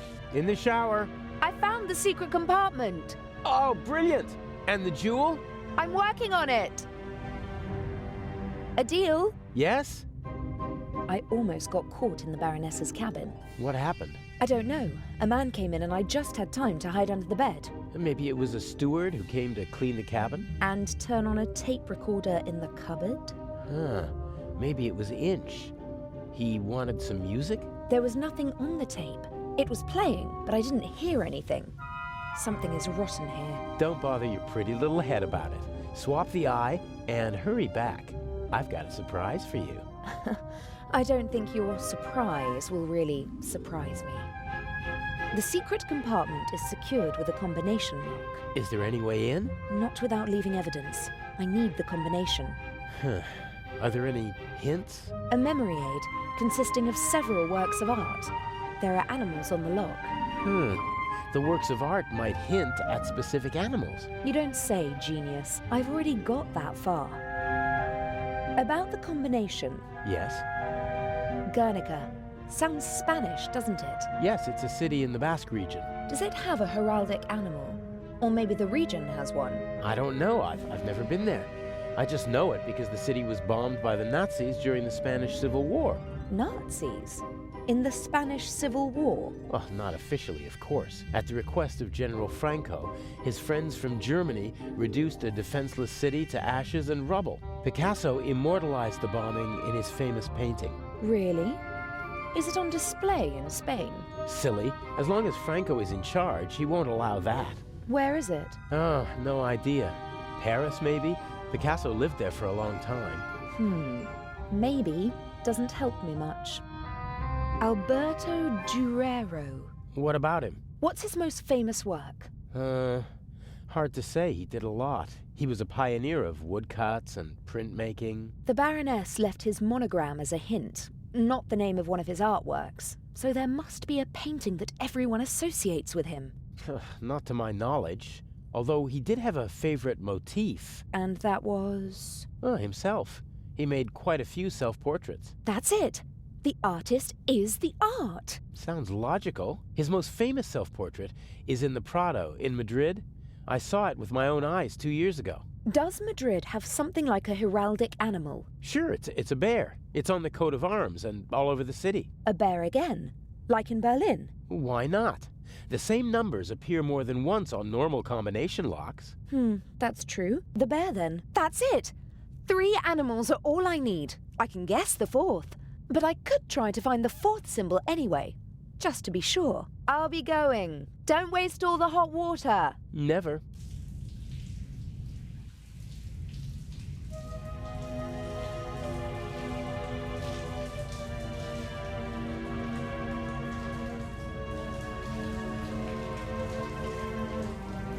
A deal? Yes?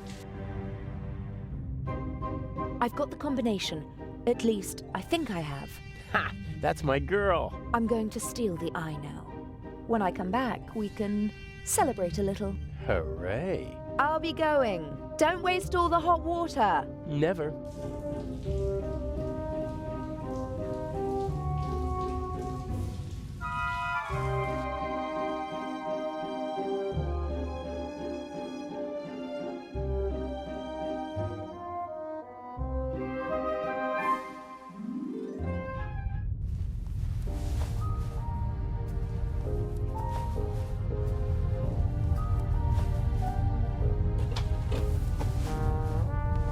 The silhouette looks pretty.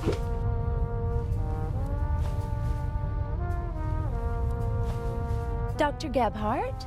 Yes? I was talking to the captain. He didn't look well. Is he sick? I am sure you will understand that I cannot discuss the medical history of one of my patients with you. Why? Do you think I'm too stupid?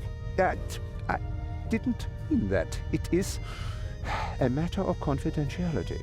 I asked whether the captain is ill and you called him one of my patients. Haven't you already answered my question? What do you want?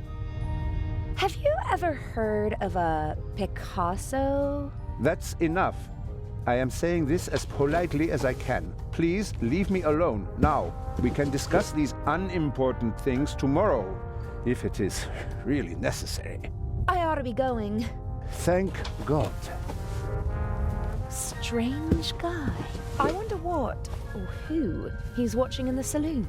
He seems like he's waiting for something, and he's growing more nervous by the minute.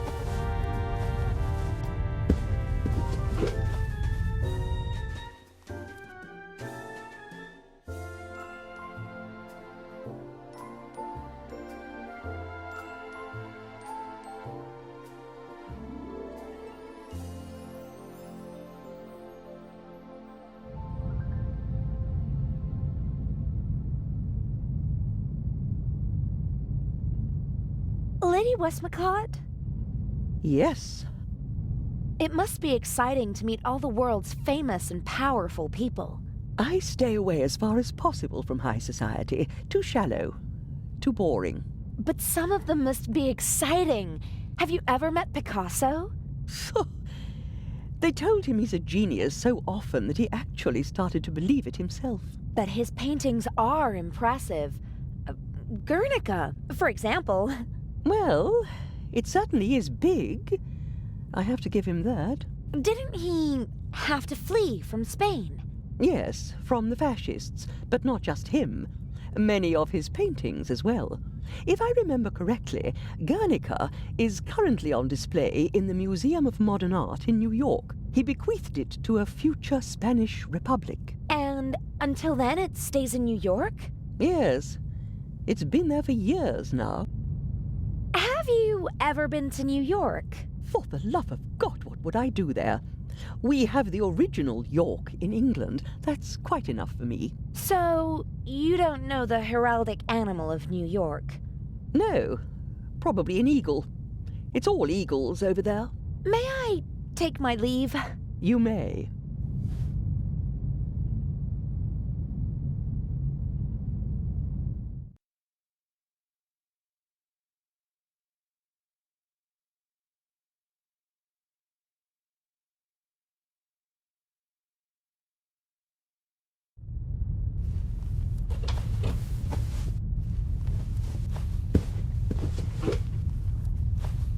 Okay.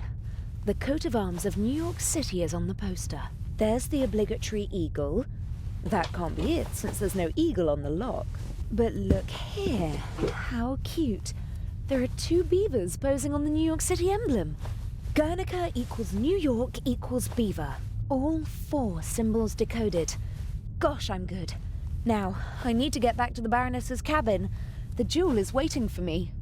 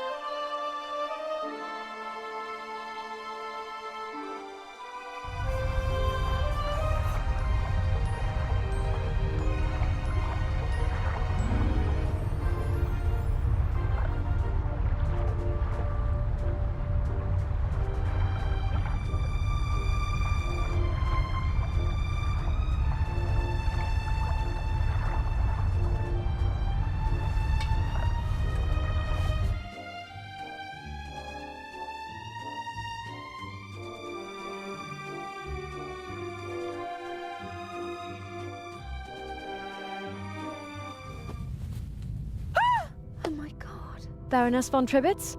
Are you okay? Hello? Baroness? Hello?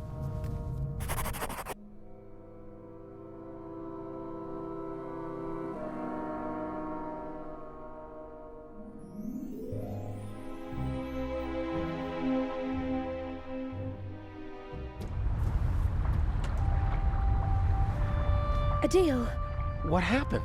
the Baroness. Blood everywhere. But who? I don't know. Inch? That doesn't make any sense.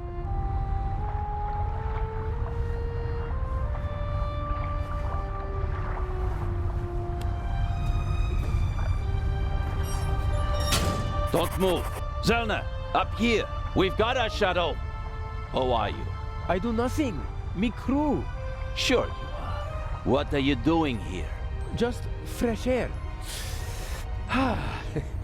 Sure. You just wanted to get a breath of fresh air.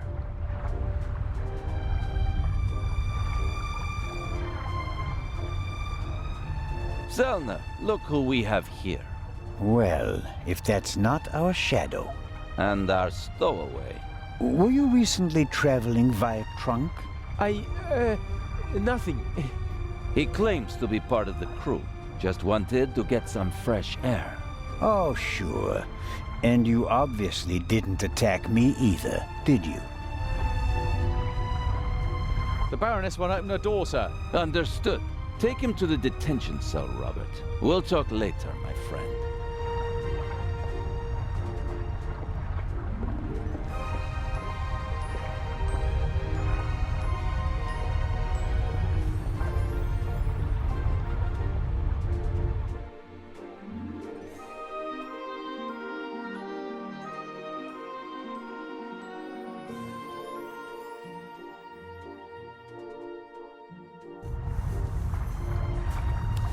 What is? Did nothing. Inspector Legrand thinks otherwise. Move. But I have gunshot. I know that. Get moving. Into the cell. Ah.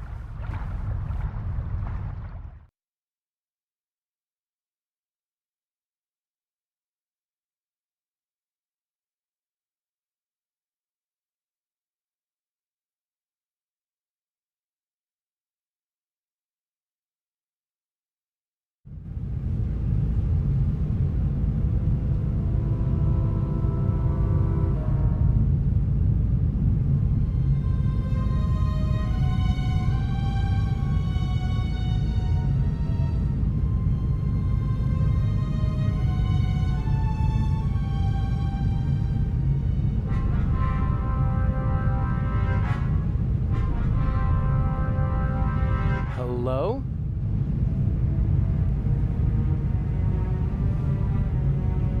It wasn't my fault. What wasn't your fault? That you were walking around the ship? That you let them catch you? That you endangered the whole plan? That you endangered me?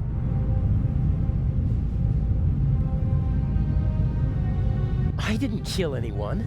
They arrested me purely by coincidence. They'll have to turn me loose in Cairo. I mean, someone was killed, weren't they? I heard a shot. Why won't you answer? I'm having a conversation that you cannot hear. What happened last night? The Baroness was murdered. Did you? No. If it were up to me, she'd have had an accident in a couple of weeks. Instead, someone shot the old bat in the heart point blank. Are we calling it off? No. Mr. X is ready, and as her surviving representative, I should be able to move about freely in the museum. The old hag's death doesn't change anything. How did you get in here? I'm more than capable of finding the entrance to a cargo hold. Indeed, it was child's play. It's not as though I had to crawl through ventilation shafts or anything so gauche. So, what do we do now? I could escape and... swim to Cairo. So, I stay here and wait? They'll arrest you in Cairo and question you about the murder. Even if they don't throw you in jail, it'll take days. And if we find the murderer, then they'd have no reason to hold me. Oh, I'm one step ahead of you.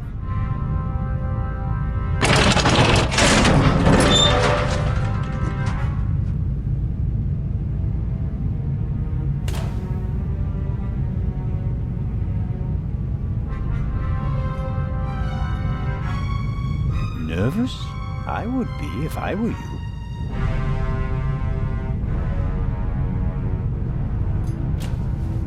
This Zellner chap wasn't part of the plan. I don't like it. He's groping about in the dark. Legrand is the real problem. Still, I'm going to take him out of the picture. How? Dr. Gebhardt killed the Baroness. A clever old man, but not clever enough to keep me from finding out. So you just have to tip Legrand off, and then I'm as good as free. That's what I thought at first, but then I thought, why waste the opportunity? I put Zellner on the trail of the good doctor. He'll drive Gebhardt into a corner, and when he lashes out in desperation, he might hit our Swiss friend. Maybe even Legrand, if we're really lucky. You can't do that. The old fella's just doing his job. And so am I. Inch, enough blood has been shed. Inch, no more deaths.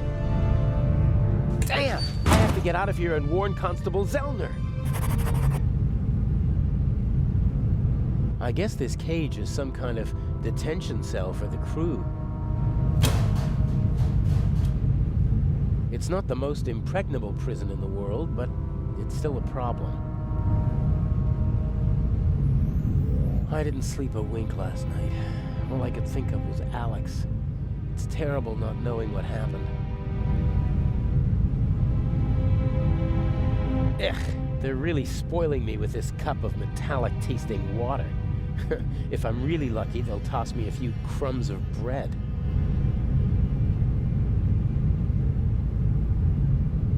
Like everything else on this ship, the bars and hinges are showing their age, but they're still much too strong for me to kick the door open.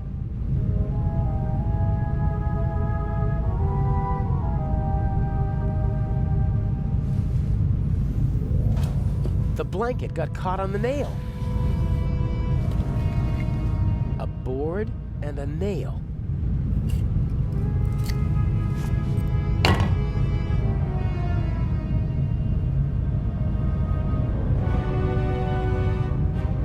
I doubt that will work.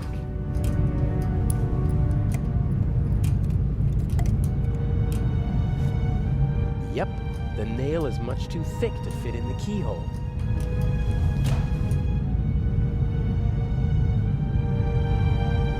A very simple construction. A metal bolt connects the door to the frame.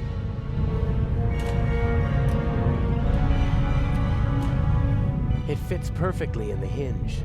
I can't pull it out, and my fingers are too fat to push it out from the bottom.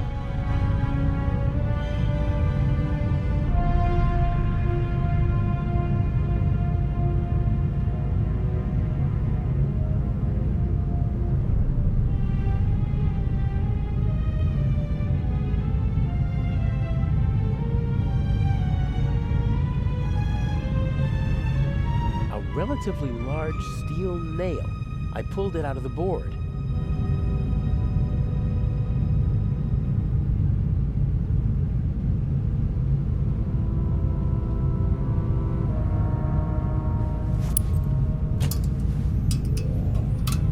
I think it's working.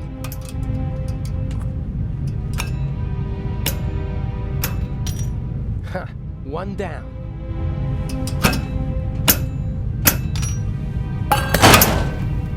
I'll hang it back on the frame, and if I'm lucky, no one will notice my escape.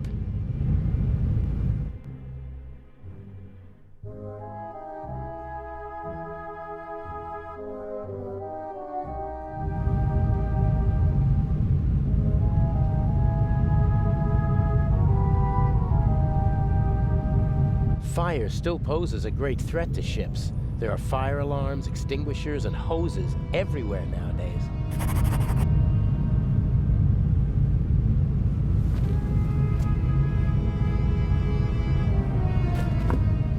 These hoses are pretty versatile. They'll do at a pinch if you can't smuggle climbing ropes into the building you're planning to rob.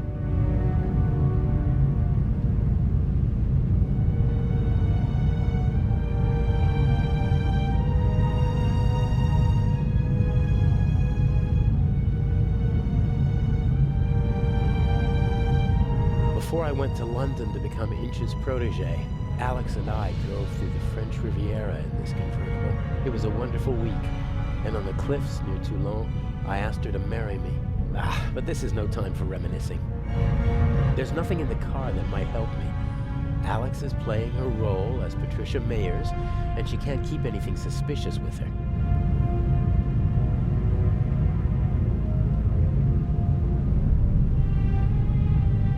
As soon as Constable Zellner and Inspector Legrand are out of danger, I'll slip back into the cell. They'll arrest the good doctor, and hopefully they'll turn a blind eye to a poor stowaway.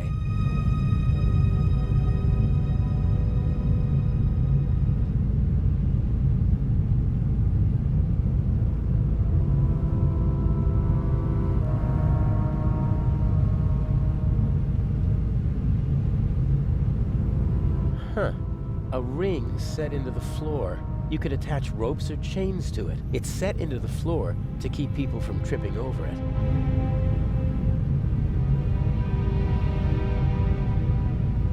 The crane is for moving cargo from A to B within the ship. The big cranes in the harbor can't reach the corners of the cargo hold.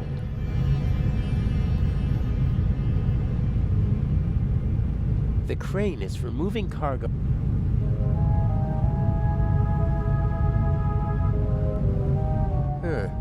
What's that up there? A grate. Sunlight's shining through it. And above it, a bent pipe. This could be my way out.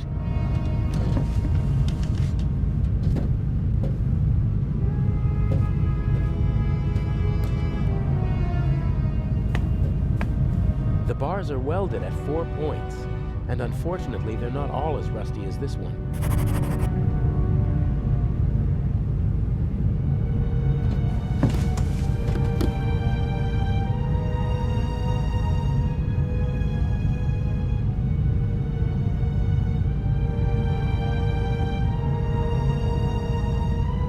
What's this? Whoa, heavy. Everything's a bit bigger and heavier on a ship, pulleys included.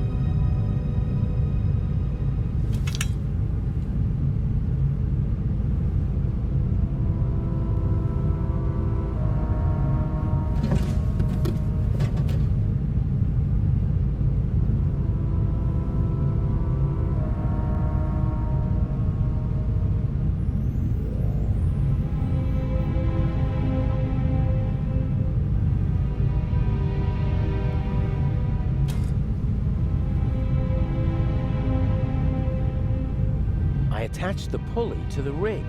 You could hang a car from it, if the ship were upside down. I tied the hose to the hook.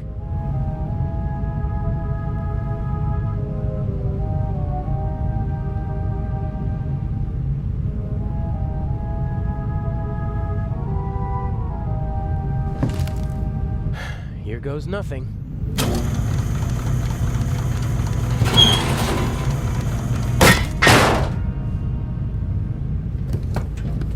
Louder than I expected. I hope no one noticed. With luck, I'll be able to warn the others about the doctor before it's too late.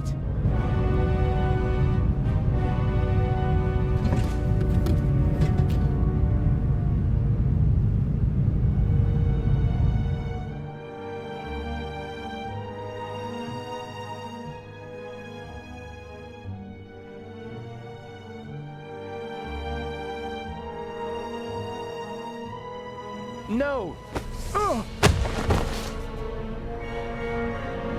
Hey, you all right? That bastard didn't inject the fatal dose. You'll be back on your feet soon enough. But Better take it easy while I... Oh, no!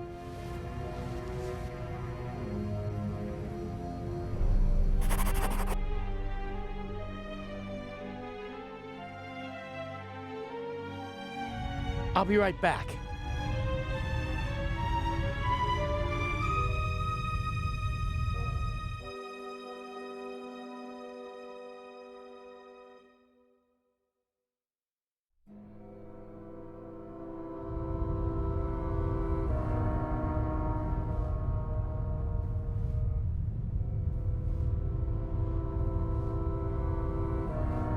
I can see Legrand in the saloon. I don't think Gebhardt would have gone there.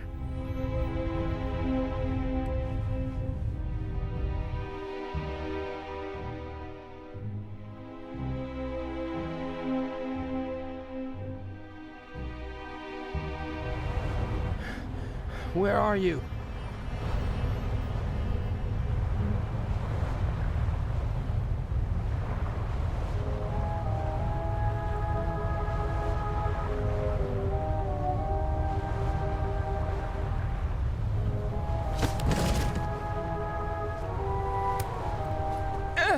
No! Why can't you just leave me alone?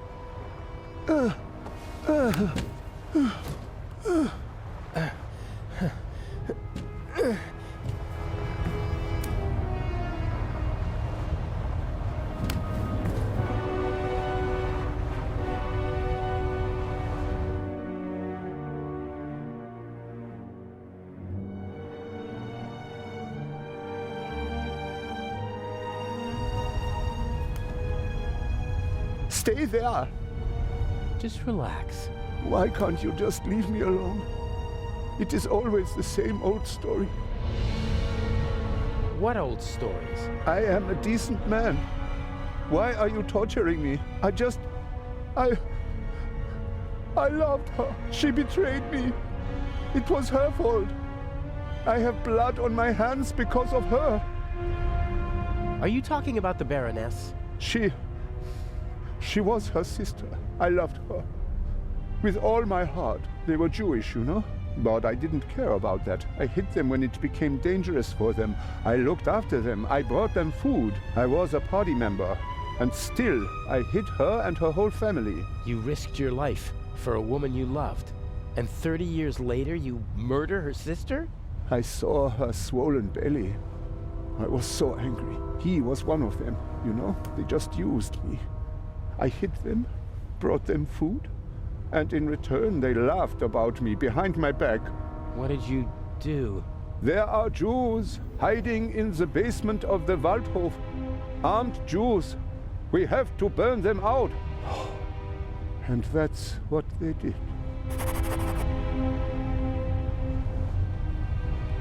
Come down from there. Why? So you can kill me? I'm not gonna kill anyone. Or pack me off to an Egyptian prison? Or an Israeli prison? No. What do you expect? You had an entire family put to death. I am a gentleman. And I expect that others... that they don't. She didn't love you and was expecting a child by another man. And that's why you betrayed her. It was her fault. She shouldn't have cheated on me. I saved her. I risked my life for her every day for 4 months. And then you threw it all away and became a murderer. I am not. I am...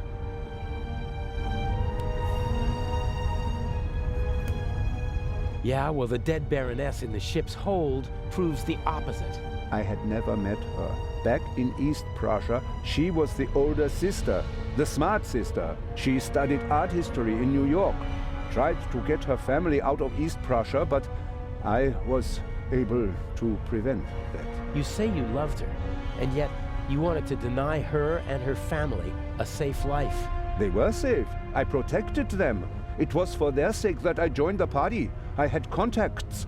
I wrapped them in my protective embrace. You didn't let her escape because you wanted to keep her close to you. She sent photos to her sister before the war. She must have recognized me yesterday in Venice.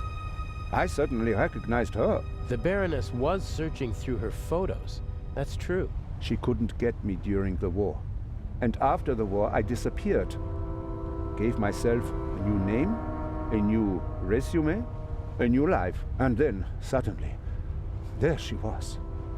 About to ruin everything. So, she had to die.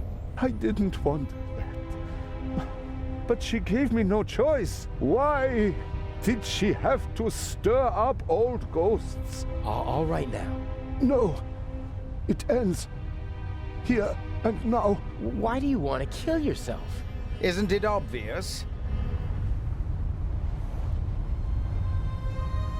He can't bear his false, hollow life anymore.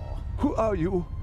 What do you want? A man who understands etiquette and honor, and yet is nothing but a coward himself, who, because of wounded vanity, burdens himself with immense guilt. Don't come any closer. The Baroness held a mirror up to you, didn't she, Doctor? And you hated what you saw there. So you smashed the mirror. But the sins of the past are catching up with you now, aren't they? No. A scowl with empty eyes full of fear. Stop it. Oh, dear, you really know how to dampen the mood. I almost had him. And you? Aren't you supposed to follow orders? Are you not here to assist me? I won't. That wasn't a question.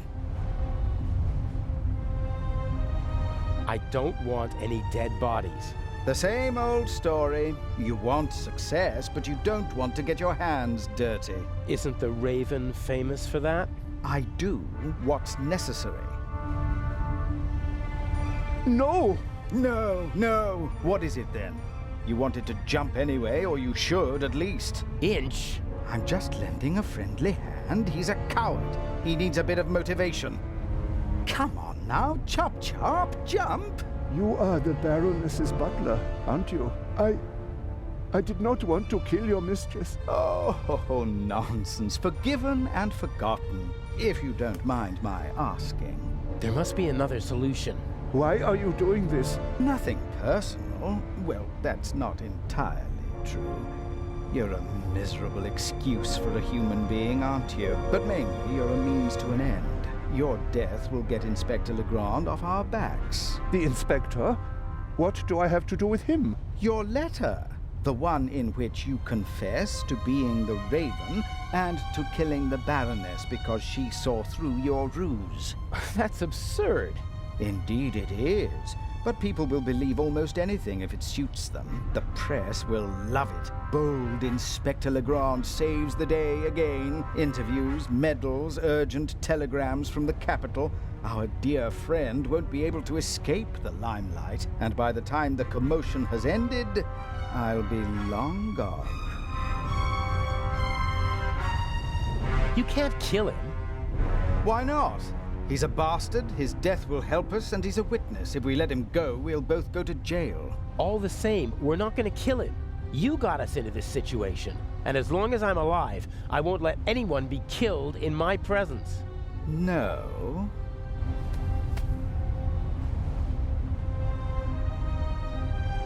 I have to do the dirty work for you in the museum, so you won't be shooting me or him.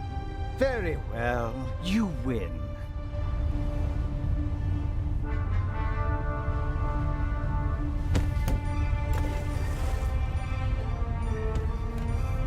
What? Oh, never speak to me like that again. Do you understand? I need you to steal the eye, but one day I could be overwhelmed by a feeling of hatred that will make me forget the eye. And there are worse things I could do than simply shoot you. I suggest you go back to your cell. You need to be fit for Cairo. I still have a confession to write.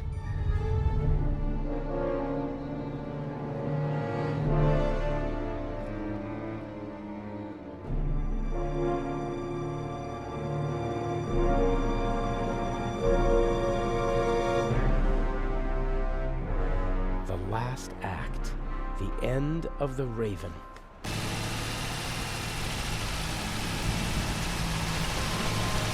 part of me wants to abandon the whole plan and go back to Europe.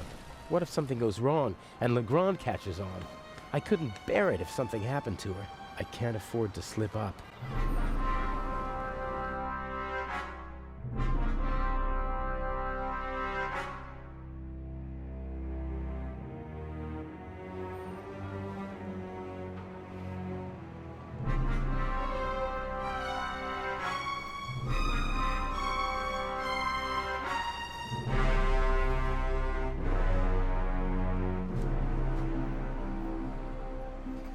Mr. Jamal, I'm glad you could make it. Let's get this over with. Still angry on account of the good doctor? You disgust me. You'll be rid of me in less than 2 hours, and I of you.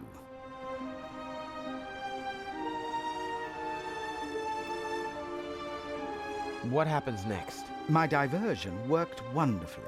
The press has laid siege to the French embassy, and Legrand won't be able to escape them. He should arrive in a few minutes with the safe, and then he'll have to answer ridiculous questions from reporters all afternoon. That's why we're striking now. A regrettable necessity. I would have preferred to make my grand entrance this evening at the gala. But yes, we will strike as soon as the safe is in the treasure chamber and Legrand has left.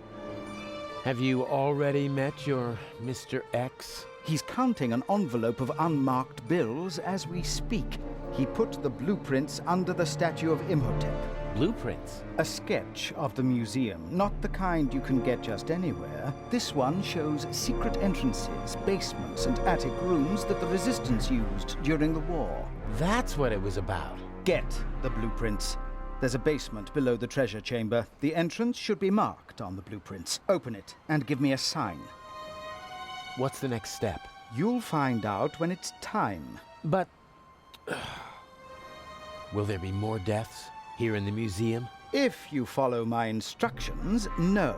If people are in danger, I'll call the whole thing off. I don't kill for fun, only when it's necessary. Is it ever really necessary? Sometimes. Revenge, for example, when one has been betrayed.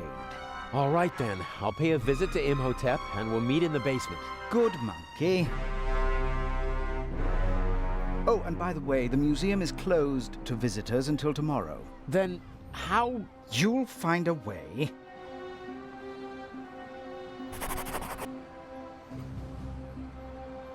I bet the craftsmen are nearby. If not in the museum, then somewhere around here. I bet the craft...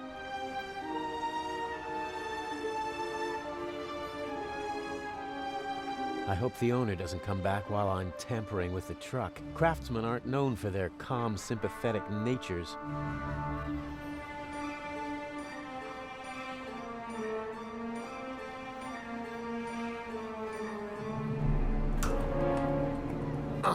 Locked.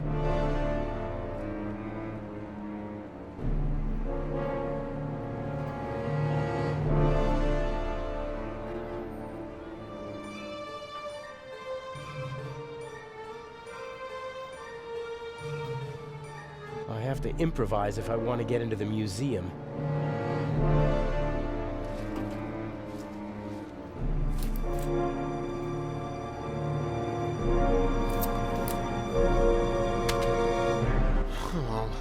Nothing.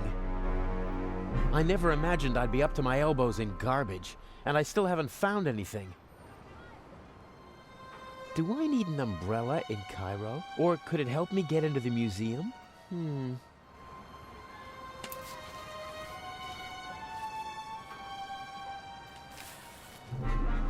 A rod like that could be useful.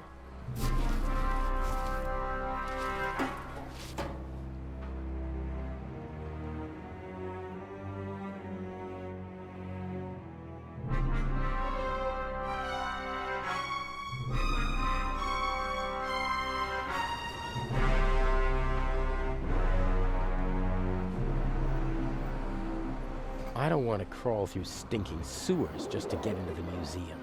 There must be another way. There's a metal grate over the drain to prevent people from tripping. I can't make out what's below.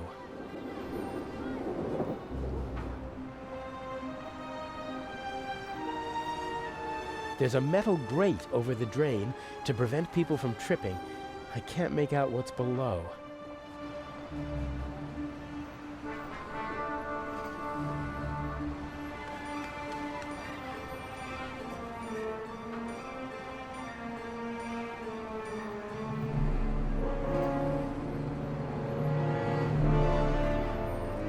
Today, the museum is officially closed for preparations for the big Eye of the Sphinx exhibit. The Sphinx still has 2 eyes on the poster. They need to put an eye patch on it.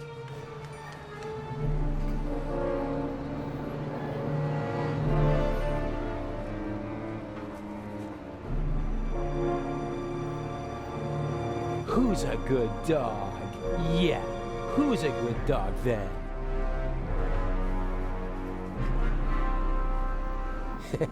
Good dog. I like dogs. I had a border collie back home. Followed me everywhere. He was very old, but the most loyal friend you could wish for.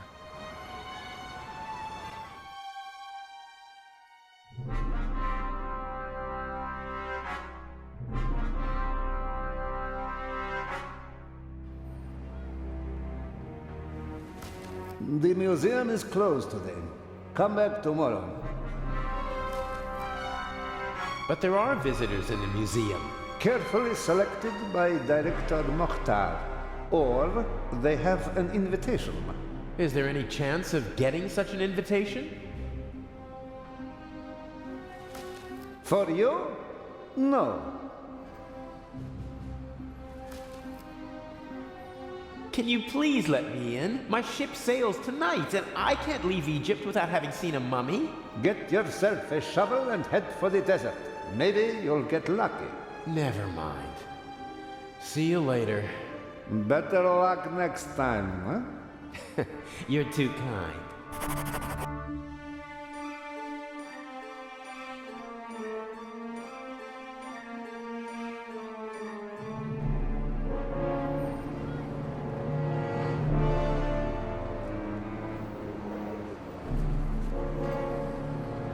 I'd like to keep playing with the pup, but that's hardly going to get me into the museum.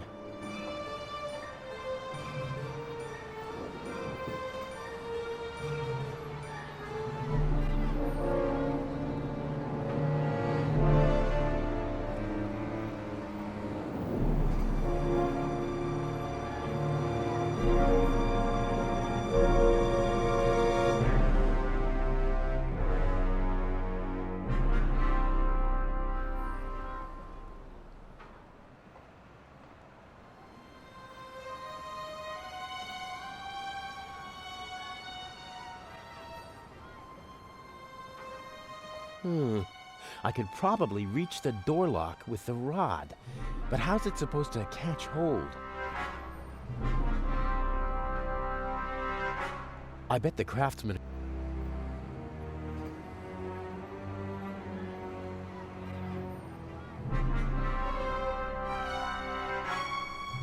Interesting. A fire ladder. Maybe I can get into the museum from the roof.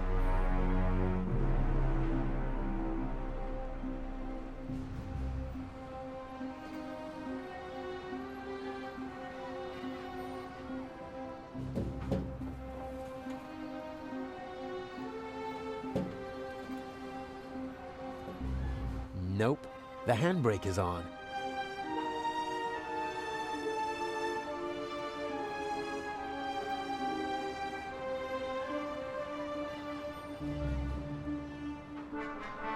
Doesn't seem like I can pull the ladder down.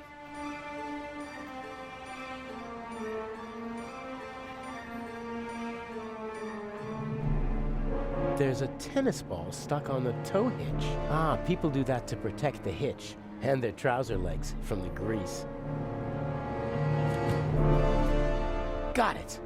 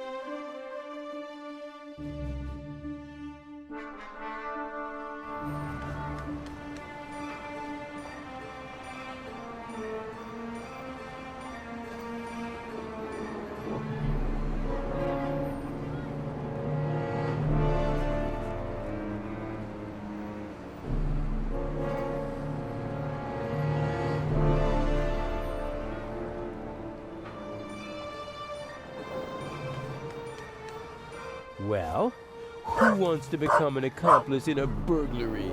Yes, who wants to be an accomplice? Ah! What are you doing? Come here, you...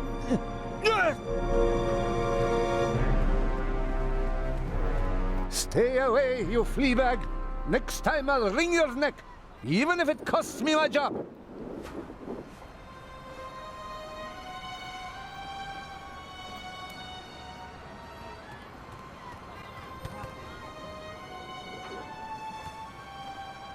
You made yourself an enemy, pup.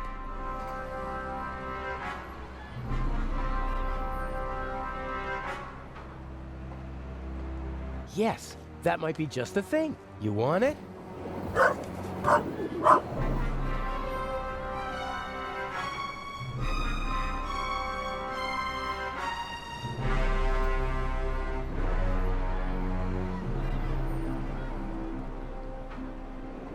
Yeah, you like that, don't ya?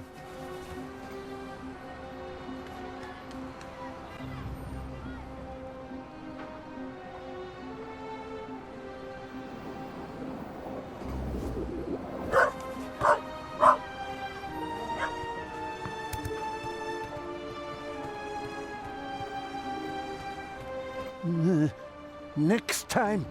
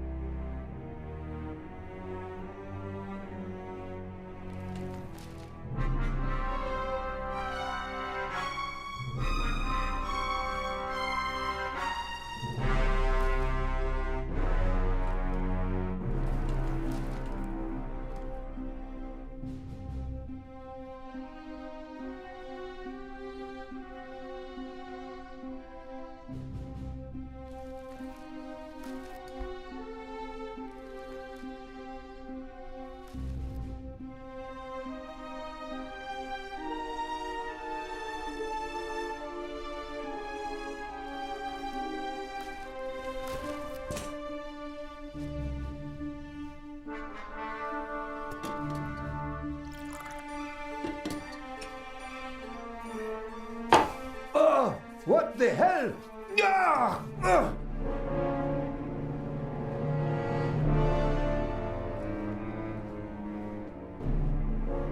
This is my chance.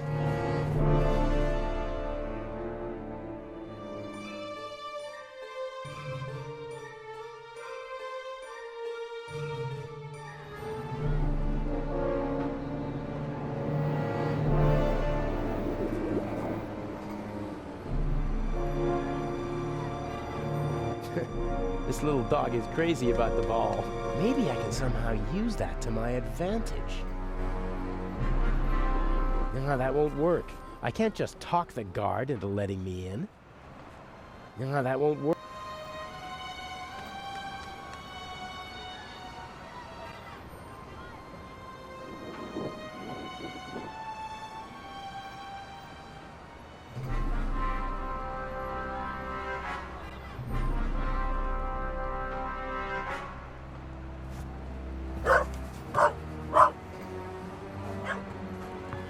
Stupid mutt!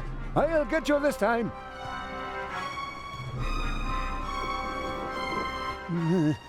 Next time.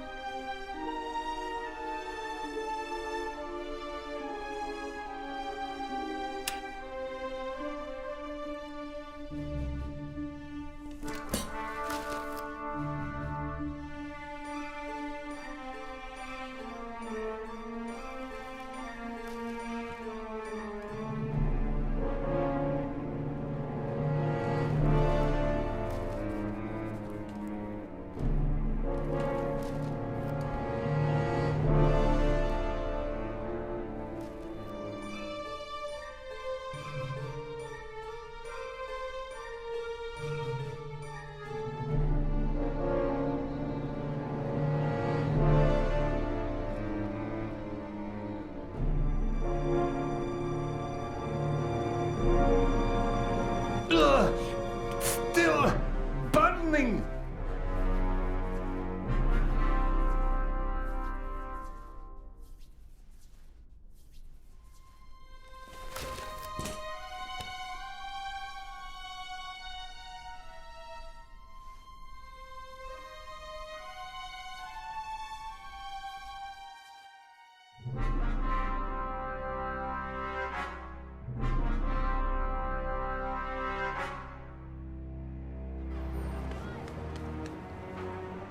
No, that won't work.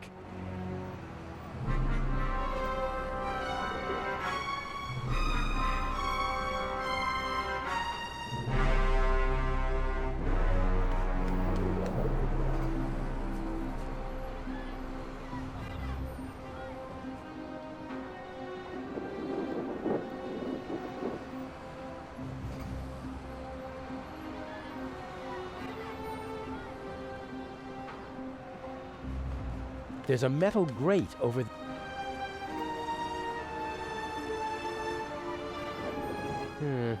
Maybe I can fish something out of the sewer with the wire.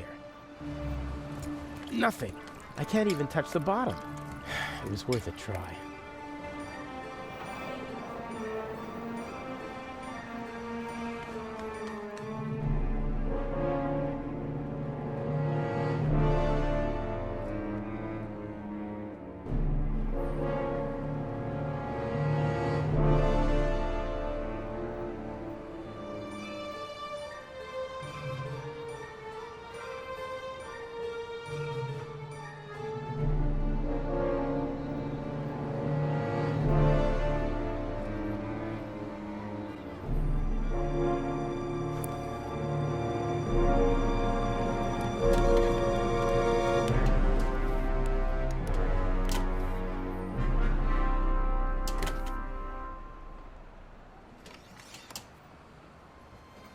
A true jack of all trades.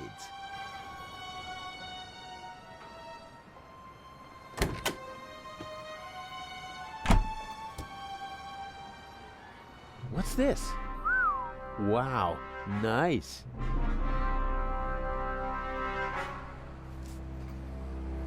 I'm afraid the painter discarded the overalls because he didn't want to walk around in sweat-soaked clothes all day. But what the heck? I have no choice. A handsome man always looks good, and the disguise works.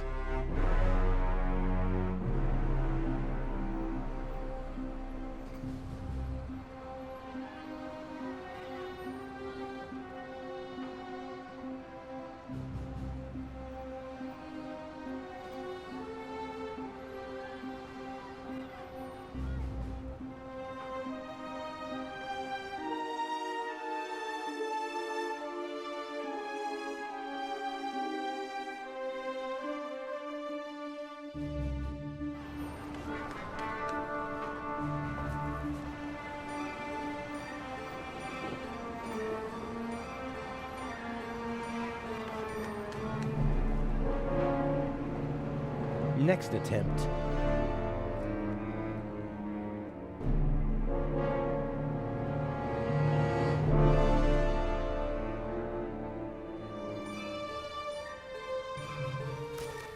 The museum is closed today. Come back tomorrow. Or are you one of the craftsmen? Of course I'm a craftsman. All right. Your company is not on the list.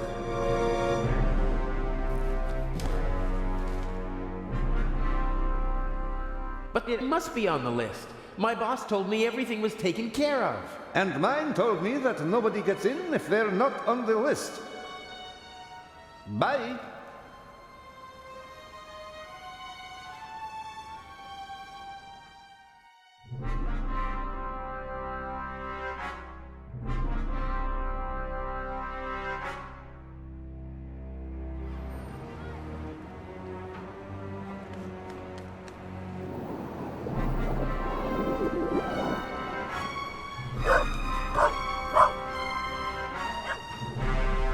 Stupid mutt! I'll get you this time!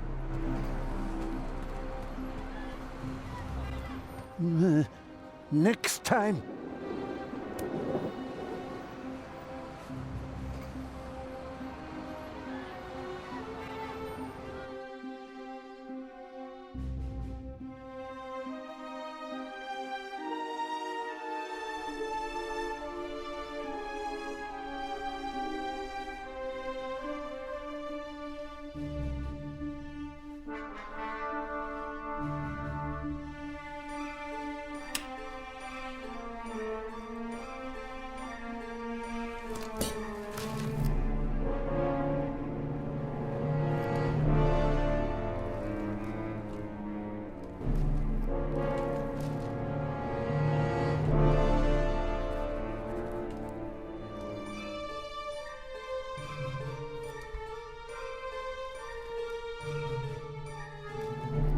Ugh! It's still burning!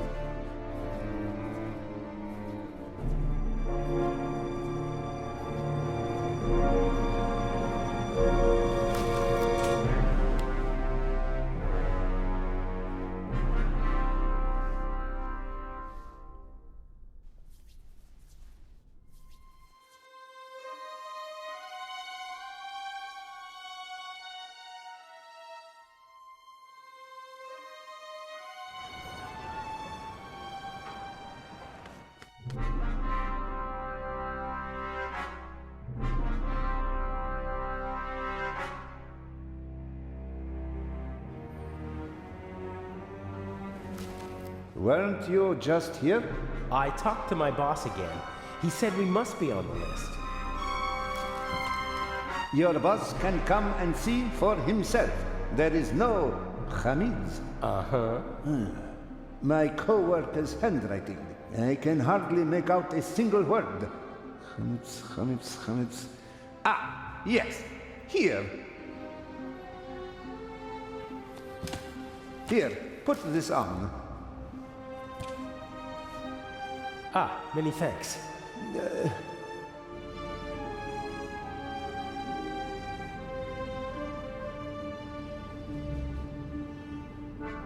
The author's companion.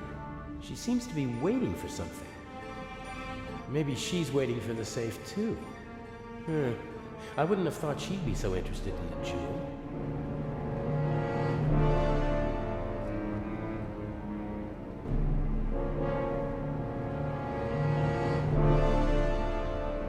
The eye hasn't taken its place in the treasure chamber yet. I'd better not show my face there. The room is under video surveillance. I'm curious what points of entry Mr. X's blueprints will reveal. I think Inch paid dearly for it. He certainly seems to expect a lot from it.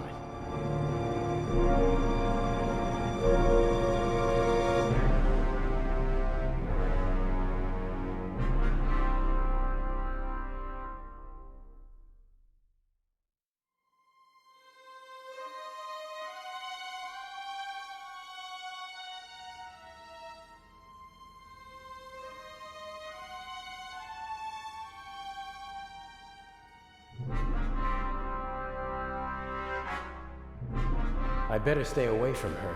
There's always a risk that someone observant might recognize me, and I bet that the lady is a very good observer.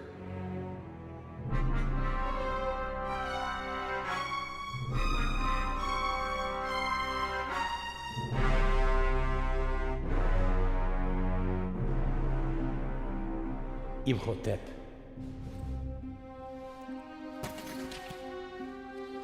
All right, I've got the blueprints.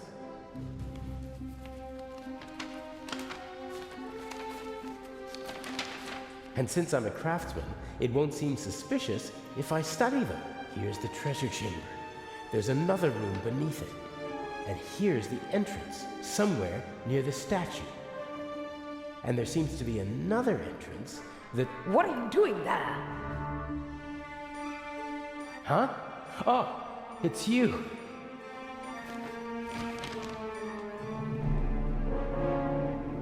What's going on? And what happened on the ship? Everything is all right. I was able to stop the doctor. What happened there? Inch. You mean he... There was nothing I could do. And he won't even tell me his plan. I'm supposed to get these blueprints and open a secret entrance to the basement beneath the treasure chamber. A basement under the treasure chamber? I didn't know about that before. Inch somehow heard about it, and Mr. X took care of the rest. What's he planning? I don't know. I don't like it. Me neither. The blueprints show the basement below the treasure chamber, and 2 entrances. One of them is over there, but it seems to be closed. And the other? It's on the roof, and there are stairs from an attic down to the basement. And how are you supposed to get into the attic? That's the question. There's a small triangle here on the roof with 3 numbers next to it. 3, 6, and 2. Some kind of code. I'll have a look around. It'll be okay. I wish I had your confidence. It's time for the grand finale. Don't you agree? Take care of yourself. Me too. A plan always seems much easier when you're just talking about it, doesn't it? Yes, but not half as exciting. Okay, I have to open the door to the basement. Let's go.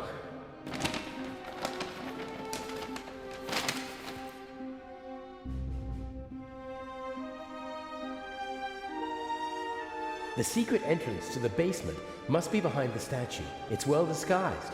Otherwise, it wouldn't have gone undetected for decades.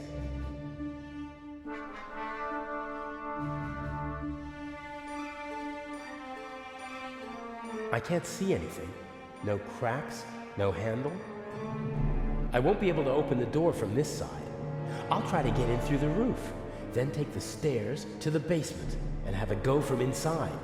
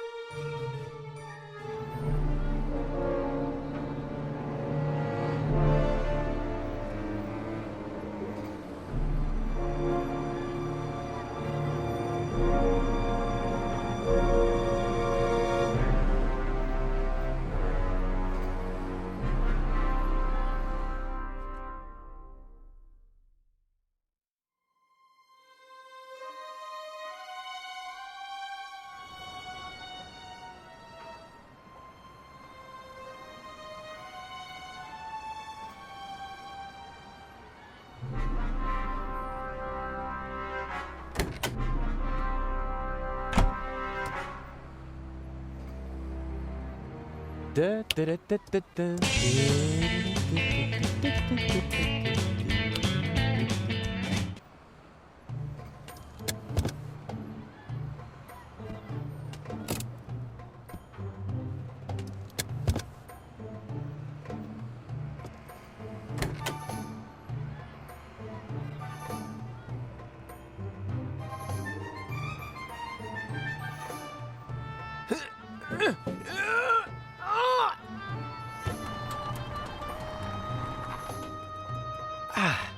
That should do it.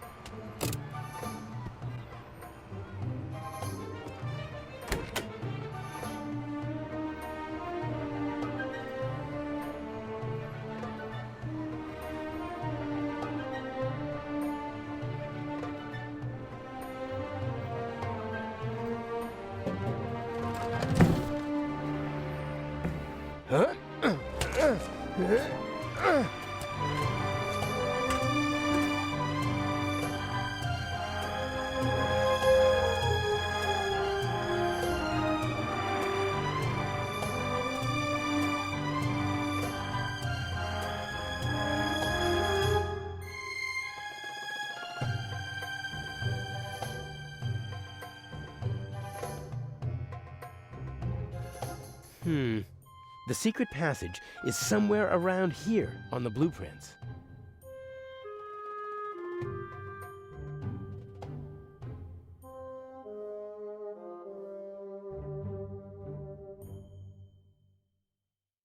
The secret blueprints for the museum show a basement below the treasure chamber with 2 entrances. One entrance is in the main hall behind the statue on the wall. The second can be reached via the roof and an attic room. That's the same triangle as on the blueprints. The numbers 3, 6, and 2 are written next to it. I can't read anything else.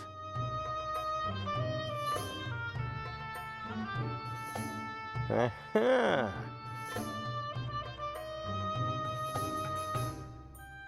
Very good. Maybe this one. Huh. Strange. Maybe the order is wrong.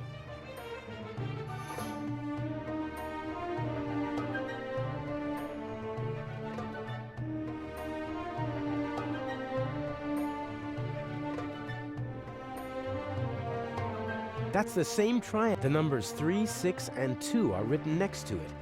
I can't read anything else.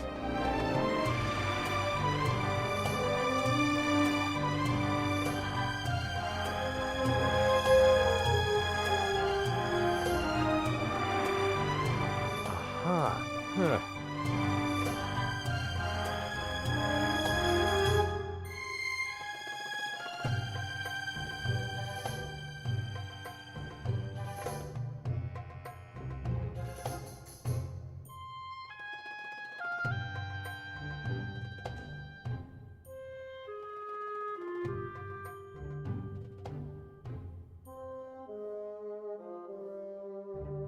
Aha. Huh.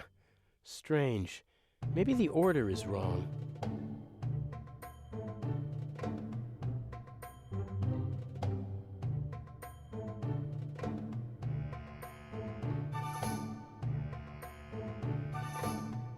Aha.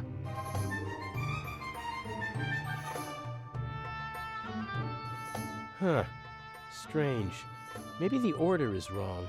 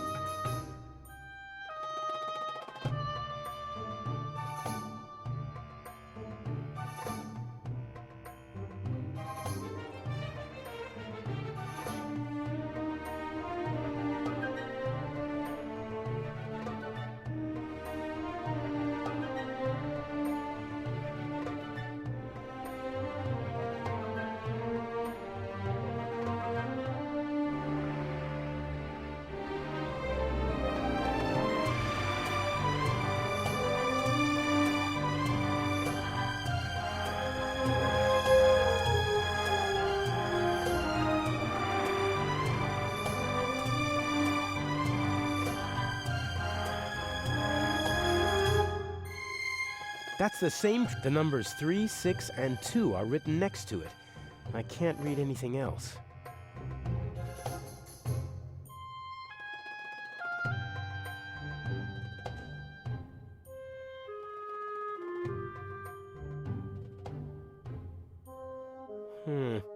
No.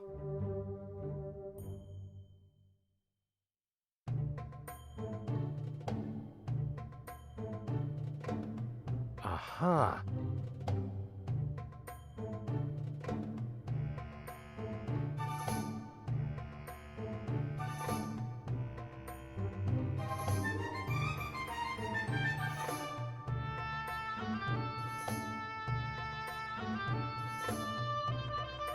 Huh. Strange. Maybe the order is wrong. Aha.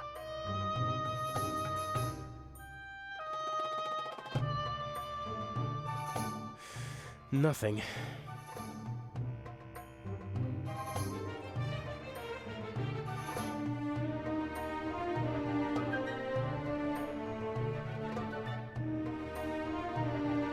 Huh.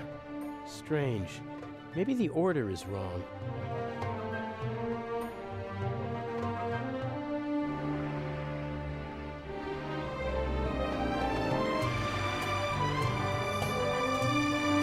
Aha. Huh. Strange. Maybe the order is wrong. Nothing's happening.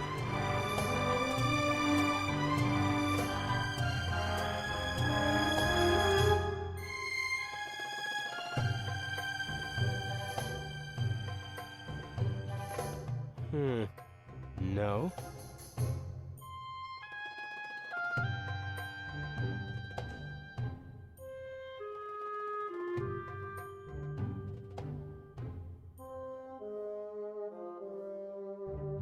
Aha.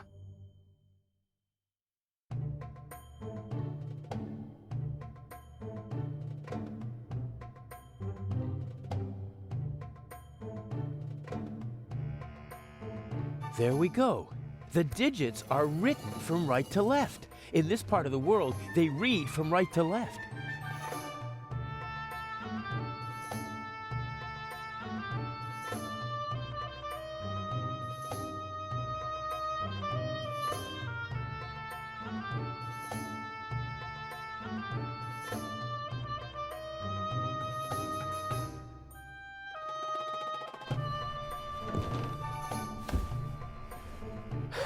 I'm in the museum.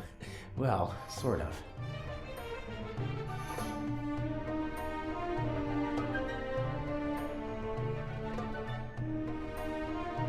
The electrical cables don't seem like they were meant to be permanent.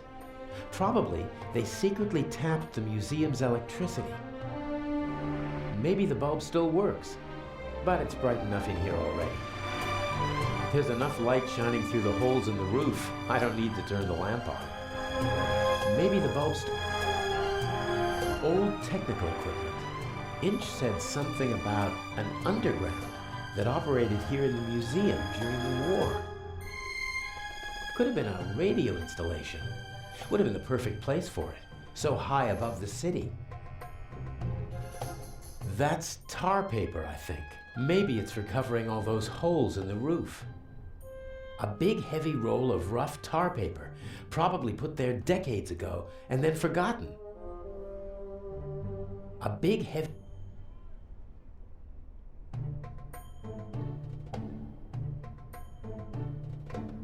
According to the blueprints, the stairs lead from the attic down to the secret basement.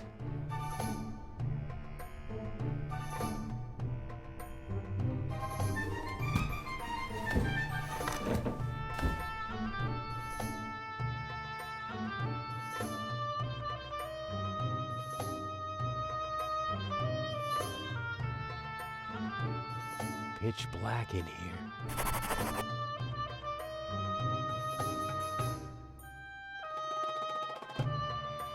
Here we go. I think it's nothing. Here we go. I think it's nothing.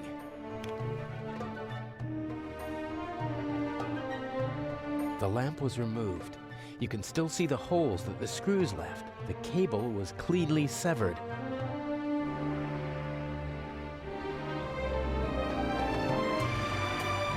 The lamp was removed.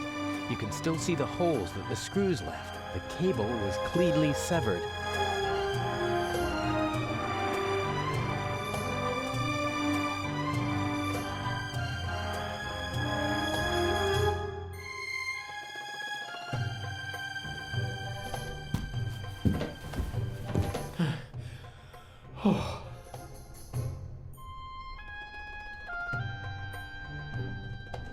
I don't need artificial light up here, but it'd come in handy in the basement.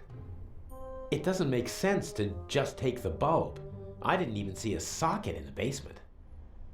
It doesn't make a big head.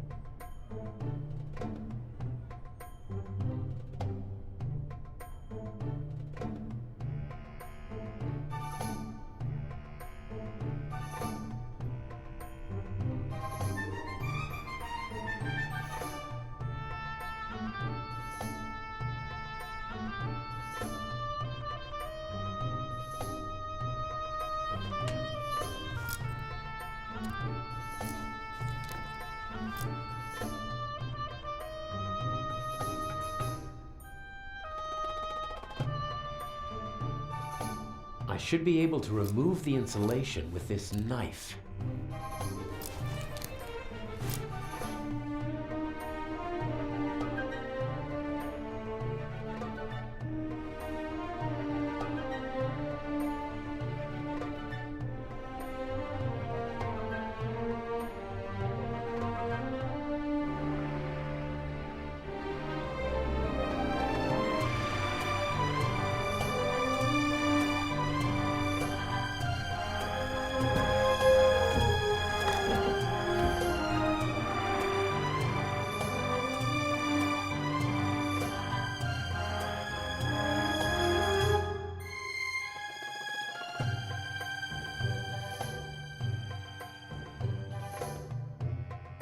I could connect the cables to each other, but I'd need to strip the insulation from the cables on the wall and the lamp.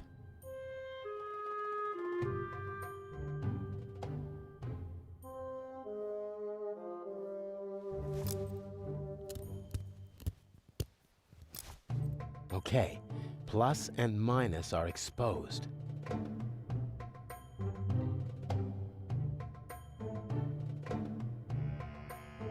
Okay, I'll twist the wires from the lamp cord together with the wires from the electrical cable.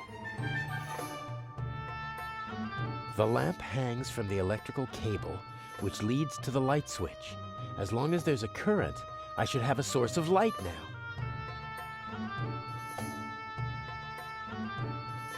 Let there be light! Damn! Something's wrong with the lamp.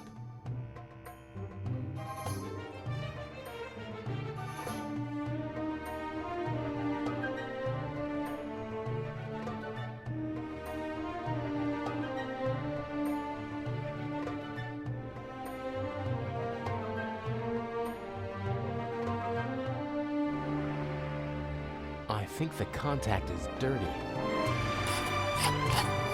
I was right. The lower contact is coated with rust. The current can't flow properly, and sooner or later the bulb will burn out.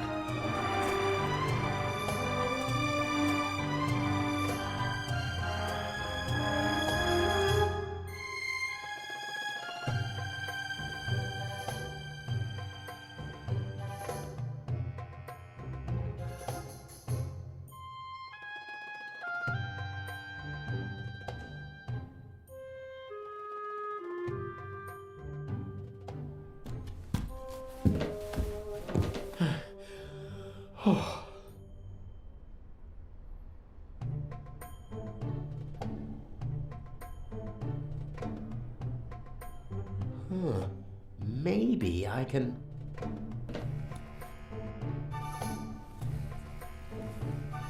Yes, I can use it to rub the rust off.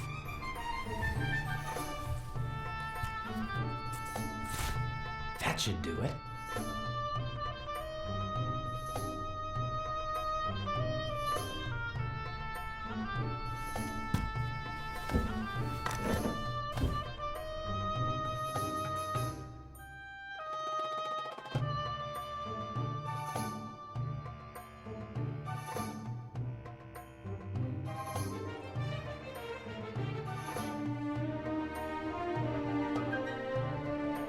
One more try.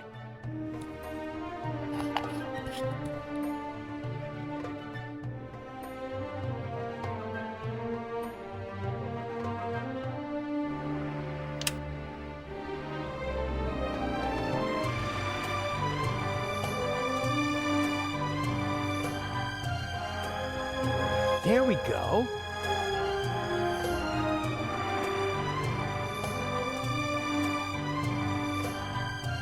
If it wasn't so dusty, I could easily imagine someone had been using it. What kind of stories could this room tell? About desperation, anger, triumph?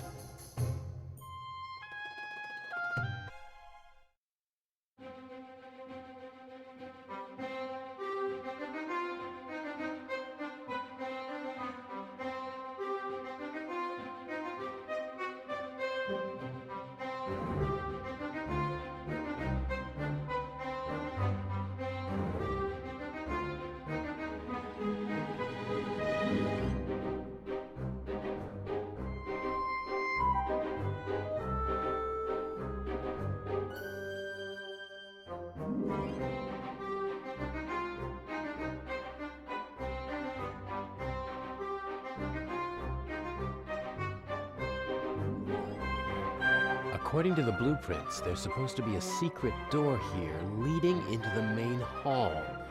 Huh, this must be the locking mechanism.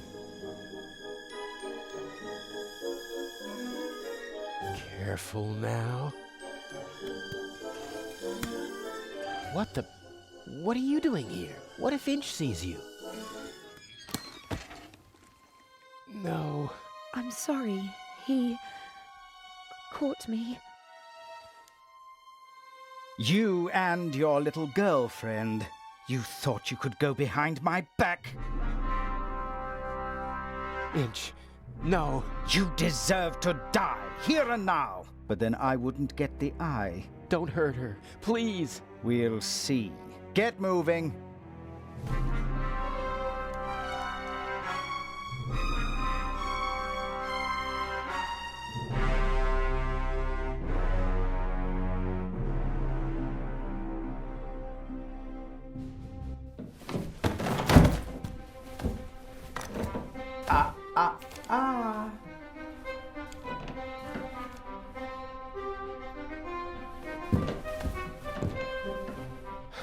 And now? Cover to the chair. No! Patricia! No! Enough! You have one and only one chance of getting out of this alive. Do what I tell you to do. Tie her to the chair.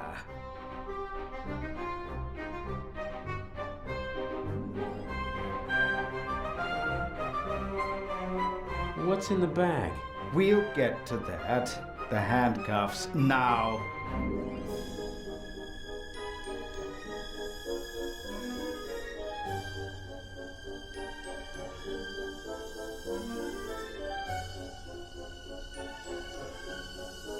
Don't even think of trying anything. You're playing with her life.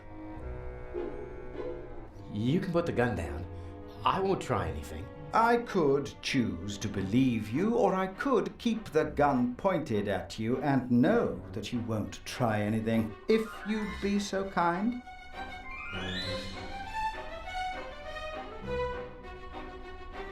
Please don't hurt her. I beg you. The handcuffs, now.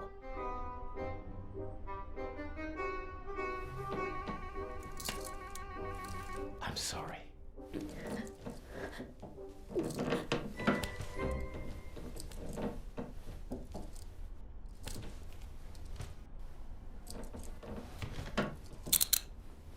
I love you. Look at her. Remember this scene? If you try to screw me, then...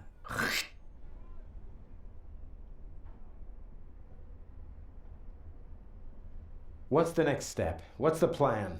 Everything you need is in the bag. The eye will be delivered at any moment. You abseil from the roof into the treasure chamber. And the display case's alarm system? The alarm will go off, but I'll ensure that the only effect will be that the security barricades in the treasure chamber close. How will you manage that?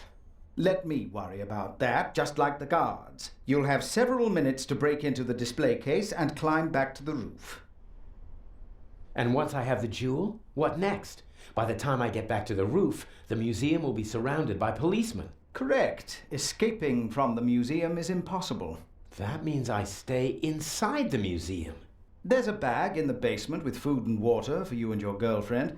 I'm sure you'll find a way to pass the time for a couple of days. The police will search the whole city for the eye, but not the museum. And once the museum's open to visitors again, Patricia and I will walk out through the secret door in the main hall to our freedom. I'll be watching you every step of the way. You'll deliver the jewel, and then we'll never see each other again. How am I supposed to break into the display case? It's protected by bulletproof glass. You'll find everything you need in the bag. A clever fellow like you will know what to do with it.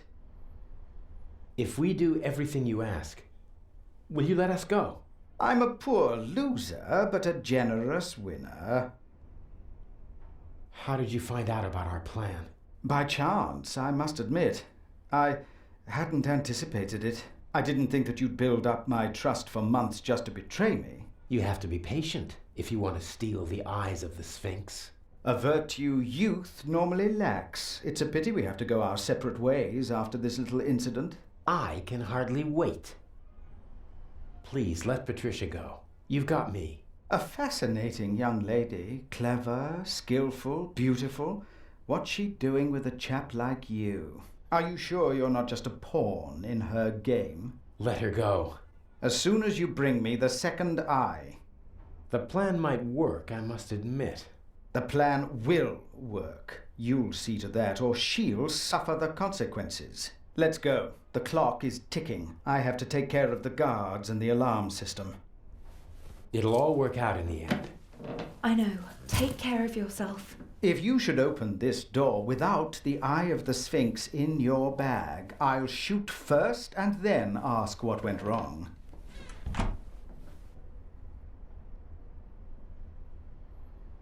You're not planning on letting us go, are you? I need a scapegoat. Otherwise, the traitor would already be dead. He doesn't understand because he doesn't think like you. You messed with the wrong man, and now you have to suffer the consequences.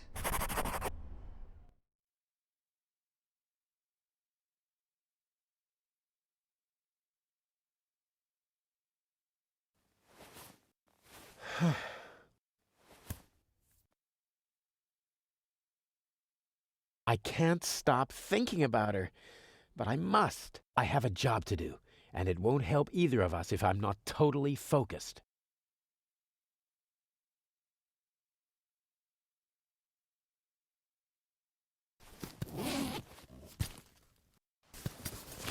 Climbing equipment, including a rope, a cloth bag.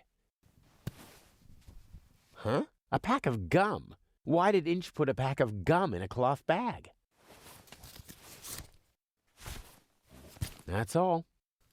Climbing equipment and a pack of chewing gum. I'm beginning to feel under-equipped for this burglary. Looks like I'll have to improvise. There's nothing else in the bag, and I don't need the bag itself.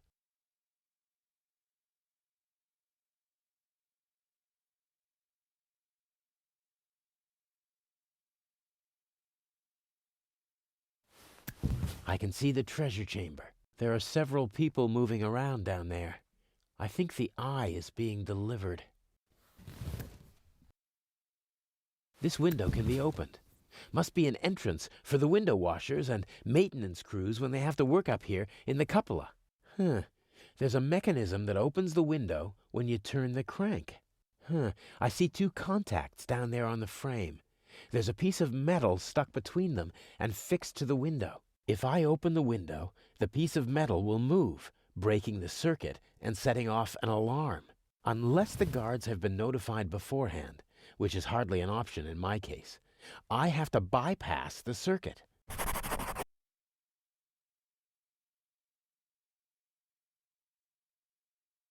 Only one piece left.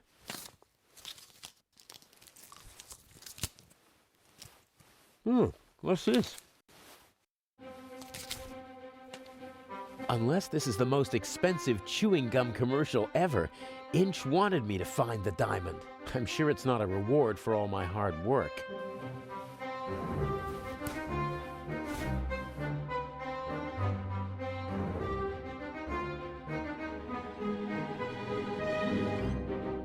How's that supposed to work? The contacts are on the other side of the window. I can't reach them.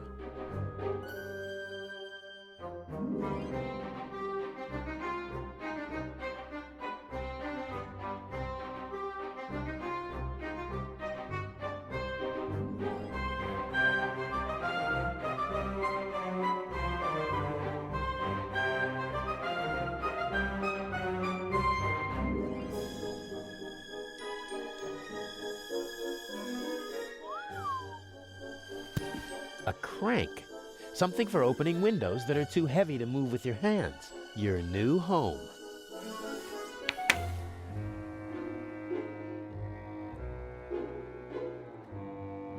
Somehow I have to get at the contacts of the alarm system and override the circuit. Only then can I open the window safely.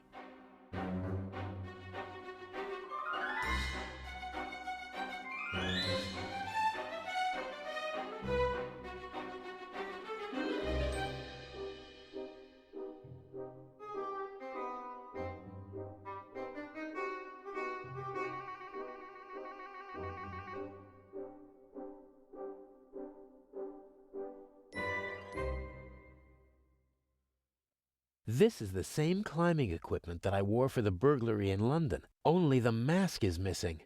Does Inch want to make sure that the security cameras can see my handsome face?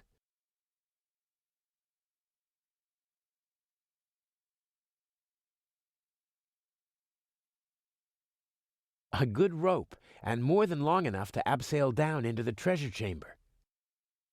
I'll leave it there until I need it.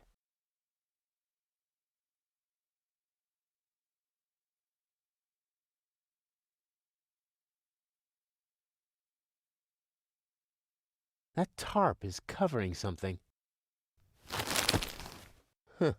Bucket, rags, squeegee, tools of the trade for window washers. Probably didn't feel like carrying their equipment up to the roof every time, so they stashed it here. I don't need the squeegee. The bucket? Not really. This rag, on the other hand, I could wipe away fingerprints with it.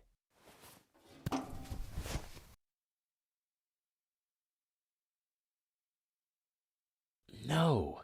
Inch said everything I need is in the bag. I believe him. He wants the jewel. Until he gets it, he won't put any obstacles in my path.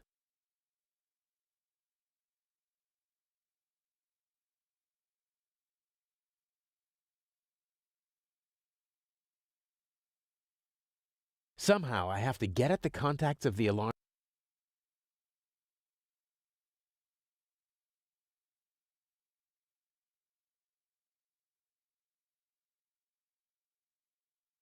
Somehow I have to get at the contacts of the alarm.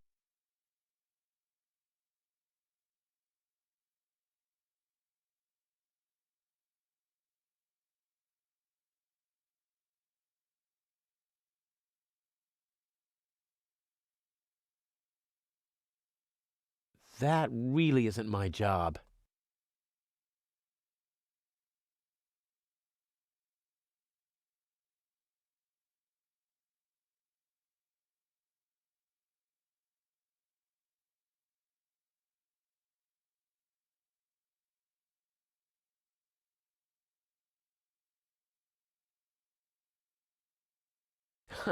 I can't cut any of the windows out of the frame, but this window has a rubber seal on the bottom and the sides.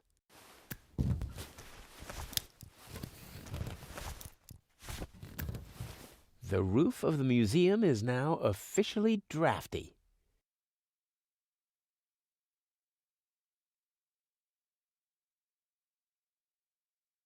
Yes, the aluminum foil might bypass the circuit. That's darn tight. I can override the contacts with the strip, but I can't... Oh, damn! I lost the strip! It would never have worked anyway. The gap was too small.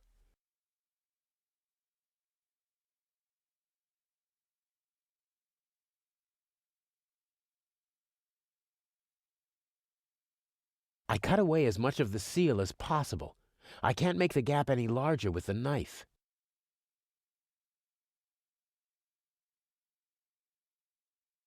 Without a seal, there's a 1 or 2 centimeter gap below the window, just enough to slip a couple of fingers through.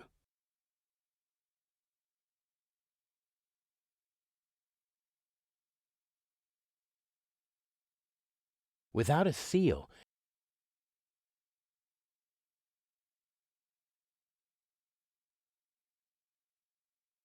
somehow I have to get at the contacts of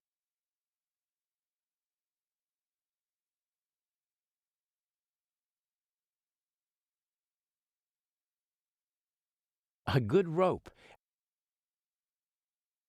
Everything will be fine. Nothing will go wrong. We'll walk out of the museum and get married.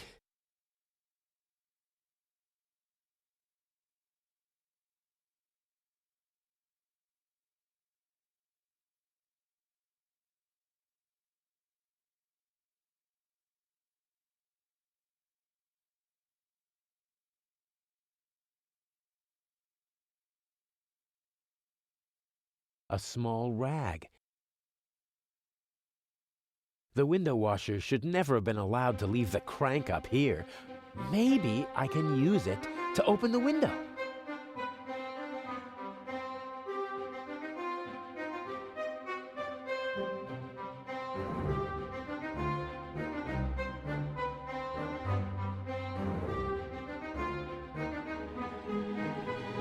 Somehow I have to get at the contacts of the alarm system.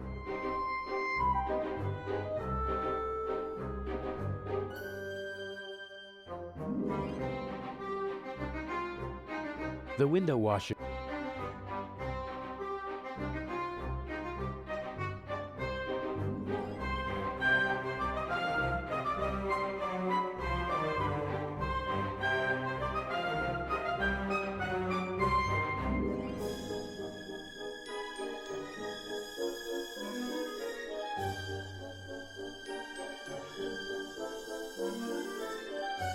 I cut away as much of the seal.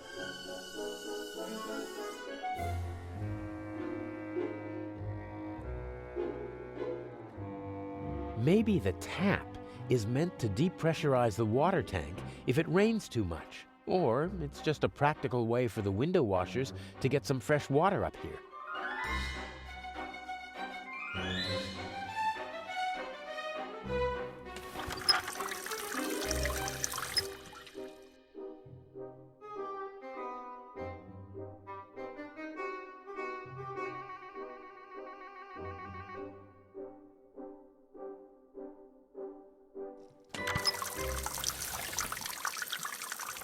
Oh, cold, dripping wet. I'm not putting it in my pocket like that.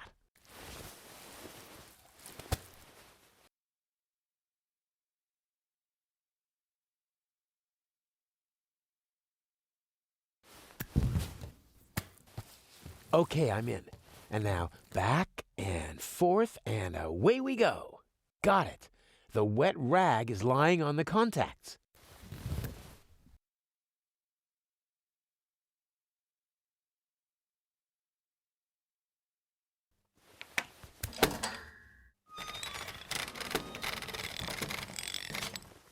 Excellent. No alarm.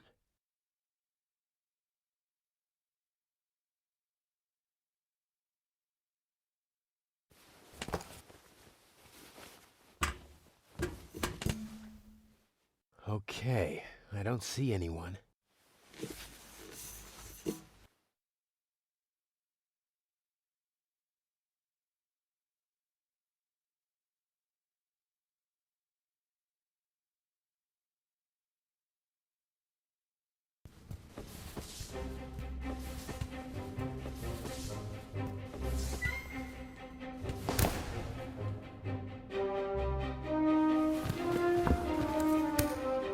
an attempt would fail here.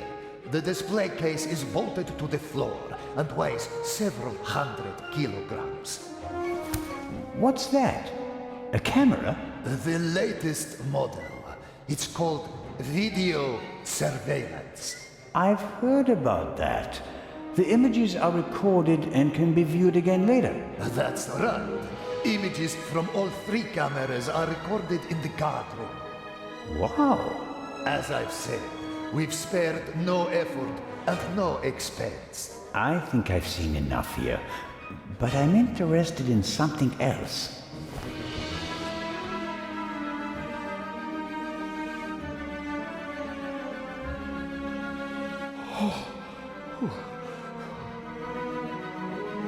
The camera covers the whole room, and I don't have a mask.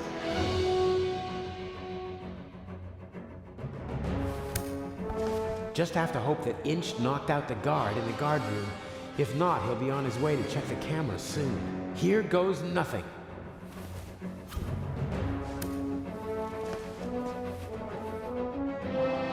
The camera is no longer a threat. Now or never.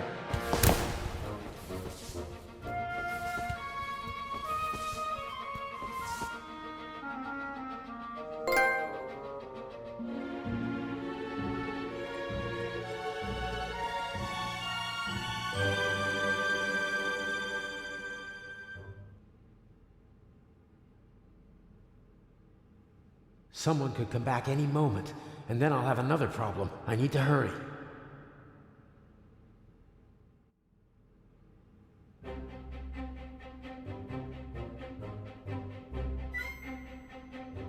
As a visitor, I'd only have eyes for the jewel.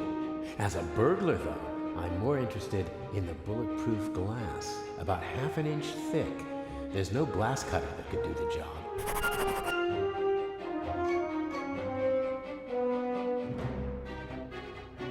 Of course, diamonds cut glass. And even bulletproof glass is softer than a diamond, but the diamond is tiny. I can barely hold it, and I need to do more than just scratch the glass.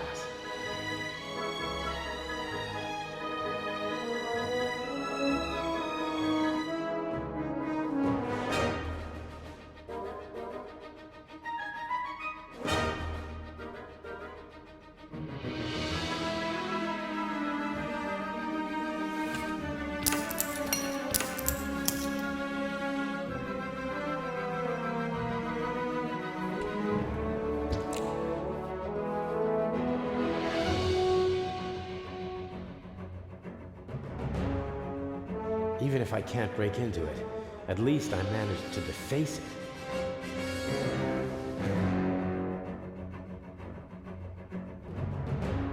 I'll press the diamond into the chewing gum with the tip towards the window.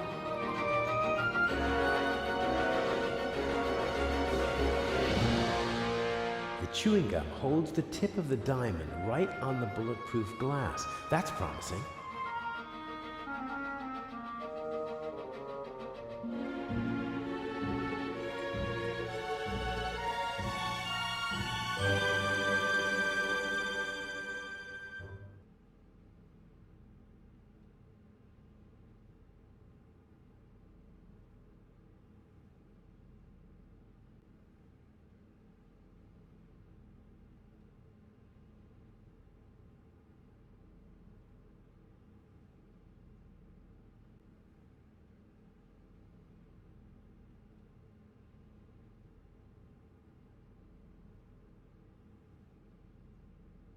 Every time I don't have the knife with me, I need it. Does this mean that I won't need it, since I have it with me this time? When I'm so close to my goal, never. This cordon doesn't apply to burglars.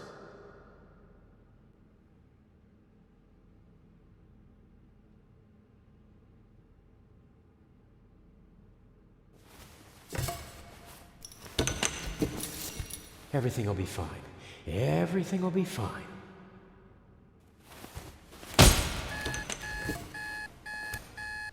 No, no! He wants to lock me in. But why? He doesn't have the jewel yet. What is he... Oh, no.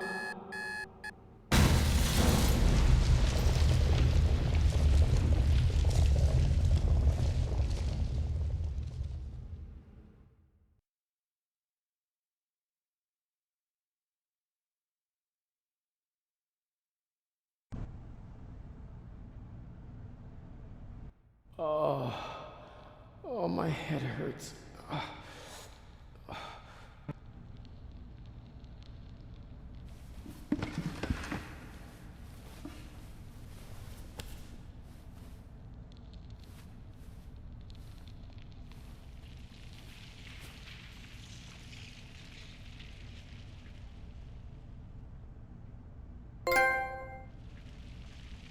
He's up there, Robert. I know it. Maybe.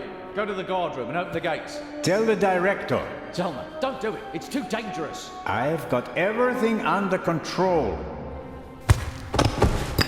Sorry, Constable. He's unconscious. He'll wake up with a headache in a few minutes. There was no other way. The sarcophagus protected me from flying debris. The ancient Egyptians knew their stuff. Everything's destroyed.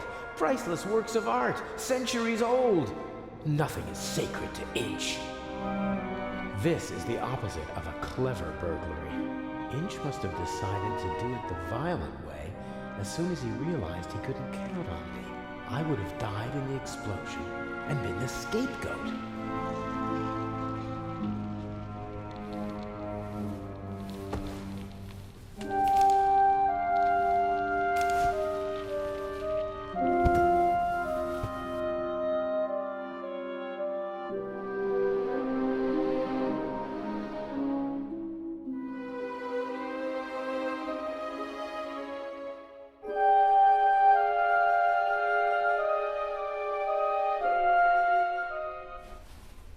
How did you do it? How did you plant the message on the safe in the train? How did you know that Gebhardt killed the Baroness and the demolition charge below the treasure chamber? How did you manage it all? Even if your arm isn't lame.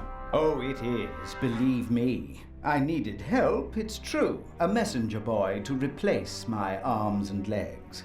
A messenger boy? Ah, Adil. This could be interesting. He's quite talented, but unreliable. He has a mind of his own plans. Don't you, Adil? I never wanted blood to be shed, but it's time to make an exception. He only forgot one thing. I keep things firmly in hand. Always. End of story.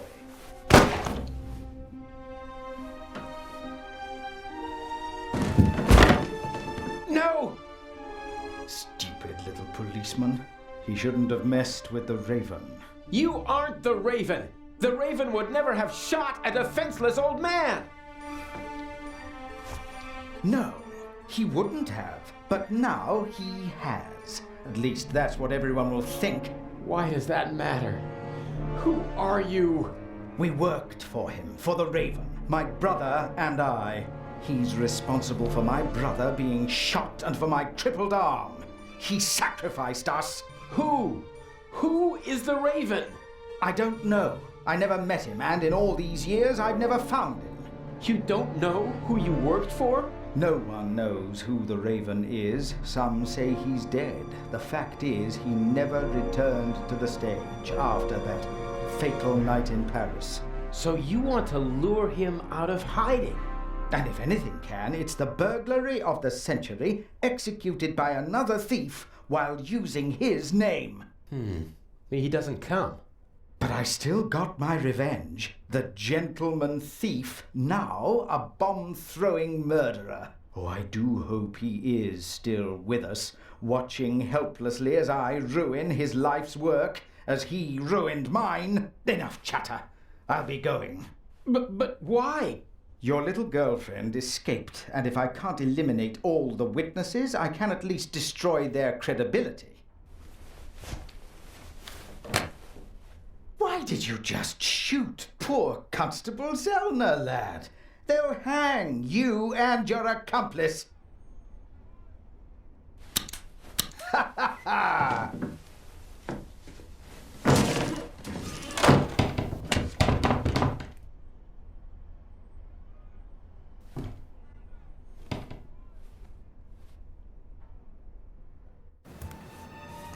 You've met your match, Raven. You hear me? Wherever you are, I beat you. Good evening, Mr. Inch. The eyes of the Sphinx, if you would be so kind. You? That's impossible! The jewels, now!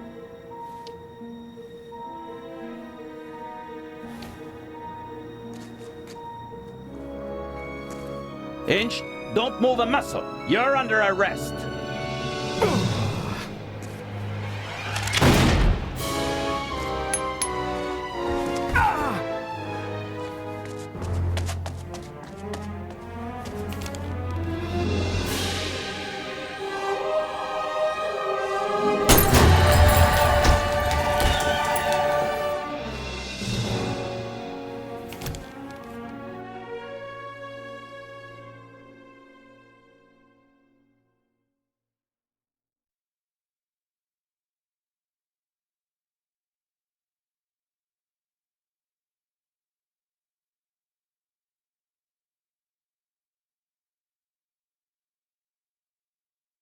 A master thief who stole 2 cheap fakes and then fell to his death.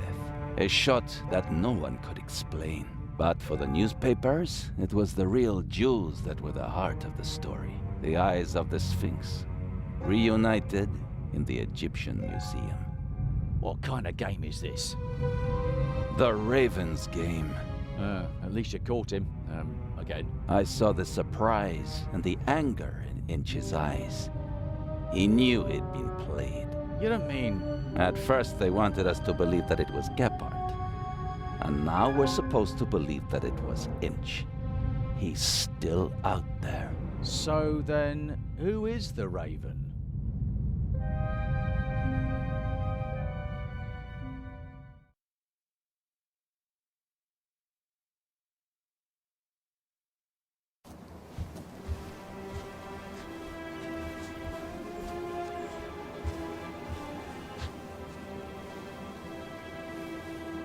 Hello there, handsome devil. Hey there, pretty lady. Don't! My father will be here any moment. Did you tell him about our engagement? She did. I almost slipped out of character. Oh, Daddy, we all know that would never happen. You were Anton Jakob Zellner through and through, even with the world crashing down around you. Didn't go too badly, did it? Well, Inch nearly blew us up, and I was almost charged with murder. Ah, yes. Exciting, wasn't it? I haven't had fun like that since I retired. Dr. Gebhardt nearly killed you. Nobody could have suspected the doctor. At least we managed to clear things up quickly. I would have preferred it if things went according to the old plan. We would have swapped the jewel aboard the ship, and Alex wouldn't have been kidnapped by Inch. And I'd have preferred it if you hadn't given me a nasty bump on my noggin. And what would your excuse have been for staying on board if I hadn't? Hey, I improvised. Good point. I was afraid Inch would realize you were wearing a bulletproof vest. He was too confident. After he foiled your plan, he thought he had everything under control. He never really took a look at the emerald in the display case. He just assumed that they shipped the real jewel from Switzerland. And after my little tussle with Inch, we had both jewels. He blew half the museum to smithereens just to steal a fake. He was always rude and insolent. I never should have worked with him. His double-dealing cost his brother's life. And his own as well. I'd still rather see him in jail than in a morgue. He shouldn't have messed with the Raven. To your retirement. To the future.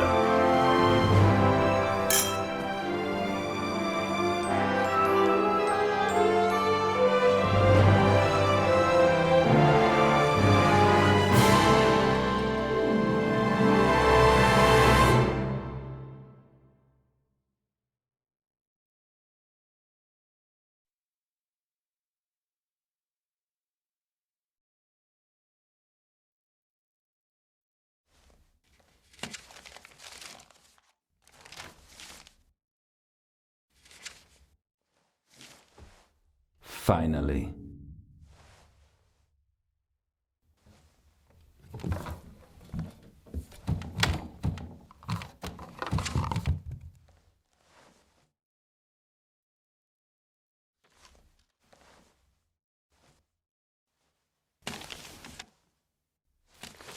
Dear Nico, the Raven is dead.